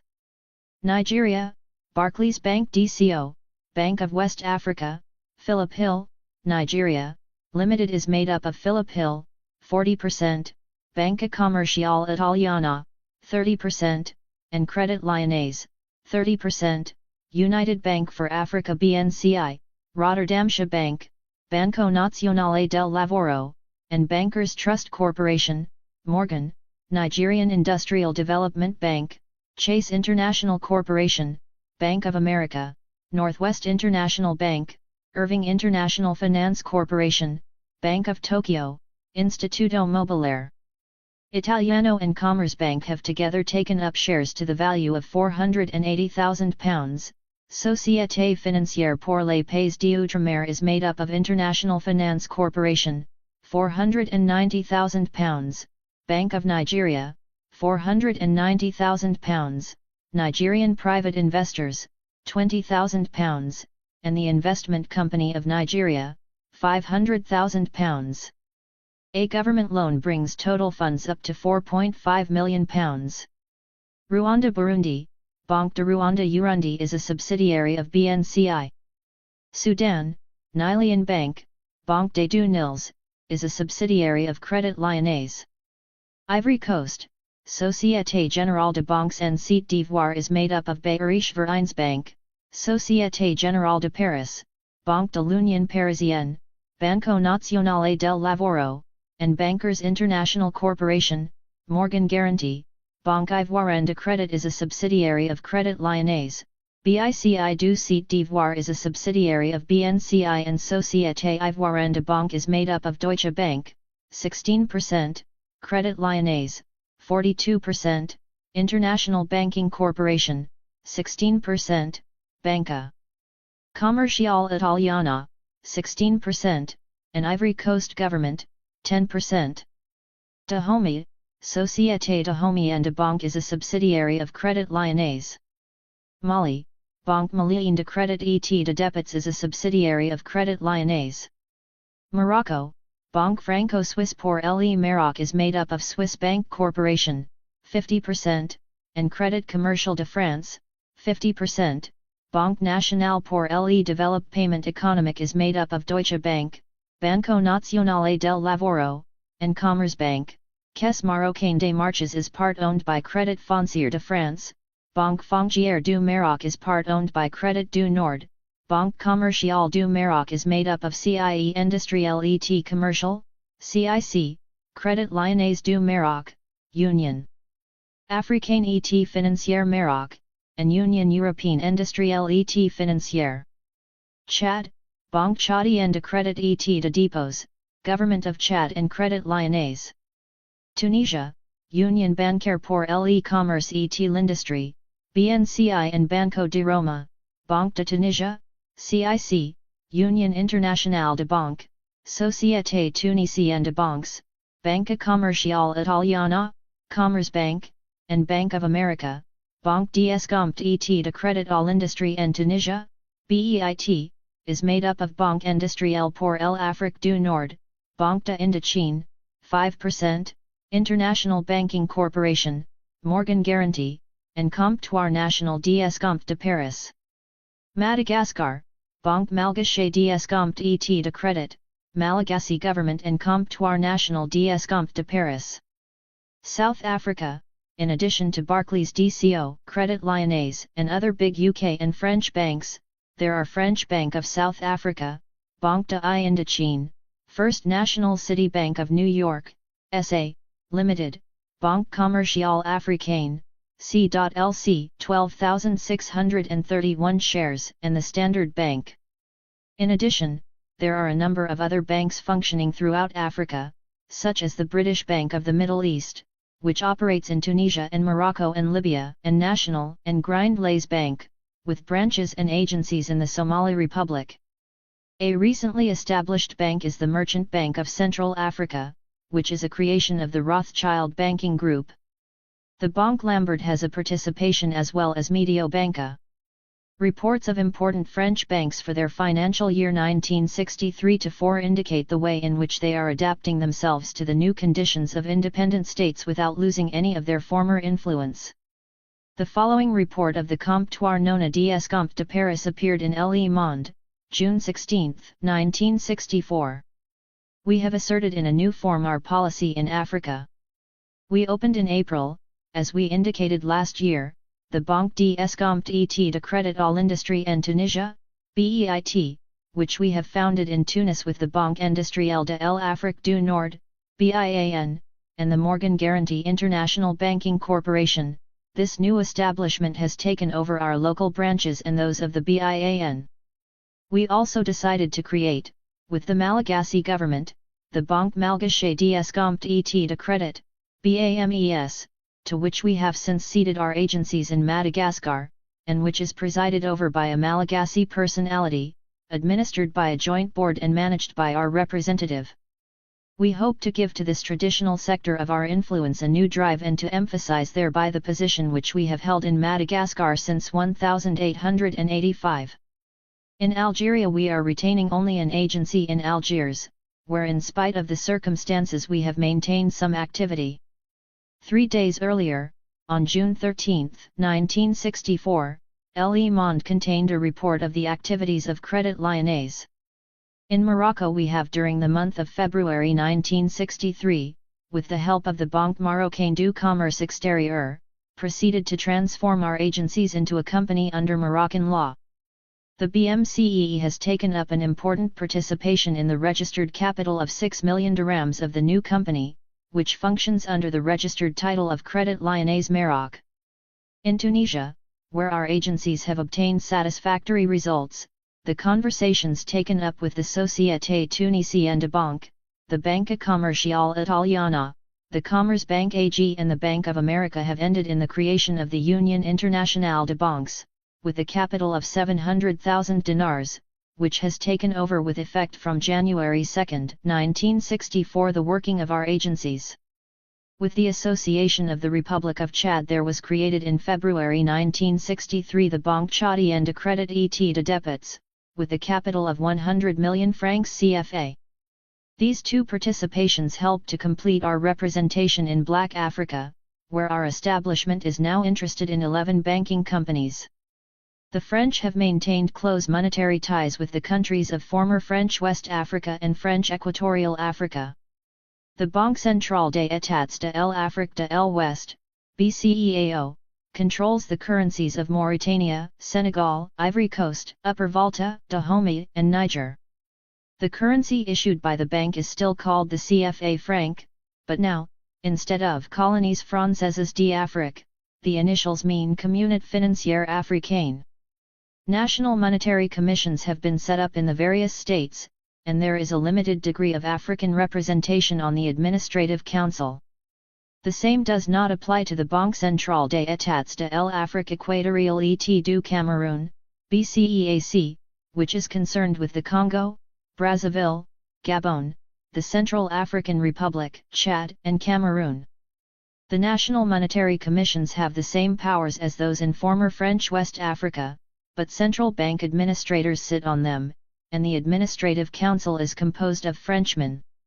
As a research group of the Department of Economics in the University of Ghana has pointed out, the most significant feature of these currency blocks is that the foreign exchange reserves of the franc zone countries are still pooled in France itself. They are estimated individually for each member, but cannot be drawn upon beyond a certain margin of credit governed in each case by a bilateral agreement with the French government.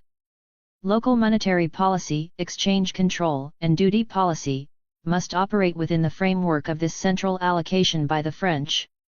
Certain former French colonies, Tunisia, Morocco, Algeria, Mali, and Guinea have, since independence, established their own banks and currencies, but they have pegged their currencies to the franc. The existence of separate monetary zones is having a harmful effect on the growth of trade in Africa.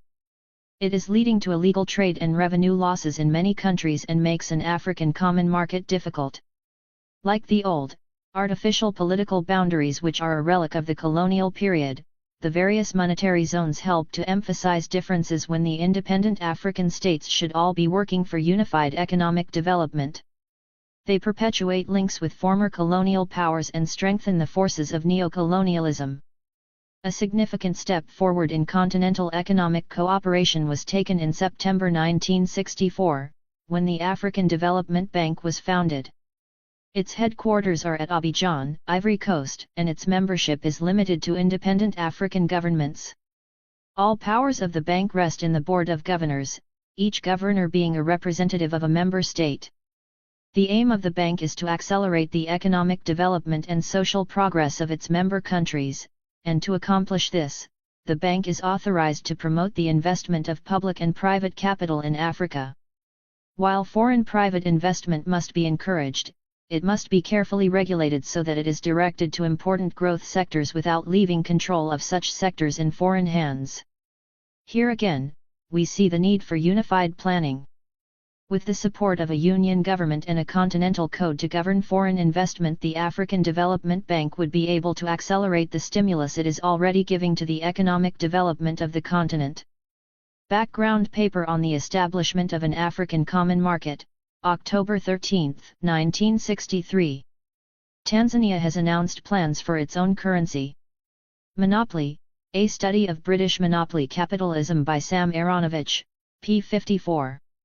17 New industries, the effects on primary producing countries. The Second World War, fought as it was on an almost global scale, called for scientific and inventive genius in unprecedented measure, all towards one end, that of destruction. The need for vast quantities of equipment and the supply services that were ancillary to the purpose of wiping out people and cities, animated, as peace never did, governmental support for investigation and research into faster and more rational means of mass production. The United States, which became the prime arsenal and provider for its Western allies, was naturally foremost in adjusting its industrial machinery to the new methods at the close of the war. Since then, the demands made by the reconstruction of ruined cities and the rebuilding of disjointed economies have accelerated the trend. The policy of containment, military adventures such as Vietnam, Cyprus, and Korea, Cold War stockpiling and the race in rocket assembly and spaceship building have added their quota. Automation and the use of electronics are fast spreading and, as in America, taking hold wherever large-scale production finds it more profitable to replace human labor by push-button thinly manned mechanisms. The resulting tremendous bound forward in productive potential has created an increasing demand for the base materials of industry, and there has sprung up a rapidly enlarging assortment of synthetic raw materials, many of them supplementing natural products and often replacing them. This is having an effect upon the market prices of natural primary products, a fact given prominence by the chairman of Union Minière du Haut-Katanga at the 1964 shareholders' meeting. The London Metal Exchange, the body which still operates the world prices of metals, is largely under the influence of the leading producers and processors like Union Minière itself, and its associates Rhodesian Selection Trust, Kenzing Rio Tinto, Amalgamated Metal Corporation, Mine Rice et Métaux and London Tin Corporation. Cocoa users, for their part, are constantly threatening the producing countries that they will use synthetic substitutes, and rubber-growing countries are up against the increasing use of the artificial product. Just as the high quotations and fluctuations of primary products are influenced by the monopoly producers, so the threat of the use of synthetics is no idle warning, since the controllers of the natural products are also the major producers of the artificial materials. For the same reason, the producers of synthetics will be careful not to compete too vigorously with the natural products. For example, it has been alleged that Dunlop were slow to begin synthetic rubber manufacturing because of their large plantation interests in Malaya. All four of the American rubber-producing giants, Firestone, B.F. Goodrich, Goodyear, and United States Rubber, are engaged in the production of artificial rubber. United States Rubber works 90,000 acres of rubber plantations in Malaya and Indonesia, as well as concessions in Brazil, Venezuela, Colombia, and other Latin American countries. Its synthetic rubber and related plants, with the exception of that at Naugatuck, Connecticut, are placed, like those of its textile division, in the southern states of America, where labor is cheaper than in the north. In 1962 there was significant expansion of the company's plastics facilities, under which the production capacity of its acrylic material was increased. This is described as a tough plastic rubber blend, for which growing uses are being found in automobiles and various appliances, all formerly using rubber. Goodyear, among the first 20 companies in the United States, has its own rubber plantations in Indonesia, Costa Rica, Brazil, and Guatemala. It operates synthetic rubber plants at Houston, Texas, and Akron, Ohio. A 30% increase was made in Indiana, the company's facilities for research in rubber, plastics, and other scientific exploration in 1961, for the company has become interested in chemicals and aeronautics. Firestone is a byword in West Africa where, until the recent advent of iron ore exploiting companies, it dominated the economy of Liberia. It is still king of rubber there and, like other rubber giants, gets its rubber also from plantations in the Latin American countries, as well as Ceylon. It has 58 plants throughout the United States, including 4 for synthetic rubber and 1 working on what is described as U.S. national defense. Another 53 plants are spread around the world, principally in the Western Hemisphere. B.F. Goodrich Company runs to the same form but, if anything, has wider plastics interests, since it is a producer of vinyl resins under the trademark Geon, and among a long list of subsidiaries and other holdings controls British Geon, in collaboration with the Distillers Company, a combine controlling the whiskey and gin trade of Great Britain, with over 100 subsidiary companies engaged in biochemicals, industrial alcohol, plastics, magnesium alloys for jet engines, and many other operations. BTR Industries, which controls among other companies British Tire and Rubber Company and the International Synthetic Rubber Company, is included in Goodrich's affiliates.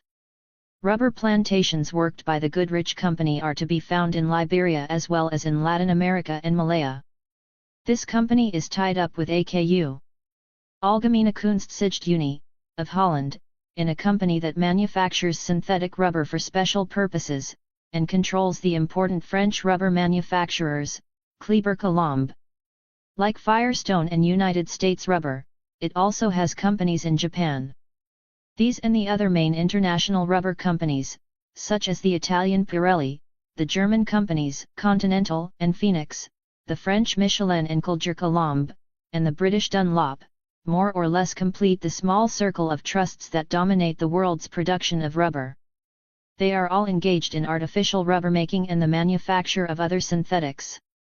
The furious advertising that goes on in every country of the world to push their individual products leaves no doubt about their keen competition for markets, and all of them have factories as well as a multitude of agents and representatives spread across the globe. This brief review of the rubber monopolies illustrates their interrelations and their domination of both natural and synthetic rubber throughout the world. It becomes increasingly obvious as we delve deeper into the operations of the industrial monopolies that they have the developing countries at a complete disadvantage. As providers of novel basic products for old and new industries on a continually extending scale, the highly industrialized countries are the major investors in and concessionaires for the starting materials that are obtained primarily from largely sub-industrialized sources.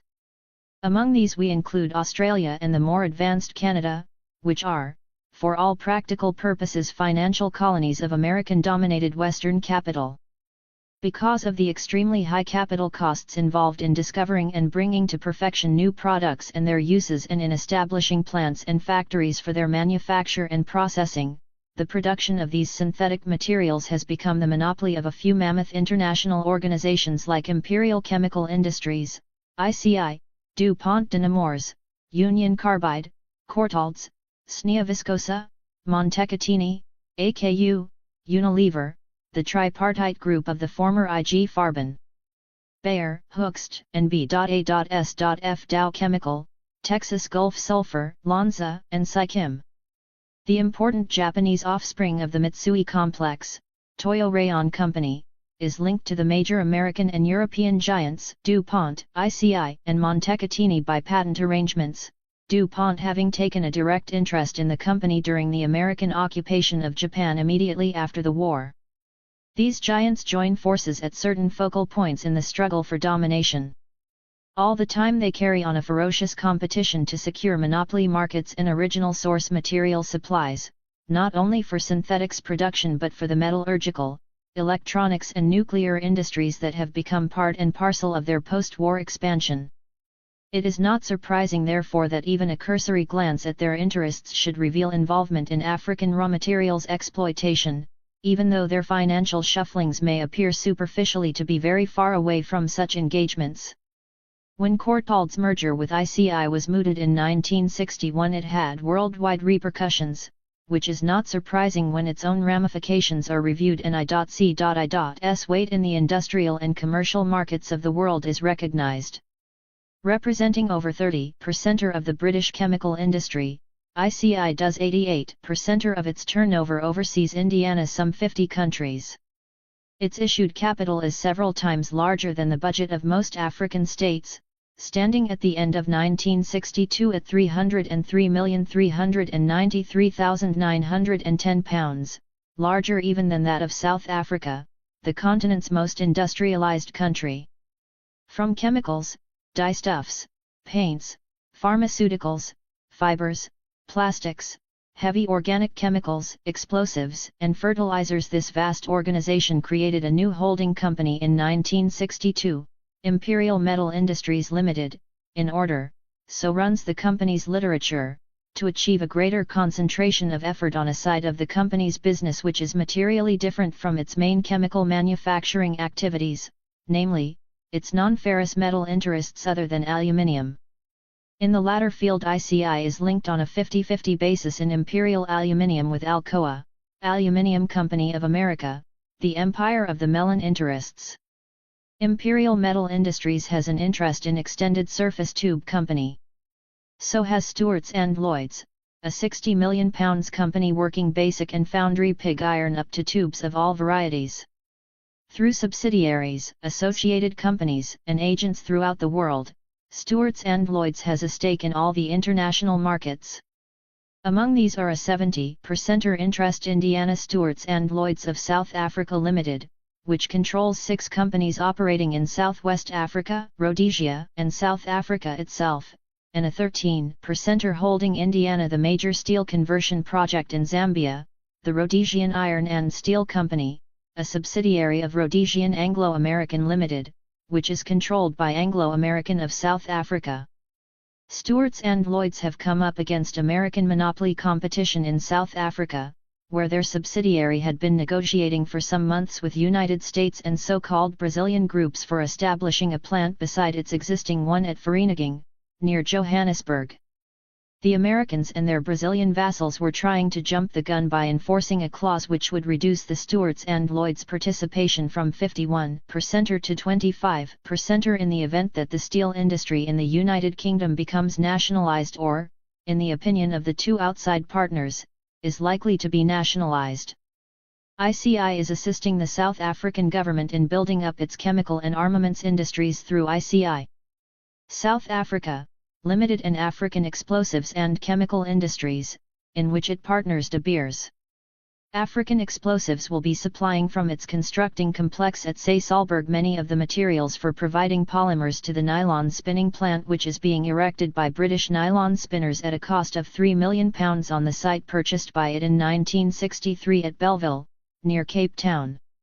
The Rhodesian subsidiary of African Explosives is behind the proposed £2 million fertilizer plant to be built at Livingstone, Zambia, with the backing of the government, in connection with which the company is constructing another plant at Durawa, Rhodesia, for the exploitation of phosphate deposits. Consumption of fuel and power and common minerals has jumped phenomenally since the war, and the Western capitalist countries as well as Japan have resorted to non-industrialized countries for quickly growing quantities. Before the war, the industrialized countries relied largely upon their own reserves of iron ores or on those of other Western sources. Today, the giant iron and steel corporations of Europe, America, and Japan, in addition to their investments in Canada and Australia, are turning more and more for their base materials to Africa, where cheap labor, tax concessions, and supporting government policies have opened up avenues of richer profits from huge, untapped resources.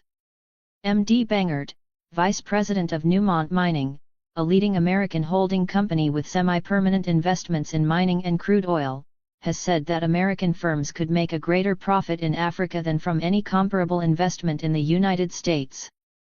Mr. Bangert should know intimately what he is talking about, since Newmont Mining is joined in consortia operating the biggest exploitative undertakings in northern and southern Africa, such as the Ookiep Copper Co., the Tsumeb Corporation, Palaborum Mining, SOCNA du Plom and SOC des Mines des Eletgia. It has a 12.1% participation in Cyprus mines, which gives it a vested interest in maintaining Cyprus for the NATO cause. The fact that United States miners earn an average of $2.70 an hour against the less than 10 cents average paid to African miners in South Africa makes it obvious how such super profits are achieved. No wonder Newmont's original investment in Tsumeb multiplied 20 times in value in the space of 3 years. The African countries are faced with the need to turn subsistence economies into organisms that will generate viable and improved conditions of living for their populations. However, many African governments, instead of getting together in united action which would stimulate maximum capital accumulation and the construction of a solid overall African economy, are granting concessions for the working of mineral, agricultural and forestry resources whose purpose is the drawing off of output to sustain and enlarge the industries and economies of the imperialist countries. Not one of the investing syndicates has any intention of founding in any one of these countries an integrated industrial complex that would give impetus to genuine economic growth. Nor are the returns on the export of primary products from mining, agriculture, and forestry likely to provide to any important extent the looked-for capital for investing in industrial foundation. Returns to source countries on exports of primary products are niggardly by comparison with the profits made by the monopoly concessionaires, who are both sellers and processors.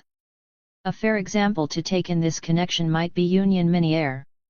In Katanga it operates over 34,000 square kilometers of concessions, on which it works 3 copper mines, 1 copper and zinc mine, 5 copper and cobalt mines, an iron mine and a limestone quarry.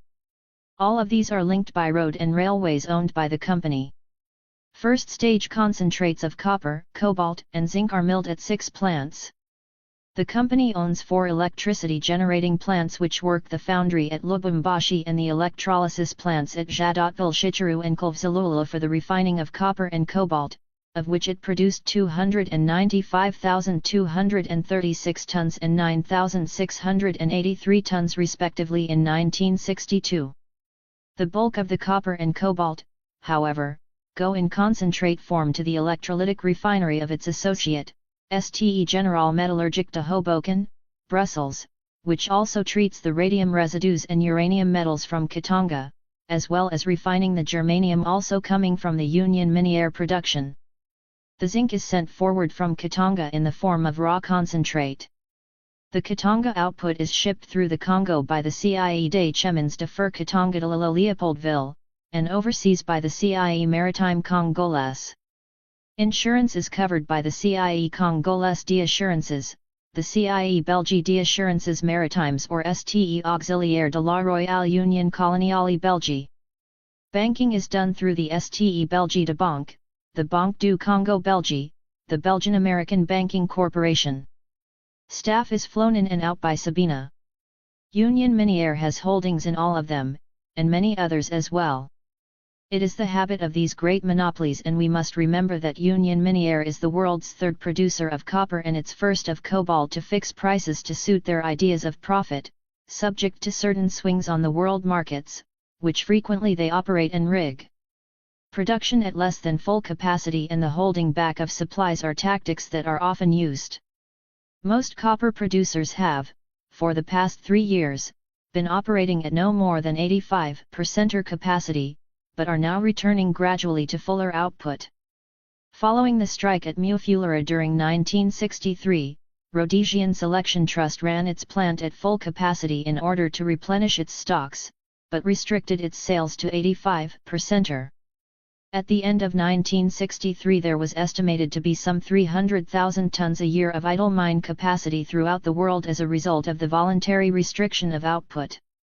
Stocks accumulated outside the United States, in order to support prices, were put at 130,000 to 150,000 tons.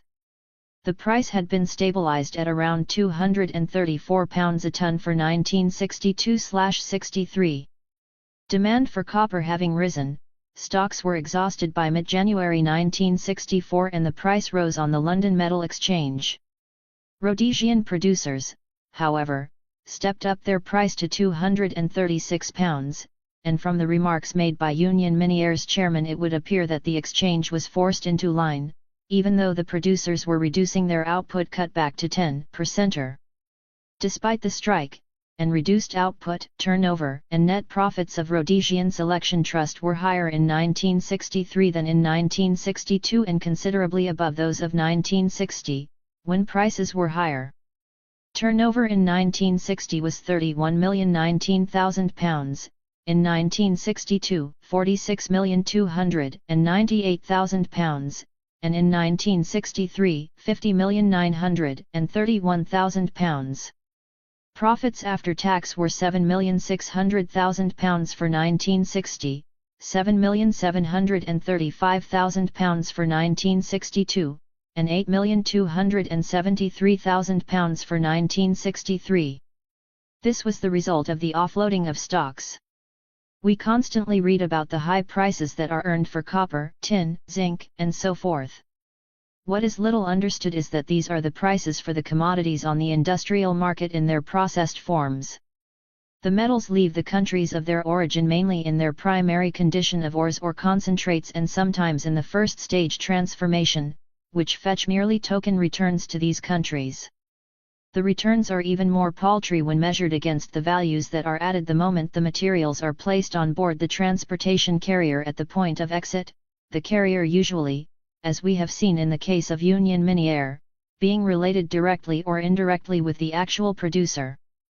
The many more surpluses that accrue in the course of transit from producing country to the foreign transformation centers and through the subsequent stages of conversion fall to the concessionary combines and the shipping, transport, banking, insurance, manufacturing, and selling organizations with which, in most cases, they are linked.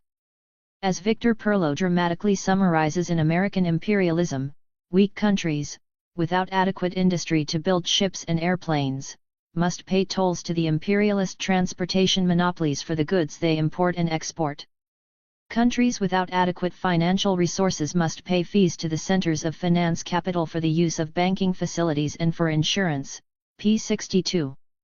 Amounts remaining behind in the producing countries in the form of wages are sadly fractional.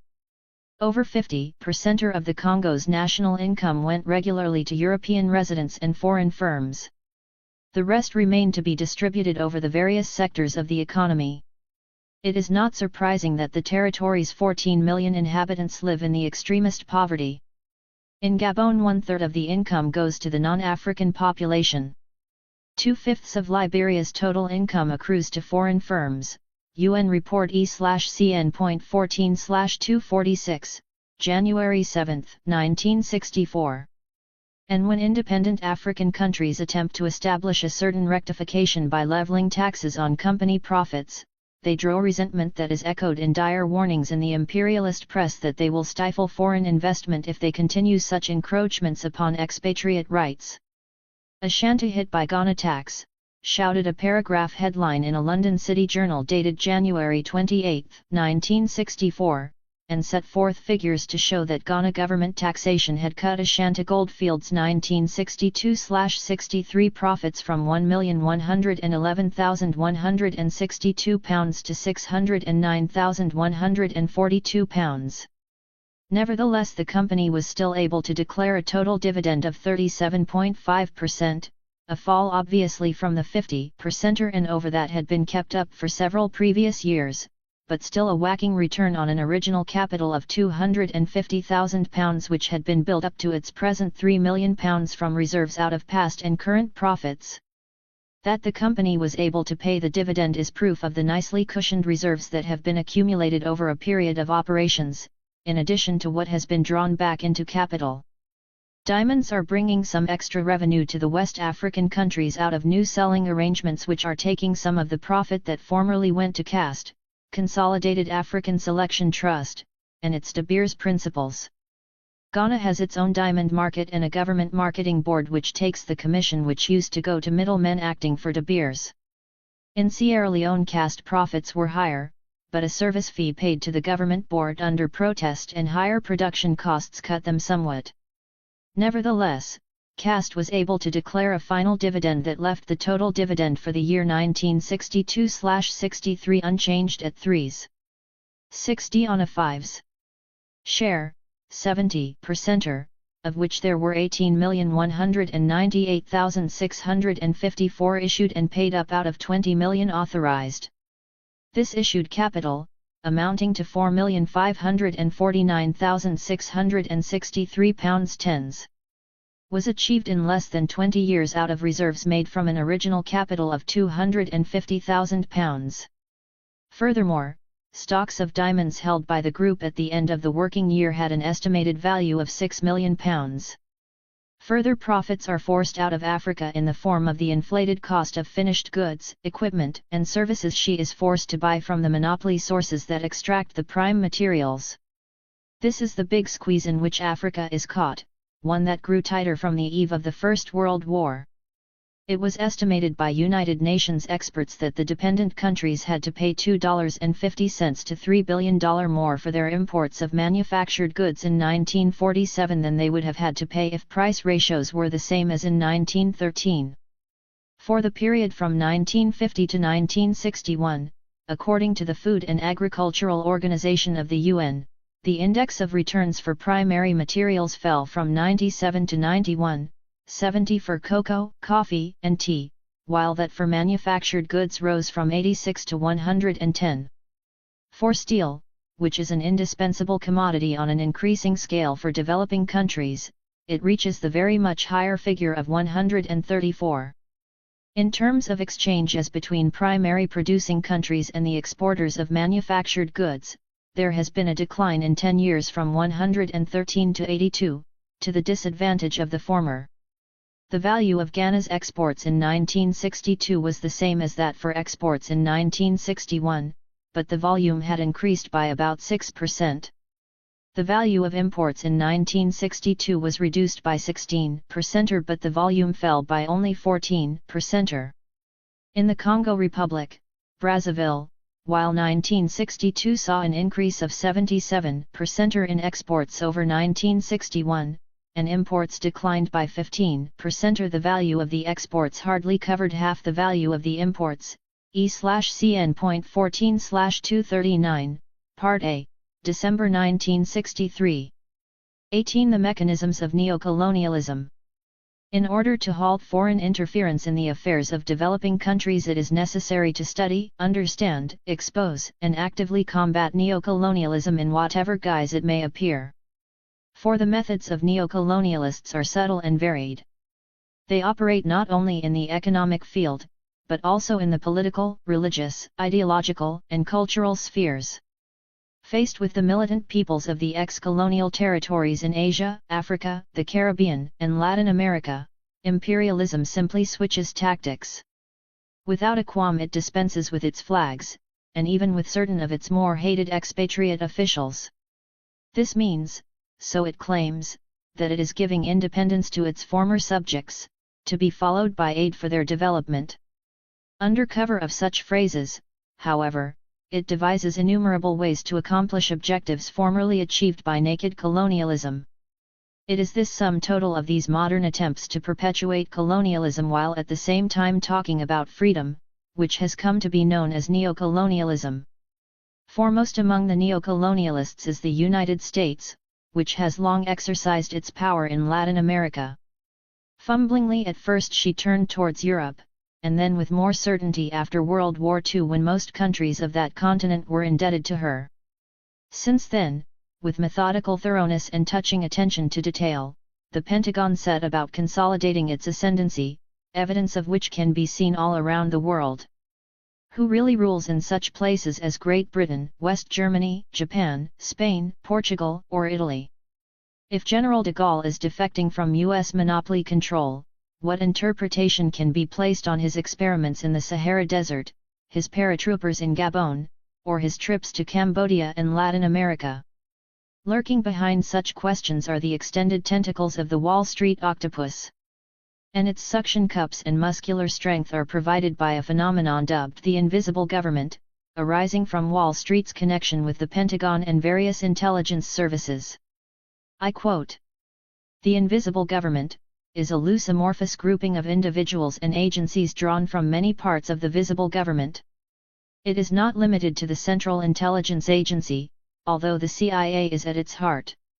Nor is it confined to the 9 other agencies which comprise what is known as the intelligence community, the National Security Council, the Defense Intelligence Agency, the National Security Agency, Army Intelligence, Navy Intelligence and Research, the Atomic Energy Commission and the Federal Bureau of Investigation.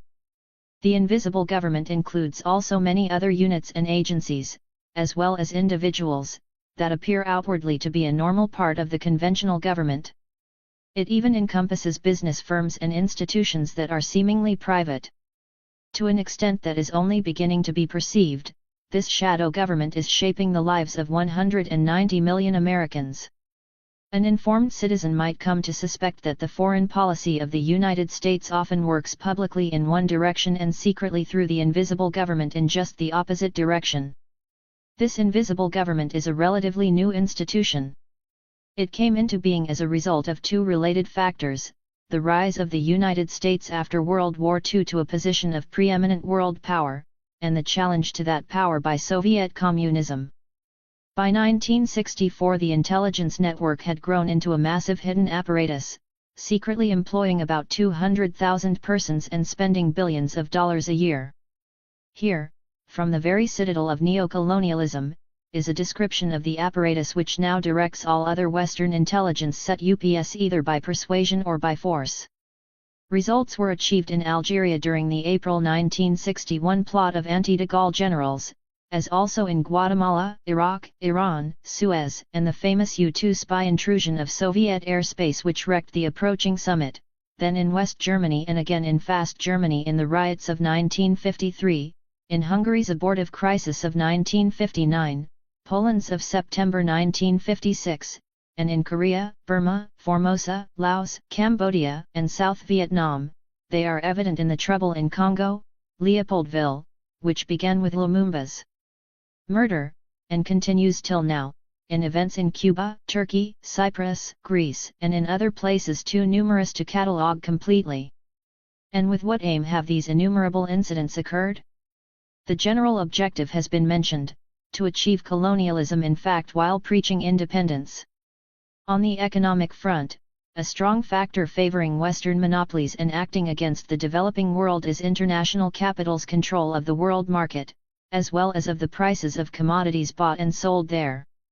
From 1951 to 1961, without taking oil into consideration, the general level of prices for primary products fell by 33.1%, while prices of manufactured goods rose 3.5%, within which, machinery and equipment prices rose 31.3%.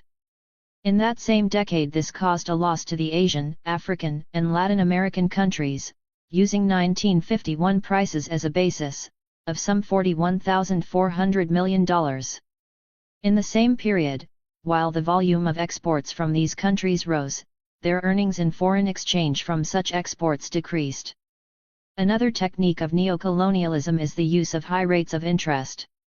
Figures from the World Bank for 1962 showed that 71 Asian, African, and Latin American countries owed foreign debts of some $27,000 million, on which they paid in interest and service charges some $5,000 million. Since then, such foreign debts have been estimated as more than £30,000 million in these areas. In 1961, the interest rates on almost 3/4 of the loans offered by the major imperialist powers amounted to more than 5%, in some cases up to 7 or 8%, while the call-in periods of such loans have been burdensomely short. While capital worth $30,000 million was exported to some 56 developing countries between 1956 and 1962, it is estimated that interest and profit alone extracted on this sum from the debtor countries amounted to more than £15,000 million. This method of penetration by economic aid recently soared into prominence when a number of countries began rejecting it. Ceylon, Indonesia, and Cambodia are among those who turned it down. Such aid is estimated on the annual average to have amounted to $2,600 million between 1951 and 1955, $4,007 million between 1956 and 1959, and $6,000 million between 1960 and 1962. But the average sums taken out of the aided countries by such donors in a sample year, 1961, are estimated to amount to $5,000 million in profits, $1,000 million in interest, and $5,800 million from non-equivalent exchange, or a total of $11,800 million extracted against $6,000 million put in. Thus, aid turns out to be another means of exploitation, a modern method of capital export under a more cosmetic name. Still another neo-colonialist trap on the economic front has come to be known as multilateral aid through international organizations, the International Monetary Fund, the International Bank for Reconstruction and Development, known as the World Bank, the International Finance Corporation and the International Development Association are examples, all, significantly, having U.S. capital as their major backing. These agencies have the habit of forcing would-be borrowers to submit to various offensive conditions, such as supplying information about their economies, submitting their policy and plans to review by the World Bank and accepting agency supervision of their use of loans. As for the alleged development, between 1960 and mid-1963 the International Development Association promised a total of $500 million to applicants, out of which only $70 million were actually received. In more recent years, as pointed out by Monitor in the Times, July 1, 1965, there has been a substantial increase in communist technical and economic aid activities in developing countries. During 1964 the total amount of assistance offered was approximately £600 million. This was almost a third of the total communist aid given during the previous decade. The Middle East received about 40% of the total, Asia 36%, Africa 22%, and Latin America the rest. Increased Chinese activity was responsible to some extent for the larger amount of aid offered in 1964, though China contributed only a quarter of the total aid committed, the Soviet Union provided a half, and the East European countries a quarter. Although aid from socialist countries still falls far short of that offered from the West, it is often more impressive, since it is swift and flexible, and interest rates on communist loans are only about 2% compared with 5 to 6% charged on loans from Western countries. Nor is the whole story of aid contained in figures, for there are conditions which hedge it around: the conclusion of commerce and navigation treaties, agreements for economic cooperation, the right to meddle in internal finances, including currency and foreign exchange, to lower trade barriers in favor of the donor country's goods and capital, to protect the interests of private investments, determination of how the funds are to be used, forcing the recipient to set up counterpart funds, to supply raw materials to the donor, and use of such funds, a majority of it, in fact, to buy goods from the donor nation. These conditions apply to industry, commerce, agriculture, shipping and insurance, apart from others which are political and military. So-called invisible trade furnishes the Western monopolies with yet another means of economic penetration. Over 90% of world ocean shipping is controlled by the imperialist countries. They control shipping rates and, between 1951 and 1961, they increased them some 5 times in a total rise of about 60%, or the upward trend continuing. Thus, net annual freight expenses incurred by Asia, Africa, and Latin America amount to no less than an estimated $1,600 million. This is over and above all other profits and interest payments. As for insurance payments, in 1961 alone these amounted to an unfavorable balance in Asia, Africa, and Latin America of some additional $370 million. Having waded through all this, however, we have begun to understand only the basic methods of neo-colonialism. The full extent of its inventiveness is far from exhausted. In the labor field, for example, imperialism operates through labor arms like the Social Democratic parties of Europe led by the British Labour Party, and through such instruments as the International Confederation of Free Trade Unions, ICFTU, now apparently being superseded by the New York Africa American Labor Center, AALC, under AFL-CIO chief George Meany and the well-known CIA man in labor's top echelons, Irving Brown. In 1945, out of the euphoria of anti-fascist victory, the World Federation of Trade Unions, WFTU, had been formed, including all world labor except the U.S. American Federation of Labor, AFL. By 1949, however, led by the British Trade Union Congress, TUC, a number of pro-imperialist labor bodies in the West broke away from the WFTU over the issue of anti-colonialist liberation, and set up the ICFTU. For 10 years it continued under British TUC leadership. Its record in Africa, Asia, and Latin America could gratify only the big international monopolies which were extracting super profits from those areas. In 1959, at Brussels, the United States AFL-CIO Union Center fought for and won control of the ICFTU Executive Board. From then on a flood of typewriters, mimeograph machines, cars, supplies, buildings, salaries and, so it is still averred, outright bribes for labor leaders in various parts of the developing world rapidly linked ICFTU in the minds of the rank and file with the CIA. To such an extent did its prestige suffer under these American bosses that, in 1964, the AFL-CIO brains felt it necessary to establish a fresh outfit. They set up the AALC in New York right across the river from the United Nations. As a steadfast champion of national independence, democracy, and social justice, unblushingly stated the April 1965 bulletin put out by this center, the AFL-CIO will strengthen its efforts to assist the advancement of the economic conditions of the African peoples. Toward this end, steps have been taken to expand assistance to the African free trade unions by organizing the African American Labor Center. Such assistance will help African labor play a vital role in the economic and democratic upbuilding of their countries. The March issue of this bulletin, however, gave the game away.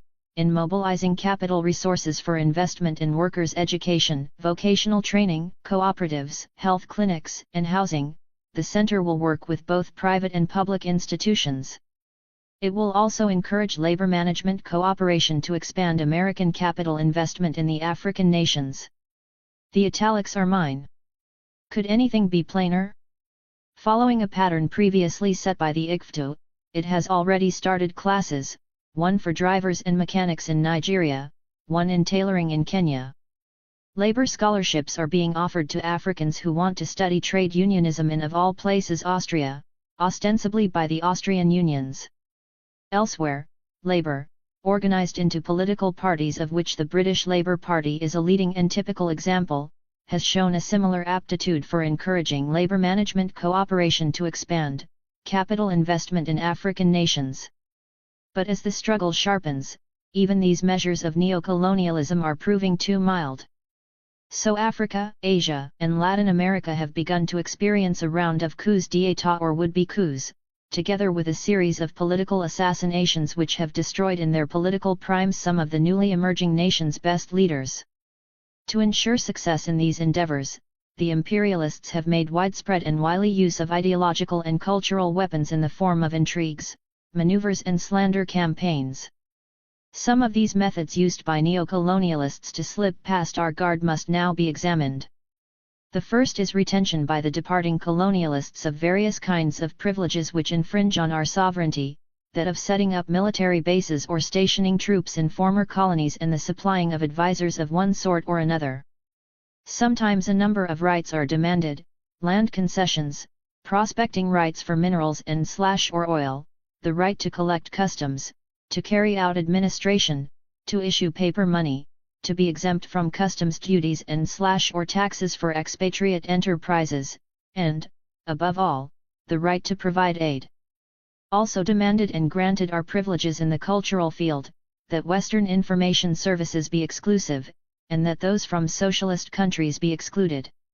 Even the cinema stories of fabulous Hollywood are loaded. One has only to listen to the cheers of an African audience as Hollywood's heroes slaughter Red Indians or Asiatics to understand the effectiveness of this weapon. 4.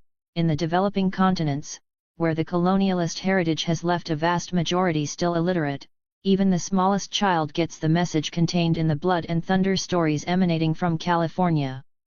And along with murder and the Wild West goes an incessant barrage of anti-socialist propaganda, in which the trade union man, the revolutionary, or the man of dark skin is generally cast as the villain, while the policeman, the gumshoe, the federal agent, in a word, the CIA-type spy, is ever the hero. Here, truly, is the ideological underbelly of those political murders which so often use local people as their instruments. While Hollywood takes care of fiction, the enormous monopoly press, together with the outflow of slick, clever, expensive magazines, attends to what it chooses to call news. Within separate countries, one or two news agencies control the news handouts, so that a deadly uniformity is achieved, regardless of the number of separate newspapers or magazines, while internationally, the financial preponderance of the United States is felt more and more through its foreign correspondents and offices abroad, as well as through its influence over international capitalist journalism. Under this guise, a flood of anti-liberation propaganda emanates from the capital cities of the West, directed against China, Vietnam, Indonesia, Algeria, Ghana, and all countries which hack out their own independent path to freedom. Prejudice is rife. For example, wherever there is armed struggle against the forces of reaction, the nationalists are referred to as rebels, terrorists, or frequently communist terrorists. Perhaps one of the most insidious methods of the neo-colonialists is evangelism. Following the liberation movement, there has been a veritable riptide of religious sects, the overwhelming majority of them American. Typical of these are Jehovah's Witnesses, who recently created trouble in certain developing countries by busily teaching their citizens not to salute the new national flags. Religion was too thin to smother the outcry that arose against this activity, and a temporary lull followed. But the number of evangelists continues to grow. Yet even evangelism and the cinema are only two twigs on a much bigger tree. Dating from the end of 1961, the U.S. has actively developed a huge ideological plan for invading the so-called Third World, utilizing all its facilities from press and radio to Peace Corps. During 1962 and 1963, a number of international conferences to this end were held in several places, such as Nicosia in Cyprus, San Jose in Costa Rica, and Lagos in Nigeria. Participants included the CIA, the U.S. Information Agency, USIA, the Pentagon, the International Development Agency, the Peace Corps, and others. Programs were drawn up which included the systematic use of U.S. citizens abroad in virtual intelligence activities and propaganda work. Methods of recruiting political agents and of forcing alliances with the USA were worked out. At the center of its programs lay the demand for an absolute U.S. monopoly in the field of propaganda, as well as for counteracting any independent efforts by developing states in the realm of information. The United States sought, and still seeks, with considerable success, to coordinate on the basis of its own strategy the propaganda activities of all Western countries. In October 1961, a conference of NATO countries was held in Rome to discuss problems of psychological warfare. It appealed for the organization of combined ideological operations in Afro-Asian countries by all participants. In May and June 1962, a seminar was convened by the U.S. in Vienna on ideological warfare. It adopted a secret decision to engage in a propaganda offensive against the developing countries along lines laid down by the USA. It was agreed that NATO propaganda agencies would, in practice if not in the public eye, keep in close contact with U.S. embassies in their respective countries. Among instruments of such Western psychological warfare are numbered the intelligence agencies of Western countries headed by those of the United States Invisible Government. But most significant among them all are Moral Rearmament, MRA, the Peace Corps and the United States Information Agency, USIA. Moral Rearmament is an organization founded in 1938 by the American, Frank Buchman. In the last days before the Second World War, it advocated the appeasement of Hitler, often extolling Himmler, the Gestapo chief. In Africa, MRA incursions began at the end of World War II. Against the big anti-colonial upsurge that followed victory in 1945, MRA spent millions advocating collaboration between the forces oppressing the African peoples and those same peoples. It is not without significance that Moise Tshombe and Joseph Kasavubu of Congo, Leopoldville, are both MRA supporters. George Seldes, in his book 1000 Americans, characterized MRA as a fascist organization subsidized by fascists, and with a long record of collaboration with fascists the world over. This description is supported by the active participation in MRA of people like General Carpentier, former commander of NATO land forces, and General Ho Ying-chin, one of Chiang Kai-shek's top generals. To cap this, several newspapers, some of them in the Western world, have claimed that MRA is actually subsidized by the CIA. When RA's influence began to fail, some new instrument to cover the ideological arena was desired. It came in the establishment of the American Peace Corps in 1961 by President John Kennedy, with Sergeant Shriver, Jr., his brother-in-law, in charge.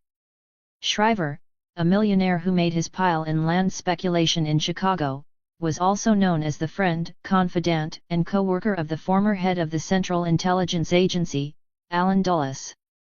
These two had worked together in both the Office of Strategic Services, U.S. Wartime Intelligence Agency, and in the CIA. Shriver's record makes a mockery of President Kennedy's alleged instruction to Shriver to keep the CIA out of the Peace Corps. So does the fact that, although the Peace Corps 4 is advertised as a voluntary organization, all its members are carefully screened by the U.S. Federal Bureau of Investigation, FBI. Since its creation in 1961, members of the Peace Corps have been exposed and expelled from many African, Middle Eastern and Asian countries for acts of subversion or prejudice. Indonesia, Tanzania, the Philippines, and even pro-West countries like Turkey and Iran, have complained of its activities. However, perhaps the chief executor of U.S. psychological warfare is the United States Information Agency, USIA. Even for the wealthiest nation on earth, the U.S. lavishes an unusual amount of men, materials, and money on this vehicle for its neo-colonial aims. The USIA is staffed by some 12,000 persons to the tune of more than $130 million a year. It has more than 70 editorial staffs working on publications abroad. Of its network comprising 110 radio stations, 60 are outside the U.S. Programs are broadcast for Africa by American stations in Morocco, Eritrea, Liberia, Crete, and Barcelona, Spain, as well as from offshore stations on American ships. In Africa alone, the USIA transmits about 30 territorial and national radio programs whose content glorifies the U.S. while attempting to discredit countries with an independent foreign policy. The USIA boasts more than 120 branches in about 100 countries, 50 of which are in Africa alone. It has 250 centers in foreign countries, each of which is usually associated with AG Library. It employs about 200 cinemas and 8,000 projectors which draw upon its nearly 300 film libraries. This agency is directed by a central body which operates in the name of the U.S. President, planning and coordinating its activities in close touch with the Pentagon, CIA and other Cold War agencies, including even armed forces intelligence centers. In developing countries, the USIA actively tries to prevent expansion of national media of information so as itself to capture the marketplace of ideas. It spends huge sums for publication and distribution of about 60 newspapers and magazines in Africa, Asia, and Latin America. The American government backs the USIA through direct pressures on developing nations. To ensure its agency a complete monopoly in propaganda, for instance, many agreements for economic cooperation offered by the U.S. include a demand that Americans be granted preferential rights to disseminate information. At the same time, in trying to close the new nations to other sources of information, it employs other pressures. For instance, after agreeing to set up USIA information centers in their countries, both Togo and Congo, Leopoldville originally hoped to follow a non-aligned path and permit Russian information centers as a balance. But Washington threatened to stop all aid, thereby forcing these two countries to renounce their plan. Unbiased studies of the USIA by such authorities as Dr. R. Holt of Princeton University, retired Colonel R. Van de Velde, former intelligence agents Muriel Dare, Wilson Dysart, and others, have all called attention to the close ties between this agency and U.S. intelligence. For example, Deputy Director Donald M. Wilson was a political intelligence agent in the U.S. Army. Assistant Director for Europe, Joseph Phillips, was a successful espionage agent in several Eastern European countries. Some USIA duties further expose its nature as a top intelligence arm of the U.S. imperialists. In the first place, it is expected to analyze the situation in each country, making recommendations to its embassy, thereby to its government, about changes that can tip the local balance in U.S. favor. Secondly, it organizes networks of monitors for radio broadcasts and telephone conversations, while recruiting informers from government offices. It also hires people to distribute U.S. propaganda. Thirdly, it collects secret information with special reference to defense and economy, as a means of eliminating its international military and economic competitors. Fourthly, it buys its way into local publications to influence their policies, of which Latin America furnishes numerous examples. It has been active in bribing public figures, for example in Kenya and Tunisia. Finally, it finances, directs and often supplies with arms all anti-neutralist forces in the developing countries, witness Chombe in Congo, Leopoldville, and Pak Hung-ji in South Korea. In a word, with virtually unlimited finances, there seems no bounds to its inventiveness in subversion. One of the most recent developments in neo-colonialist strategy is the suggested establishment of a businessmen corps which will, like the Peace Corps, act in developing countries. In an article on U.S. intelligence and the monopolies in international affairs, Moscow, January 1965, V. Chernyavsky writes, "There can hardly be any doubt that this corps is a new U.S. intelligence organization created on the initiative of the American monopolies to use big business for espionage. It is by no means unusual for U.S. intelligence to set up its own business firms which are merely thinly disguised espionage centers. For example, according to Chernyavsky, the CIA has set up a firm in Taiwan known as Western Enterprises Inc. Under this cover it sends spies and saboteurs to South China. The New Asia Trading Company, a CIA firm in India, has also helped to camouflage U.S. intelligence agents operating in Southeast Asia. Such is the catalogue of neo-colonialism's activities and methods in our time. Upon reading it, the faint-hearted might come to feel that they must give up in despair before such an array of apparent power and seemingly inexhaustible resources. Fortunately, however, history furnishes innumerable proofs of one of its own major laws, that the budding future is always stronger than the withering past. This has been amply demonstrated during every major revolution throughout history.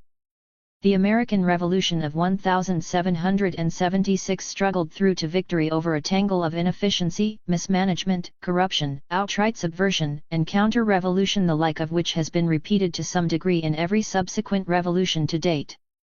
The Russian Revolution during the period of intervention, 1917 to 1922, appeared to be dying on its feet. The Chinese Revolution at one time was forced to pull out of its existing bases, lock, stock, and barrel, and make the unprecedented long march, yet it triumphed. Imperialist white mercenaries who dropped so confidently out of the skies on Stanleyville after a plane trip from Ascension Island thought that their job would be duck soup. Yet, till now, the nationalist forces of Congo, Leopoldville, continue to fight their way forward. They do not talk of if they will win, but only of when. Asia provides a further example of the strength of a people's will to determine their own future. In South Vietnam, special warfare is being fought to hold back the tide of revolutionary change. Special warfare is a concept of General Maxwell Taylor and a military extension of the creed of John Foster Dulles, "Let Asians fight Asians." Briefly, the technique is for the foreign power to supply the money, aircraft, military equipment of all kinds, and the strategic and tactical command from a general staff down to officer advisors, while the troops of the puppet government bear the brunt of the fighting. Yet in spite of bombing raids and the immense build-up of foreign strength in the area, the people of both North and South Vietnam are proving to be unconquerable. In other parts of Asia, in Cambodia, Laos, Indonesia, and now the Philippines, Thailand and Burma, the peoples of ex-colonial countries have stood firm and are winning battles against the allegedly superior imperialist enemy. In Latin America, despite final punitive expeditions, the growing armed insurrections in Colombia, Venezuela, and other countries continue to consolidate gains. In Africa, we in Ghana have withstood all efforts by imperialism and its agents. Tanzania has nipped subversive plots in the bud, as have Brazzaville, Uganda, and Kenya. The struggle rages back and forth. The surging popular forces may still be hampered by colonialist legacies, but nonetheless they advance inexorably. All these examples prove beyond doubt that neo-colonialism is not a sign of imperialism's strength but rather of its last hideous gasp. It testifies to its inability to rule any longer by old methods. Independence is a luxury it can no longer afford to permit its subject peoples, so that even what it claims to have given it now seeks to take away. This means that neo-colonialism can and will be defeated. How can this be done? Thus far, all the methods of neo-colonialists have pointed in one direction: the ancient, accepted one of all minority ruling classes throughout history: divide and rule. Quite obviously, therefore, unity is the first requisite for destroying neo-colonialism. Primary and basic is the need for an all-union government on the much divided continent of Africa. Along with that, a strengthening of the Afro-Asian Solidarity Organization and the spirit of Bandung is already underway.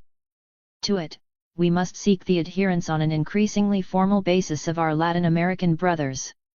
Furthermore, all these liberatory forces have, on all major issues and at every possible instance, the support of the growing socialist sector of the world. Finally, we must encourage and utilize to the full those still all too few yet growing instances of support for liberation and anti-colonialism inside the imperialist world itself. To carry out such a political program, we must all back it with national plans designed to strengthen ourselves as independent nations. An external condition for such independent development is neutrality or political non-alignment. This has been expressed in 2 conferences of non-aligned nations during the recent past, the last of which, in Cairo in 1964, clearly and inevitably showed itself at one with the rising forces of liberation and human dignity. And the preconditions for all this, to which lip service is often paid but activity seldom directed, is to develop ideological clarity among the anti-imperialist, anti-colonialist, pro-liberation masses of our continents. They, and they alone, make, maintain or break revolutions. With the utmost speed, neo-colonialism must be analyzed in clear and simple terms for the full mass understanding by the surging organizations of the African peoples. The All-African Trade Union Federation, AATUV, has already made a start in this direction, while the Pan-African Youth Movement, the women, journalists, farmers, and others are not far behind. Bolstered with ideological clarity, these organizations, closely linked with the ruling parties where liberatory forces are in power, will prove that neo-colonialism is the symptom of imperialism's weakness and that it is defeatable. For, when all is said and done, it is the so-called little man, the bent-backed, exploited, malnourished, blood-covered fighter for independence who decides. And he invariably decides for freedom. The Invisible Government, David Wise and Thomas B. Ross, Random House, New York, 1964. Conclusion. In the introduction I attempted to set out the dilemma now facing the world. The conflict between rich and poor in the second half of the 19th century and the first half of the 20th, which was fought out between the rich and the poor in the developed nations of the world, ended in a compromise. Capitalism as a system disappeared from large areas of the world, but where socialism was established it was in its less developed rather than its more developed parts, and, in fact, the revolt against capitalism had its greatest successes in those areas where early neo-colonialism had been most actively practiced. In the industrially more developed countries, capitalism, far from disappearing, became infinitely stronger. This strength was only achieved by the sacrifice of two principles which had inspired early capitalism, namely the subjugation of the working classes within each individual country and the exclusion of the state from any say in the control of capitalist enterprise. By abandoning these two principles and substituting for them welfare states based on high working class living standards and on a state-regulated capitalism at home, the developed countries succeeded in exporting their internal problem and transferring the conflict between rich and poor from the national to the international stage. Marx had argued that the development of capitalism would produce a crisis within each individual capitalist state because within each state the gap between the haves and the have-nots would widen to a point where a conflict was inevitable and that it would be the capitalists who would be defeated.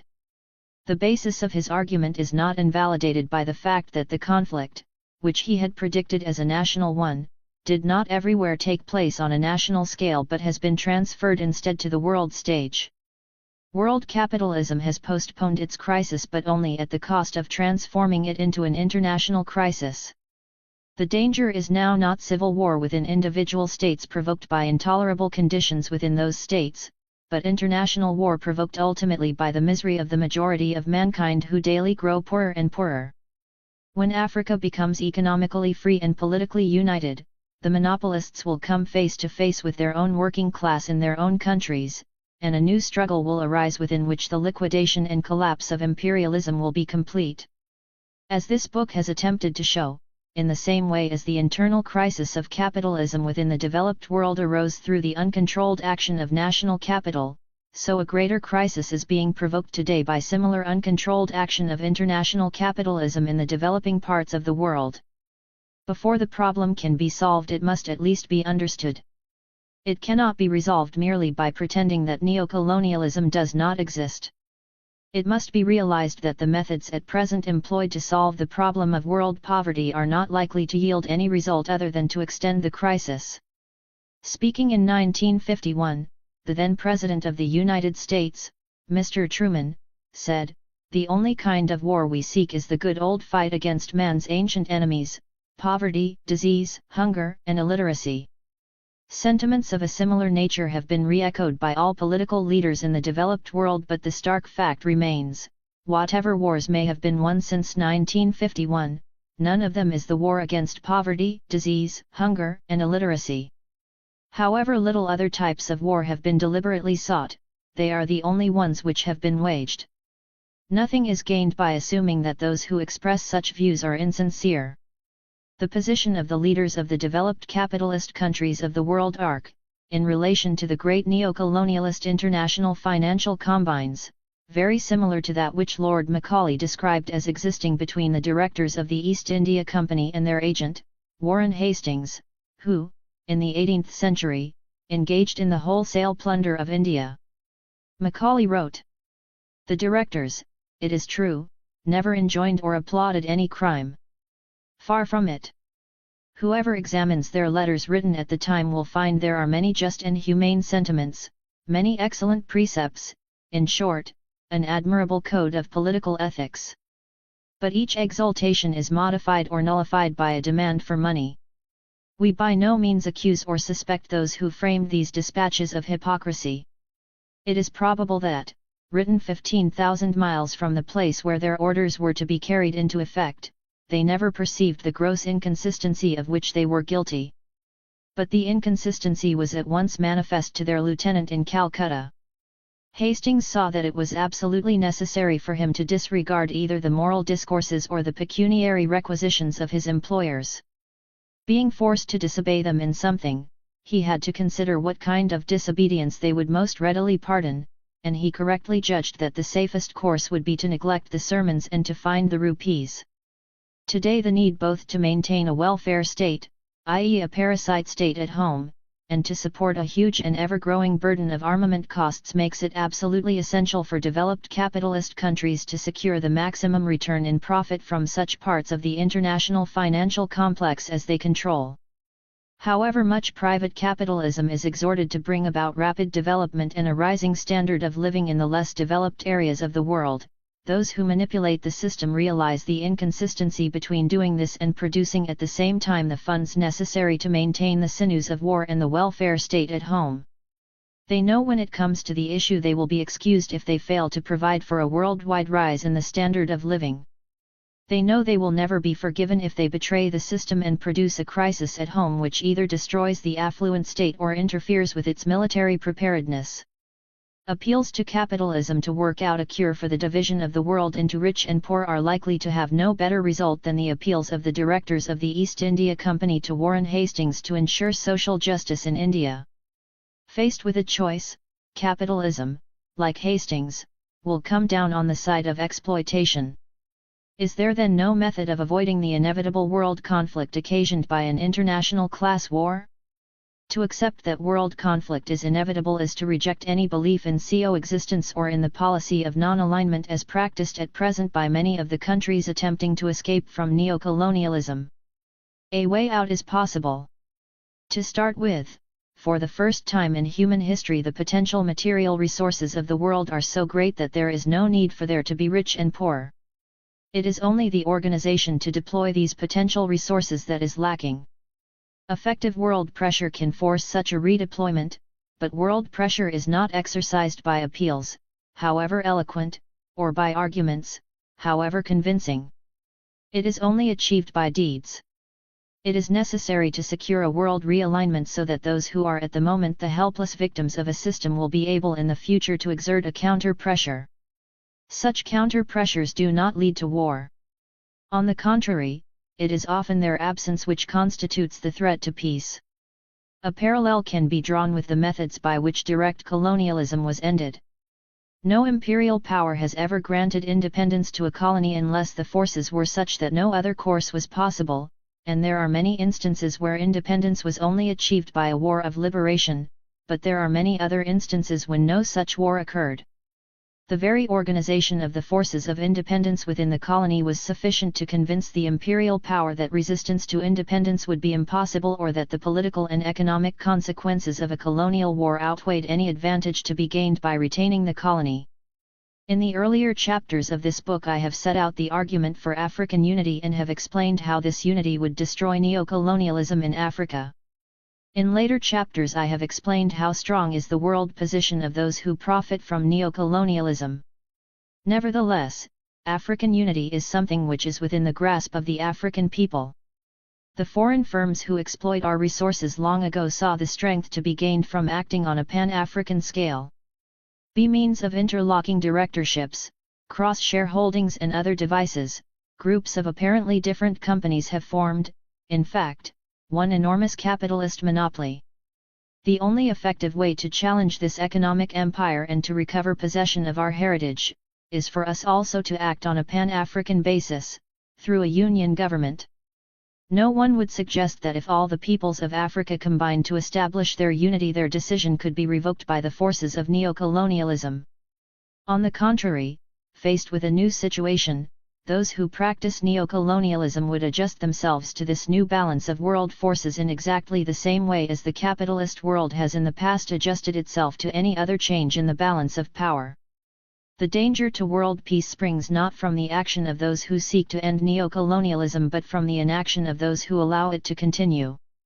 To argue that a third world war is not inevitable is one thing, to suppose that it can be avoided by shutting our eyes to the development of a situation likely to produce it is quite another matter. If world war is not to occur it must be prevented by positive action. This positive action is within the power of the peoples of those areas of the world which now suffer under neo-colonialism but it is only within their power if they act at once, with resolution and in unity.